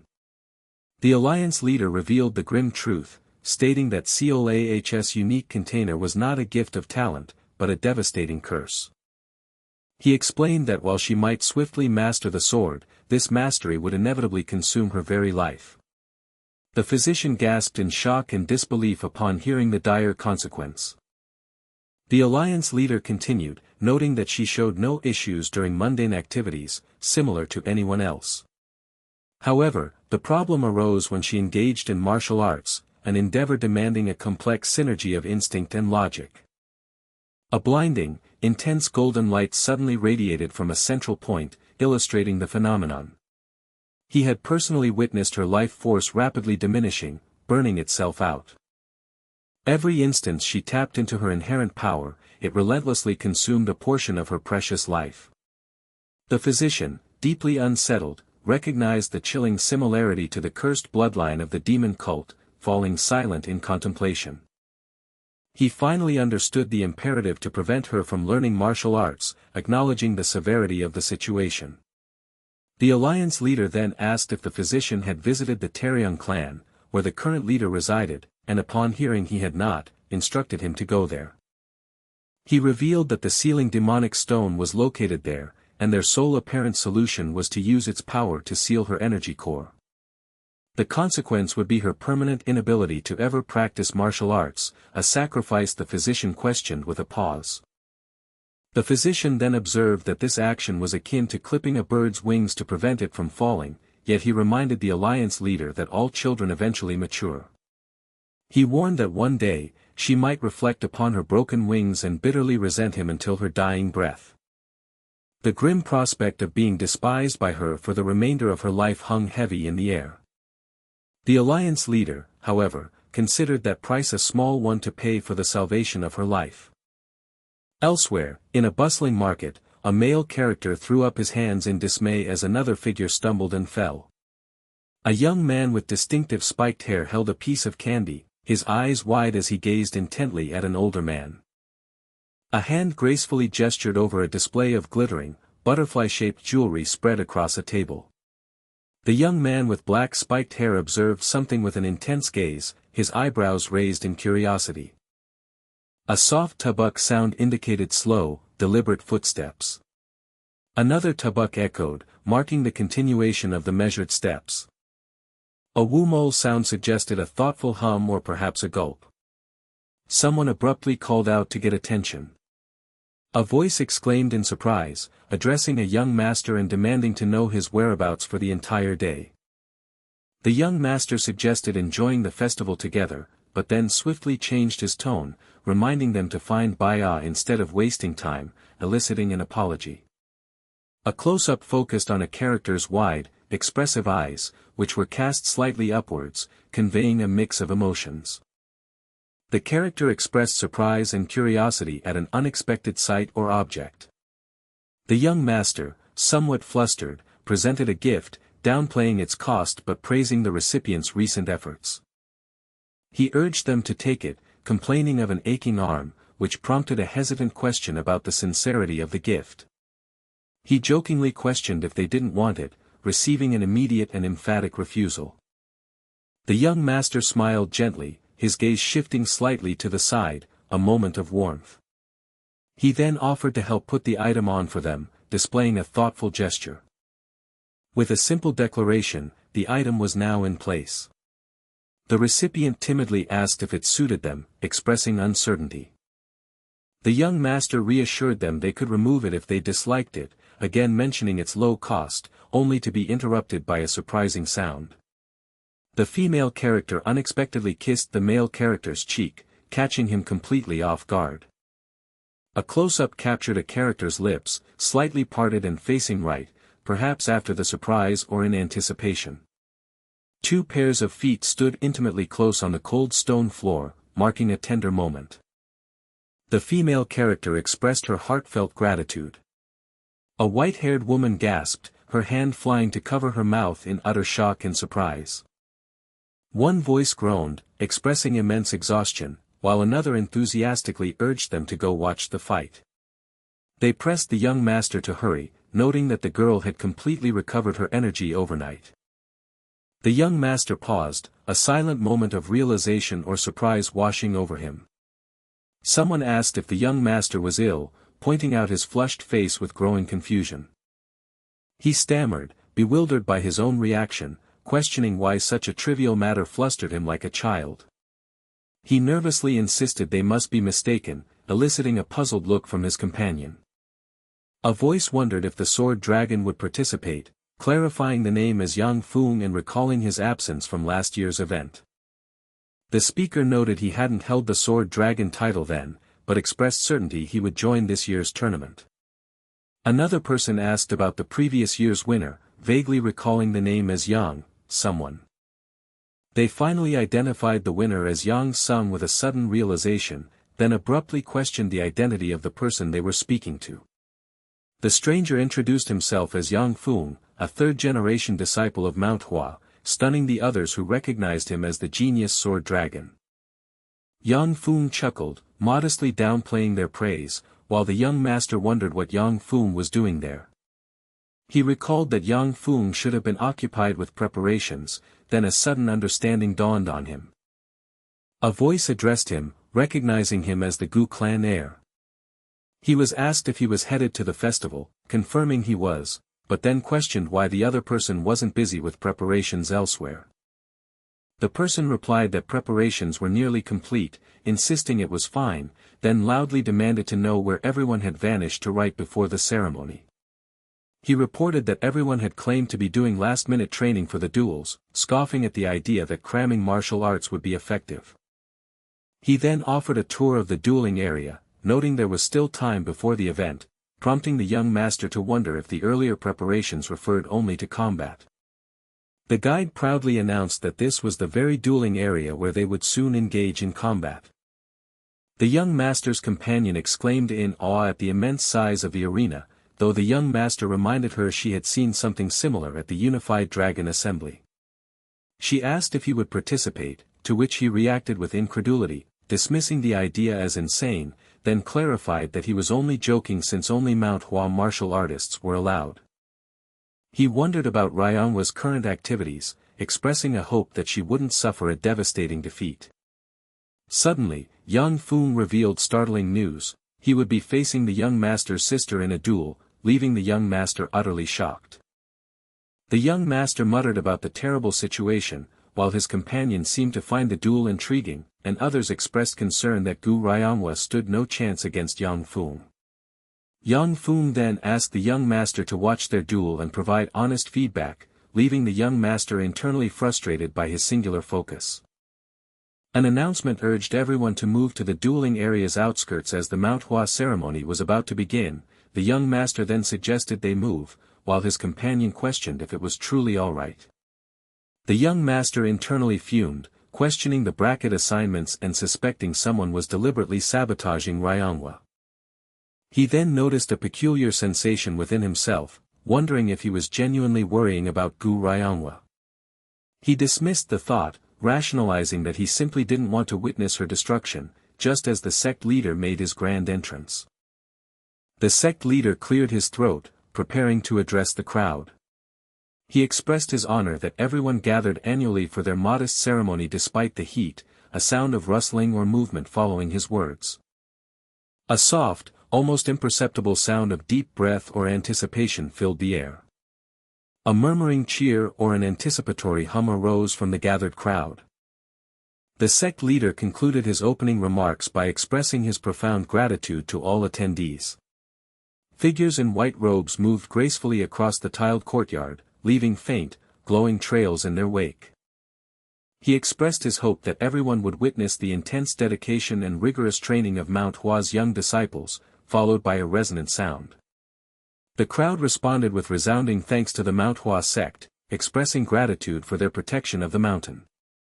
The sect leader then declared now, a sharp, decisive sound following his statement. A series of explosive, booming sounds echoed, signaling the imminent start of the events. His voice boomed, formally announcing the commencement of the very first duel. A fierce cry of exertion or attack pierced the air, marking the start of the combat. A character exhaled deeply, a sound of relief or slight exhaustion escaping them. A voice passionately cheered, encouraging Yang San to victory. Someone let out a worried breath, admitting they had never witnessed her wielding a real sword before. A young woman with furrowed brows fixed her gaze intently forward, a picture of sheer determination. A sword was drawn with astonishing speed, its movement blurring into a dark streak. Another character stammered out a hesitant yep, expressing gratitude. A character offered to share a secret ultimate move, acknowledging the late timing but still inquiring about interest. A furious voice demanded to know what disrespectful brat dared to address their precious fellow disciple by her given name. They revealed they had heard the news, confirming the fight against the sword dragon with a soft tapping sound, to which the character quietly affirmed. Another character, while not dismissing skills, insisted that if the sword queen had decided against it, the duel should be cancelled, sparking an indignant retort from someone demanding to know who they were to make such a decision. They argued the outcome against the sword dragon was obvious, but the determined voice firmly interrupted, stating a desire to proceed with the fight. With a gasp, she thanked them for their concern, admitting she hadn't expected them, but explained she couldn't continue to flee when she owed so much to her master, fellow disciples, Baya, and them. She reflected on the immense help she had received, feeling undeserving of such generosity. She declared her intention to repay everyone through her actions, stating that winning or losing the current fight was irrelevant. She concluded with a resolute promise that this would be the first fight she would face without retreating. The announcer declared Yang Guang of the silver team as the winner, drawing cheers and sympathetic acknowledgments for a good effort. The announcer then introduced the next duel as a special one, presenting the gold team's contestant, the greatest young martial artist and future of Manhwa. He grandly revealed the contestant to be Sword Dragon Yang Foong, exciting the crowd who were eager to finally witness him in action. Next, he announced the silver team's contender, the direct disciple of the esteemed Sword Queen. He finished the introduction, naming her as the second-generation disciple, Gu Ryongwa, as the crowd awaited the grand match. Gu Ryongwa reflected on a past moment, wondering when the shift occurred, perhaps when her brother's anger first ignited her spite. Her initial spite gradually transformed into a deep fear of his relentless rage, which in turn fueled an unyielding hatred for him. This fear, originating from her brother, metastasized, expanding until she harbored hatred for the entire world, prompting her to constantly flee. She eventually found solace with her master, the sole individual who offered her a sense of safety, but an introspective thought arose as she observed her still troubled self. A realization dawned that perhaps her struggles were not a scar inflicted by her brother, but rather a belated recognition of her own inherent weaknesses. With this newfound understanding, she made a firm resolution about her future actions. Despite her enduring dislike for her brother and family, Gu Ryongwa, a martial artist of Manhwa, prepared to face her challenges. She declared her firm decision to cease her pattern of flight and confrontation. Meanwhile, an observer noted the formidable sharpness of a combatant. They recognized the formidable figure as the Sword Dragon of Manhwa, a legendary martial artist. A strained exhalation escaped from one of the fighters as the duel intensified. A fierce cry of exertion erupted, signaling a powerful offensive move. Another grunt of effort or impact echoed through the arena. A voice of surprise acknowledged the unexpected prowess of the fighter.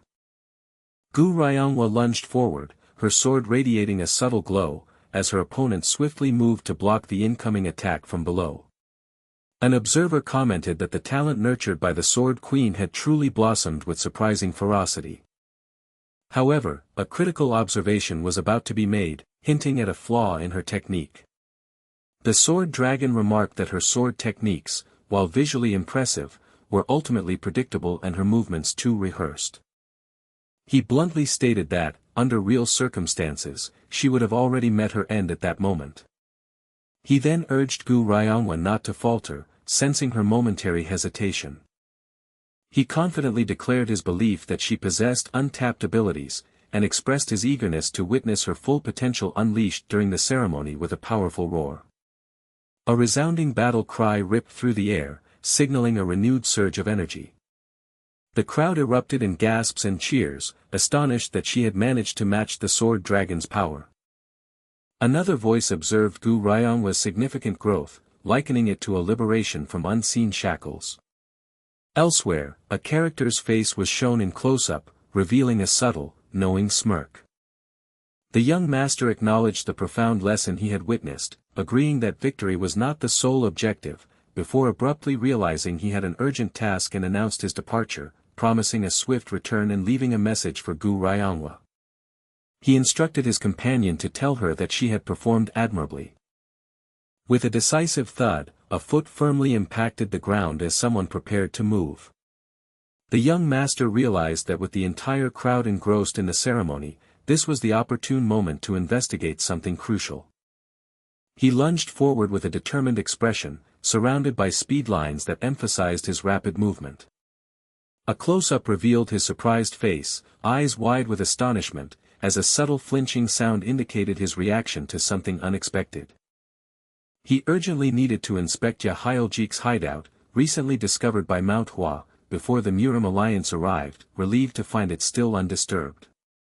He calculated that he could return before the finals concluded and decided to take a swift look around. Upon entering, he gasped in surprise, questioning the chaotic state of the area. He wondered if Manhwa had engaged in combat with lingering enemies, recalling their report of only clearing out some bodies. A deeper concern arose as he pondered the true intentions of the Dark Knight Palace in this location. A sudden jolt of alarm or realization coursed through him. A wave of revulsion washed over him as he sensed a potent, disturbing chi, confirming he had indeed found his target location. The spiky-haired character, with a stern expression, carefully pulled back a dark cloth, revealing something beneath. He identified the space as the final room, sensing an overwhelming and concentrated demonic energy emanating from within. Drawing upon knowledge from his past life, he deduced the presence of a secret room, a place where the unsettling chi would be most distinct, usually concealed ingeniously. A sound of confusion or mild surprise escaped him. The young man with spiky hair displayed an expression of annoyance mixed with confusion. He stood on a precarious ledge, gazing down into the depths, his hand crackling with a faint, fiery energy. He muttered in disbelief, questioning the apparent lack of sophistication in the hideout's construction.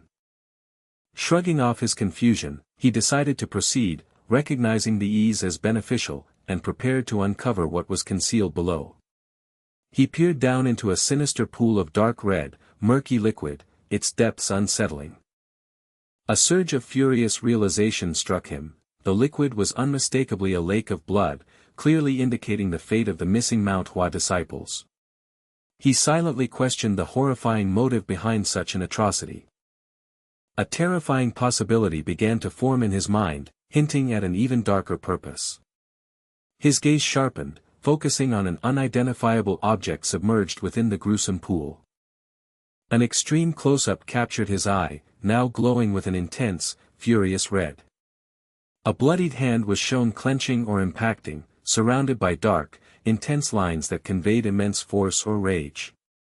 He instantly recognized that the individual was not a martial artist from Manhwa. Identifying the distinctive clothing, he realized the person was an agent of the Murim alliance. With a fierce expression, the character skillfully parried an incoming attack using their weapon. The attacker acknowledged the young person's impressive reflexes with a condescending tone. He mused that it was no surprise Yangcheon had been defeated, given the skill of the opponents. The spiky-haired young man directly questioned his assailant's allegiance, demanding to know if they served the Dark Knight Palace. The assailant, taken aback, repeated the accusation in feigned disbelief. The young man meticulously detailed the assailant's distinct features, noting their small stature, red robes, and mastery of fire-based martial arts. The red-robed figure concluded that the Dark Knight Palace, therefore, must have been aware of his existence. The young man vehemently dismissed the claim, pointing out that the attacker had just attempted to end his life. He scoffed at the attacker's pretense of ignorance, suggesting a more convincing lie was in order. The red-robed assailant clicked their tongue in grudging acknowledgement of the young man's sharp intellect. With a piercing gaze, the young man demanded to know the reason behind the attack. The attacker countered with a menacing declaration, insisting that the young man should be aware of the identity of his killer. A frustrated expletive escaped the young man's lips as the situation escalated. Amidst a chaotic, energy-infused chamber, two figures were locked in a fierce battle, one launching a devastating fiery attack. He internally lamented that the exit was too distant for escape, and his chances of victory seemed slim. He harbored a growing doubt that he could emerge victorious from this desperate struggle. Cloaked figures engaged in dynamic combat, their movements surrounded by explosive red energy and scattering blood splashes. He internally criticized the attacker's smaller blade compared to Yangcheon's, questioning his own defensive retreat and wishing for more internal energy to fight back effectively. The red-robed figure sneered, expressing disbelief that someone like Yangcheon could have been defeated by such a wuss. The attacker vehemently declared that Yangcheon's demise was well-deserved. A close-up revealed the young man's pained, closed eyes, engulfed by crimson energy and flecks of blood. An extreme close-up showed his pained face, mouth slightly agape, with fresh blood droplets clinging to his skin. A voice scoffed, expressing annoyance at waking up only to find the young man in another perilous situation, before a surprised recognition of Old Man Shin. A spectral voice chuckled, hoping the heavens would acknowledge his relentless effort, even in the afterlife. The voice sternly commanded the young man to rise, urging him to try again. The red-robed assailant pointed, confidently declaring their intention to finish the young man in a single strike. A dark cloaked figure stood poised, two knives drawn, against a stark red and bloody backdrop. The assailant let out a sound of utter astonishment, completely taken by surprise. The young man echoed the assailant's earlier taunt, reminding them of their own words about knowing one's killer. The assailant reeled in confusion and frustration, questioning the sudden appearance of a sword and the contradictory intelligence received about Gu Yangcheon's fighting style, then demanding to know the nature of the recent attack, finally declaring their own name, Shin Cheol. A masked man with intensely glowing red eyes stared out, his presence radiating a palpable threat.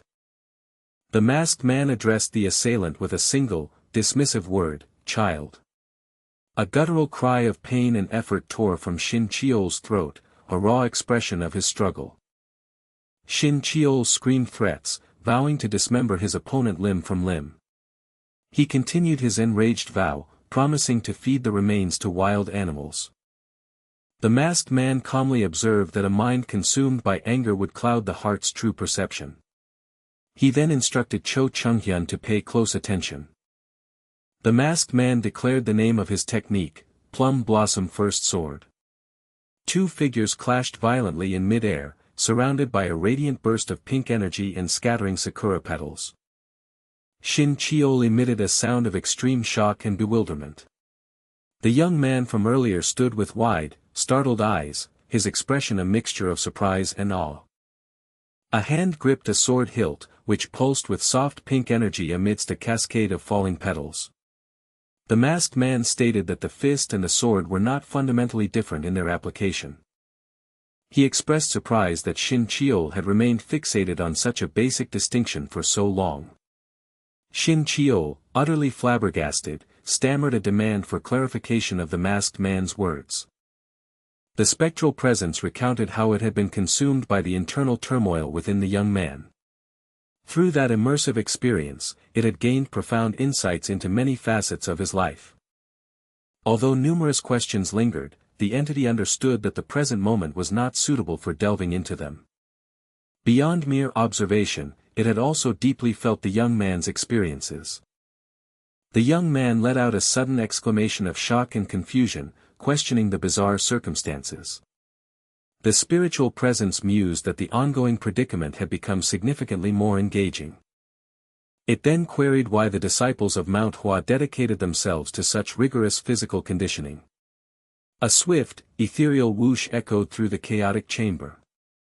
The entity explained that a fully developed bowl or foundation could effortlessly achieve great things. It emphasized that this principle allowed for maximum results with minimal chi, a disparity greatly magnified when wielding a sword. The young man cursed, feeling an oppressive heaviness in his limbs as he moved. The entity acknowledged his discomfort, confirming that he was indeed engaging muscles he rarely utilized. It instructed him not to force the sword's essence to manifest but rather to allow its power to emerge organically from his inherent prowess. The red-robed assailant clutched his chest, grimacing in intense pain as flecks of blood splattered around him. A guttural cry of agony tore from the assailant, punctuated by the resounding clang of rapid impacts. The entity provocatively asked about the difficulty of defending without chi, causing the young man to internally curse, demanding his body back if the entity intended to prolong the struggle. The entity sternly warned the young man against displaying such arrogance once more, amidst further clanging sounds. It revealed that in his past life, the young man seldom engaged in close-quarters sword combat, a flaw exposed by fundamental martial arts. The young man, finally understanding, urged them to concentrate solely on their current opponent. The entity demanded a commitment to physical training, to which the young man emphatically agreed, vowing never again to over-rely on chi just because he possessed it. Acknowledging the young man's resolution, the entity expressed its approval. The entity observed that their opponent had lost considerable blood in his frenzied state, asserting that the young man could now defeat him single-handedly, while another voice debated whether they should intervene to help finish the fight. A close-up revealed the assailant's scarred face, contorted in anger, his fierce eyes burning with furious intent. The young man internally reiterated the crucial lesson about not excessively relying on chi.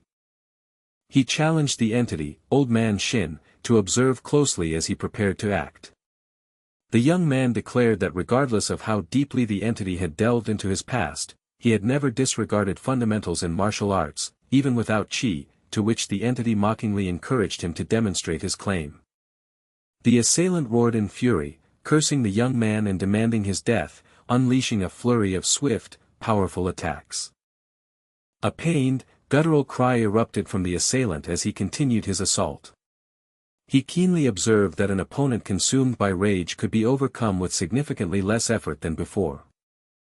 The teaching resonated in his mind, with minimum chi. Produced the maximum effect. He repeated the core principle internally, with minimum chi. Maximum effect. He realized with sudden clarity. The assailant gasped and choked in disbelief and pain, spluttering curses at the young man. The young man unleashed a powerful punch, his fist enveloped in a searing aura of red energy. The large, shadowy form of their foe began to crumble, dissipating into swirling purple energy as a smaller figure watched from below. The young man's head and shoulder were suddenly wreathed in a disconcerting aura of surging purple energy. A wave of distress washed over the young man as the ominous purple energy violently surged around him from the left. He realized with alarm that the demon well-absorption arts were once again flaring within him. He felt as if his energy core would boil and explode from the scorching, storming internal chi, fearing that any loss of focus would plunge him into unconsciousness. The entity clicked its tongue in exasperation, remarking that with all its teachings, the young man ought to be able to withstand this affliction, demanding how much more it had to explain, which startled the young man into acknowledging Old Man Shin. The entity urged him to recall the specific sensations he had experienced previously.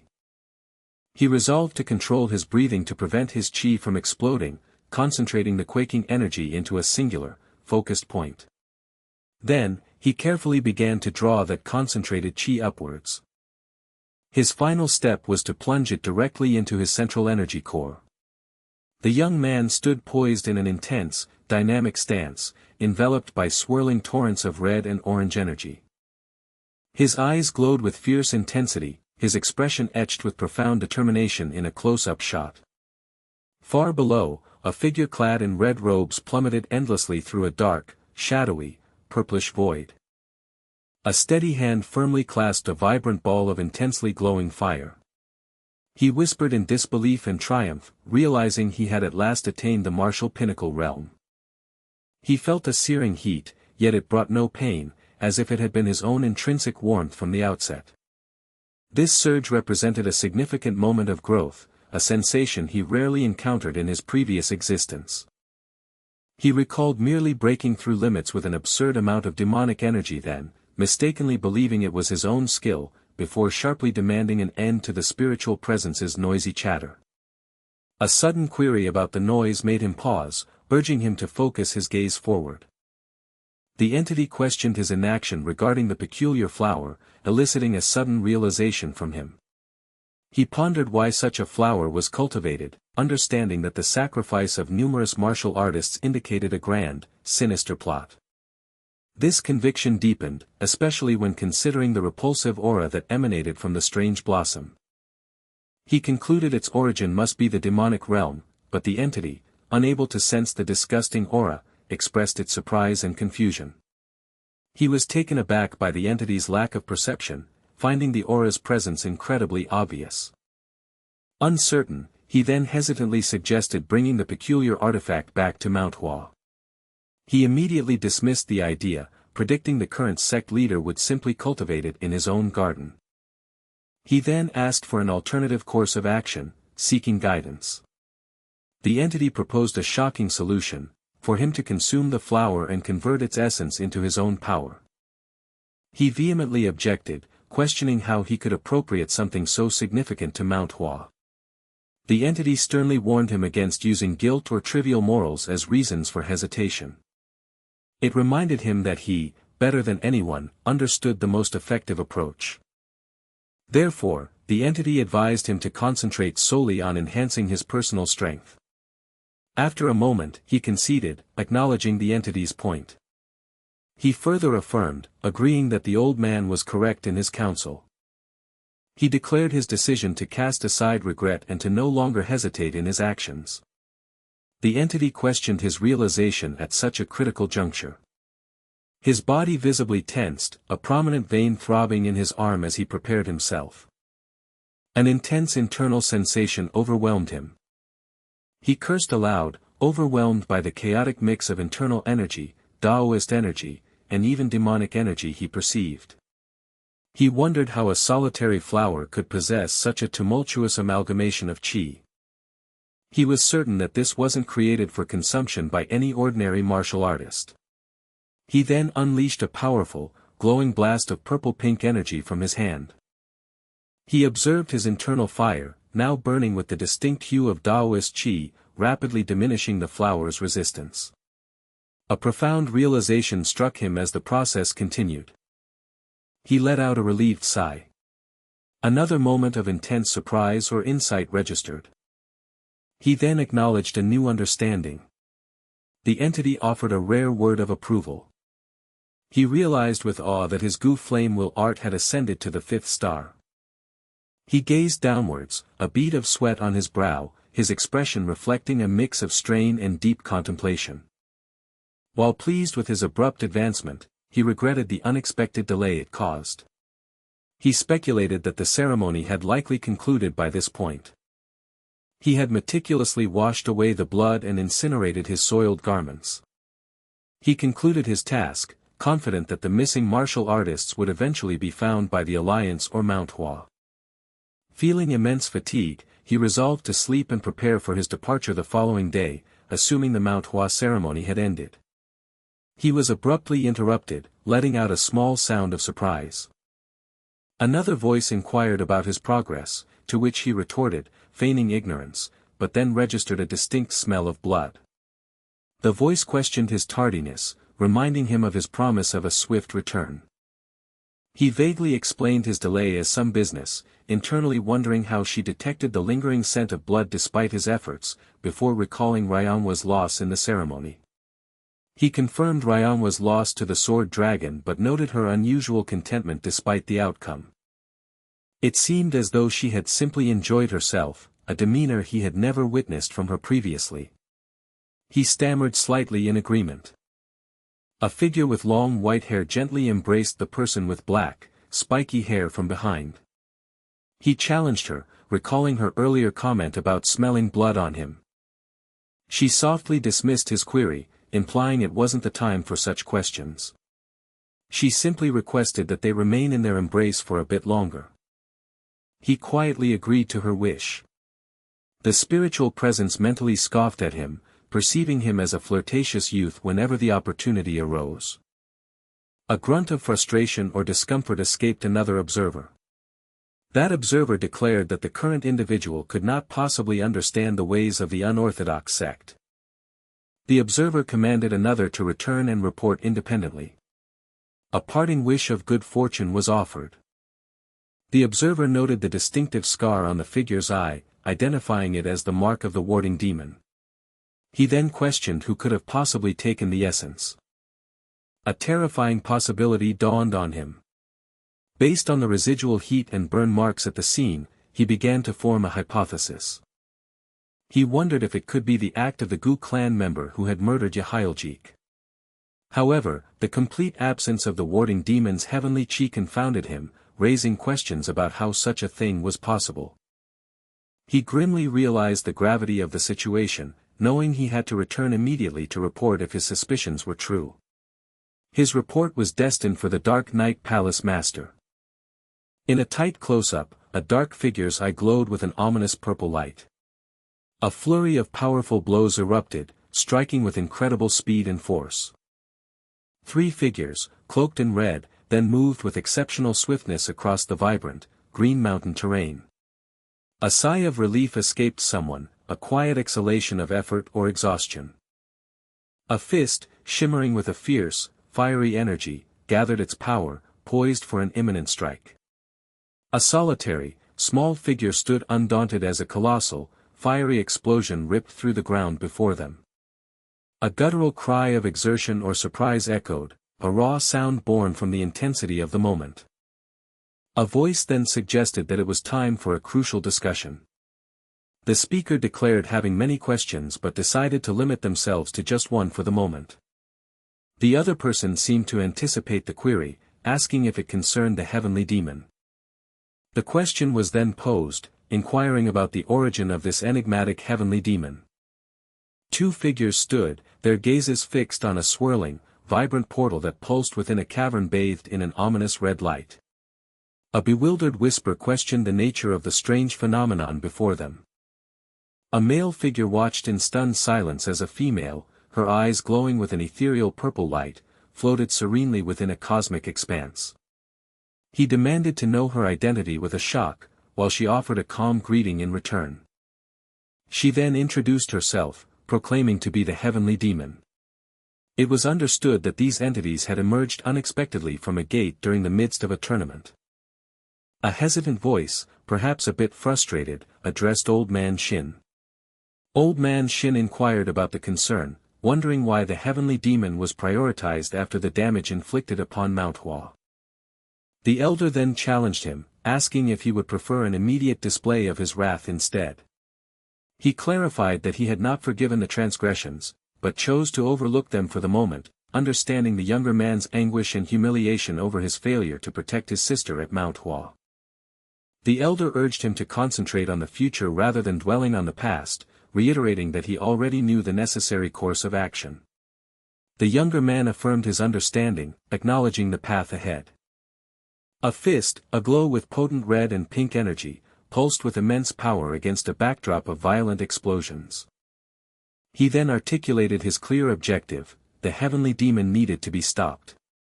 A sudden realization or acknowledgement escaped him.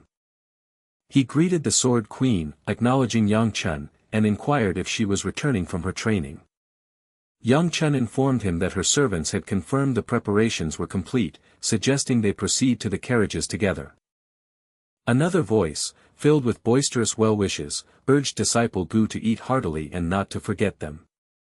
They declared they would never forget his smile from the Manhwa ceremony, to which he playfully retorted about forgetting their intimidating appearances. He privately wondered about the unusual behavior of the individuals present. A small sound of recognition or dawning thought escaped him. He then asked the Sword Queen if he could now request the favor she had previously granted, and she agreed, asking if he had something in mind. A moment of quiet contemplation settled between them. He considered his options carefully, formulating a plan. The air hung with an unspoken understanding as they exchanged glances. He nodded subtly, indicating his decision was made. The Sword Queen watched him with a knowing expression. A gentle breeze rustled through the courtyard.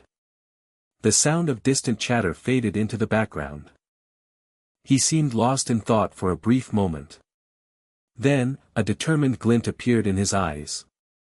She offered a small, reassuring smile. Someone called out a farewell, urging them to stay safe and suggesting another duel in the future. The rhythmic clatter of hooves faded into the distance as he pondered what the departing individual had just claimed they would have done. He mused that he had encountered another peculiar situation, commenting on the surprisingly cool outdoor temperature, noting that summer was drawing to a close. A weary sigh escaped his lips, a release of tension. He reflected on the multitude of events that had transpired, including Old Man Shin's possession. His thoughts drifted to meeting Yang Fung again in this lifetime, and the encounters with Yahyljik and the warding demon. He admitted he had never expected to find a cure for the Sword Queen. A particular thought lingered in his mind, drawing his focus. He wondered aloud about Jae-gal-hyuk, questioning what had become of him. He mused on Jae-gal-hyuk's apparent muteness, finding it starkly different from his memories of the man in his previous life. The divine physician's desire to visit the Gu clan meant he would accompany them, and a question arose about the appropriateness of bringing everyone to the clan. He quickly decided it was probably for the best, acknowledging his current inability to address the situation and reasoning that any potential issues would be more manageable if they occurred nearby. He anticipated a very long journey back, recalling their arrival in Shangxi only as autumn began. Two figures stood quietly in a serene courtyard, where vibrant autumn leaves lay scattered across the ground. A close-up revealed a man's face, distinguished by a beard and intense, piercing red eyes. The camera focused on a young woman, her gaze lowered, betraying an expression of sadness or deep concern.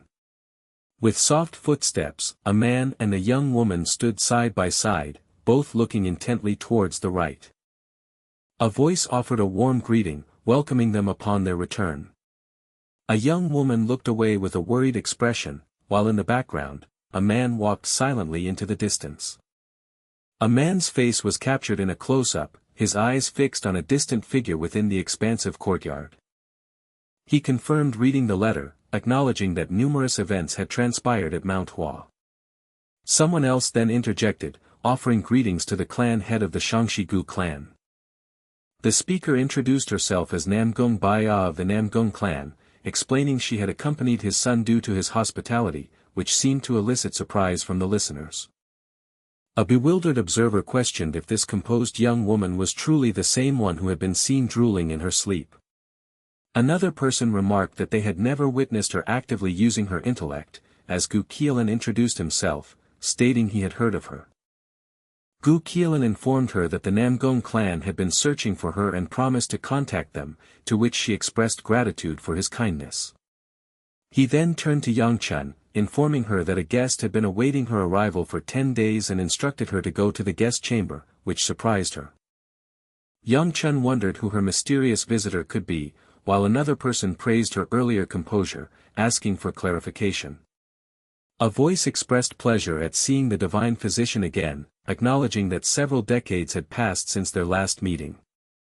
The speaker then turned to the Sword Queen, noting that it had also been a significant period since they last met. A character, perhaps exasperated, questioned the immediate rush of events upon their return, expressing a desire to change clothes first, and then called out to the Gu clan heir with a sigh.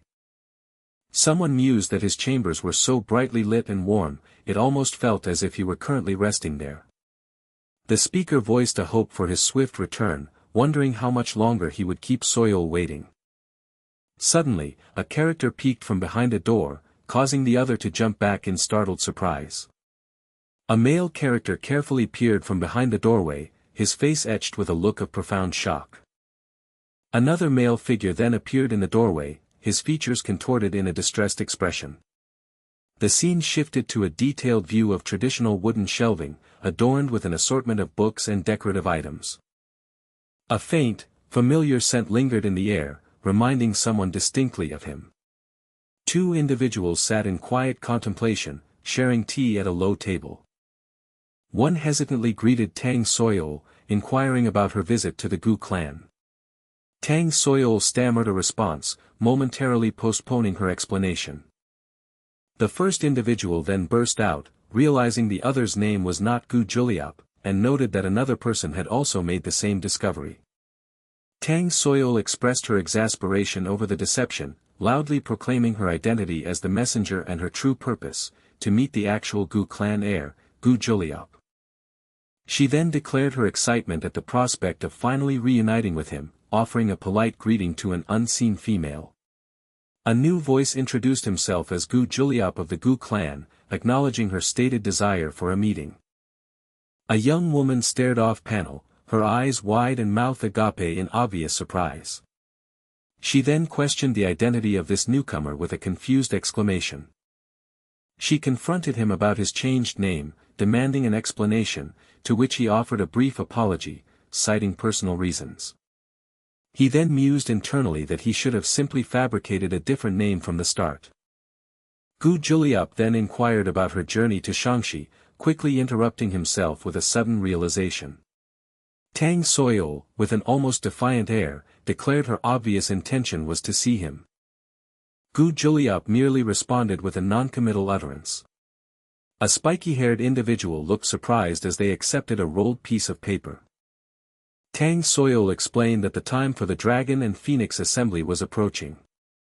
The recipient realized the rolled paper was an invitation to the prestigious Dragon and Phoenix Assembly. She further clarified that it was a martial arts tournament for the orthodox sects. However, she added a caveat, noting that the previous assembly had been reputedly filled with formidable, almost monstrous, combatants. Gu Juliup silently reflected on his past life, admitting he had been too embarrassed to participate in the assembly then. He prompted her to continue, indicating his understanding. Gu Juliup mused to himself, struggling to comprehend why she had traveled so far from Sichuan merely to convey that information. A different, unseen voice bluntly offered an explanation, She was there because of her affection for him. The voice continued with exasperation, wondering why so many women were drawn to him, likening him to a mantis. Gu Juliop reacted with shock, demanding clarification. The voice plainly stated it was Tang Soyol's unrequited love. Gu Juliop then tentatively addressed Tang Soyol. She responded with a startled and eager affirmation. The unseen voice frantically commanded him to cease his clueless remarks.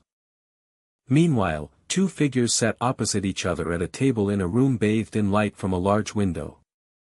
One of them stuttered, pointing accusingly at the other. The other calmly suggested that he should now leave. The first figure reacted with indignant shock, questioning the other's words and chiding him for disrupting the mood. The second person menacingly advised that silence and departure were essential for self-preservation, ending with a knowing exclamation. The intimidated individual quickly announced the conclusion of his conversation with Miss Tang, allowing the other two to speak, and promised to respond to an offer soon, receiving a grateful acknowledgement. He then quickly departed, exhaling in relief and remarking on the intensity of the moment. A woman with flowing white hair gazed down at a seated figure. She addressed Baya, expressing her desire to speak with her. Baya responded, calmly acknowledging Soyol's presence. Soyol then conveyed that she had heard the news of Bai's impending engagement to the Gu clan heir, fidgeting subtly. She then inquired if Baya had influenced the decision, to which Baya denied any involvement. Despite this, Baya quietly confessed her belief that the engagement was a positive development. A silence settled between them, heavy with unspoken thoughts. Soyol then reminded Baya of a previous, unanswered question. She then directly asked Baya if she loved Gu Yangcheon. The white-haired character sat on an ornate wooden chair, her back turned, facing away. A close-up revealed the lower part of a character's face, her mouth slightly open, framed by flowing white hair. The character began to speak, her voice trailing off uncertainly. She paused again, unable to complete her thought. A sound of distress or internal struggle escaped her. She lamented why the question had to be raised at that particular moment. Her voice trailed off, questioning the connection between Soyol and Gu Yangcheon. She then expressed regret, wishing she had sought an engagement with the Gu clan sooner. Soyol, confused, asked why Baya was apologizing. Baya quickly countered that she was the one who should be expressing remorse. The white-haired character extended a wrapped scroll towards the other. Soyol, surprised, inquired about the contents of the scroll. Baya revealed that she had requested Gu Yangcheon to accompany her. Soyol responded with a bewildered exclamation. Baya stated her condition simply: if Gu Yangcheon went, she would go too. One person bowed their head respectfully before another seated figure who held a scroll. A frustrated groan escaped someone, expressing their exasperation. The person wondered what had transpired between them, recalling Bai's previous aversion to attending events. They then mused aloud if this change was attributable to the profound influence of love. The speaker confessed a feeling of utter defeat, adding that they were only revealing this private sentiment to the listener. She then divulged a shocking secret: she might have conceived his child, a sound of weeping accompanying her confession. A choked gasp or stifled laugh escaped the listener in response. A retching sound was heard, followed by hurried gulps, as someone asked Soyol if she was all right, to which she insisted she was, albeit with a stutter. The listener, trembling, demanded clarification on what had just been said, taking a step forward in disbelief. Another figure paused, inquiring about the commotion. The person dismissed the concern as nothing, yet admitted to an inexplicable ominous feeling. He then voiced a lingering suspicion, wondering if the others weren't discussing anything peculiar. The listener reacted with a choked gasp, demanding clarification on what had just been said about a child, struggling to comprehend the implication. The speaker calmly elaborated that the child might have been conceived when they slept on Mount Hua together, holding hands. The listener responded with incredulous disbelief, expressing shock at how far things seemed to have progressed between them. Another person in the vicinity, hearing the commotion, paused and inquired with a confused sound. The listener stammered, focusing on the detail of holding hands, then pressed for more information about what might have happened after that. They quickly corrected themselves, realizing the speaker's likely naivete regarding such matters, musing that she was completely oblivious. Turning to Bai Ah, the listener declared an intention to speak candidly for Bai Ah's own benefit. The listener then bluntly explained that babies were not made simply by holding hands, emphasizing this with a sharp exclamation. Bai Ah, intrigued, questioned how babies were made, prompting the listener to urge her to listen closely. The listener began to elaborate on the true nature of conception, preparing to explain. A close-up revealed a character's eye, featuring a striking blue iris with a prominent white highlight, suggesting intense focus or revelation. Meanwhile, two robed figures appeared to float ethereally in space, set against a backdrop of a swirling, starry galaxy. A woman with white hair and noticeable fangs smiled serenely, her image framed by the same cosmic starry background. Back in the room, someone impatiently wondered about the delay of the two, then exclaimed in sudden realization. They finally acknowledged the arrival, but immediately expressed concern upon seeing the state of the new arrivals. With evident worry, they inquired if the others were all right. A silent, internal reaction rippled through one of the figures, indicated by an abrupt exclamation mark. Suddenly, one of the figures turned and began to leave, prompting a surprised and confused query about their destination. A heavy silence followed their departure, marked by ellipses. The remaining person pondered internally, wondering what misstep they had made this time. A person in traditional attire walked purposefully through a room, moving towards a bright, sunny window. As they approached, the speaker referred to the other as Sword Queen, acknowledging her stated questions, and invited her to sit, adding that they themselves were all right and would soon depart. The Sword Queen addressed the other as Squad Leader, a subtle sound of fidgeting accompanying her words. The Squad Leader corrected her on the address, noting the long passage of time and the inappropriateness of informal titles, insisting on being called that way for the present. The Squad Leader prepared to ask about the events that transpired in the demon realm on a particular day. A stark image showed a man with glowing red eyes, seemingly engulfed in raging flames. The Squad Leader questioned if their previous promise had been forgotten.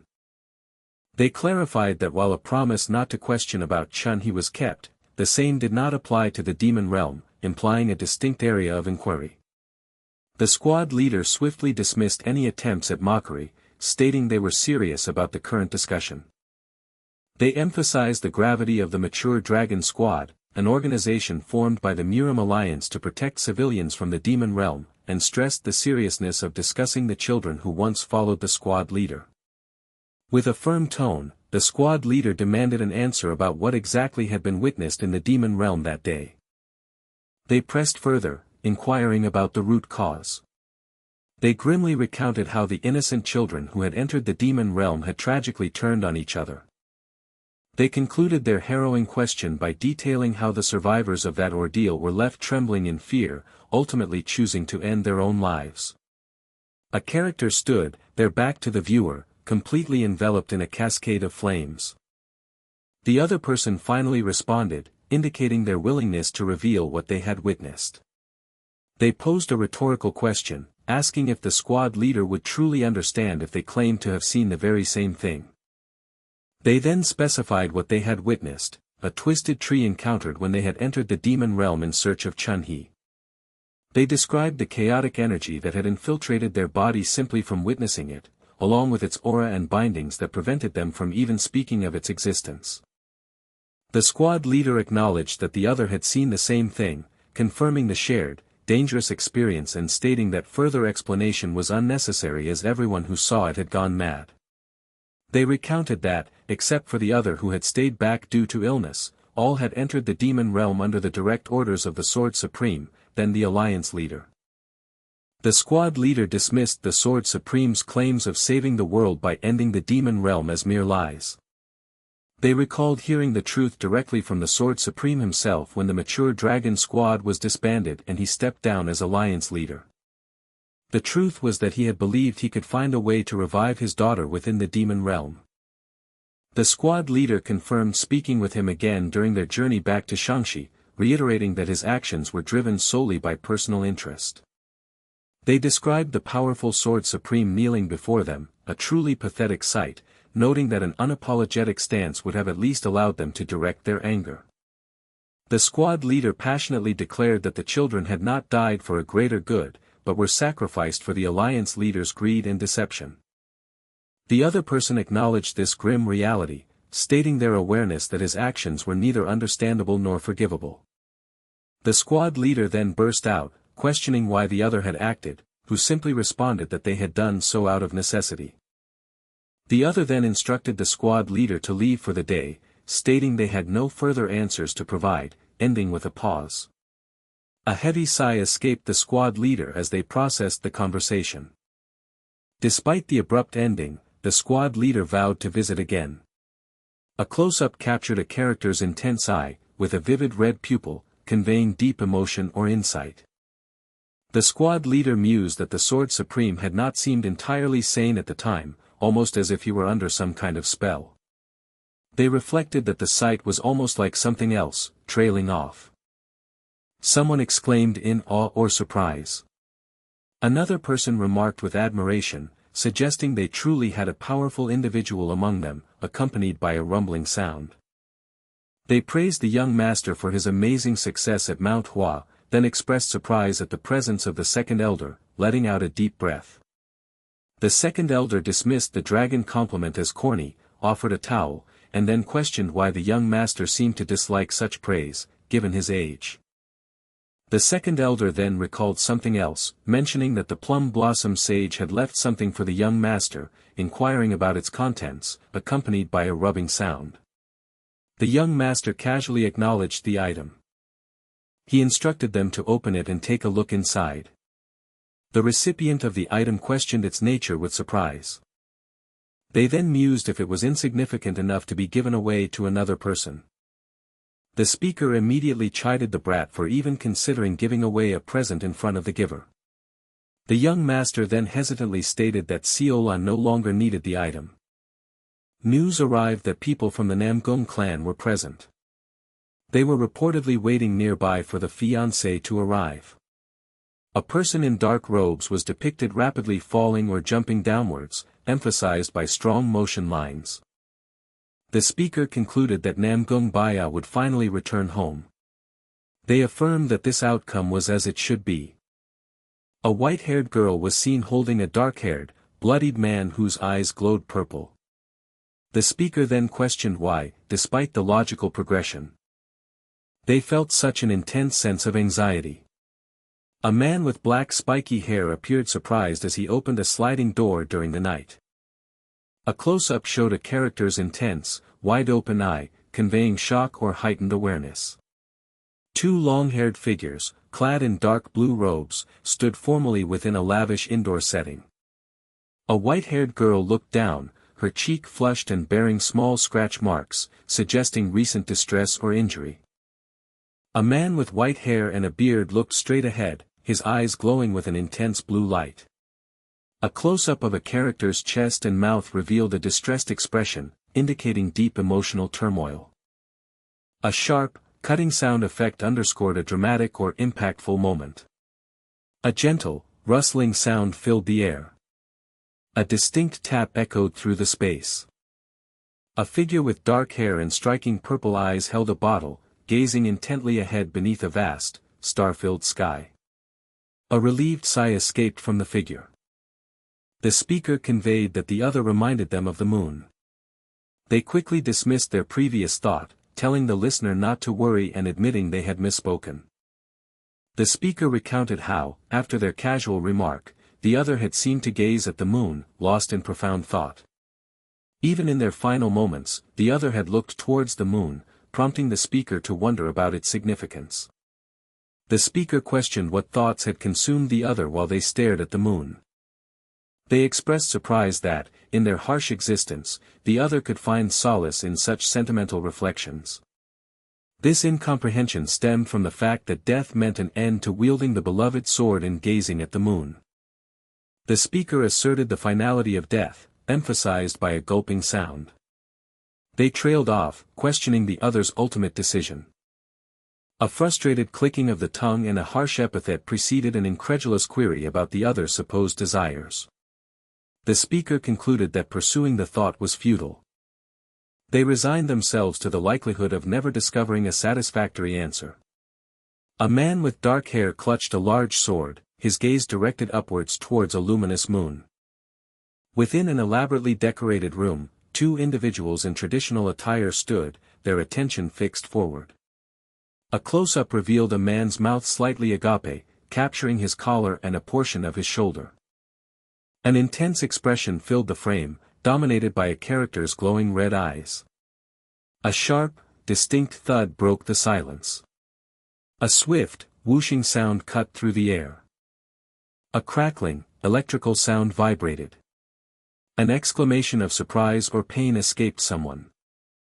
Someone exclaimed disbelief at the block, demanding to know the identity of the interferer in what they deemed a private family matter, accompanied by intense crackling sounds. The speaker, processing the term household matters, recognized the other as the respected head of the Namgung clan, Namgung Jin, the Azure Sky Sword King. A respectful greeting was offered to the Namgung clan head, accompanied by a soft rustling sound. Introducing himself as Gu Yangcheon of the Gu clan, the intended husband of the Namgung daughter, he then calmly requested an explanation for the recent commotion, punctuated by a solid thump. The Namgung clan head retorted, stating that he should be the one asking questions, questioning the appropriateness of interfering when he was merely disciplining his own child. Gu Yangcheon challenged in return, asking how he could remain passive while his fiancée was struck, explaining that from his perspective, the Namgung clan head was merely harming a guest, which earned him the insult of an insolent brat. A robed figure stood with their back to the viewer, an ethereal blue energy radiating from them. Someone tried to intercede, urging calm, while another observer commented that despite the child's evident talent, they severely lacked humility. The observer then pointedly added that this lack of humility was just like their father's. A person with dark hair offered a subtle, knowing smirk. Gu Yangcheon audaciously remarked that the Namgung clan head's own son seemed arrogant without possessing either talent or humility, then provocatively asked if he should now be referred to as a second daughter. The Namgung clan head, incensed, exclaimed a furious insult, followed by an unspoken, shocked reaction. The Namgung clan head, with an underlying tension, commented that his son seemed to have caused trouble, ending with a questioning tone. An anxious plea was directed at the Gu clan head, acknowledging the son's youth and promising to reprimand him later, begging for the transgression to be overlooked. Gu Yangcheon was instructed to apologize, which he did, addressing the Namgung clan head. Gu Yangcheon offered a perfunctory apology for the disturbance and declared his departure, but someone immediately protested that the matter was far too serious for a mere apology. A close-up framed the faces of two men, one whose eyes glowed red, the other's a striking blue. Gu Yangcheon calmly stated that he would see them tomorrow. A heavy silence lingered in the aftermath. The Namgung clan had declared an end to the punishment, instructing the injured party to seek immediate treatment from a servant, to which a subdued affirmative was given. Two men walked away from the perspective of the viewer, receding along a patterned stone path. One man cursed in frustration, lamenting his inability to control himself and expressing fear for his fate, addressing the other as third child. He then repeated the address, asking if the third child could hear him, prompting a startled and emphatic affirmative response. The first man worried about the clan head's anger, fearing death, but was then surprisingly told by the third child that he had done well. Puzzled, the first man questioned the unexpected praise, which the third child reiterated, affirming his good deed. The third child explained that protecting someone cared about was not immoral, causing the first man to react with a sudden realization. The first man pondered the unexpected compliment, noting that the third child rarely praised anything beyond his martial arts, and mused on the implication of someone I care about. A hand delicately held a white flower, set against a soft, blurred green backdrop. A young boy and girl looked upwards, the boy clutching a white flower in his hand. From an elevated position, a bearded man and a smiling woman gazed down. A close-up showed the back of a robed person, with indistinct green foliage blurring in the background. From an aerial perspective, 2 adults and 2 children stood together on a tiled floor. A woman embraced one child, while a man gently patted another child's head, a flower held in his hand. A young boy stood in solitude on a patterned stone ground during the night, his gaze fixed downwards. The boy hesitantly addressed the clan head. The clan head invited him to speak, and the boy then brought up the promised great sage pill for his sister's return. The clan head acknowledged the pill, stating he was about to mention it, but the boy interjected, declaring he no longer needed it. Instead, the boy requested to be shown what lay underground. The clan head noted the boy's previous aversion to that place since a specific day, to which the boy responded that as a Gu clan member, he felt obligated to learn about it eventually. He reasoned that postponing it further would be unwise, followed by a thoughtful silence. The clan had agreed to take him there after the marriage talks concluded tomorrow, which prompted a startled question about marriage from the boy. The clan head explained he would meet with the Namgung clan head to schedule the wedding and warned against being late for tomorrow's meeting, to which the boy reluctantly agreed. Another person expressed frustration at the immediate chaos upon their return, demanding to know why the clan head had merely observed the previous situation and questioning when he had ever truly listened to their advice. The clan head coolly observed that the other person seemed entertained by the commotion, then admitted that, from his own perspective, it was indeed quite entertaining. The first person then shifted topics to a tournament mentioned by the Tang clan child, mockingly calling the clan head a coward for refusing the invitation to the Dragon and Phoenix Assembly, while the clan head mused that he had no real reason to refuse as Hunan was not far. The clan head revealed that someone he was destined to meet was present at that location. He commented on the unwavering reliability of the Shaolin. The other person then clarified if a simple visit was all that was required. The clan head agreed. A lone figure stood within a serene, traditional East Asian courtyard, complete with tranquil ponds and ornate buildings, all bathed in the light of a bright sky. The figure expressed concern about being late, only to find no one else present. Suddenly, a voice called out, demanding to know the reason for the delay. A woman with long white hair smiled demurely, while another figure stood above her, looking down. A character with spiky black hair appeared startled, gazing off-panel with wide, surprised eyes. The morning light illuminated the intricate eaves and ornate roof structure of a grand East Asian building. One person courteously inquired if the other had rested well during the night. They mused that such a recent incident might have disturbed their sleep, then trailed off in surprise. The clan head thanked the Gu clan head for his concern but firmly stated that the matter was not his business and asked him to disregard it. The Gu clan head retorted, questioning how he could ignore it when the emotional disturbance was directly related to him. He noted, as he had observed the previous day, that the other remained exactly as he always had been. The Gu clan head then mockingly questioned how he could claim hospitality in the other's presence, interjecting an exclamation before shifting the topic. He suggested they move on to the primary purpose of scheduling the marriage, struggling slightly with the tension in the air. Despite the palpable tension between them, the marriage scheduling itself progressed smoothly, as both men were adept at separating personal grudges from important matters. A woman observed that she and her companion were merely sitting by, wondering aloud how the other could eat calmly amidst such a charged atmosphere. A sudden realization or surprise caused a momentary break in composure. Another person questioned the sudden embarrassment, remarking that they had believed everything was proceeding smoothly until that point. The Gu clan had proposed that the young woman reside in their clan when Yangcheon officially assumed the role of clan heir at the age of 20. The other man reacted with surprise at the suggested age of 20, pointing out it was years away and questioning the delay, only to be met with a challenging query about his objection. A whispered observation noted that, just like the previous day, the Namgung clan leader seemed unable to openly contradict the Gu clan head. The arrangement felt less like a discussion and more like an dictate, prompting the other to grudgingly accept and then ask for the actual wedding date. The Gu clan had suggested next spring if no other date was considered, promising to discuss it with his elders and send a formal letter later. The Namgung clan had expressed his hope for a positive outcome to the proposed plans. In a room bathed in moonlight, a man sat glumly on his bed, his gaze fixed on a sword resting before him. His face was strained, eyes intensely focused as he looked downwards, lost in thought. He silently invoked the name of Gu Qiulan.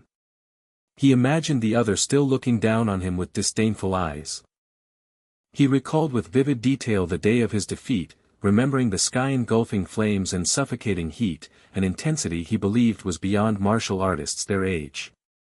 From that pivotal day, he had dedicated every ounce of his youthful energy to rigorous training, driven by the sole ambition of overcoming his rival. He had firmly believed that unwavering effort would eventually allow him to surpass his opponent. Yet, a voice from the past declared that he was lacking on the inside, a profound statement that still echoed. He remembered his stunned question and the direct, unwavering repetition of the pronouncement, "You are lacking on the inside, fill it up first." These were the enigmatic words of the Heavenly Supreme, a revered figure, and he knew they did not simply refer to gathering more internal energy. He pondered the true meaning, acknowledging that decades of seeking an answer had not freed him from the looming shadow of Gu Qiulan. Now, adding to his long-standing frustration, he faced a new challenge. He fumed, realizing that Gu Qiulan's insolent son was also beginning to disrespect him.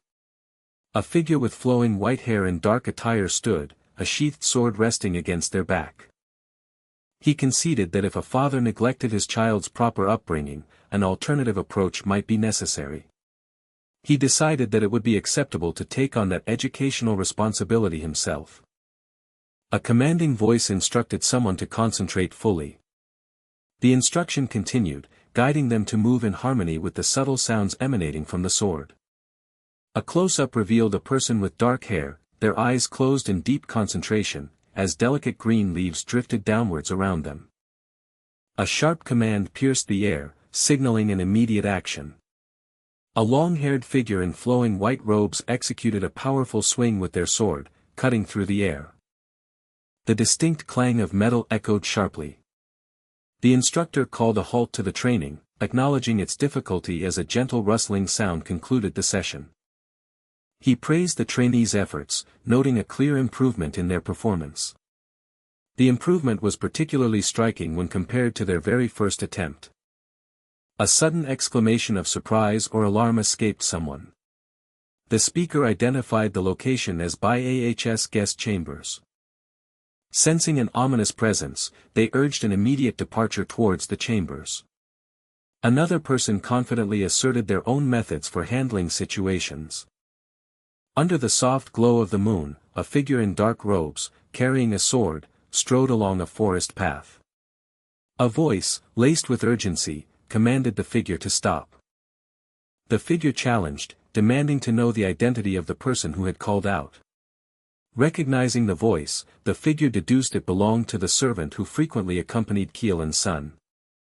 The figure dismissively questioned a servant's business with them, then asked who had sent them, observing the servant's hesitant response. They imperiously ordered the servant to move aside if they had no relevant business, expressing impatience and annoyance at being delayed by them. The servant protested vehemently, declaring the action unacceptable. The figure was taken aback by the servant's words, as the servant articulated, sensing a powerful and frightening intention, questioning their destination. The servant cautiously inquired if the figure intended to unleash their anger upon the young master, a crackling sound accompanying the accusation. Two figures stood in confrontation, engulfed by a powerful burst of blue and white energy. One figure frantically questioned their next move, urging the other to draw their sword quickly, then indignantly asked if the Gu clan's brat had also encouraged such defiance. The figure, with a subtle movement, expressed their deep annoyance and displeasure with both of them. A figure levitated in the air, enveloped by a swirling vortex of powerful blue and white energy. Another person, donning a large straw hat, stood with their back to the viewer, their form glowing with an ethereal blue light. A desperate command urged the other to move as they had been taught, accompanied by a sound of exertion. The figure in the large hat and flowing robe struck a dynamic pose, surrounded by radiant blue energy. A man's intense, wide eyes and furrowed brow filled the frame, reflecting deep concentration and resolve. The figure skillfully evaded incoming blue energy projectiles, which erupted in small explosions around them. One person exclaimed in disbelief, questioning how the other had managed to nullify their attack so effectively. The speaker's voice trailed off, unable to articulate their astonishment. They then demanded to know the true nature or identity of their opponent, expressing profound confusion. The scene concluded with an intense close-up of a character's determined eyes, a reflection bisecting their focused gaze. A heavy boot descended with a decisive thud, firmly planting itself on the dark ground. A challenging voice cut through the air, demanding to know if an elder had summoned them. An intense eye, marked by old stitches, fixed its gaze forward, framed by strands of hair. The elder observed the speaker's current state, suggesting a growing affection for a certain family, then inquired about an object. The speaker casually dismissed the observation, explaining that prolonged hiding had made them accustomed to their current appearance. Impatiently, the speaker pressed for the reason for the summons, and was instructed to undertake a visit to the Dark Night Palace. Startled, the speaker questioned the unexpected destination, learning that the first elder had made a request for a letter to be delivered there. The speaker sighed, expressing annoyance at the troublesome task, then indicated they would delegate it to their companion. Meanwhile, an old man sat in isolation within a dark cell, his gaze fixed on the faint light of a distant corridor. He mused bitterly, reflecting on someone's desperation to gain more power, even resorting to contacting their group. He condemned Gu Changjun, believing greed had blinded him, yet admitted a degree of personal intrigue. Under the vast expanse of the night sky, a luminous full moon cast its gentle glow through the stark silhouettes of tree branches. A voice trailed off, pondering the true nature of their opponent. An observer noted a perceived lack of skill in the woman's movements, yet sensed something more profound. A powerful beam of crackling blue energy tore across the scene, showering glowing sparks in its wake. A cloaked figure, wreathed in blue, thrust their arm forward, unleashing a sharp, bright energy attack. The cloaked man looked upwards, watching a woman in white descend gracefully from the darkened sky. With a burst of resolve, the cloaked man charged, releasing a wide and powerful blast of blue energy. Two figures, both clad in blue robes, collided in a spectacular flash, igniting a brilliant white energy explosion at their point of impact. The cloaked man's inner thoughts registered his opponent's uncanny ability to react perfectly, blocking every attack. He questioned incredulously, wondering if the Gu clan truly trained their servants in swordsmanship. Despite his disbelief, he struggled to comprehend how she could possibly parry his powerful assaults. A distinct sound caught his attention, drawing his focus away from the visual. He recognized the impossible phenomenon of sword resonance, a ringing sound that even master swordsmen struggled to produce, and was baffled that a mere servant could achieve it. A voice of disbelief proclaimed the impossible situation: the great Azure Sky Sword King was struggling against a common servant. Amidst the chaos, a powerful figure in dark robes stood firm, crackling with raw blue energy. A dismissive grunt escaped the figure, conveying a mix of frustration and contempt. A serious eye, filled with intense resolve, peered intently towards the right. The figure challenged, questioning if their opponent could withstand the next attack using their previous maneuvers. With a surge of blue energy, a foot stomped down, causing the ground beneath it to crack. A person with long dark hair twisted, their form glowing with an ethereal blue energy emanating from below. An intense man with glowing eyes stared ahead, his resolve palpable, while a woman beside him cast her gaze downwards. In the heart of the dark forest, a shadowy figure channeled immense power, generating a searing blue energy beam amidst crackling lightning. A white-haired man, cloaked in dark robes, stood enveloped by crackling blue energy and an ominous shroud of dark mist. Suddenly, a voice exclaimed in alarm, wondering where their opponent had vanished to. The speaker then fixated on a peculiar detail: the opponent's hair, now seemingly changed or revealed. Two characters met in fierce close combat, their struggle illuminated by intense blue lightning that flared around them. The observer gasped in astonishment as the opponent's sword flow dramatically shifted, then a realization dawned upon them. A calm voice expressed sorrow upon witnessing the opponent's sword, perceiving an inherent emptiness within it. The voice directly accused the opponent of being internally incomplete. Infuriated, the opponent snarled a furious retort, challenging the speaker's audacity. They continued their enraged outburst, demanding to know how anyone dared to pass judgment on them. A blonde-haired person, eyes glowing with an inner light, firmly gripped a sword, enveloped by golden energy. An inner monologue noted that the man was wielding the distinctive Namgong sword style. They observed the Namgong sword's movements as jagged and lacking refinement. The speaker recalled that the Heavenly Supreme from their past life had been a masterful Namgong swordsman. A correction came to mind, there had been an exception to the general observation. The speaker pondered if the demonic Blade Empress had possessed a unique quality that set her apart. Her sword, they remembered, seemed to possess an innate understanding of its path and purpose. The blonde-haired character, their golden eyes shining brightly, looked up, bathed in a vibrant aura of energy. A man stomped his foot in exasperation, his face contorted in a grimace of profound frustration. He voiced his confusion, the question hanging in the air. The bewildered query repeated, seeking an answer to his overwhelming bewilderment. He cried out in pure anguish, unable to comprehend why his sword, despite his efforts, could not connect with his elusive opponent. A figure hovered in mid-air, surrounded by a powerful blast of blue energy as shattered debris scattered around them. A long-haired character in flowing robes was suspended upside down, radiating an intense blue energy. A determined thought registered, acknowledging the current approach was insufficient. The speaker realized, with a sense of urgency, that only one desperate option remained. Two figures hung inverted in dynamic poses, their forms mirroring each other in a reflection-like spectacle. A female character, her eyes glowing with power, extended her hand, enveloped by swirling energy.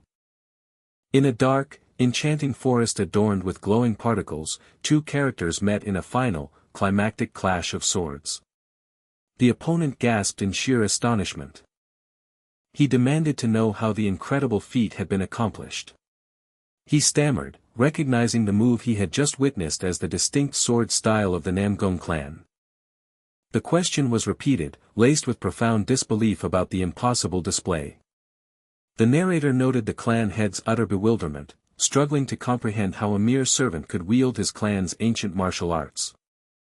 At that moment, the clan head's martial artist's curiosity overwhelmed any hostile intent, prompting him to desperately inquire about the Namgong clan's sword and beg for teachings. The narrator, noting the man's profound desperation, then urged the Namgong clan head to rise, reminding him that he was merely a servant of the Gu clan. The narrator humbly explained that the path was gained through witnessing another, making it difficult to articulate the exact method. The clan head pressed further, questioning where such an observation could have possibly taken place. A subtle, knowing smile played upon the character's lips. The narrator hinted at the young master's involvement, which immediately provoked a sharp reaction from the clan head. The clan head dismissed the notion as nonsense, recalling his own knowledge that Kiel-won's son had only had the opportunity to observe the lost Namgong sword. The narrator stated that belief was a personal choice, but urged him to keep the day's events a secret. Furthermore, the narrator added that if the clan head truly sought the young master's teachings, he first needed to overcome his lingering rage. The mention of Gu Yangcheon caused the clan head to react with stunned disbelief. The narrator quickly corrected a slip, apologizing for the casual address, then offered to return the borrowed body. A companion questioned the wisdom of leaving things as they were, expressing concern about another potential attack on the young master, but the narrator dismissed the worry. More importantly, the narrator reflected on having inadvertently offloaded a troublesome matter onto someone else. A quiet apology was offered. Meanwhile, Gu Yangcheon groaned, noticing his arm had gone numb after the recent exertion. He looked around, puzzled by the situation. He wondered why she had come to his room when her parents were present, then noticed something else odd. He questioned the peculiar item he held. A man in a robe appeared confused as he examined a piece of paper. He read a perplexing note that mentioned teaching the Namgung clan a lesson and advised not to worry, leaving him utterly bewildered. He questioned who had left the mysterious message and if they were still hiding nearby. Recognizing the voice, he identified it as the Namgung clan head and frantically asked him to wait. He greeted the clan head, expressing surprise at his early morning visit. The clan head replied that he had a question, then his gaze shifted as he noticed another presence. Yangcheon internally lamented the terrible timing of her waking. His thoughts then quickly turned to a more critical issue.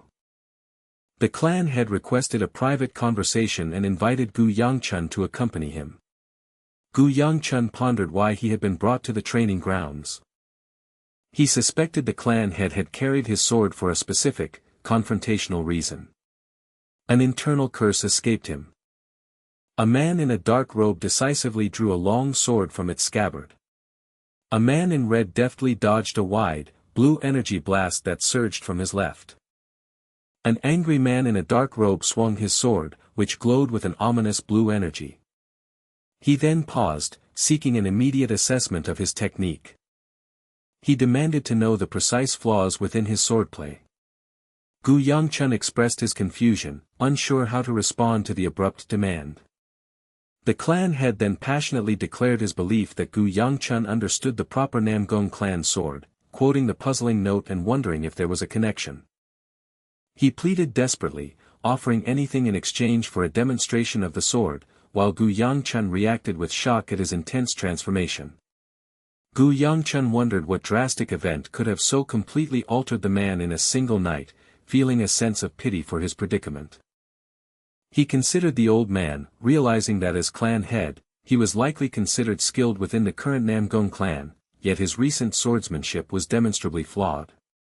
Yangcheon observed that all the Namgung clan's martial arts he had known had a specific origin, but this man's style bore no resemblance to the true Namgung sword he recognized.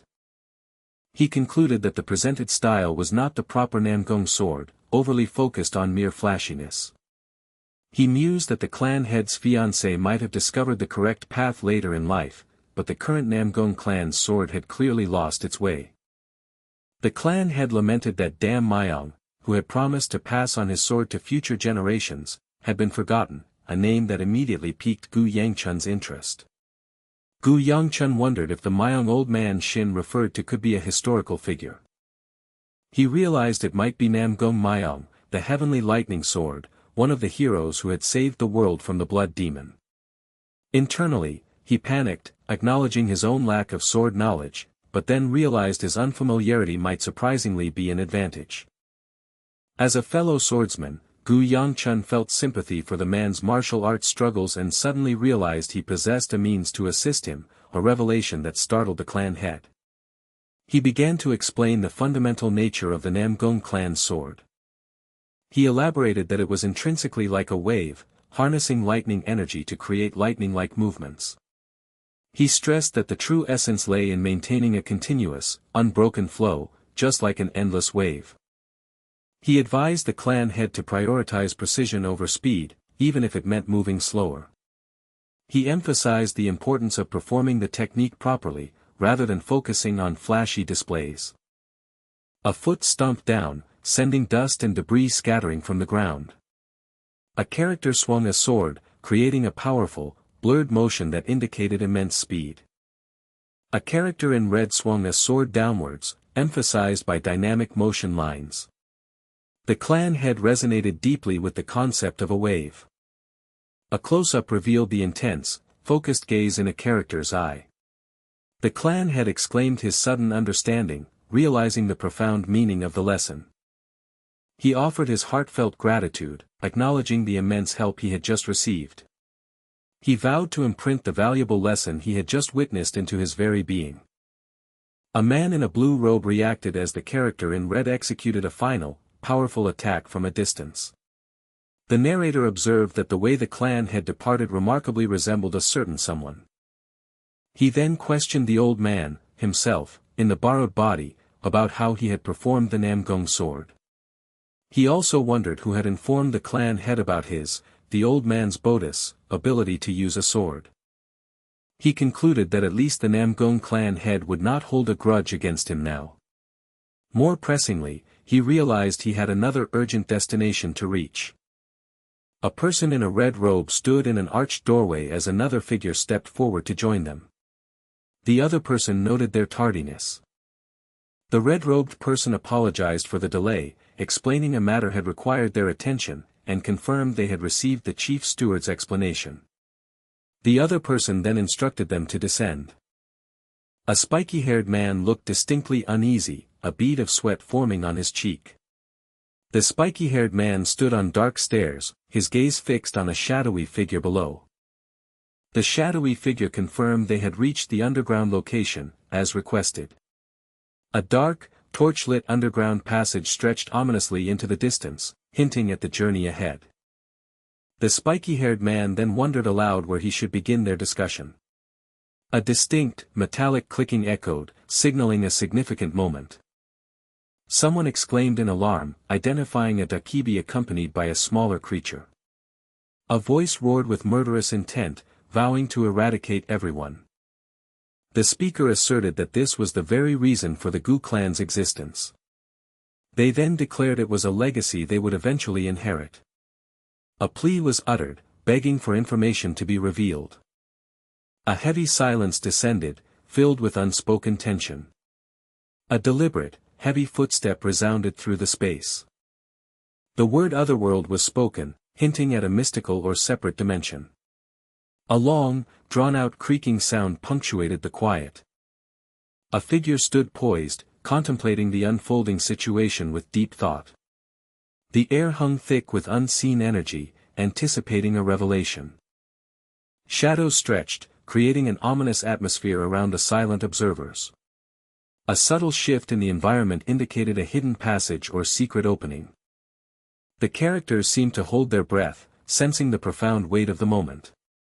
A faint, mysterious glow emanated from an unseen source, illuminating the scene. An intense stare conveyed a mixture of curiosity and apprehension.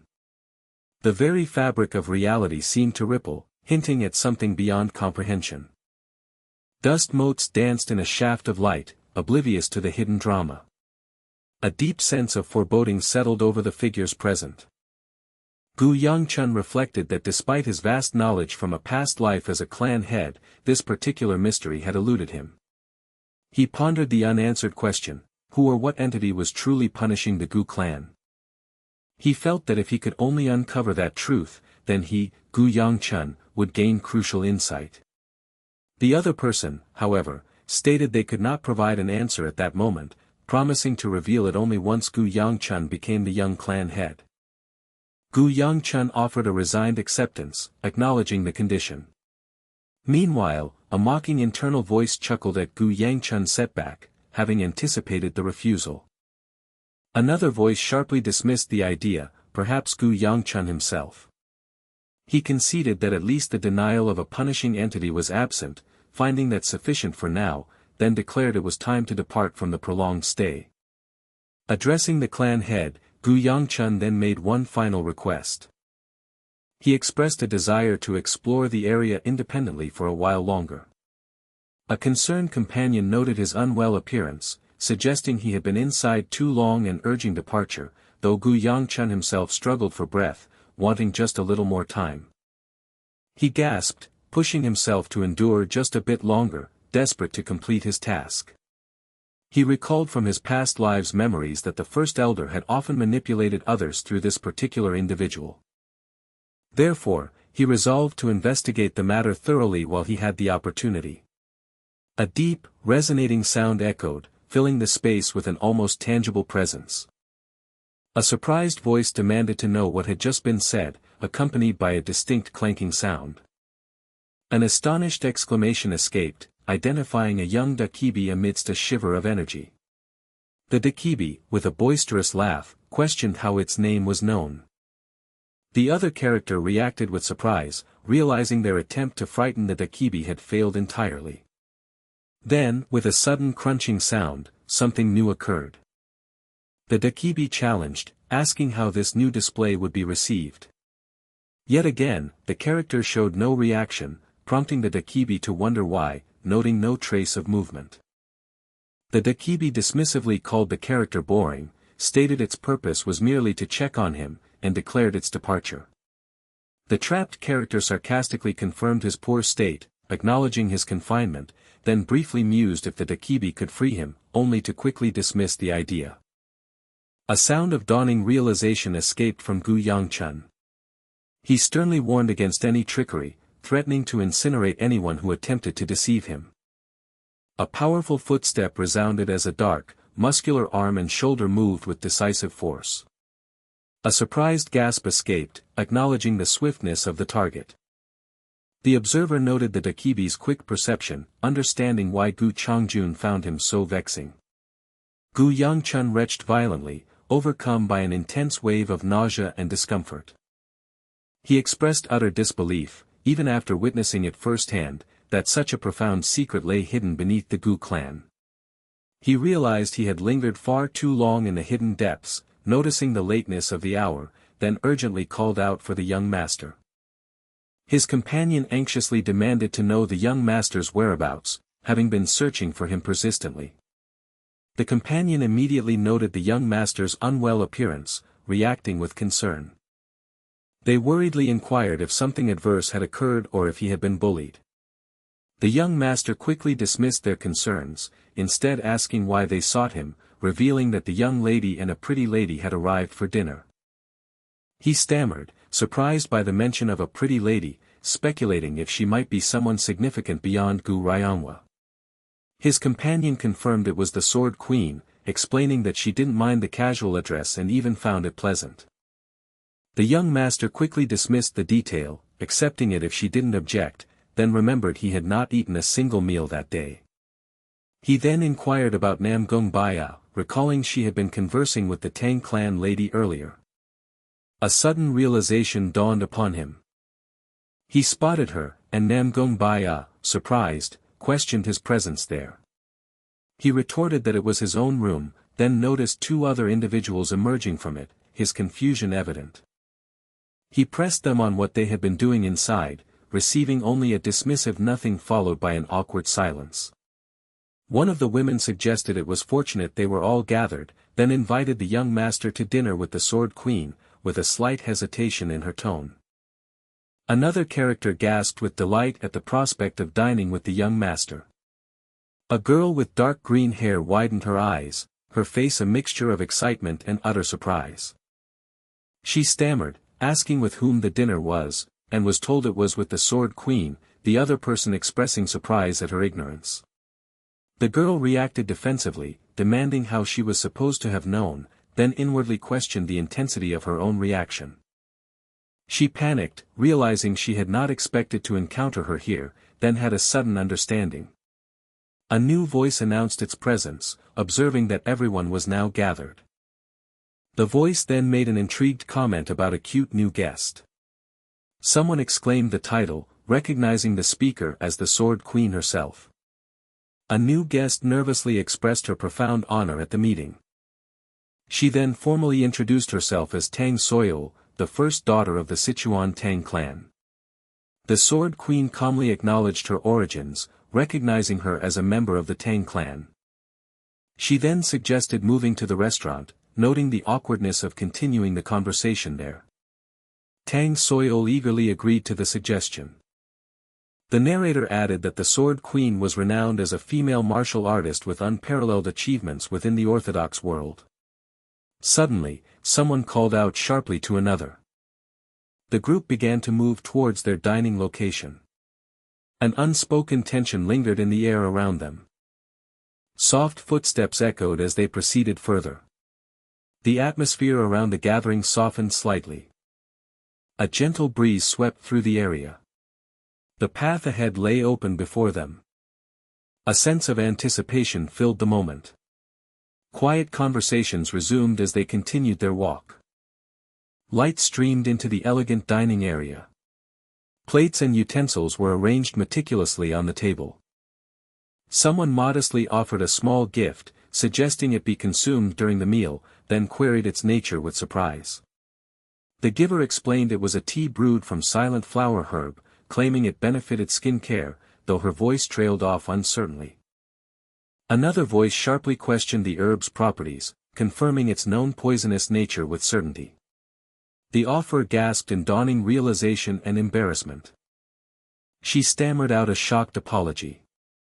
A spiky-haired man observed the scene, his smile frozen in shock as if struck by a sudden revelation. In a sudden display of anger, a woman in blue forcefully gripped a man's head, startling a woman in white who reacted with surprise. A woman with dark hair radiated an intense fury, her teeth clenched, surrounded by a visible red aura of anger. Someone profusely apologized to the Sword Queen for presenting herself in such a state, but the Sword Queen calmly dismissed it, remarking that she had found it amusing. The Sword Queen then inquired about the other person's eyes, who quickly reassured her that the blow hadn't been hard and he was unharmed. The Sword Queen expressed relief, then noted that Gu Ryongwa's anger reminded her of someone, concluding they must indeed be siblings, while musing about Gu Ryongwa's true feelings towards her. The Sword Queen was then addressed again, who remarked that Lady Tang's earlier tea offering, despite being poisonous, was understood to be an act of goodwill, expressing a dry admiration for someone from the Sichuan Tang clan who might ingest poison casually. She concluded by predicting that Lady Tang would undoubtedly grow into a formidable martial artist. A spiky-haired man watched the retreating back of a woman dressed in traditional robes with a scrutinizing gaze. He then observed that the Sword Queen appeared somewhat fatigued, inquiring if anything untoward had occurred in that place, accompanied by a faint cracking sound. A brief, heavy silence followed his direct question. The Sword Queen responded with feigned surprise that he had noticed, politely thanking him for his concern. She then dismissively assured him it was nothing significant, urging him not to worry, with a subtle flick of her hand. She added that matters would simply unfold as they should, her footsteps receding into the distance. The young man with spiky hair maintained a serious, slightly irritated expression, his gaze fixed straight ahead. Suddenly, someone called out to young Master Gu with an eager voice. The speaker expressed gratitude for the meal invitation, claiming to have enjoyed dining with him. Young Master Gu subtly teased them, questioning if they truly meant him or the Sword Queen, prompting a flustered, stammered correction that clarified they meant the Sword Queen. The speaker then exasperatedly corrected themselves again, stating it was pleasant to dine with both of them, before internally berating him for teasing someone who admired him, which young Master Gu then dismissively echoed as a question. Young Master Gu then redirected the conversation, reminding the speaker that there was something important to convey, which she promptly recalled. He then addressed Lady Tang, who hesitantly responded, regarding the dragon and phoenix assembly she had previously discussed. Young Master Gu announced his decision to attend the assembly and suggested they travel together, eliciting an excited gasp of confirmation from Lady Tang. Lady Tang gratefully thanked the young master, then eagerly expressed her anticipation for their shared journey, accompanied by a soft sound. She then suddenly realized something, profusely apologized, though the young master quickly reassured her it was acceptable with a dismissive gesture. Young Master Gu then explained he would depart soon, instructing her to rest comfortably until then, to which Lady Tang enthusiastically agreed, expressing her gratitude once more. A heavy, deliberate foot stepped towards a smaller figure, who stood silhouetted against a grand building under the shroud of night. A hand extended outwards, open and poised above a meticulously tiled floor. A green-haired character, blushing, smiled shyly with her hands clasped together. She exclaimed in wonder, marveling at the abundance of flowers around them as a soft breeze rustled. A character with long white hair gazed thoughtfully upwards. The white-haired character identified the blooms as white smiling flowers, then subtly inquired if her companion recognized them. The green-haired girl confirmed her familiarity with the flowers. She explained that her mother had held a fondness for those particular blossoms. A soft, wistful thought about her daughter escaped from the white-haired woman. In a fleeting memory, a woman with long dark hair smiled softly, her eyes gently shadowed. A tender, internal voice urged happiness, even in the absence of the speaker. A new voice announced its presence, stating that they had heard the two were out for a walk and had now located them. Gu Ryongwa exclaimed to the young master, then remarked on the garden's simplicity compared to when her mother had tended to it, which had boasted many more flowers. The young master paused, then hesitantly asked if he could take some of the flowers, to which Gu Ryongwa, surprised, quickly assented, saying it made no difference to her. A hand delicately held a single white flower, set against a dark, sparkling backdrop. The young master then offered the flower, explaining that his own mother had always performed this gesture for him. Gu Ryongwa, touched, then suggested he should also wear a flower. A close-up revealed a character's smiling eye and cheek, tinged with a delicate blush.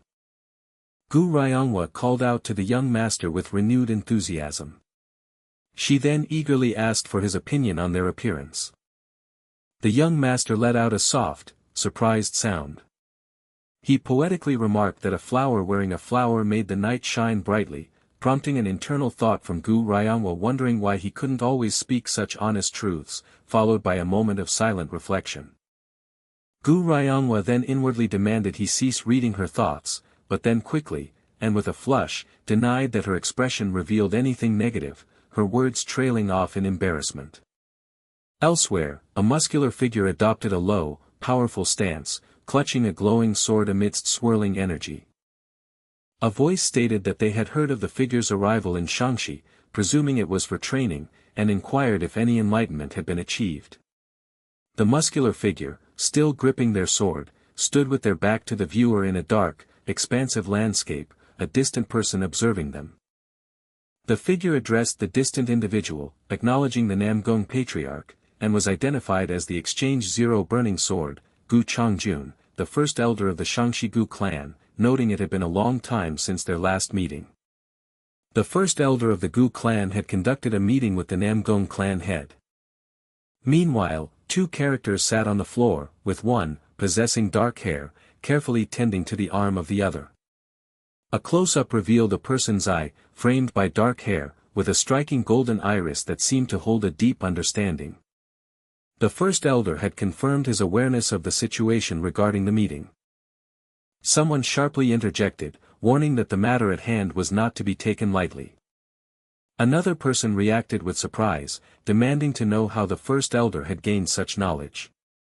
The first elder then casually explained that he had grown somewhat close with the Namgong clan head. A soft exclamation of concern followed, wondering about the whereabouts of the other person. A voice remarked on the growing clarity felt with each sword swing, sensing an improved understanding. This feeling was likened to learning the sword anew, as if rediscovering its fundamental principles. The speaker then queried an observer about the quality of their recent swordplay. The observer confirmed a noticeable improvement in the speaker's technique. The speaker then attributed their ability to receive teachings to the assistance of others. Suddenly, the speaker recalled an earlier visit from the first elder of the Gu clan. The listener reacted with astonishment upon hearing the first elder's name. An agitated voice exclaimed that the first elder was finally making his long-awaited move. The listener then tentatively requested details about the discussion with the first elder. The speaker, acknowledging the teachings received, agreed to provide an honest account. The meeting had primarily involved basic greetings, but the first elder had also inquired about the speaker's interest in joining his cause. Furthermore, if their desires aligned, a future meeting for specific discussions was proposed. The speaker reflected on the lack of closeness with the Gu clan head, admitting an earlier acceptance of the first elder's offer might have occurred. However, the speaker's current circumstances had changed, leaving the thought incomplete. A muscular man, his form sharply outlined by the ethereal glow of his sword, focused with intense concentration. He declared his singular desire was to further refine his swordsmanship. A sly smirk spread across a face, indicating a subtle amusement or cunning. Unexpectedly, the listener expressed a preference for the speaker to accept the first elder's proposition. The speaker responded with a bewildered sound, clearly surprised by this suggestion. The listener clarified, instructing the speaker to feign cooperation with the first elder and report his schemes. It appeared the Namgung clan head was currently solely preoccupied with the pursuit of the sword. The conversation then shifted, noting that the speaker would soon depart once more. Someone suddenly recalled an item, explaining it was a present intended for the other person. With an eager gesture, the giver presented the first item. Then, a second item, specifically requested, was offered. The recipient, deeply touched, exclaimed about receiving it after 2 years of waiting, then confusedly questioned the nature of the gift, noting it wasn't an invitation. The giver impatiently explained it was the character for defeat, a recommendation from the esteemed Aura Supreme. The recipient gasped, recognizing the name of the Aura Supreme, one of the 3 great supremes, renowned for surviving and persevering through countless defeats. The Aura Supreme had also single-handedly eradicated numerous unorthodox sects with his bare fists, leading the recipient to wonder why such a formidable figure would show interest in them. A stammering question about the item's origin was met with an exasperated retort, confirming it came directly from the Aura Supreme, while the recipient questioned the unusual nature of the recommendation. The giver angrily cut off the questions, insisting the recipient simply accept a nice gift from an elder, which was followed by a pained groan. The giver then urged the recipient to overcome challenges, while internally musing about the old man's extensive connections. A person sighed in weariness, finding the first elder's schemes troublesome and worrying about potential revelations at the upcoming assembly, which was noticed by an observer who remarked on their fatigue. The young master, confirming their exhaustion with a sigh, announced their intention to go for a walk. A quick, curious glance was cast in the young master's direction. The young master then extended an invitation for company. The other person enthusiastically accepted the invitation. They exclaimed their excitement, noting it had been a long time since visiting town. The young master observed her palpable excitement at being outdoors. He then recalled her past fondness for taking walks. A questioning sound escaped someone's lips. The young master requested 2 of a particular item. A servant promptly handed the items to the young master. The servant proudly stated their role and compensation. Reflecting on her confident interaction with the merchants, a thought began to form. The young master internally mused that she might one day become the Gu clan heir, leaving the thought unfinished. The young master, startled, questioned the new title, while the other person hesitantly explained it was a common appellation. She then shyly admitted trying the title, but felt it didn't suit her, finding it sounded cooler when others used it. A character's wide eye, reflecting intense surprise or sudden determination, dominated the frame. A realization dawned, indicating a sudden surge of memory. The memory dated back to a time long before the appearance of the heavenly demon. The title Gu clan heir echoed in the memory. In the flashback, a character questioned why another was out early before their shift, then offered company, asking if they could sit nearby.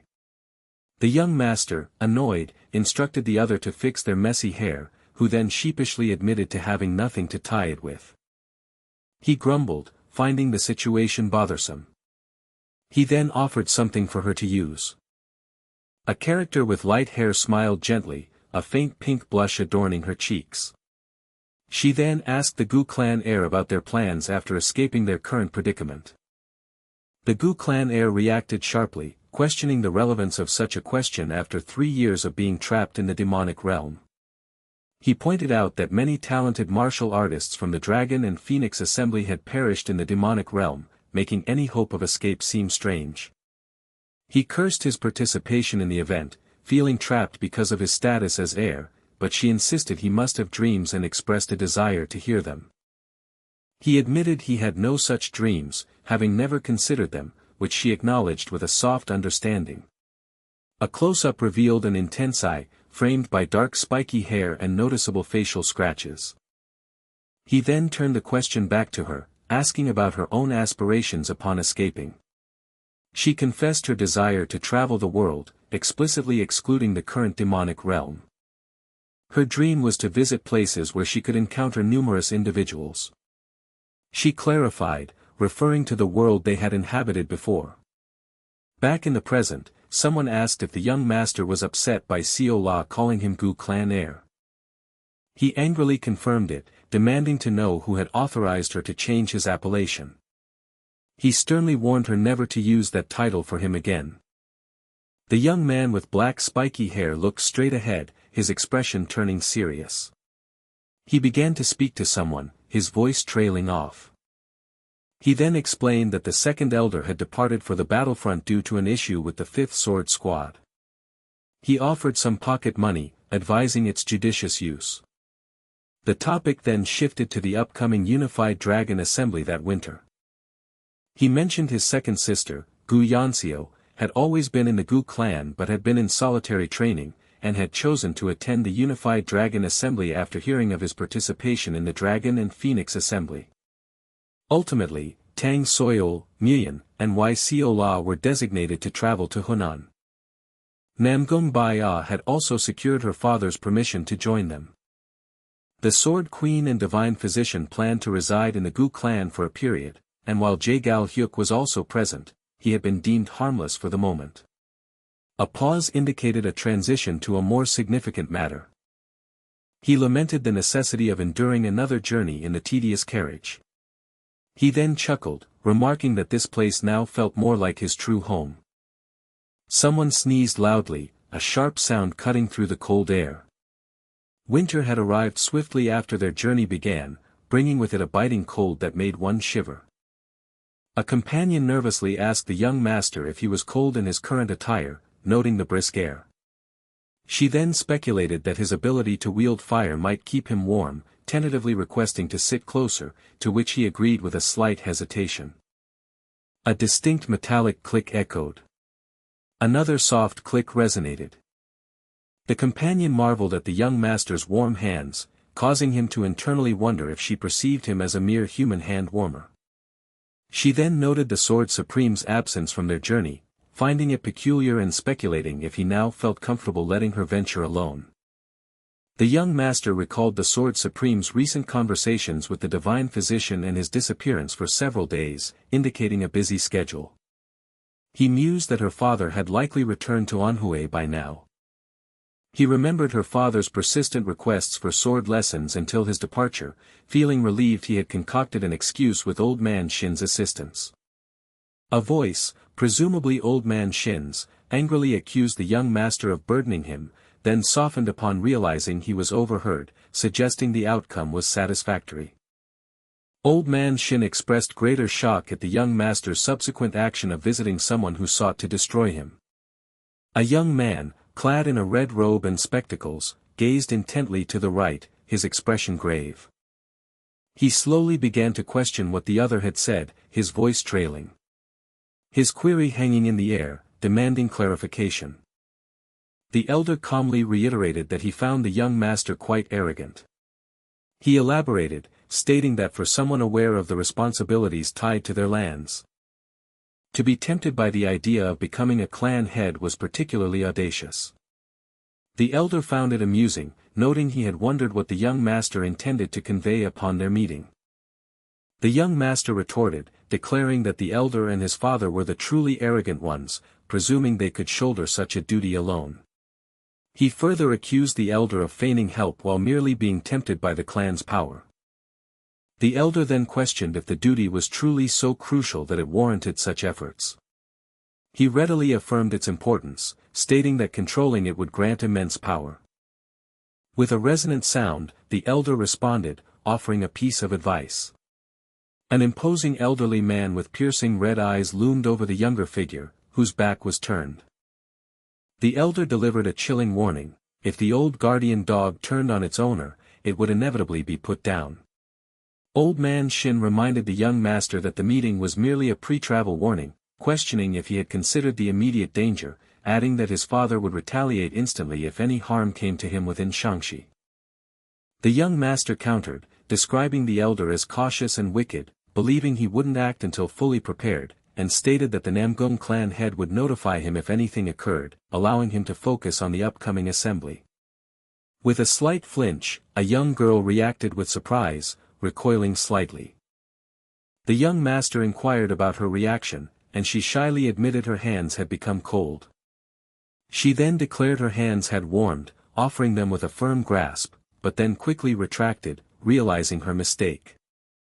She awkwardly expressed thanks, a soft sound of frustration escaping her as she felt she was merely playing around. She was instructed to reside at the Alliance's prepared quarters and continue her journey in 4 days. A sizable tan sack rested upon a surface adorned with intricate patterns. The young master mused that being in this location made the situation feel truly real. He recalled from his memories that the Dragon and Phoenix Assembly would, in a few years, witness the opening of a demon realm gate that would abduct many young martial artists. He remembered being ensnared within that realm for several years himself. A hand, with its slender fingers, tightly gripped a sturdy wooden railing. He realized he was likely the sole individual who retained memories of the events within the demon realm. He acknowledged that he had also been a significant source of conflict during that time. He expressed a fervent hope of never encountering those individuals again. The character in the red robe stood on the stairs, casting his gaze upwards towards an elaborately decorated balcony. He inwardly cursed, wondering if they would make an appearance this time. He quickly dismissed the thought, rationalizing that the assembly wasn't a mandatory one-off event, so they might not attend this time, before then greeting the young master. The young master questioned Muyin's solitary presence, noting the others' prolonged delay and attributing it to their excessive luggage. He grumbled about the necessity of luggage when their purpose was to fight. A voice impatiently urged them to hurry, complaining of extreme hunger. A woman in a blue robe appeared surprised, while a man's head was partially visible at the bottom of the frame. A woman's foot, encased in black socks, stepped with purpose onto a wooden stair. A sudden gasp escaped someone's lips. 2 hands were clasped firmly together, one gripping the other's forearm, positioned near a railing. A young man with dark hair quickly grabbed a hand, his gaze directed upwards with a look of profound shock. Concurrently, a young woman with long dark hair clutched a hand, her worried eyes also looking up. A soft exclamation escaped, followed by a sudden sway. Someone cried out the young master's title in alarm. A voice stammered an apology to the Gu clan heir, admitting their lateness, before a bewildered series of questions followed. Someone else demanded to know the meaning of the commotion. A frustrated exclamation was heard, immediately followed by an anxious query about the young master's well-being. A soft sound of relief or understanding escaped, accompanied by an admission of worry. He recalled that among the 4 great clans, alongside the Namgongs, there existed the Moyong clan, renowned for their swordsmanship and ruling over Liaoning. A groan escaped as he identified the person, Moyong Haya, also known as Snow Peak. He internally exclaimed his aversion to meeting her, then harshly criticized her intelligence and questioned if she felt no embarrassment for speaking despite her perceived weakness. He scorned her as filthy, his thoughts drifting back to the harrowing days spent in the demonic realm. He regretted his actions, wondering why he had initiated a situation that led to this predicament. A wave of self-loathing washed over him. Another character then recognized Moyong Haya, addressing her politely. Moyong Haya, recognizing Miss Tang, noted their reunion since the previous Dragon and Phoenix Assembly, then hesitantly asked for an explanation of the current situation. Moyong Haya clarified that the Gu clan heir had caught her when she stumbled on the stairs, taking full responsibility and offering an apology. The young master inwardly acknowledged her explanation as sufficient, though he cursed her in his thoughts, quickly deciding not to let her provoke his emotions. He resolved to leave swiftly, then quickly interjected, mentioning they were about to eat and hastily bidding them farewell. A sudden realization or alarm flashed in his mind. He observed her blue robes and white hair, instantly recognizing her as a member of the Namgong clan. A voice sharply commanded them to stop. The young master questioned the meaning of the interruption. The other person hesitantly inquired how he had gained such knowledge. A close-up revealed a character's face, adorned with a subtle smirk and half-closed eyes, exuding an air of knowing amusement. The character with the smirk stated that the young master was quite peculiar. She noted that he seemed intimately familiar with her habits. Even though they had only just met that day. She challenged him, implying that if her observation wasn't accurate. A male character appeared, his eyes wide with shock and a hint of fear coloring his expression. He cried out, demanding to know why she was tormenting him. He vehemently protested, calling the idea of expelling someone utterly ridiculous. Even in their dire situation, a compassionate voice argued against abandoning anyone, offering to sacrifice themselves, but a sharp retort commanded the sword princess to regain her composure. The voice continued, explaining that she was their strongest fighter and could not leave, reminding her that their survival over the past 3 years was entirely due to her efforts. Moyong Haya, known as Snow Peak, then stated that while justice and kindness held great value, it was now imperative to approach their situation with rationality. She explained the cruel reality that not all lives held equal weight, asserting this was their best chance to preserve the majority, before a hesitant voice asked who would be chosen, to which she calmly responded that they already had their answer. The Gu clan heir confronted them directly, interpreting their decision as an instruction for him to leave, implying his life held no value, causing another to exclaim his title in alarm as footsteps echoed. Moyong Haya tried to explain that it was nothing personal, urging him not to misunderstand, but the Gu clan heir cut her off, stating he understood they had chosen him because he was perceived as the weakest and most worthless.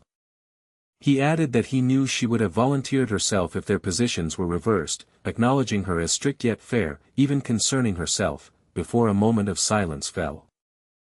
With a final declaration, he bid them farewell, promising to see them again in hell. A lone figure then began to walk through a desolate, snowy landscape, tinged with red, as distant mountains and sparse trees watched. A voice, filled with concern, softly uttered the Gu clan heir's name. A blonde woman, her eyes glistening with unshed tears, gazed intently at the departing, dark-haired figure. A subtle sound of a struggle, perhaps a strained breath or a suppressed sob, emanated. She then uttered a quiet apology, her voice heavy with regret. In a memory, a snow-covered village with large traditional buildings rested peacefully against a towering mountain. The Gu clan heir recalled someone thanking him for lunch, stating she had enjoyed their time together. She had asked if his name was Gu Yangcheon, offering to repay him with a meal the next time he visited Xiaoning, the home of the Moyong clan, an offer he internally questioned why he would ever accept. He mused that something felt off, recognizing she was not one to incur debts over trivial matters.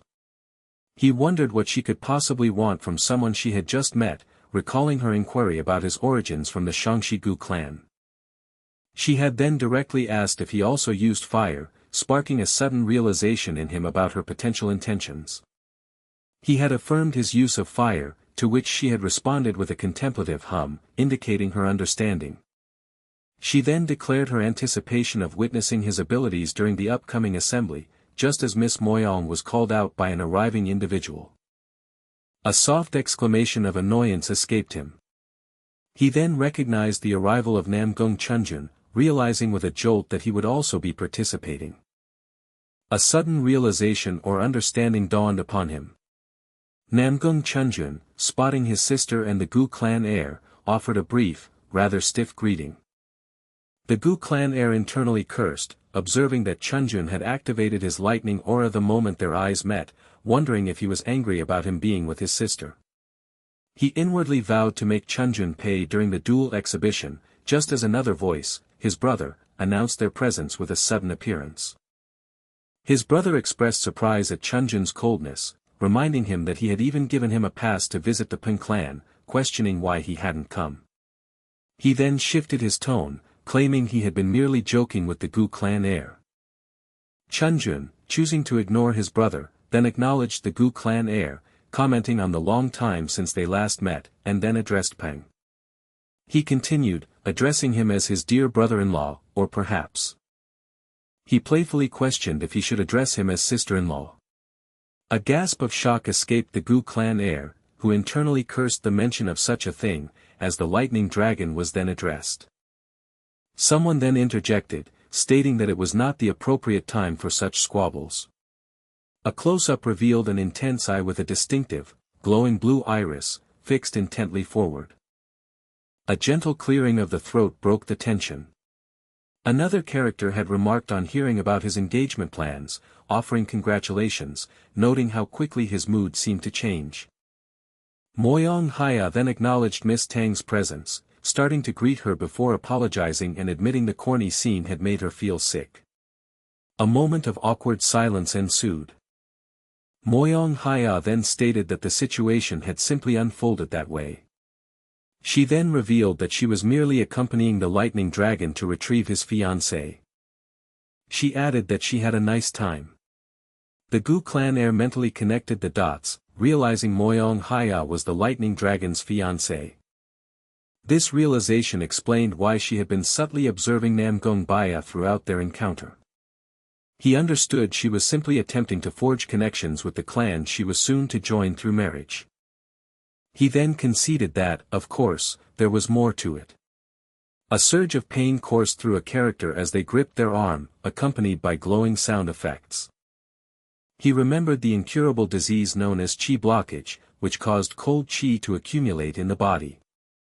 The memory had returned vividly when Moyong Haya had first mentioned flame arts. He realized she had even fabricated emotions to manipulate the situation for her own needs. And so, 4 days passed. The Dragon and Phoenix assembly officially began. Someone then urgently commanded everyone to sprint towards the carriage. They reiterated that it was today and they absolutely needed to reach the alliance before sunset. A worried voice then questioned what would happen if they were late. Another character gasped in surprise, calling out Miss Moyong's name. Moyong Haya then lamented that the Namgung clan heir had departed without her. Someone angrily accused her of lying. Another character expressed relief that they had barely made it to their destination. Instructions were given to change into their attire in the designated quarters and reconvene afterward, as someone hesitantly called out to Miss Moyong. Moyong Haya responded with a question, to which the other character stammered. The hesitant character then stated there was nothing to say. Moyong Haya remarked that she had thought they might have something important to convey. She then urged them not to waste time, given their hurry, as footsteps continued to echo. Someone angrily accused the Gu clan heir of being a philanderer, questioning if he had pursued another girl while their back was turned, to which he exhaled deeply and questioned if that was truly the time for such an inquiry. His companion noted his peculiar behavior, giving so much attention to someone he seemed to be on bad terms with, to which he responded that it concerned someone's life. The companion acknowledged that he had made the correct choice by not vocalizing that concern, as doing so would only worsen the situation, before a thoughtful silence fell. He inwardly recognized that neither the Gu clan's flame arts, nor the assistance of the Namgung clan possessed the ability to cure qi blockage. He then commanded them to remove the gold metalware, stating they were running out of time. His companion revealed they hadn't even brought the items, anticipating his refusal, then acknowledged that his own remark now seemed a little rude. Seol-ah offered to brush the young master's hair, to which he readily agreed. She hummed thoughtfully, focusing on a specific spot in his hair, before suddenly exclaiming in surprise, calling out her own name. A sudden realization struck the young master. He inquired about his hair, and Seol-ah frantically denied anything was wrong, threatening to give him the same hair if he lied. Someone then apologized, admitting there was indeed a problem, before calling out for the Gu clan heir, stating they had something to discuss. The Murim alliance leader, Joyous Sword Yangcheon, was then identified. A gasp of alarm escaped, recognizing the alliance leader's presence. The alliance leader immediately commanded them to revert his hair to its original state. The Gu clan heir then formally greeted the master of the alliance, who quickly dismissed the formality, stating he was the one who had intruded. The young master internally cursed the terrible timing of the visit, feeling immense shame, then politely inquired about the reason for his unexpected arrival. The alliance leader explained it was regarding the recommendation the young master had submitted, questioning if the Aura Supreme had personally written it for him. The young master internally groaned, confirming his fear that it would cause problems, regretting accepting anything from the second elder. He then stated that he had not received it directly from the Aura Supreme, prompting the alliance leader to confirm he had received it from someone else. The alliance leader then asked if he had read the back page of the recommendation, to which the young master hesitantly admitted he had not. He then expressed surprise, wondering if there had been something written on the back. The alliance leader instructed him to examine it for himself, and the young master agreed. A sense of anticipation filled the air, wondering what hidden message the page contained. A shocked exclamation escaped him, demanding to know what the writing meant.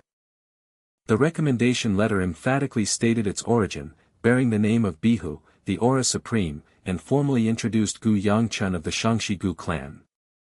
The letter further boasted that the Aura Supreme had personally trained this disciple, despite his usual indolence, confidently predicting that the child would one day destroy the heavens themselves. The Aura Supreme declared his intent to ensure this grand future, urging high hopes, and then, in a postscript, casually thanked them for a treasure he promised to return via his disciple, advising them not to be too upset. The young master, confronted with the letter's bizarre contents, pondered the mentions of a disciple and treasure, deeply perplexed by the sudden revelations. The alliance leader confirmed the authenticity of the handwriting and seal, noting the Aura Supreme's notoriously terrible penmanship, which made impersonation difficult, though he acknowledged the unlikelihood of anyone daring to do so. Despite his certainty, the alliance leader explained that he still felt the need to personally verify the extraordinary claim with the young master. He then directly questioned if the young master was indeed the Aura Supreme's rumored disciple. The young master silently repeated the title, the Aura Supreme's disciple, a profound sense of disbelief washing over him. He inwardly marveled that such a concept had never surfaced, even in the memories of his past life, highlighting its sheer absurdity. The realization that he was supposedly this disciple struck him as utterly preposterous, prompting an internal, derisive laugh at the sheer ridiculousness of the situation. Internally, he decided that honesty was the only path forward, resolving to reveal the truth rather than perpetuate the growing fabrication. He straightforwardly denied any connection, stating he was not the Aura Supreme's disciple and possessed no knowledge of the letter's strange assertions. The alliance leader absorbed his confession, simply acknowledging it with a calm, understanding tone. He then apologized for the intrusion, making a subtle sound as he prepared to leave, which caught the young master by surprise. The young master, flustered, quickly called out to the alliance leader, questioning if that was the extent of his inquiry, to which the leader affirmed. The alliance leader explained his initial hope of learning the whereabouts of the missing Aura Supreme, but seeing the young master's genuine ignorance, he accepted that nothing more could be done. He reassured the young master that the recommendation was undeniably authentic, ensuring his registration, and admitted greater surprise at his remarkable prowess achieved without the Aura Supreme's direct tutelage. With a final word of anticipation for the young master's performance in the upcoming assembly, the alliance leader bade him farewell, thanking him for his time. A heavy silence lingered in the room following the alliance leader's departure. The young master suddenly erupted in frustrated curses, vehemently blaming the second elder for the convoluted situation. Meanwhile, a man with long black hair, ever vigilant, stood guard in a quiet hallway, his sword at his side. The young master fumed, questioning who dared to label him the Aura Supreme's disciple, suspecting the old man had concocted some form of wager or prank. He then conceded that he bore some responsibility, having submitted the peculiar letter despite his reservations and partial anticipation of trouble. He pondered if the alliance leader's sole curiosity truly revolved around the missing Supreme's letter and his alleged disciple, sensing a deeper implication. A significant obstacle, he realized, was the fact that the alliance leader was the father of the person he despised, complicating any potential truth. He acknowledged that he knew the Aura Supreme's current activities and could have provided an answer, but doing so would have solidified the false impression of him being a disciple, and even with the knowledge, recognizing the Supreme in his current state would be difficult. A new thought then struck him, bringing to mind the letter's mention of a treasure that the disciple was supposed to return. He recalled the second elder's nonchalant offering of pocket money, urging him to use it wisely, and his own initial surprise at the unexpected generosity. The young man with spiky black hair was deeply lost in thought, his hand resting thoughtfully on his chin. A sudden, shocking realization dawned upon him, causing a gasp of disbelief. A hand, now revealed as his own, clutched a small, dark pouch, holding it suspended over a polished wooden floor. In a fit of understanding, the man impulsively emptied the pouch, letting a cascade of gold coins scatter across the floor. Numerous gold coins lay glistening, scattered across the polished wooden floor, landing near a single black boot. He mentally addressed the second elder with a furious, accusing tone. His internal exclamations escalated into a frustrated curse aimed at the crazy old man who had put him in such a bizarre predicament.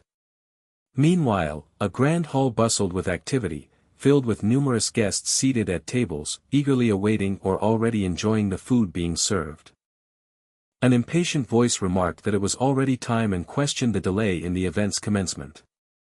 The same voice then redirected attention, emphasizing the importance of observing the front row. A man in the crowd focused his gaze intently on something ahead, while another figure remained indistinct in the background. He recognized one of the figures as the Poison Peak, a previous participant from the last assembly. His attention then shifted to the lady seated beside Poison Peak, noting her distinct appearance suggested she belonged to the prestigious Namgung clan. He expressed utter amazement at her beauty, declaring he had never heard of such a stunning woman within the Namgung clan. He even dared to compare her beauty, suggesting she might surpass the renowned Snow Peak. Two women with dark hair held their poses, one standing elegantly while the other, closer to the viewer, offered a gentle smile. A concerned voice inquired about the absence of the Gu clan heir, noting his delayed arrival. The speaker then questioned another individual's presence, wondering why they weren't with their usual companions. They explained their hope that this person might have knowledge of the Gu clan heir's whereabouts. Another observer was captivated by the scene unfolding before them, remarking on its amazing sight. Someone pointed out an empty seat, suggesting an opportunity. A bold man, Wangbo Chiaohui, declared that only the brave found true love, vowing to demonstrate the path forward. He then cleared his throat and politely began to address someone. He inquired about the empty seats at their table, asking permission to join them, and subtly cleared his throat once more. An internal observation noted his attire belonged to the Wangbo clan, a prestigious but not top-tier lineage.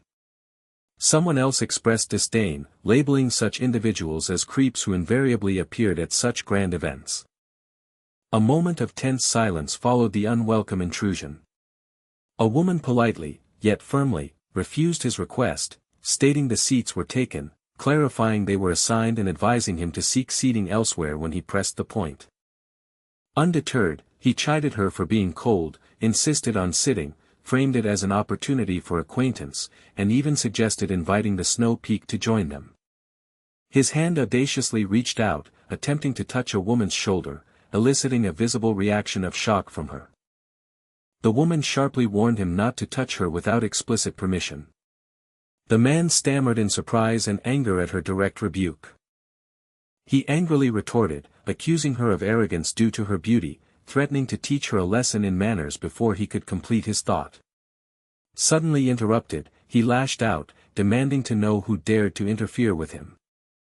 A moment of confusion crossed his face as he processed the unexpected intervention. A loud, pained cry erupted from him, indicating a sudden, forceful strike. He then screamed about his arm, clearly having sustained a painful injury. The spiky-haired man, the Gu clan heir, glanced back from behind another man's shoulder, observing the chaos he had caused. A close-up shot revealed the precise moment one person's foot connected with a powerful kick to another person's shin. The aggressor stumbled and fell backward, while another figure raised a hand, and someone else observed the scene from the background. The Gu clan heir, acting decisively, commanded someone to relay a message. He declared that the idiot had become intoxicated pre-feast and would consequently forfeit the duel scheduled for the following day. He then inquired about the well-being of the women, who expressed gratitude for his intervention, remarking on the shamelessness of the man in such a public setting. Someone commented on his unusual stiffness, comparing it to a past training session at a waterfall, a detail Seol-ah did not recall. A voice of approval, likely the alliance leader, simply stated excellent, acknowledging the swift resolution. The speaker expressed relief that they avoided presenting an embarrassing spectacle to the alliance leader, commending the elegant handling of the situation.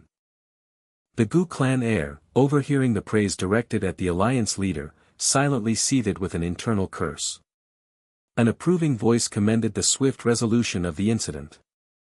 The speaker continued, expressing relief that they had avoided presenting an embarrassing spectacle to the alliance leader and praising the elegant handling of the situation. Meanwhile, the Gu clan heir inwardly cursed, his frustration still simmering. A new voice interjected, a man politely introducing himself as Jang Xianyan from the Taeryung Jang clan. The Gu clan heir's mind immediately connected the name to the alliance leader's own prestigious clan. A memory surfaced, revealing that in his past life, this man had been Seol-ah's fiancé. He recalled having several connections to Jang Xianyan across his previous existence. One particular connection, he remembered, originated precisely at this very location. His thoughts drifted to the demonic realm gate, which had inexplicably manifested at a past dragon and phoenix assembly. He remembered the individual responsible for its ominous appearance. The chilling realization struck him that the culprit had been none other than Jang Xianyan himself. Jang Xianyan extended a polite greeting, reiterating his pleasure in meeting them. The Gu clan heir's internal voice questioned the sincerity of the polite introduction. He sarcastically conceded the point within his own mind. A subtle tension lingered in the air as the two individuals regarded each other. An unspoken understanding, or perhaps a warning, seemed to pass between them. The Gu clan heir maintained his composure, carefully observing his new acquaintance. Jang Xianyan offered a pleasant, yet somewhat enigmatic, smile. A hush fell over the immediate area, as if in anticipation of what would unfold next. The surrounding guests continued their subdued conversations, mostly oblivious to the underlying currents. The vibrant decor of the hall seemed to hum with the energy of the gathered martial artists. Amidst the grandeur, the Gu clan heir remained acutely aware of the complexities now before him. His mind raced, connecting the threads of his past life with the present circumstances. A thoughtful expression settled upon the Gu clan heir's face as he considered the implications. An astute observer remarked that if the individual lacked divine blessing, achieving such power would indicate they had already reached the martial pinnacle. The grand hall remained bustling with numerous guests dressed in traditional attire, as a woman stood with her back to the foreground. The Gu clan heir suddenly noticed a servant girl staring at him with an unnerving, murderous intent. He pondered the source of such intense resentment, unable to recall any action he had taken that might provoke it. An official's voice cut through the murmur, instructing everyone to be seated and quiet, as the alliance leader was making his entrance, apologizing for the delay. The speaker declared the late hour and urged an immediate commencement of the feast. Elsewhere, two men in traditional attire engaged in a focused conversation, one intently gazing at the other. A voice interrupted the ongoing feast, requesting everyone's attention for the upcoming dueling tournament's bracket decisions, instructing participants to approach in their assigned order to collect a ticket. An individual addressed the Jang clan heir, noting his apparent unfamiliarity with such feasts and expressing intrigue. The speaker then offered to host another feast soon, while an internal voice questioned why young women favored such bland men, pointing out that the Gu clan heir had actually resolved the earlier incident and wondering why he was not receiving any recognition. Another person quietly recalled the young man who had dealt with Wangbo Seol-ah Wi earlier. The implication dawned on them that someone of extraordinary skill was among the tournament participants. A sudden, flustered apology erupted from someone who had apparently caused a minor mishap. The individual quickly offered a second, more emphatic apology for their clumsy movement. The person lamented their tendency to make mistakes whenever their thoughts turned to Gu Yangcheon. An official voice called out the name of Jang Xianyan of the Taeryung Jang clan. Another person greeted Miss Tang upon her return. Someone observed that all the participants had been placed into different groups. A voice then tentatively made a request. Several days later, the tournament progressed. The announcer called out for the 9th match of Group 3. The next combatants were announced, Gu Yangcheon of the Shangshi-gu clan against Bai Yanseom of the Bui faction. The official inquired if both competitors were prepared, receiving a sound of affirmation. With that, the official declared the match to begin. A close-up shot revealed the serious, focused expression of the young man with spiky black hair. A stunned voice declared Gu Yangcheon as the victor. Gu Yangcheon internally chided himself, questioning if he felt no shame for relying on regression and luck in a children's tournament, urging himself to at least feign some effort. He acknowledged the ease of his victory, comparing it to taking candy from a baby, but dismissed the thought, realizing he had no time for such concerns as he needed to hurry to Group 2's dueling stage. His thoughts immediately shifted to the unexpected pairing of Tang Soil and Jang Xianyan in the first round, noting that Jang Xianyan already possessed considerable strength. Jang Xianyan internally wondered what Tang Soil had been thinking to make such a request of him. He remarked that despite the rules restricting her poison arts, she had performed exceptionally well using only her hidden weapons. He admitted that in a real-life confrontation, she might have already defeated him, affirming her reputation as one of the 5 dragons and 3 peaks. The female character gritted her teeth, straining visibly as she knelt. A close-up showed the character's face, teeth clenched, sweat beading as she endured intense strain. 2 characters engaged in a dynamic, high-stakes fight, their movements accompanied by streaks of vibrant green energy. A hand firmly gripped a blade, which glowed with an eerie green energy. The green-clad character lunged forward, striking their opponent with a surge of green energy. In response, 2 characters swiftly moved, deftly dodging incoming green energy attacks. Jang Xianyan then offered a piece of advice to his opponent. He suggested that, in her position, he would concede the match immediately. Despite the advice, the 2 characters clashed swords in a dynamic mid-fight pose. A character clad in dark robes stumbled backward, their face contorted in an intense, pained expression. A sword was seen suspended mid-air, falling or spinning against a blurred, dynamic background. Internally, Tang Soil admitted her severe internal injuries, contemplating surrender as the outcome of the match had become undeniably clear. She acknowledged her opponent's identity as the Alliance leader's son, realizing the overwhelming odds against her. The character in dark robes sat, their gaze fixed on a distant fortress in the horizon. Her thoughts then drifted to the Gu clan heir, wondering about his own match and if he had been concerned for her. She perceived his presence as a cruel twist, noting his usual stoicism towards her actions, but now his intervention seemed to indicate a shift. The dark-robed character looked down, a subtle, almost imperceptible smile playing on her lips.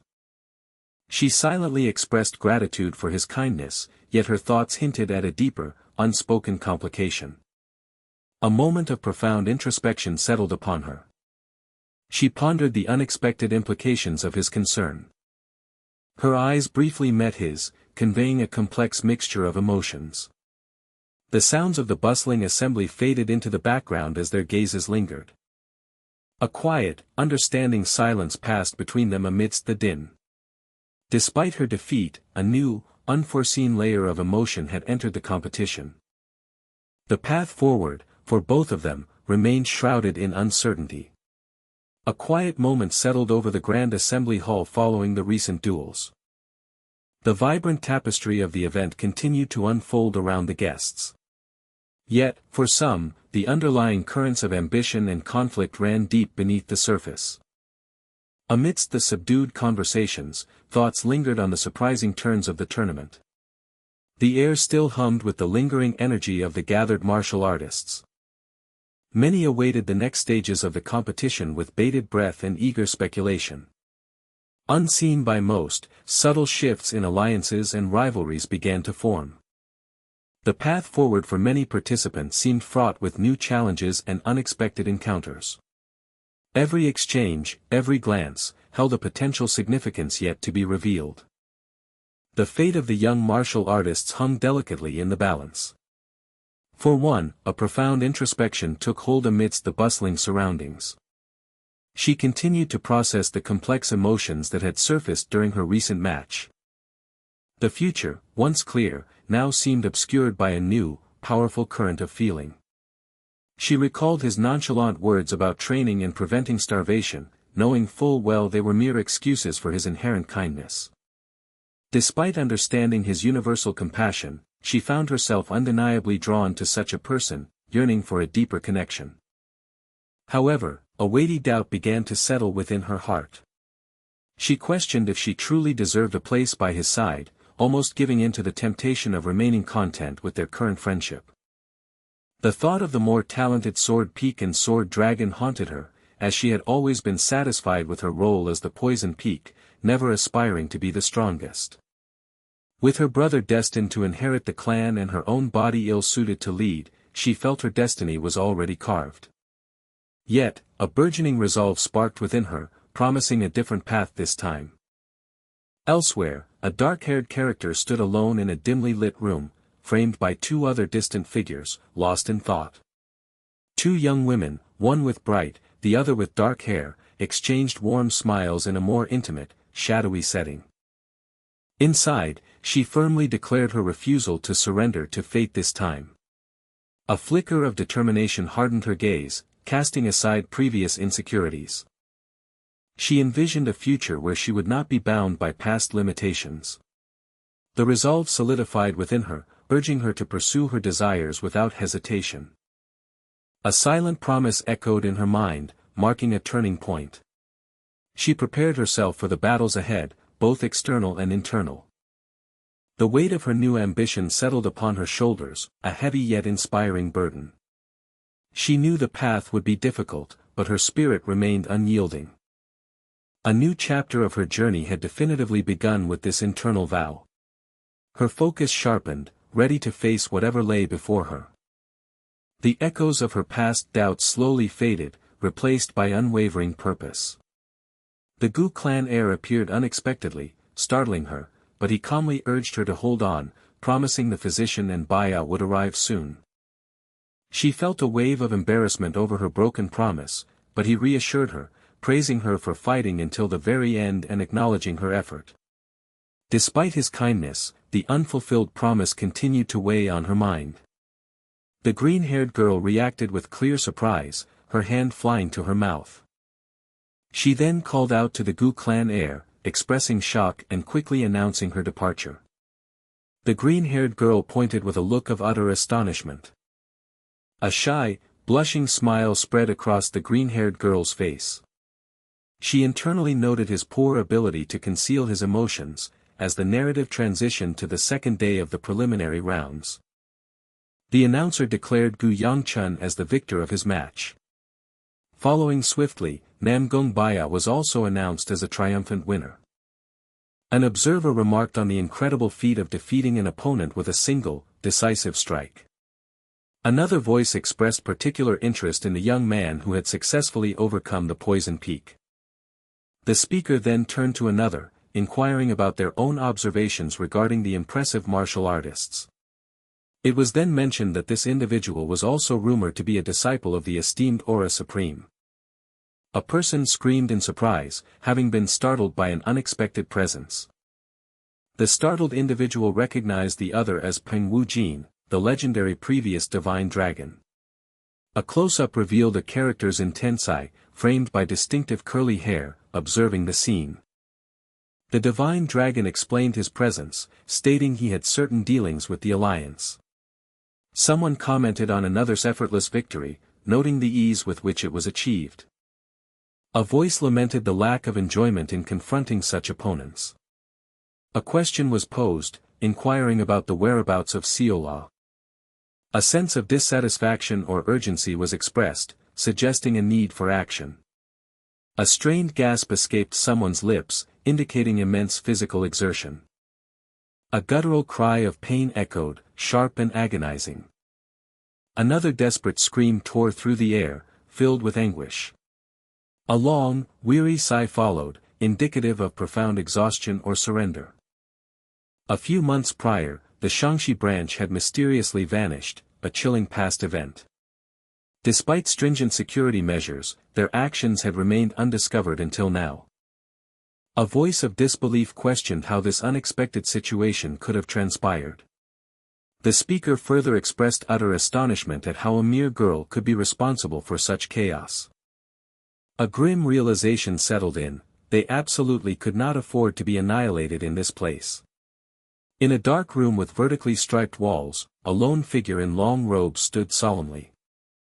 Another figure, clad in black, plummeted through a bright, vertically striped void, a rapid descent.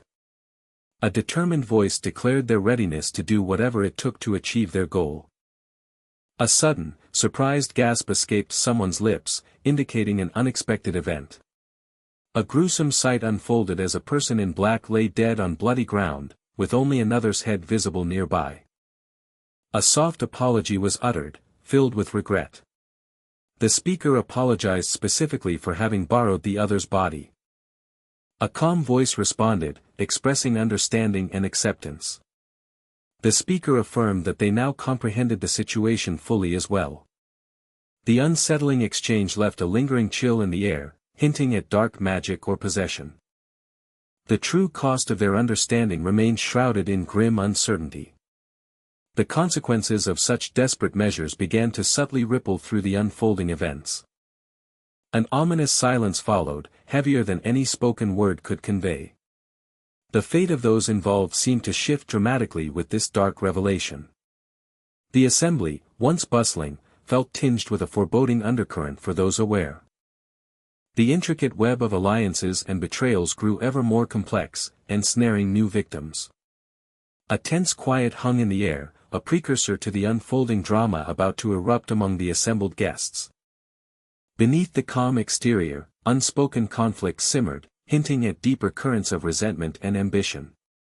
The subtle shift in atmosphere portended a confrontation that would soon shatter the illusion of peace.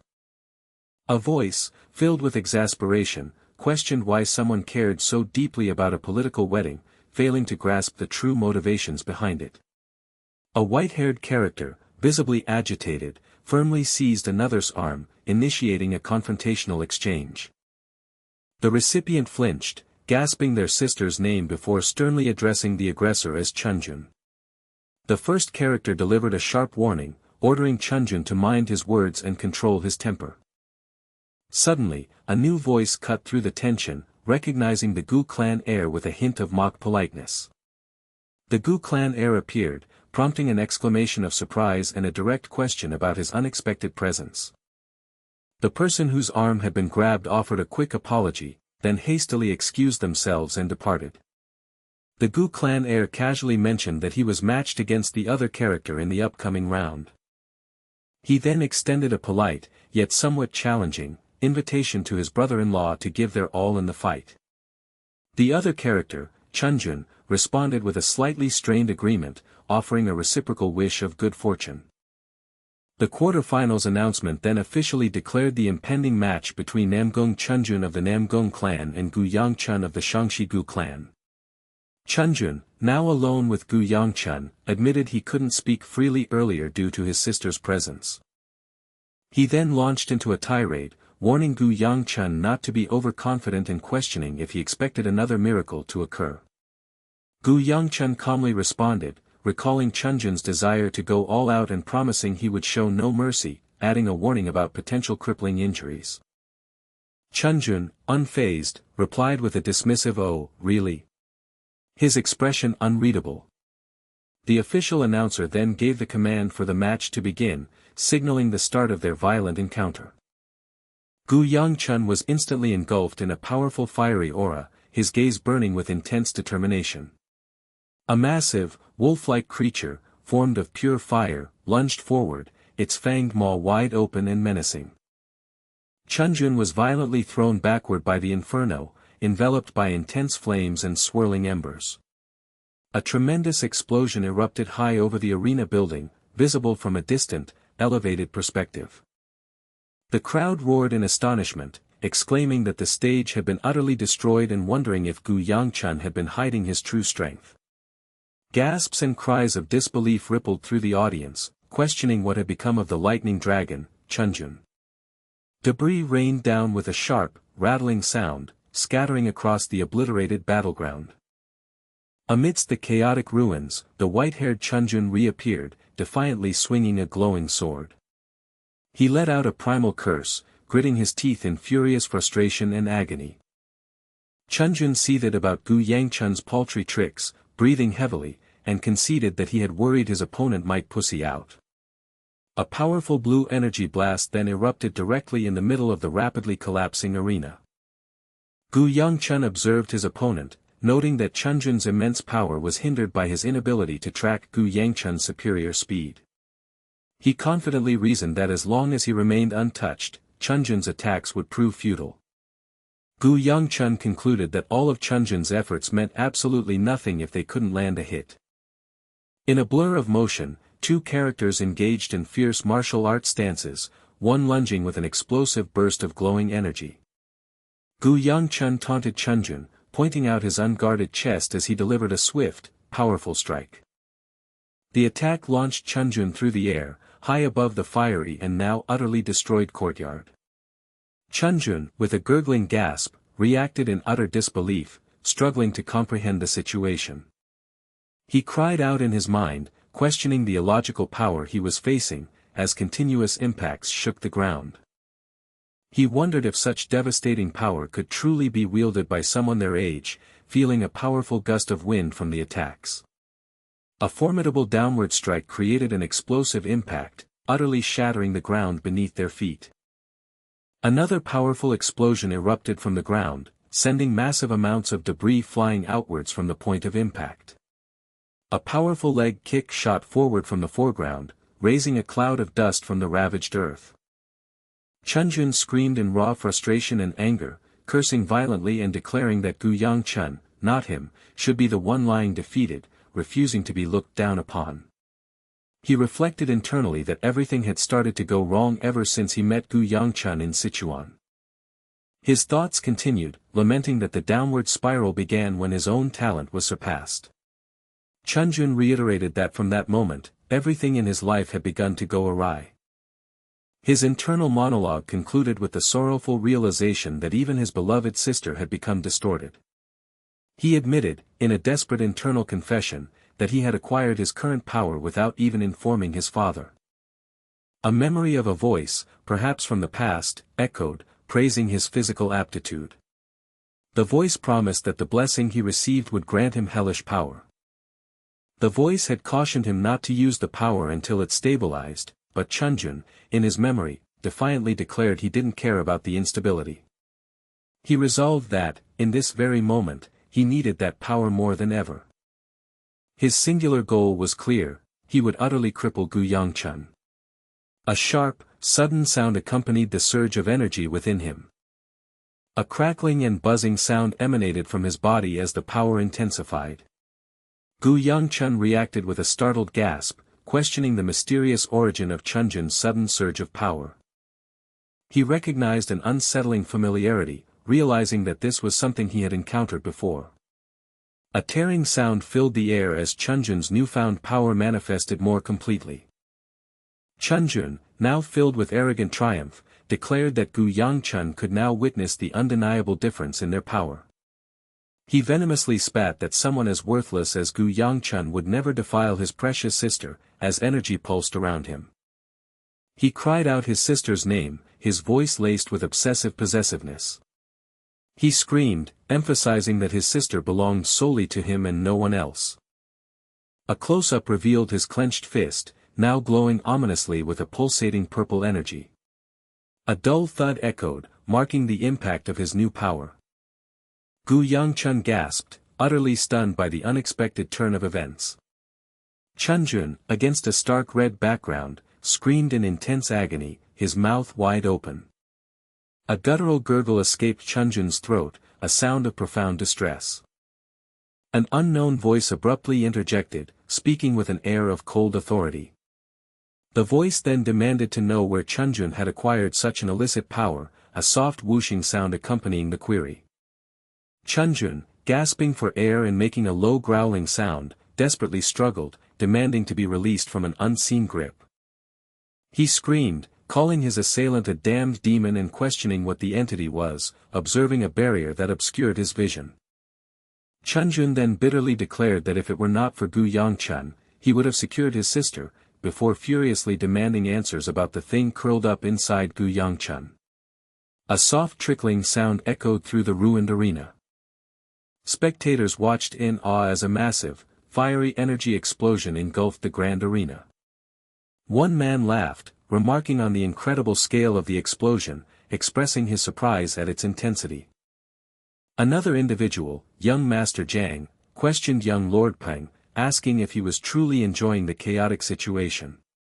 He expressed concern that a disciple among the new generation had surpassed the power of baptism, fearing this single variable could ruin their entire plan.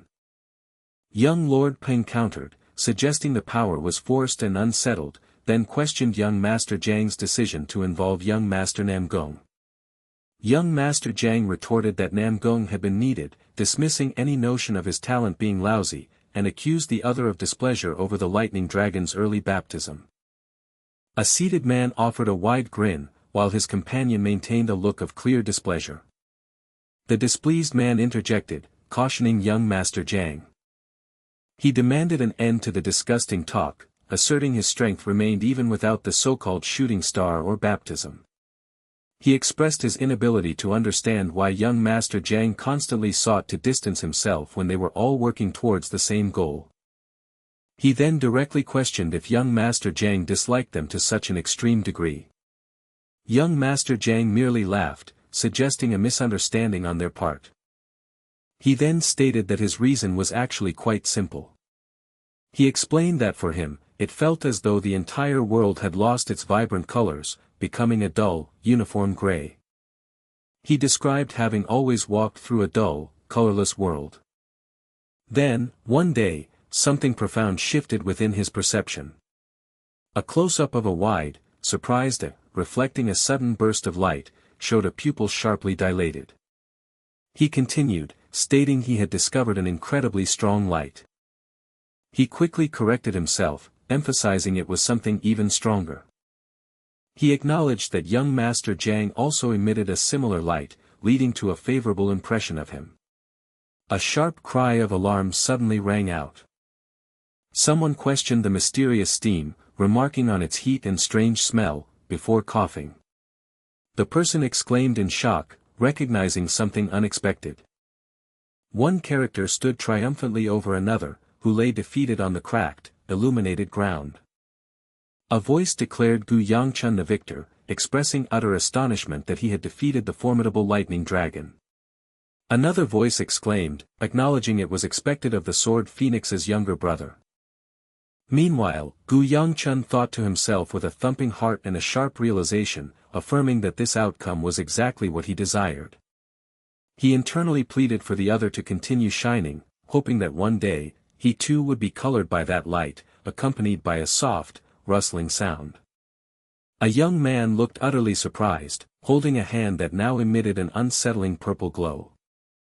He cursed aloud in frustration and disbelief. He cried out in despair, realizing his energy had vanished, questioning the sudden loss with anguish.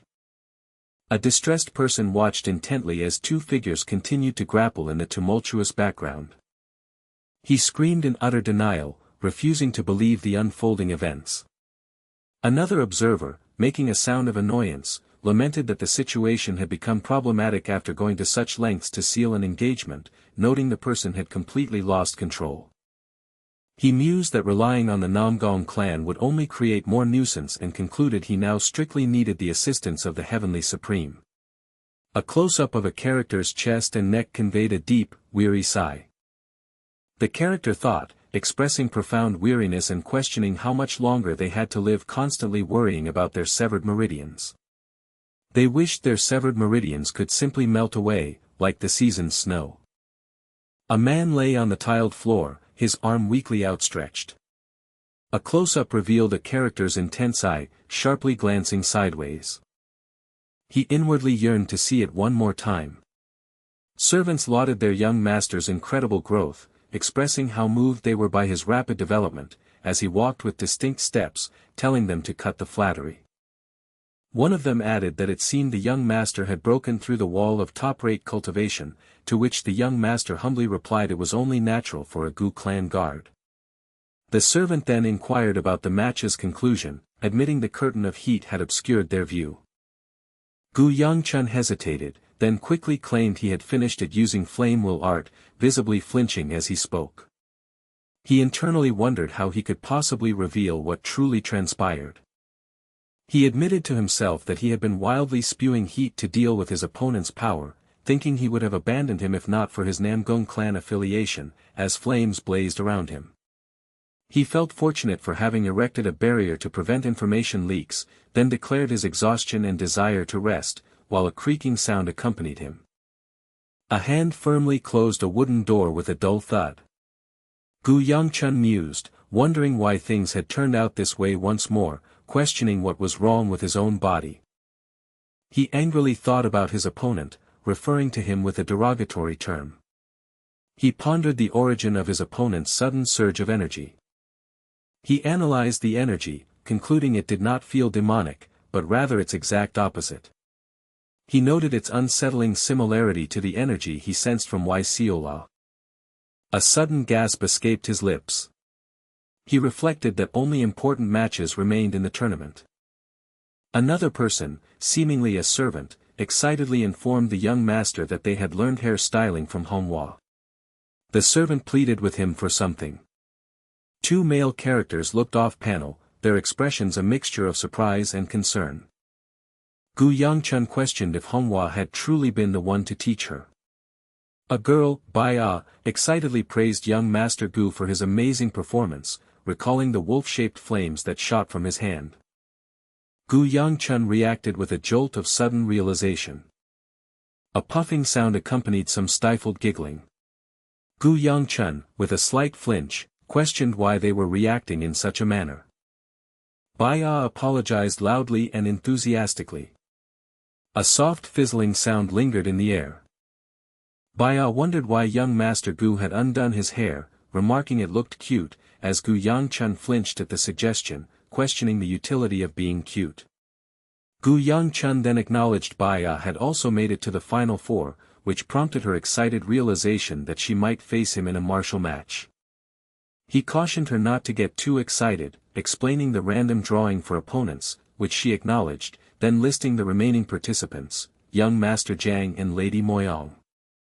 He then observed that Bai-ah seemed more comfortable talking to Seol, asking if something had happened between them. Bai-ah fidgeted, explaining that Seol had asked her to speak casually if they met at the tournament, a promise she couldn't fully keep, but which young Master Gu had simply accepted. Gu Yangcheon then questioned her sulking expression, asking if she too wanted something, to which she retorted he was unfair, stating she no longer wished to ask for anything since he wouldn't grant her desired martial match.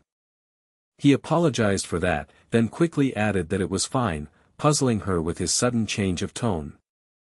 He explained that, just as Seol had suggested, they would simply meet in the tournament, making it impossible for him to dodge her challenge this time. He posed a rhetorical question, seeking her confirmation. She conceded with a soft affirmation. However, the narrative revealed that events did not unfold as Namgung Bai-ah had hoped. A figure with black, spiky hair stood with their back to the viewer, their gaze fixed upon the grand tournament arena. The fourth day of the Friendship Martial Tournament had arrived, marking the intense semi-final rounds. The first match pitted Gu Yangcheon of the Shangshi Gu clan against Moyong Haya of the Moyong clan. The second semi-final would feature Namgung Bai-ah from the esteemed Namgung clan.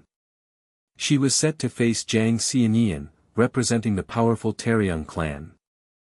A wide grin spread across a character's face as they inwardly mused that their moment on stage was finally drawing near. The announced pairings echoed through the arena, Gu Yangcheon vs Moyong Haya, and Namgung Bai-ah against Jiang Xianyan. One person reflected on previous events, believing it would have been better to encounter a certain individual earlier, lamenting how things had ultimately unfolded as another inquired about their downcast appearance. The addressed person expressed surprise, denying their melancholy and questioning when the other had arrived, who confirmed it was just moments ago, then speculated about the individual's lack of focus on their match and concern for a potential loss. The person denied being worried, acknowledging Namgung-Bai-ah's superior skills compared to other participants, but hinted at an unresolved reservation. They confessed that Jang Xianyan seemed to be concealing something, which troubled them, but the other quickly dismissed their concern. The speaker reassured them, encouraging them not to worry, then firmly held their hand, instructing them to simply trust and observe. A woman with long, flowing white hair confidently strode forward, a sword clutched firmly in her hand. She noted the vast crowd but found it surprisingly easy to breathe, attributing this sense of calm to the presence of a specific observer, somewhere in the distance, letting out a soft exhalation. An observer remarked with surprise that the formidable lightning dragon had such a beautiful older sister. Jang Xianyan of the Taeryung clan, stepping purposefully, recalled their brief meeting at a banquet and introduced himself, expressing anticipation for their exchange. Namgung-Bai-ah acknowledged him with a slight tilt of her head, finding something about the encounter quite strange. She observed that, though not to the same degree as another, this person also emitted hardly any stench, yet something still gave her pause. A subtle aversion stirred within her. She felt an inexplicable reluctance to approach him, as the announcer formally declared the semi-final match between Namgung-Bai-ah and Jang Xianyan, preparing for the start. Then, with a resounding command, the match officially began. A sudden surge of energy erupted with a powerful hum, eliciting a guttural sound of discomfort from one participant. A crushing pressure descended, causing their feet to feel incredibly heavy, rendering them unable to move. One character taunted the other, questioning their hesitation to advance, then grunted in exertion. The arena floor cracked under immense, unseen force, radiating palpable energy. Intense energy flared outward, creating a vortex of powerful, swirling colors. A character launched a rapid, fluid strike, their movements blurring with speed. The air crackled around them as a concentrated burst of power formed. A powerful, sweeping attack sent shockwaves across the ground. The combatants moved with impossible swiftness, their forms a blur against the background. One fighter expertly parried a strike, deflecting the blow with precision. A dazzling display of martial prowess unfolded, showcasing intricate techniques. A focused gaze revealed intense concentration amidst the chaotic battle. Energy pulsed vividly from one character's stance, indicating an impending powerful move. The ground fractured further as another impact vibrated through the arena. One combatant unleashed a flurry of strikes, a relentless assault on their opponent. A defensive posture shimmered with barely contained power, bracing for the next attack. The clash of steel echoed, sharp and clear, across the stunned crowd. A swift, calculated dodge narrowly avoided a devastating blow. The fighters transitioned seamlessly between offense and defense, a dance of destruction. Streams of energy converged, creating a temporary, brilliant sphere of light. A faint, almost imperceptible tremor ran through the victor's arm. Dust billowed upwards, momentarily obscuring the intense struggle. A moment of stillness hung in the air, a prelude to the next ferocious exchange. Amidst the spectators, a young man in a red tunic sat with a bewildered expression, clearly confused by the unfolding events. A close-up revealed a character's face frozen in shock, eyes wide and mouth agape in disbelief. The person wondered aloud, utterly perplexed by what had just transpired. A hand gripped a glowing purple object, which pulsed with swirling, ominous purple energy. Someone cursed Jang Xianyan, calling him a derogatory term. An observer realized Jang Xianyan was employing energy identical to the lightning dragons, while Jang Xianyan himself acknowledged Lady Namgung's impressive skill, admitting it was his first such struggle. A sharp jolt of surprise passed through a character. One combatant questioned what had just occurred, admitting they saw nothing, and then offered an apology. They conceded that they had underestimated their opponent, realizing they could not win by holding back their true strength. A sudden, intense burst of realization struck a character. A determined woman, her lips streaked with blood, gripped her sword tightly, her teeth gritted in fierce resolve. Purple and blue energy swirled around two characters as their swords violently clashed in the arena. Jang Xianyan challenged his opponent, wondering if she could block yet another attack, praising her incredible resilience but questioning the state of her body after their last exchange. Namgung Baya felt an awful sensation, as if she would vomit, wondering why the unpleasant stench had returned and desperately wishing to escape the situation. She yearned deeply to be reunited with a specific person immediately. Another powerful surge of emotion or realization washed over her. She recalled her previous words, realizing she had promised trust precisely so she would not witness a particular pained expression on his face. She reflected on her long-standing aversion to helplessness, constantly questioning why she felt unable to contribute effectively. She had found great happiness in his presence, but now understood she could not continue to be a burden or impediment to him. Therefore, she recognized the imperative to demonstrate her own capability. A masked figure, wielding a sword imbued with a purple glow, launched a fierce attack against a woman in a dynamic pose. She declared her resolve to prove her independence, commanding herself to cease retreating. With unwavering determination, the woman expertly blocked a potent purple sword attack using her own weapon. Jang Xianyan reacted with astonished disbelief that she had managed to block his attack, his surprise deepening. He recognized the distinct sound of sword resonance, marveling at its clarity, and wondered if this was her secret, hidden technique. He quickly dismissed the idea, observing that she seemed unfamiliar with controlling it, then forcefully cleared his mind of such distracting thoughts. He commanded himself to concentrate entirely on the battle. From a top-down perspective, a massive, fresh impact crater marred the tiled floor of the arena.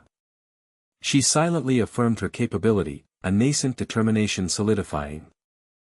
Her internal monologue strengthened, repeating the mantra that she could indeed accomplish it. She cautioned herself against haste, emphasizing the need for precision, even if it meant moving slowly. A colossal blue spectral warrior manifested, wielding a glowing sword above a smaller, struggling figure. She realized the crucial element was having the innate perception to discern the correct path, a subtle internal click accompanying the thought. Jang Xianyan wondered at her slow movements, knowing she must be heavily battered, questioning her strategic intent. He recalled a similar persistence at Poison Peak, confessing his inability to comprehend her resilience, questioning the profound motivation that allowed her to stand with such clear eyes.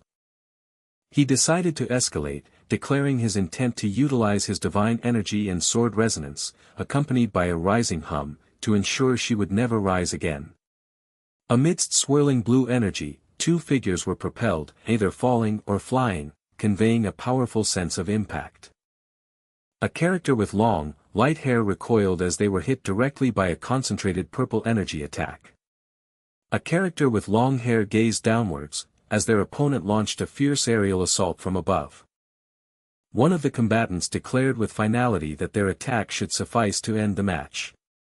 A character held a broken sword, while electric energy visibly crackled and surged around their arm. The announcer began to declare the outcome, starting with the first letter of victory. The announcement rang out clearly, proclaiming Jang Xianyan as the victor of the match. A defeated participant acknowledged the outcome with a soft, resigned affirmation. An unseen voice offered a profound observation, guiding the individual on their journey, referring to them as child. A wave of confusion washed over her as she tried to recall her last conscious moments. Startled cries erupted as observers noticed she had just opened her eyes, their voices sounding distant and blurred. The worried calls for Baya echoed, pulling her further from the haze of unconsciousness. She recognized the familiar voices of Seol-ah and Soil, questioning her surroundings, only to be told she was in the medical chamber after her duel with the Jang clan heir. A quiet realization dawned on her, and she softly acknowledged her defeat. Despite the loss, her companions eagerly reassured her, praising her impressive performance. They specifically mentioned the final moments of her movement, describing it as powerful and fluid like a wave. She offered a non-committal response, still processing the recent events. Internally, she wondered what truly transpired during the intense final moments of her match. Her mind drifted back, trying to pinpoint the exact moment when her sword had begun to resonate with a strange sound. She remembered a figure standing at the culmination of that resonating power. A lingering question formed in her mind about the identity of that mysterious presence. A stark visual transition of black and white lines marked a shift in her focus. Unexpectedly, a man's voice had intruded on her thoughts, leaving her puzzled as to why. She brushed off the internal disturbance, reassuring herself that it was insignificant. Her thoughts then shifted to the upcoming duel, recognizing it was another participant's turn. A sense of urgency stirred within her, prompting her to consider leaving. Her companions immediately objected, reminding her of her injured state and advising against movement. They tried to appease her concern, assuring her that the young master would return shortly. Then, one of them remembered a specific message that had been entrusted to them. They delivered the message. He had observed her performance with great attention. A silent moment passed as she absorbed the implied meaning of the words. Her companions reacted with confusion to her continued prostrate position. They questioned why she was still lying down, perhaps expecting her to rise. With the message received, she made the decision to heed their advice and rest. Meanwhile, another observer lamented that Namgong-bya hadn't listened to their attempts to stop her earlier. The grand announcer's voice boomed, introducing the remaining top 4 combatants. He declared the participants of the next semi-final, Gu Yangcheon of the Shangshi-gu clan and Moyong-hya of the Moyong clan. Moyong-hya mused that although she hadn't planned it, she now faced Gu Yangcheon in the arena. She recalled his formidable flame arts from his earlier fight with the lightning dragon, sensing that he had been holding back even then. Her thoughts turned to the legendary Northern Ocean Ice Palace, a domain of extreme cold and power. She reflected on her deceased mother, a descendant of that lineage, and her father, who had abandoned clan politics for his devotion. Neither parent could have foreseen their daughter inheriting the chi blockage, a condition considered the curse of the Ice Palace. While the chi blockage enhanced precision and senses, its benefits paled in comparison to her opponent's strength, and its personal cost was too severe. Though compelled to join by her father, she saw this duel as an unexpected opportunity as the announcer's command to begin echoed. She specifically viewed it as a chance to intimately observe Gu Yangcheon's famed flame arts. Moyong-hya, with her long dark hair, fixed her gaze on the distant, fiery figure of her opponent, enveloped in a glowing aura. The intense heat emanating from him was palpable, far more potent up close than she had anticipated. Despite the external warmth, the chilling essence of her sword remained, and the ice within her body felt utterly unyielding. She started to articulate a thought about a previous sensation, but then abruptly stopped, offering an unexpected apology. Her opponent responded with a confused query, asking for the reason behind her sudden apology. Suddenly, Gu Yangcheon's fist clenched, radiating an intense, powerful light and surging energy. Moyong-hya reacted with a startled exclamation, completely taken aback by the sudden display of power. A profound change washed over her, a comforting warmth replaced the deep-seated cold, and the ice within her body vanished. She cried out in utter disbelief, unable to comprehend the miraculous shift within her. Gu Yangcheon observed the effect, commenting on the remarkable nature of the transformation. He then asserted that the situation felt unfair, as flames dramatically erupted around him. He calmly reassured her, as a soft, crackling sound accompanied his words. His glowing fist then unleashed powerful, concentrated beams of vibrant orange energy. He promised that the ensuing impact would be painless, despite its overwhelming force. A pained cry escaped someone, indicating a forceful impact or reaction. From a distant vantage point, 2 men watched in awe as a massive explosion erupted, visible through a large window. One of the men addressed the other, confirming their son's presence and sternly asking if he had forgotten their promise. The son denied forgetting, which prompted his father to question his recent actions. The father confronted his son about using divine energy, reminding him of the risks and their agreement not to use it before he turned 20, demanding an explanation for his behavior. The Sun clenched his teeth, a bead of sweat forming, revealing his deep frustration with the interrogation. He internally struggled with the question, searching for an answer he couldn't vocalize. He realized he could not possibly confess the true reason for his actions. He recalled the overwhelming fear, anxiety, and profound sense of impending defeat that had driven him. He reasoned that divine energy could only be perceived by others possessing it, implying his father's prior knowledge had revealed his usage. He concluded his father didn't fully understand his situation, or perhaps chose to ignore it, which he decided was irrelevant. He offered a formal apology to his father, feigning contrition. He claimed his patience had failed, leading to a mistake, and vowed to strive harder to uphold his father's honor. His father responded with a non-committal affirmation, neither fully convinced nor overtly challenging. The son silently hoped that if he achieved widespread renown, his father would eventually come to understand his true motivations. Later, the father sat pensively by a window, a teacup resting on a nearby table, deep in thought. He reflected that he had not paid enough attention to his son, assuming he was managing perfectly on his own. A close-up revealed his intense brown eyes, now fixed with a stern and resolute expression. He concluded that a meeting with the sect master was now imperative. A figure clad in dark robes stood at the foot of stone steps, facing a set of large, ornate double doors, awaiting entrance. The figure announced their arrival. Back in the medical chamber, a voice urgently called for Baya to awaken. They immediately inquired about her condition and how she was feeling. One observer noted a peculiar look on her face. She herself found the sensation she was experiencing rather strange.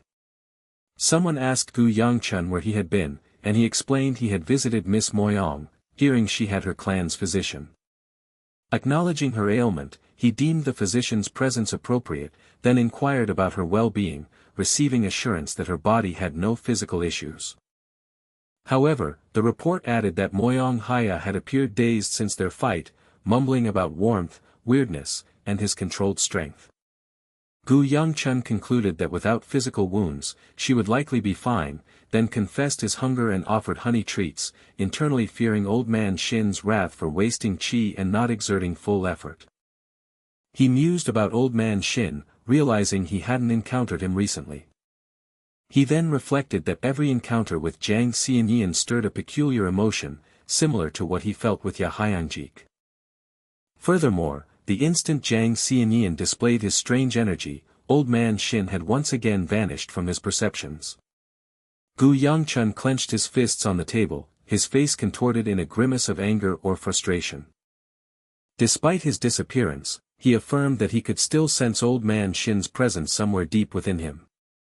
He deduced that Old Man Shin had not truly vanished, but merely become imperceptible. He wondered if Old Man Shin was subduing this new power, much like demonic energy, and questioned its mysterious origin. He resolved to uncover more information about this phenomenon, just as someone eagerly addressed him as the Gu clan heir. The well-wisher implored him to win the upcoming finals. They assured him of widespread support and cheering from the crowd. He acknowledged their encouragement with a simple, reserved response. He expressed his readiness and patience for the final match, thanking them for their well wishes. With a determined resolve, he invited them to witness his performance in the finals. He directly questioned the Gu clan heir, demanding to know the reason for his antagonism during the banquet. He pressed further, asking if he had unknowingly caused an offense and requested clarification. A thought echoed, acknowledging the phrase "without my knowledge" with a sardonic agreement. He conceded the point but asserted that the other would not comprehend the reason, even if it were revealed. The Gu clan heir seemed to grasp the implication, preparing an apology before sharply cutting himself off, rejecting any insincere remorse. He revealed his extensive consideration, having pondered if the Gu clan heir had a valid reason for his misguided actions. However, after observing him closely, a sudden understanding dawned upon him. He declared the Gu clan heir's situation unique, describing him as someone who feigned kindness, harbored a desire for superiority, resorted to violence when thwarted, and was fundamentally corrupt from birth. He surmised the Gu clan heir's frustration when his plans failed due to his interference, urging him to abandon his hypocrisy, noting his own exhaustion from similar pretense. A tense silence followed, thick with unspoken meaning. He acknowledged the Gu clan heir's undeniable martial prowess, yet his tone suggested a significant qualification was forthcoming. From behind, a figure was seen standing, enveloped in a swirling aura of potent purple energy. He then declared the Gu clan heir's distinct lack of humility. A wide smirk spread across the Gu clan heir's face, revealing sharp, predatory teeth. He exclaimed his approval, urging the Gu clan heir to maintain that genuine expression. The announcer's voice boomed, declaring the final contenders, Gu Yangcheon of the Shangxi Gu clan and Zhang Xianyan of the Taeryong clan. This was it, the ultimate confrontation, the final match. The grand preparation for the duel began, the announcer building tension. With a resounding command, the match officially commenced. Two formidable figures instantly engaged in a martial arts clash, one wreathed in fire, the other radiating purple energy. Gu Yangcheon fixed an intense gaze, enveloped by a vibrant red fiery aura and a pulsating, glowing orb of power. The combatants continued to exchange devastating energy attacks, one a torrent of crimson flames, the other a surge of amethyst power. A guttural cry of pain or exertion erupted from one of the fighters. Zhang Xianyan, his eyes glowing purple, grimaced intensely as a powerful kick from his opponent hurtled towards his face. Gu Yangcheon delivered a devastating downward strike that detonated into an explosive impact upon contact. Zhang Xianyan, clad in a light robe, was sent spiraling through a swirling, dusty, and cloudy sky. A close-up revealed Zhang Xianyan's eyes, burning with intense purple light, twisted into a furious grimace. He screamed in utter frustration, declaring that his opponent was severely vexing him. Zhang Xianyan, with his dark hair and red robe, surged forward, his face etched with fierce determination. Their hands met in a fierce grapple, one hand engulfed in vivid yellow flames, the other pulsing with raw purple energy. The two combatants became locked in close-quarters combat, their blows crackling with bursts of fiery and purple energy. One competitor mused about the situation, wondering if it was his turn to attack now that his opponent's energy seemed depleted. Zhang Xianyan reacted with profound shock, realizing his opponent had sensed his divine energy, an ability thought impossible without the sacred ritual. A sharp, piercing sound cut through the air, signaling an intense action. A swift, whistling movement filled the auditory space. A pained groan or grunt escaped someone's lips. Another rapid, whistling sound indicated continuous, intense motion. A devastating impact rocked the arena, fracturing the ground and sending a shower of debris skyward. A cascade of explosive sounds and swift movements echoed, punctuated by a strained exhalation. Another sharp, sudden sound punctuated the chaotic scene. Gu Yangcheon, clad in red, stood triumphant over his vanquished opponent, his flaming fist raised high. A powerful shout of exertion or release erupted from the victor. Zhang Xianyan was violently propelled skyward, caught in the throes of a fiery explosion. Elsewhere, a figure sat regally on a grand throne, watching as intense flames consumed the background before them. The figure sighed, reflecting that they had warned him, yet this devastating outcome still transpired. He muttered about the Gu clan heir being an unforeseen factor, expressing hope that his son would not collapse under the pressure, articulating Gu Yangcheon's full name. A sudden, sharp sound cut through the air, signaling a halt as the word win began to be declared. A stunned voice questioned the unexpected interruption. Someone urgently commanded a halt, asserting that the fight was sufficient, but then another voice, punctuated by sharp sounds, declared it was not yet over. The speaker, amidst more sharp sounds, declared their intention to cripple their opponent, convinced it was necessary due to his potential future actions. Gu Yangcheon, the dark-haired man in red, stood over the defeated Zhang Xianyan, who lay prone in white, and forcefully seized his arm. Zhang Xianyan registered the grip with disbelief, wondering how his opponent could still move, given his injuries, before realizing a different presence and uttering a pained cry. A surprised sound escaped someone as they felt a subtle break, realizing the profound significance of what had just occurred. A voice, laced with confusion and urgency, demanded to know the identity of the mysterious presence. The question was met with a simple, bewildered retort. A gasp of shock or fear escaped someone. Complete confusion settled in as someone desperately tried to understand the unfolding events. A sinister chuckle filled the air, followed by a chilling affirmation. The mysterious entity declared its intention to bestow a gift, celebrating the encounter with the rupture. It further added that the inner beast of its recipient would undoubtedly welcome this ominous gift. A panicked voice interjected, demanding to know the entity's true intentions before it could act. A sudden, sharp sound of distress or pain erupted. In a close-up, a character with sharp teeth and wide, enraged eyes screamed in agony or fury. The character winced, surrounded by an overwhelming surge of intense purple energy, accompanied by a soft, hissing sound. An overhead shot revealed the vast arena, now dominated by a massive, glowing sphere of purple energy, with the floor visibly cracked beneath its immense power. The mysterious entity bade farewell, stating it was a pleasure to meet them, and left a message to be delivered to Mui if ever encountered. It then revealed its name, Dok Gajun, as it seemed to sway or stumble slightly. The message continued, indicating Dok Gajun was searching for you, as a soft, sliding sound accompanied his fading presence.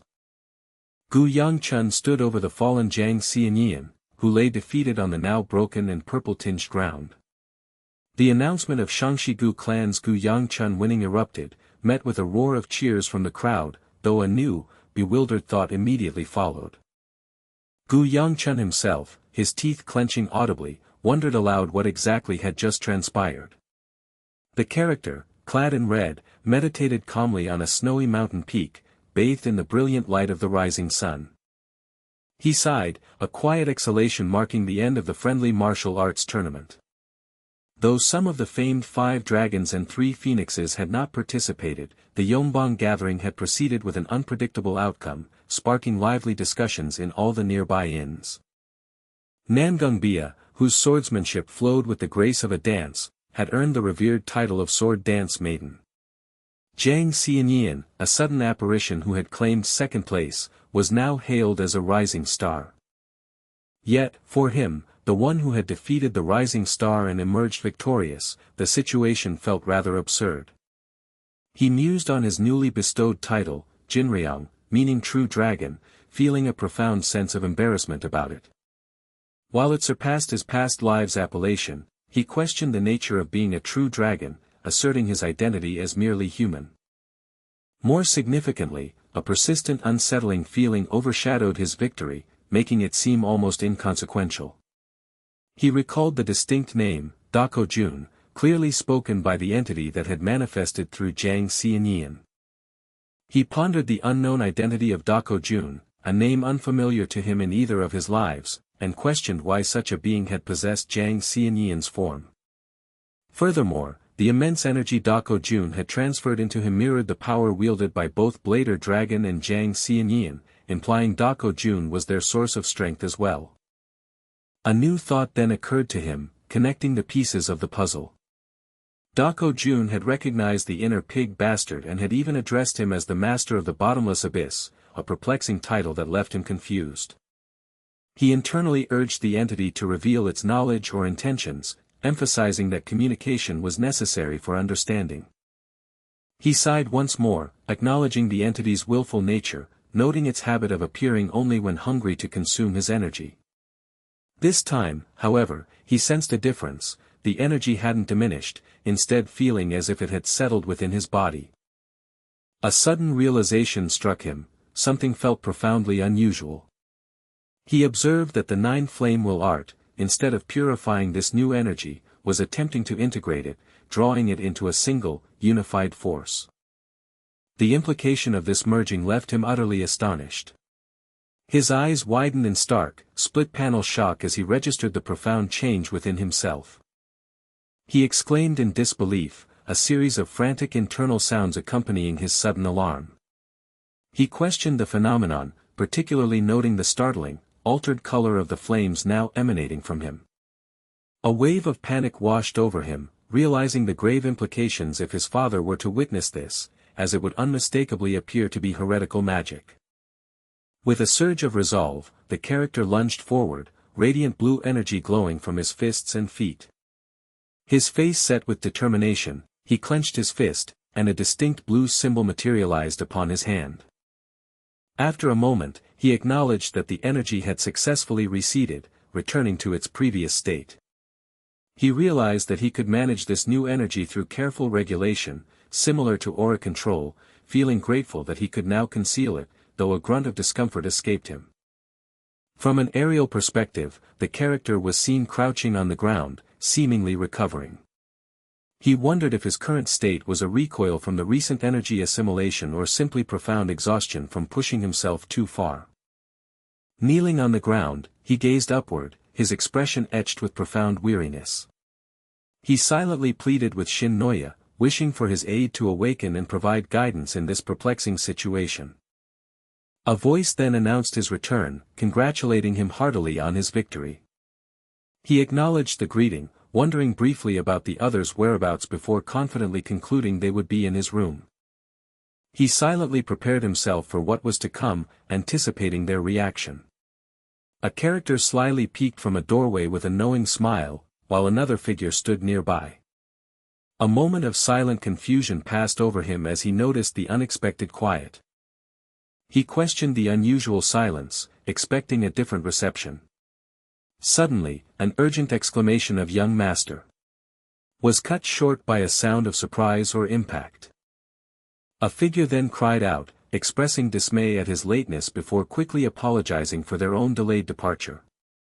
Another excitedly confirmed watching the finals with the sisters and offered fervent congratulations on his victory. A third voice expressed frustration at not being the first to offer congratulations. Quickly correcting herself, the speaker then wholeheartedly congratulated Jinryang on his triumph. He then inquired about Bai's absence. Dismissing the thought, he resigned himself to her usual unpredictable behavior. He then turned his attention to Seol-ah, preparing to address her. Seol-ah, however, quickly reassured him not to worry. Later that night, a full moon cast its gentle glow over a traditional city covered in a fresh blanket of snow. A man grimaced in his sleep, held tightly by a woman who clung to him beneath the covers. The woman softly whispered "Gu Gongja" in her slumber. In another room, two young girls slept peacefully side by side, one with a hand gently raised in repose. A close-up revealed the serene, sleeping face of a character with lustrous golden hair. Another close-up depicted a character's eye, its golden iris fixed in a deeply focused gaze. A cloaked figure whispered an apology, acknowledging the impropriety of their actions while the other slept, but expressing an unavoidable necessity. The long-haired character, shrouded in a dark cloak, stood with their back to a vast window. They internally vowed to ask one last time, asserting the absolute personal necessity of their impending action. Outside, a grand traditional building stood silhouetted against the full moon and falling snow, with two cloaked figures ascending its stairs. One of the cloaked men, identified by his headband and mustache, gazed seriously into the falling snow. In a snowy outdoor plaza, beams of light descended, creating visible impact points upon the ground. The cloaked figure inwardly declared their proximity to their goal, feeling they were almost there. Inside, a foot encased in a dark shoe took a firm, deliberate step upon a patterned floor. A character with long white hair, draped in a dark cloak, stood facing ornate double doors. A subtle, swift movement indicated a quiet transition. A soft, strained sound escaped from someone. A chilling, subtle grin spread across a face. A voice commanded them to enter, accompanied by a sound of welcoming anticipation. A soft, liquid sound, like a chuckle or a gasp, echoed. The voice then calmly asserted that it had been awaiting their arrival, addressing the visitor as child. A distinct, sharp sound echoed in the stillness. He questioned the bewildering state of affairs, remembering how another had boastfully claimed the ability to wipe out their foes alone. The voice then threatened the sword demon with fiery destruction, eliciting a terrified apology from the Great Lord. The speaker dismissed the Great Lord's apology as pathetic, deferring any detailed excuses until their return. A sudden, profound shock registered within someone. A character exclaimed in utter disbelief at the unexpected turn of events. A sharp gasp of fear or alarm escaped from a figure. An urgent voice inquired about the well-being of those present. The menacing figure then warned that repeating the statement would lead to the complete and utter erasure of the entire area. One character, facing the formidable threat, demanded to know what the aggressor truly desired from them. The aggressor scoffed at the question, asserting that they lacked nothing that would make them want anything from their captives. They then firmly stated that the other's perception was entirely mistaken.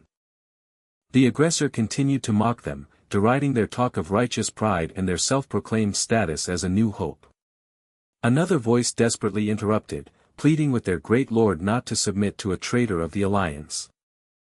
Yet, the Great Lord affirmed a vital duty that prevented their death, explaining that dying now would hinder all future plans. The Great Lord then recalled an earlier query, acknowledging if the question had been about begging for their life. With a heavy heart, the Great Lord confirmed the desire to continue living. A ripple of profound shock visibly passed through the group. Someone cried out in horror, unable to comprehend the Great Lord's potential act of sparing those despised individuals, before being forcefully silenced. A voice from a separate faction clarified that their heavens had not commanded them to spare lives, noting their leader had already gone to confront the Sword Saint. The aggressor demanded a solemn oath. They were to refrain from interfering in the impending conflict and merely watch their master, their parent, meet a miserable end, promising to spare them, for now, if they agreed. Another voice recoiled from the cruel demand, desperately pleading with the Great Lord to at least allow them to gain more time. The Great Lord, with a heavy and resolute heart, uttered a sworn promise to comply. They solemnly declared that if this was what the aggressor wished, they would fulfill the demand. The aggressor, with a hint of disdain, dismissed the Great Lord as a foolish girl. A figure wreathed in dark energy grasped another character's face, enveloped in an eerie purple mist. The aggressor explained that, though it might seem insignificant to the captive, a hayas had been imposed upon them, promising to honor their word in return for the captive's sacrifice. The aggressor then announced their departure, stating that they would meet again and expressing a hope that the captive would be just as helpless then as they were now. This state of helplessness, the aggressor added, would simply make the act of killing them easier. The Great Lord's companions anxiously inquired about her well-being, profusely apologizing for their part in the ordeal, but she reassured them it was not their fault and urged them to retreat. One companion hesitantly voiced concerns about a possible ambush, but the Great Lord dismissed their fears, confidently stating that the Black Flame Demon Emperor was not one to break a promise. With understanding, the companion agreed to proceed, noting that the shooting star sword would be awaiting them. 3 days later, the narrative recalled, the heavenly demon tragically killed their grandfather, forcing them and the remaining survivors to flee to Hunan. Yet, despite this profound loss, a peculiar feeling persisted toward him, which, foolishly, was not purely a desire for revenge. Instead of consuming resentment, the emotion gravitated toward something unexpected. It was, paradoxically, a deep longing that outweighed any lingering resentment. In a large, shadowy room, 2 figures stood, one faced away, while the other clutched a formidable weapon. The character with the weapon questioned how the other had anticipated their arrival. A wave of disbelieving realization washed over the questioner. A character with intensely glowing eyes unleashed a powerful beam of light. A loud, shattering crash resounded through the space. The aggressor remarked that they had not yet engaged in any proper discussion. They added that the other spoke as if already possessing intimate knowledge of them. A radiant figure stood prominently before another seated figure, who remained veiled in shadow. The radiant figure reacted with a surprised exhalation. In a moonlit chamber, the radiant figure directly confronted the seated, shadowed man. The radiant figure confirmed their knowledge, referring to a cherished individual named Yangcheon. A smiling man with glowing red eyes and glasses was struck by a powerful golden light beam. He questioned, with intense surprise, the statement that had just been made. The radiant figure cautioned him not to misunderstand their words. The man vehemently retorted, demanding that the speaker cease uttering nonsense. The radiant figure then challenged him, asking if he truly comprehended his own nature. They then boldly proclaimed that he was fundamentally the same as them. The man threatened to descend into their underground lair and tear it apart if they did not fall silent. But the radiant figure calmly stated that he still did not grasp what truly dwelled within the child. The radiant figure offered a reassuring message to the child, advising them not to worry. A menacing man with piercing red eyes loomed over a crouching woman, surrounded by a bright, ethereal aura. The woman questioned, with urgency, what was presently occurring. The menacing man instructed the woman to remain by the child's side for the time being. He then declared that their conversation had been quite enjoyable. A cloaked figure crouched, emitting a brilliant light within a stylized room adorned with dark, angular lines. A deep, labored breath was exhaled. A sound of sickness or intense discomfort escaped.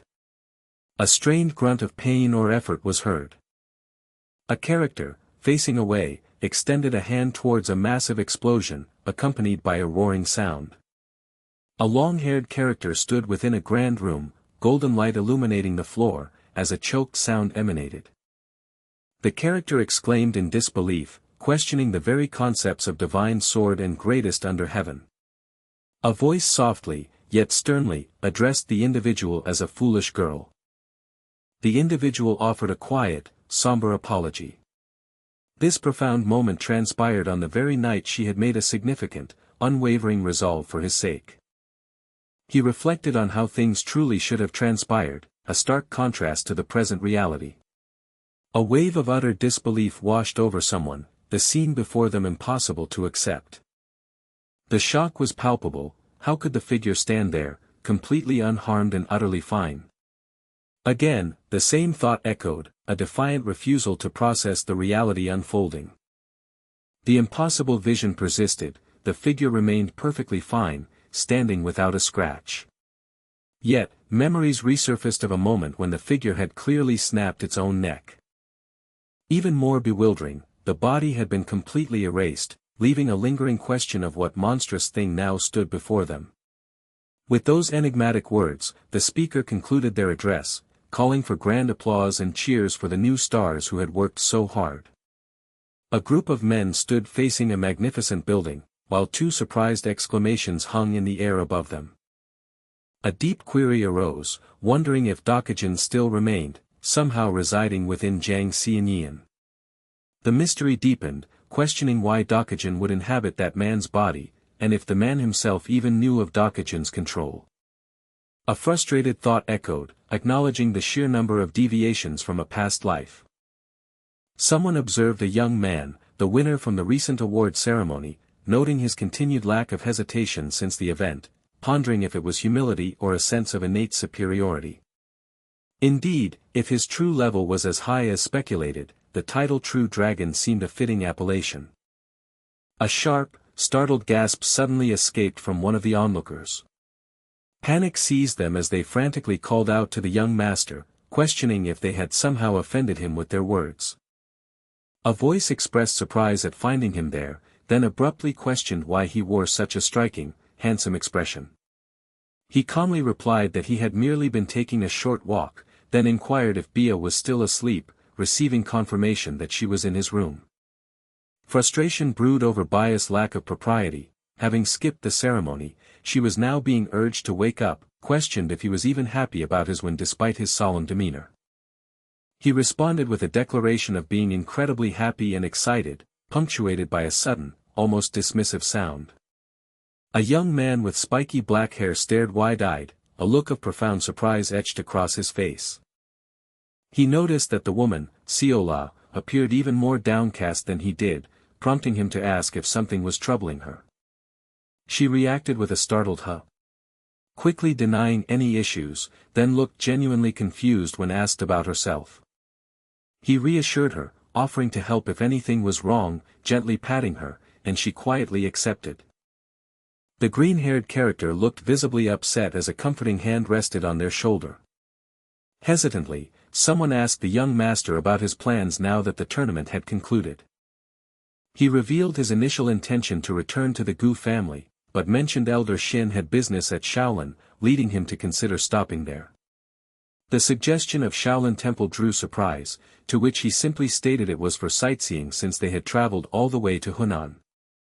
Another character hesitated, then began to speak, making a small, fumbling gesture as if gathering courage.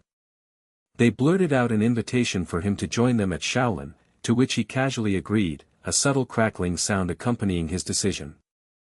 A sly chuckle escaped as he admitted he had actually been planning to go to Shaolin Temple as well. 2 days later, a steady, deliberate pacing sound marked the passage of time and their journey. He reflected that the journey had ultimately felt like treading on thin ice, almost suffocating. Wearily, he realized that traveling alone truly was simpler, only to be interrupted by a familiar voice, eliciting a curse. He demanded to know why the other person was there, expressing his intense surprise. The other person confessed they had also not expected such an unexpected encounter. A new voice formally addressed them as benefactors Gu Yangcheon and Moyong Hia.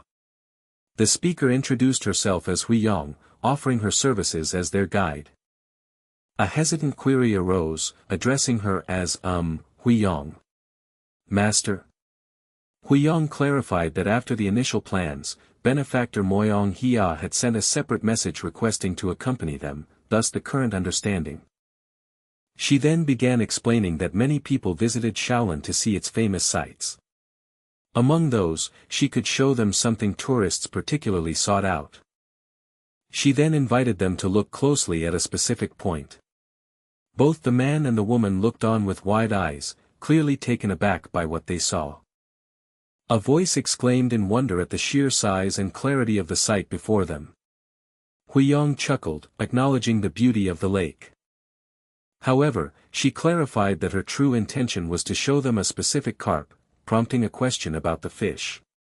Someone spotted the carp, noting it was the only one in the vast lake, then inquired if it was special, learning it was Shaolin Temple's sacred Baekei-Uieo. Disbelief arose at the idea of a carp being a sacred creature, followed by a thoughtful who, and a jest about it being a monster if it had lived so long, before Huiyang recounted how the great Hwanghae Bulyang had placed it there centuries ago. Suddenly, an internal voice sharply interrupted, reminding Gu Yangcheon that he wasn't there for leisurely sightseeing. He was urged to quickly figure out the true reason Elder Shin had wanted him to come to this place. He paused, sensing a faint sound, and then recognized the name Shin Cheol. A surprised exclamation followed, wondering who dared to call the old master's name, repeating Shin Cheol's full name. The voice grew more insistent, demanding Shin Cheol answer, calling him a bastard. An unseen force or presence subtly manifested, though no explicit action was visible. The mysterious influence continued to build, its nature still unrevealed to the observers. A moment of stillness passed, pregnant with an unspoken tension or power. The air thickened with an unidentifiable energy, hinting at a hidden confrontation. Something was on the verge of breaking or revealing itself in the quiet scene. A subtle shift in the environment suggested the presence of an unseen entity. The quiet was unsettling, implying a deep, underlying power at play. A hidden influence asserted itself, yet remained just beyond the perception of others. The scene held a sense of impending revelation, a secret about to be unveiled. The tension mounted as the subtle, unseen forces continued their silent work. Someone fiercely retorted, refusing to be played for a fool, demanding an explanation for the deep plum blossom scent, which the other attributed to unusual circumstances rather than their original energy. The accuser dismissed the explanation as a sly deception, even in their current predicament, and declared they would resort to other methods. With a sudden, forceful resolve, the accuser announced a different approach, eliciting a shocked exclamation. A panicked thought erupted about an underwater attack, recalling past struggles from their youth. Then, a seemingly unrelated query surfaced, asking if there had been a time when he had chased after the Moyong family's girl, professing his affection. He furiously questioned the abrupt topic change, denying the persistent confessions for 3 days and nights that almost ended his life by another man's hand, fiercely demanding the bald monk to shut his mouth. A man recoiled in visible shock as a small, distinct figure suddenly appeared near a large fish. He gasped out the name Sino. In utter astonishment. Someone exclaimed in utter disbelief, questioning the old master's sudden reappearance after his disappearance. The speaker then realized that the talking crucian carp was actually Seol-ah, expressing shock that the sacred beast carp they had seen was him. They identified Seol-ah as Hwanghae Byul-yang, one of the 5 great masters from the Blood Demon War, demanding an explanation from Shin Cheol about the bewildering situation. Seol-ah dismissed the question, stating he too had been treated like a sacred beast, then expressed satisfaction that their meeting had unexpectedly occurred. Shin Cheol then gravely asked Seol-ah if he understood why they had both persisted into the current era in their strange forms, receiving a puzzled response. Seol-ah reacted with indignation, asserting he wouldn't be asking if he knew the answer, his tone suggesting he was clearly not jesting. He confessed that his memory was blank since the final battle with the Blood Demon, leaving him unsure of the demon's fate or his own transformation and attachment to a child. With a serious demeanor, he declared one crucial question he needed to ask regarding the Blood Demon. He uttered the Blood Demon's full name, Dako Jun, which elicited a startled gasp and an incredulous response from Shin Cheol. He then forcefully questioned whether the Blood Demon had truly perished in their past confrontation. Shin Cheol, after a moment of silence, conceded that he would share what information he possessed at that moment.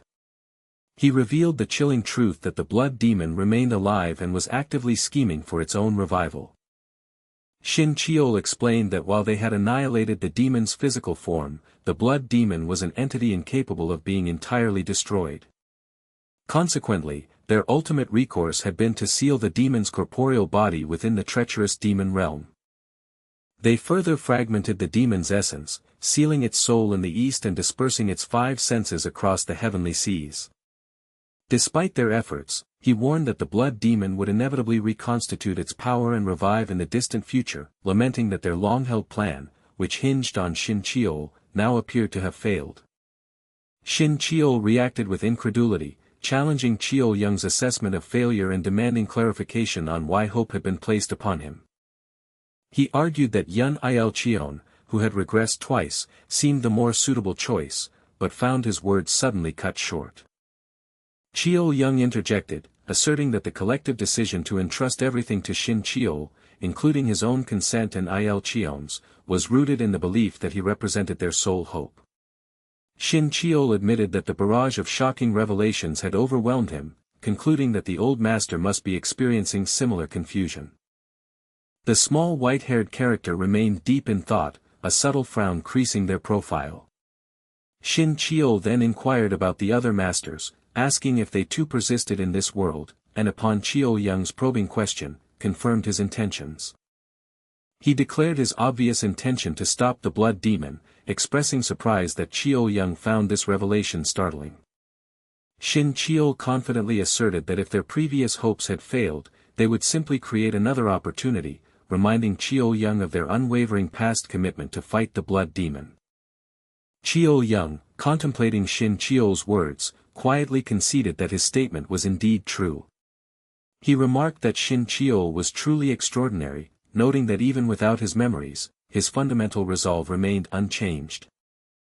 Seol-ah then instructed Shin Cheol to seek out a person named Myung upon leaving, stating it was the wisest advice he could offer. He concluded by asking the child to take good care of the gluttonous rascal, referring to Shin Cheol. Someone respectfully addressed the young master, their voice growing more insistent with each repetition of his title. Gu Yangcheon responded with a questioning sound, as if rousing from a daze. He wrung out his red clothing, causing water to visibly drip from the fabric. Huiyong tentatively asked if benefactor Gu Yangcheon was alright, to which he quickly apologized for the delay and urged them to continue. Huiyong then offered to guide them to the next location, inviting them to follow her lead. Gu Yangcheon inwardly addressed the old master, inquiring if he was present, and received a prompt question in return. The old master confirmed his awakening, dispelling Gu Yangcheon's fear that their previous encounter was a dream, though he mused that it might have been preferable if it had been. He berated Gu Yangcheon about the chaos caused by the rampaging, hungry entity within him, explaining that he had only just managed to surface, and demanded to know what Gu Yangcheon had done to create such a predicament. The old master concluded that the energy Gu Yangcheon had absorbed earlier was indeed that of the blood demon. He remarked that, just as Seol-ah had foretold, this was proof of the blood demon's eventual revival, expressing surprise that Gu Yangcheon was the first to confirm it. Gu Yangcheon hesitantly asked the old master if he could pose a question, receiving permission to proceed. He then provocatively questioned if the old master had once clung to the Moyong clan's young lady, only for her to be taken by Thunder Heaven One's sword, then quickly retracted it as a joke. Gu Yangcheon then shifted to a serious inquiry, asking how the old master knew the blood demon's name was Dako Jun. The old master dismissed it as a strange question, stating the demon's name was historically recorded, but Gu Yangcheon clarified that historical accounts primarily focused on the master's achievements. Gu Yangcheon deduced that the old master's earlier surprise stemmed from him using Dako Jun's name, then pressed for details about the mention of regression. The old master confirmed they were discussing Yangcheon, also known as the Iron Fist Golden King, and explained that he too was a regressor like Gu Yangcheon, having revealed this before the final battle.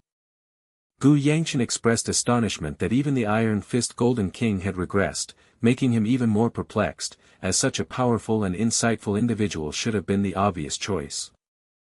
He questioned the collective judgment that had led everyone to place their hopes on him, but then dismissed the concern, deciding it was pointless to dwell on it. The old master declared they must follow Seol-ah's advice and prepare to visit Gu Yangcheon's wife's family upon their return, hinting that Namgung Myong might provide a clue, leading Gu Yangcheon to realize he was tasked with the search. Gu Yangcheon questioned his ability to search in his current condition, then challenged the old master's intent regarding the blood demon, receiving a firm denial that they would leave it alone. The old master mused that the matter was not unrelated to him either, a subtle sound accompanying his thought. Gu Yangcheon reacted with a sudden gasp, exclaiming at a chilling sensation, while the old master playfully reassured him there was no need for such alarm. The old master observed that while Gu Yangcheon himself wasn't affected by the cold, he appeared vulnerable to cold objects or sensations. Gu Yangcheon stammered, asking what was happening, while the old master explained that he had been calling him repeatedly without response, announcing the temple tour was over, which made Gu Yangcheon realize they were outside. Moyong Hia noted that Gu Yangcheon seemed preoccupied and had been walking absently, to which he vaguely replied that he had simply been thinking. Moyong Hia then declared she had enjoyed the day, thanking him for the interesting sights, and announced her departure as her attendants awaited her. A figure in a blue robe steadily walked away across a stone patio, departing from the perspective of another person whose arm remained in the foreground.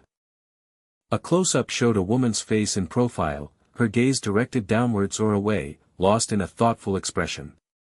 A soft exclamation escaped someone's lips. Gu Yangcheon addressed Miss Moyong, who responded with a questioning affirmation. On a stone staircase, a man in red gently took hold of the woman's hand, prompting her to turn and meet his gaze. He stated he didn't understand why she had followed him so far, advising her not to endure unnecessary hardship, as it would only become a burden to others. He emphasized her particular sensitivity to cold, reinforcing his point about avoiding hardship. A man's larger hand enveloped the woman's smaller one, a soft, significant sound accompanying the gesture. He then announced his immediate departure, explaining he had other places to be, eliciting a startled plea for him to wait. A young man with dark hair plunged rapidly downwards, emphasized by streaking motion lines. A woman with long dark hair watched, her eyes wide and mouth agape in utter surprise. A calm voice uttered a knowing phrase, confirming an anticipated outcome. The voice then commented on a sly fox, suggesting that the two should simply return together intimately. Another voice dismissed the suggestion as nonsense, pointing out that descending from their current position would take half a day. The speaker added an additional point to their argument.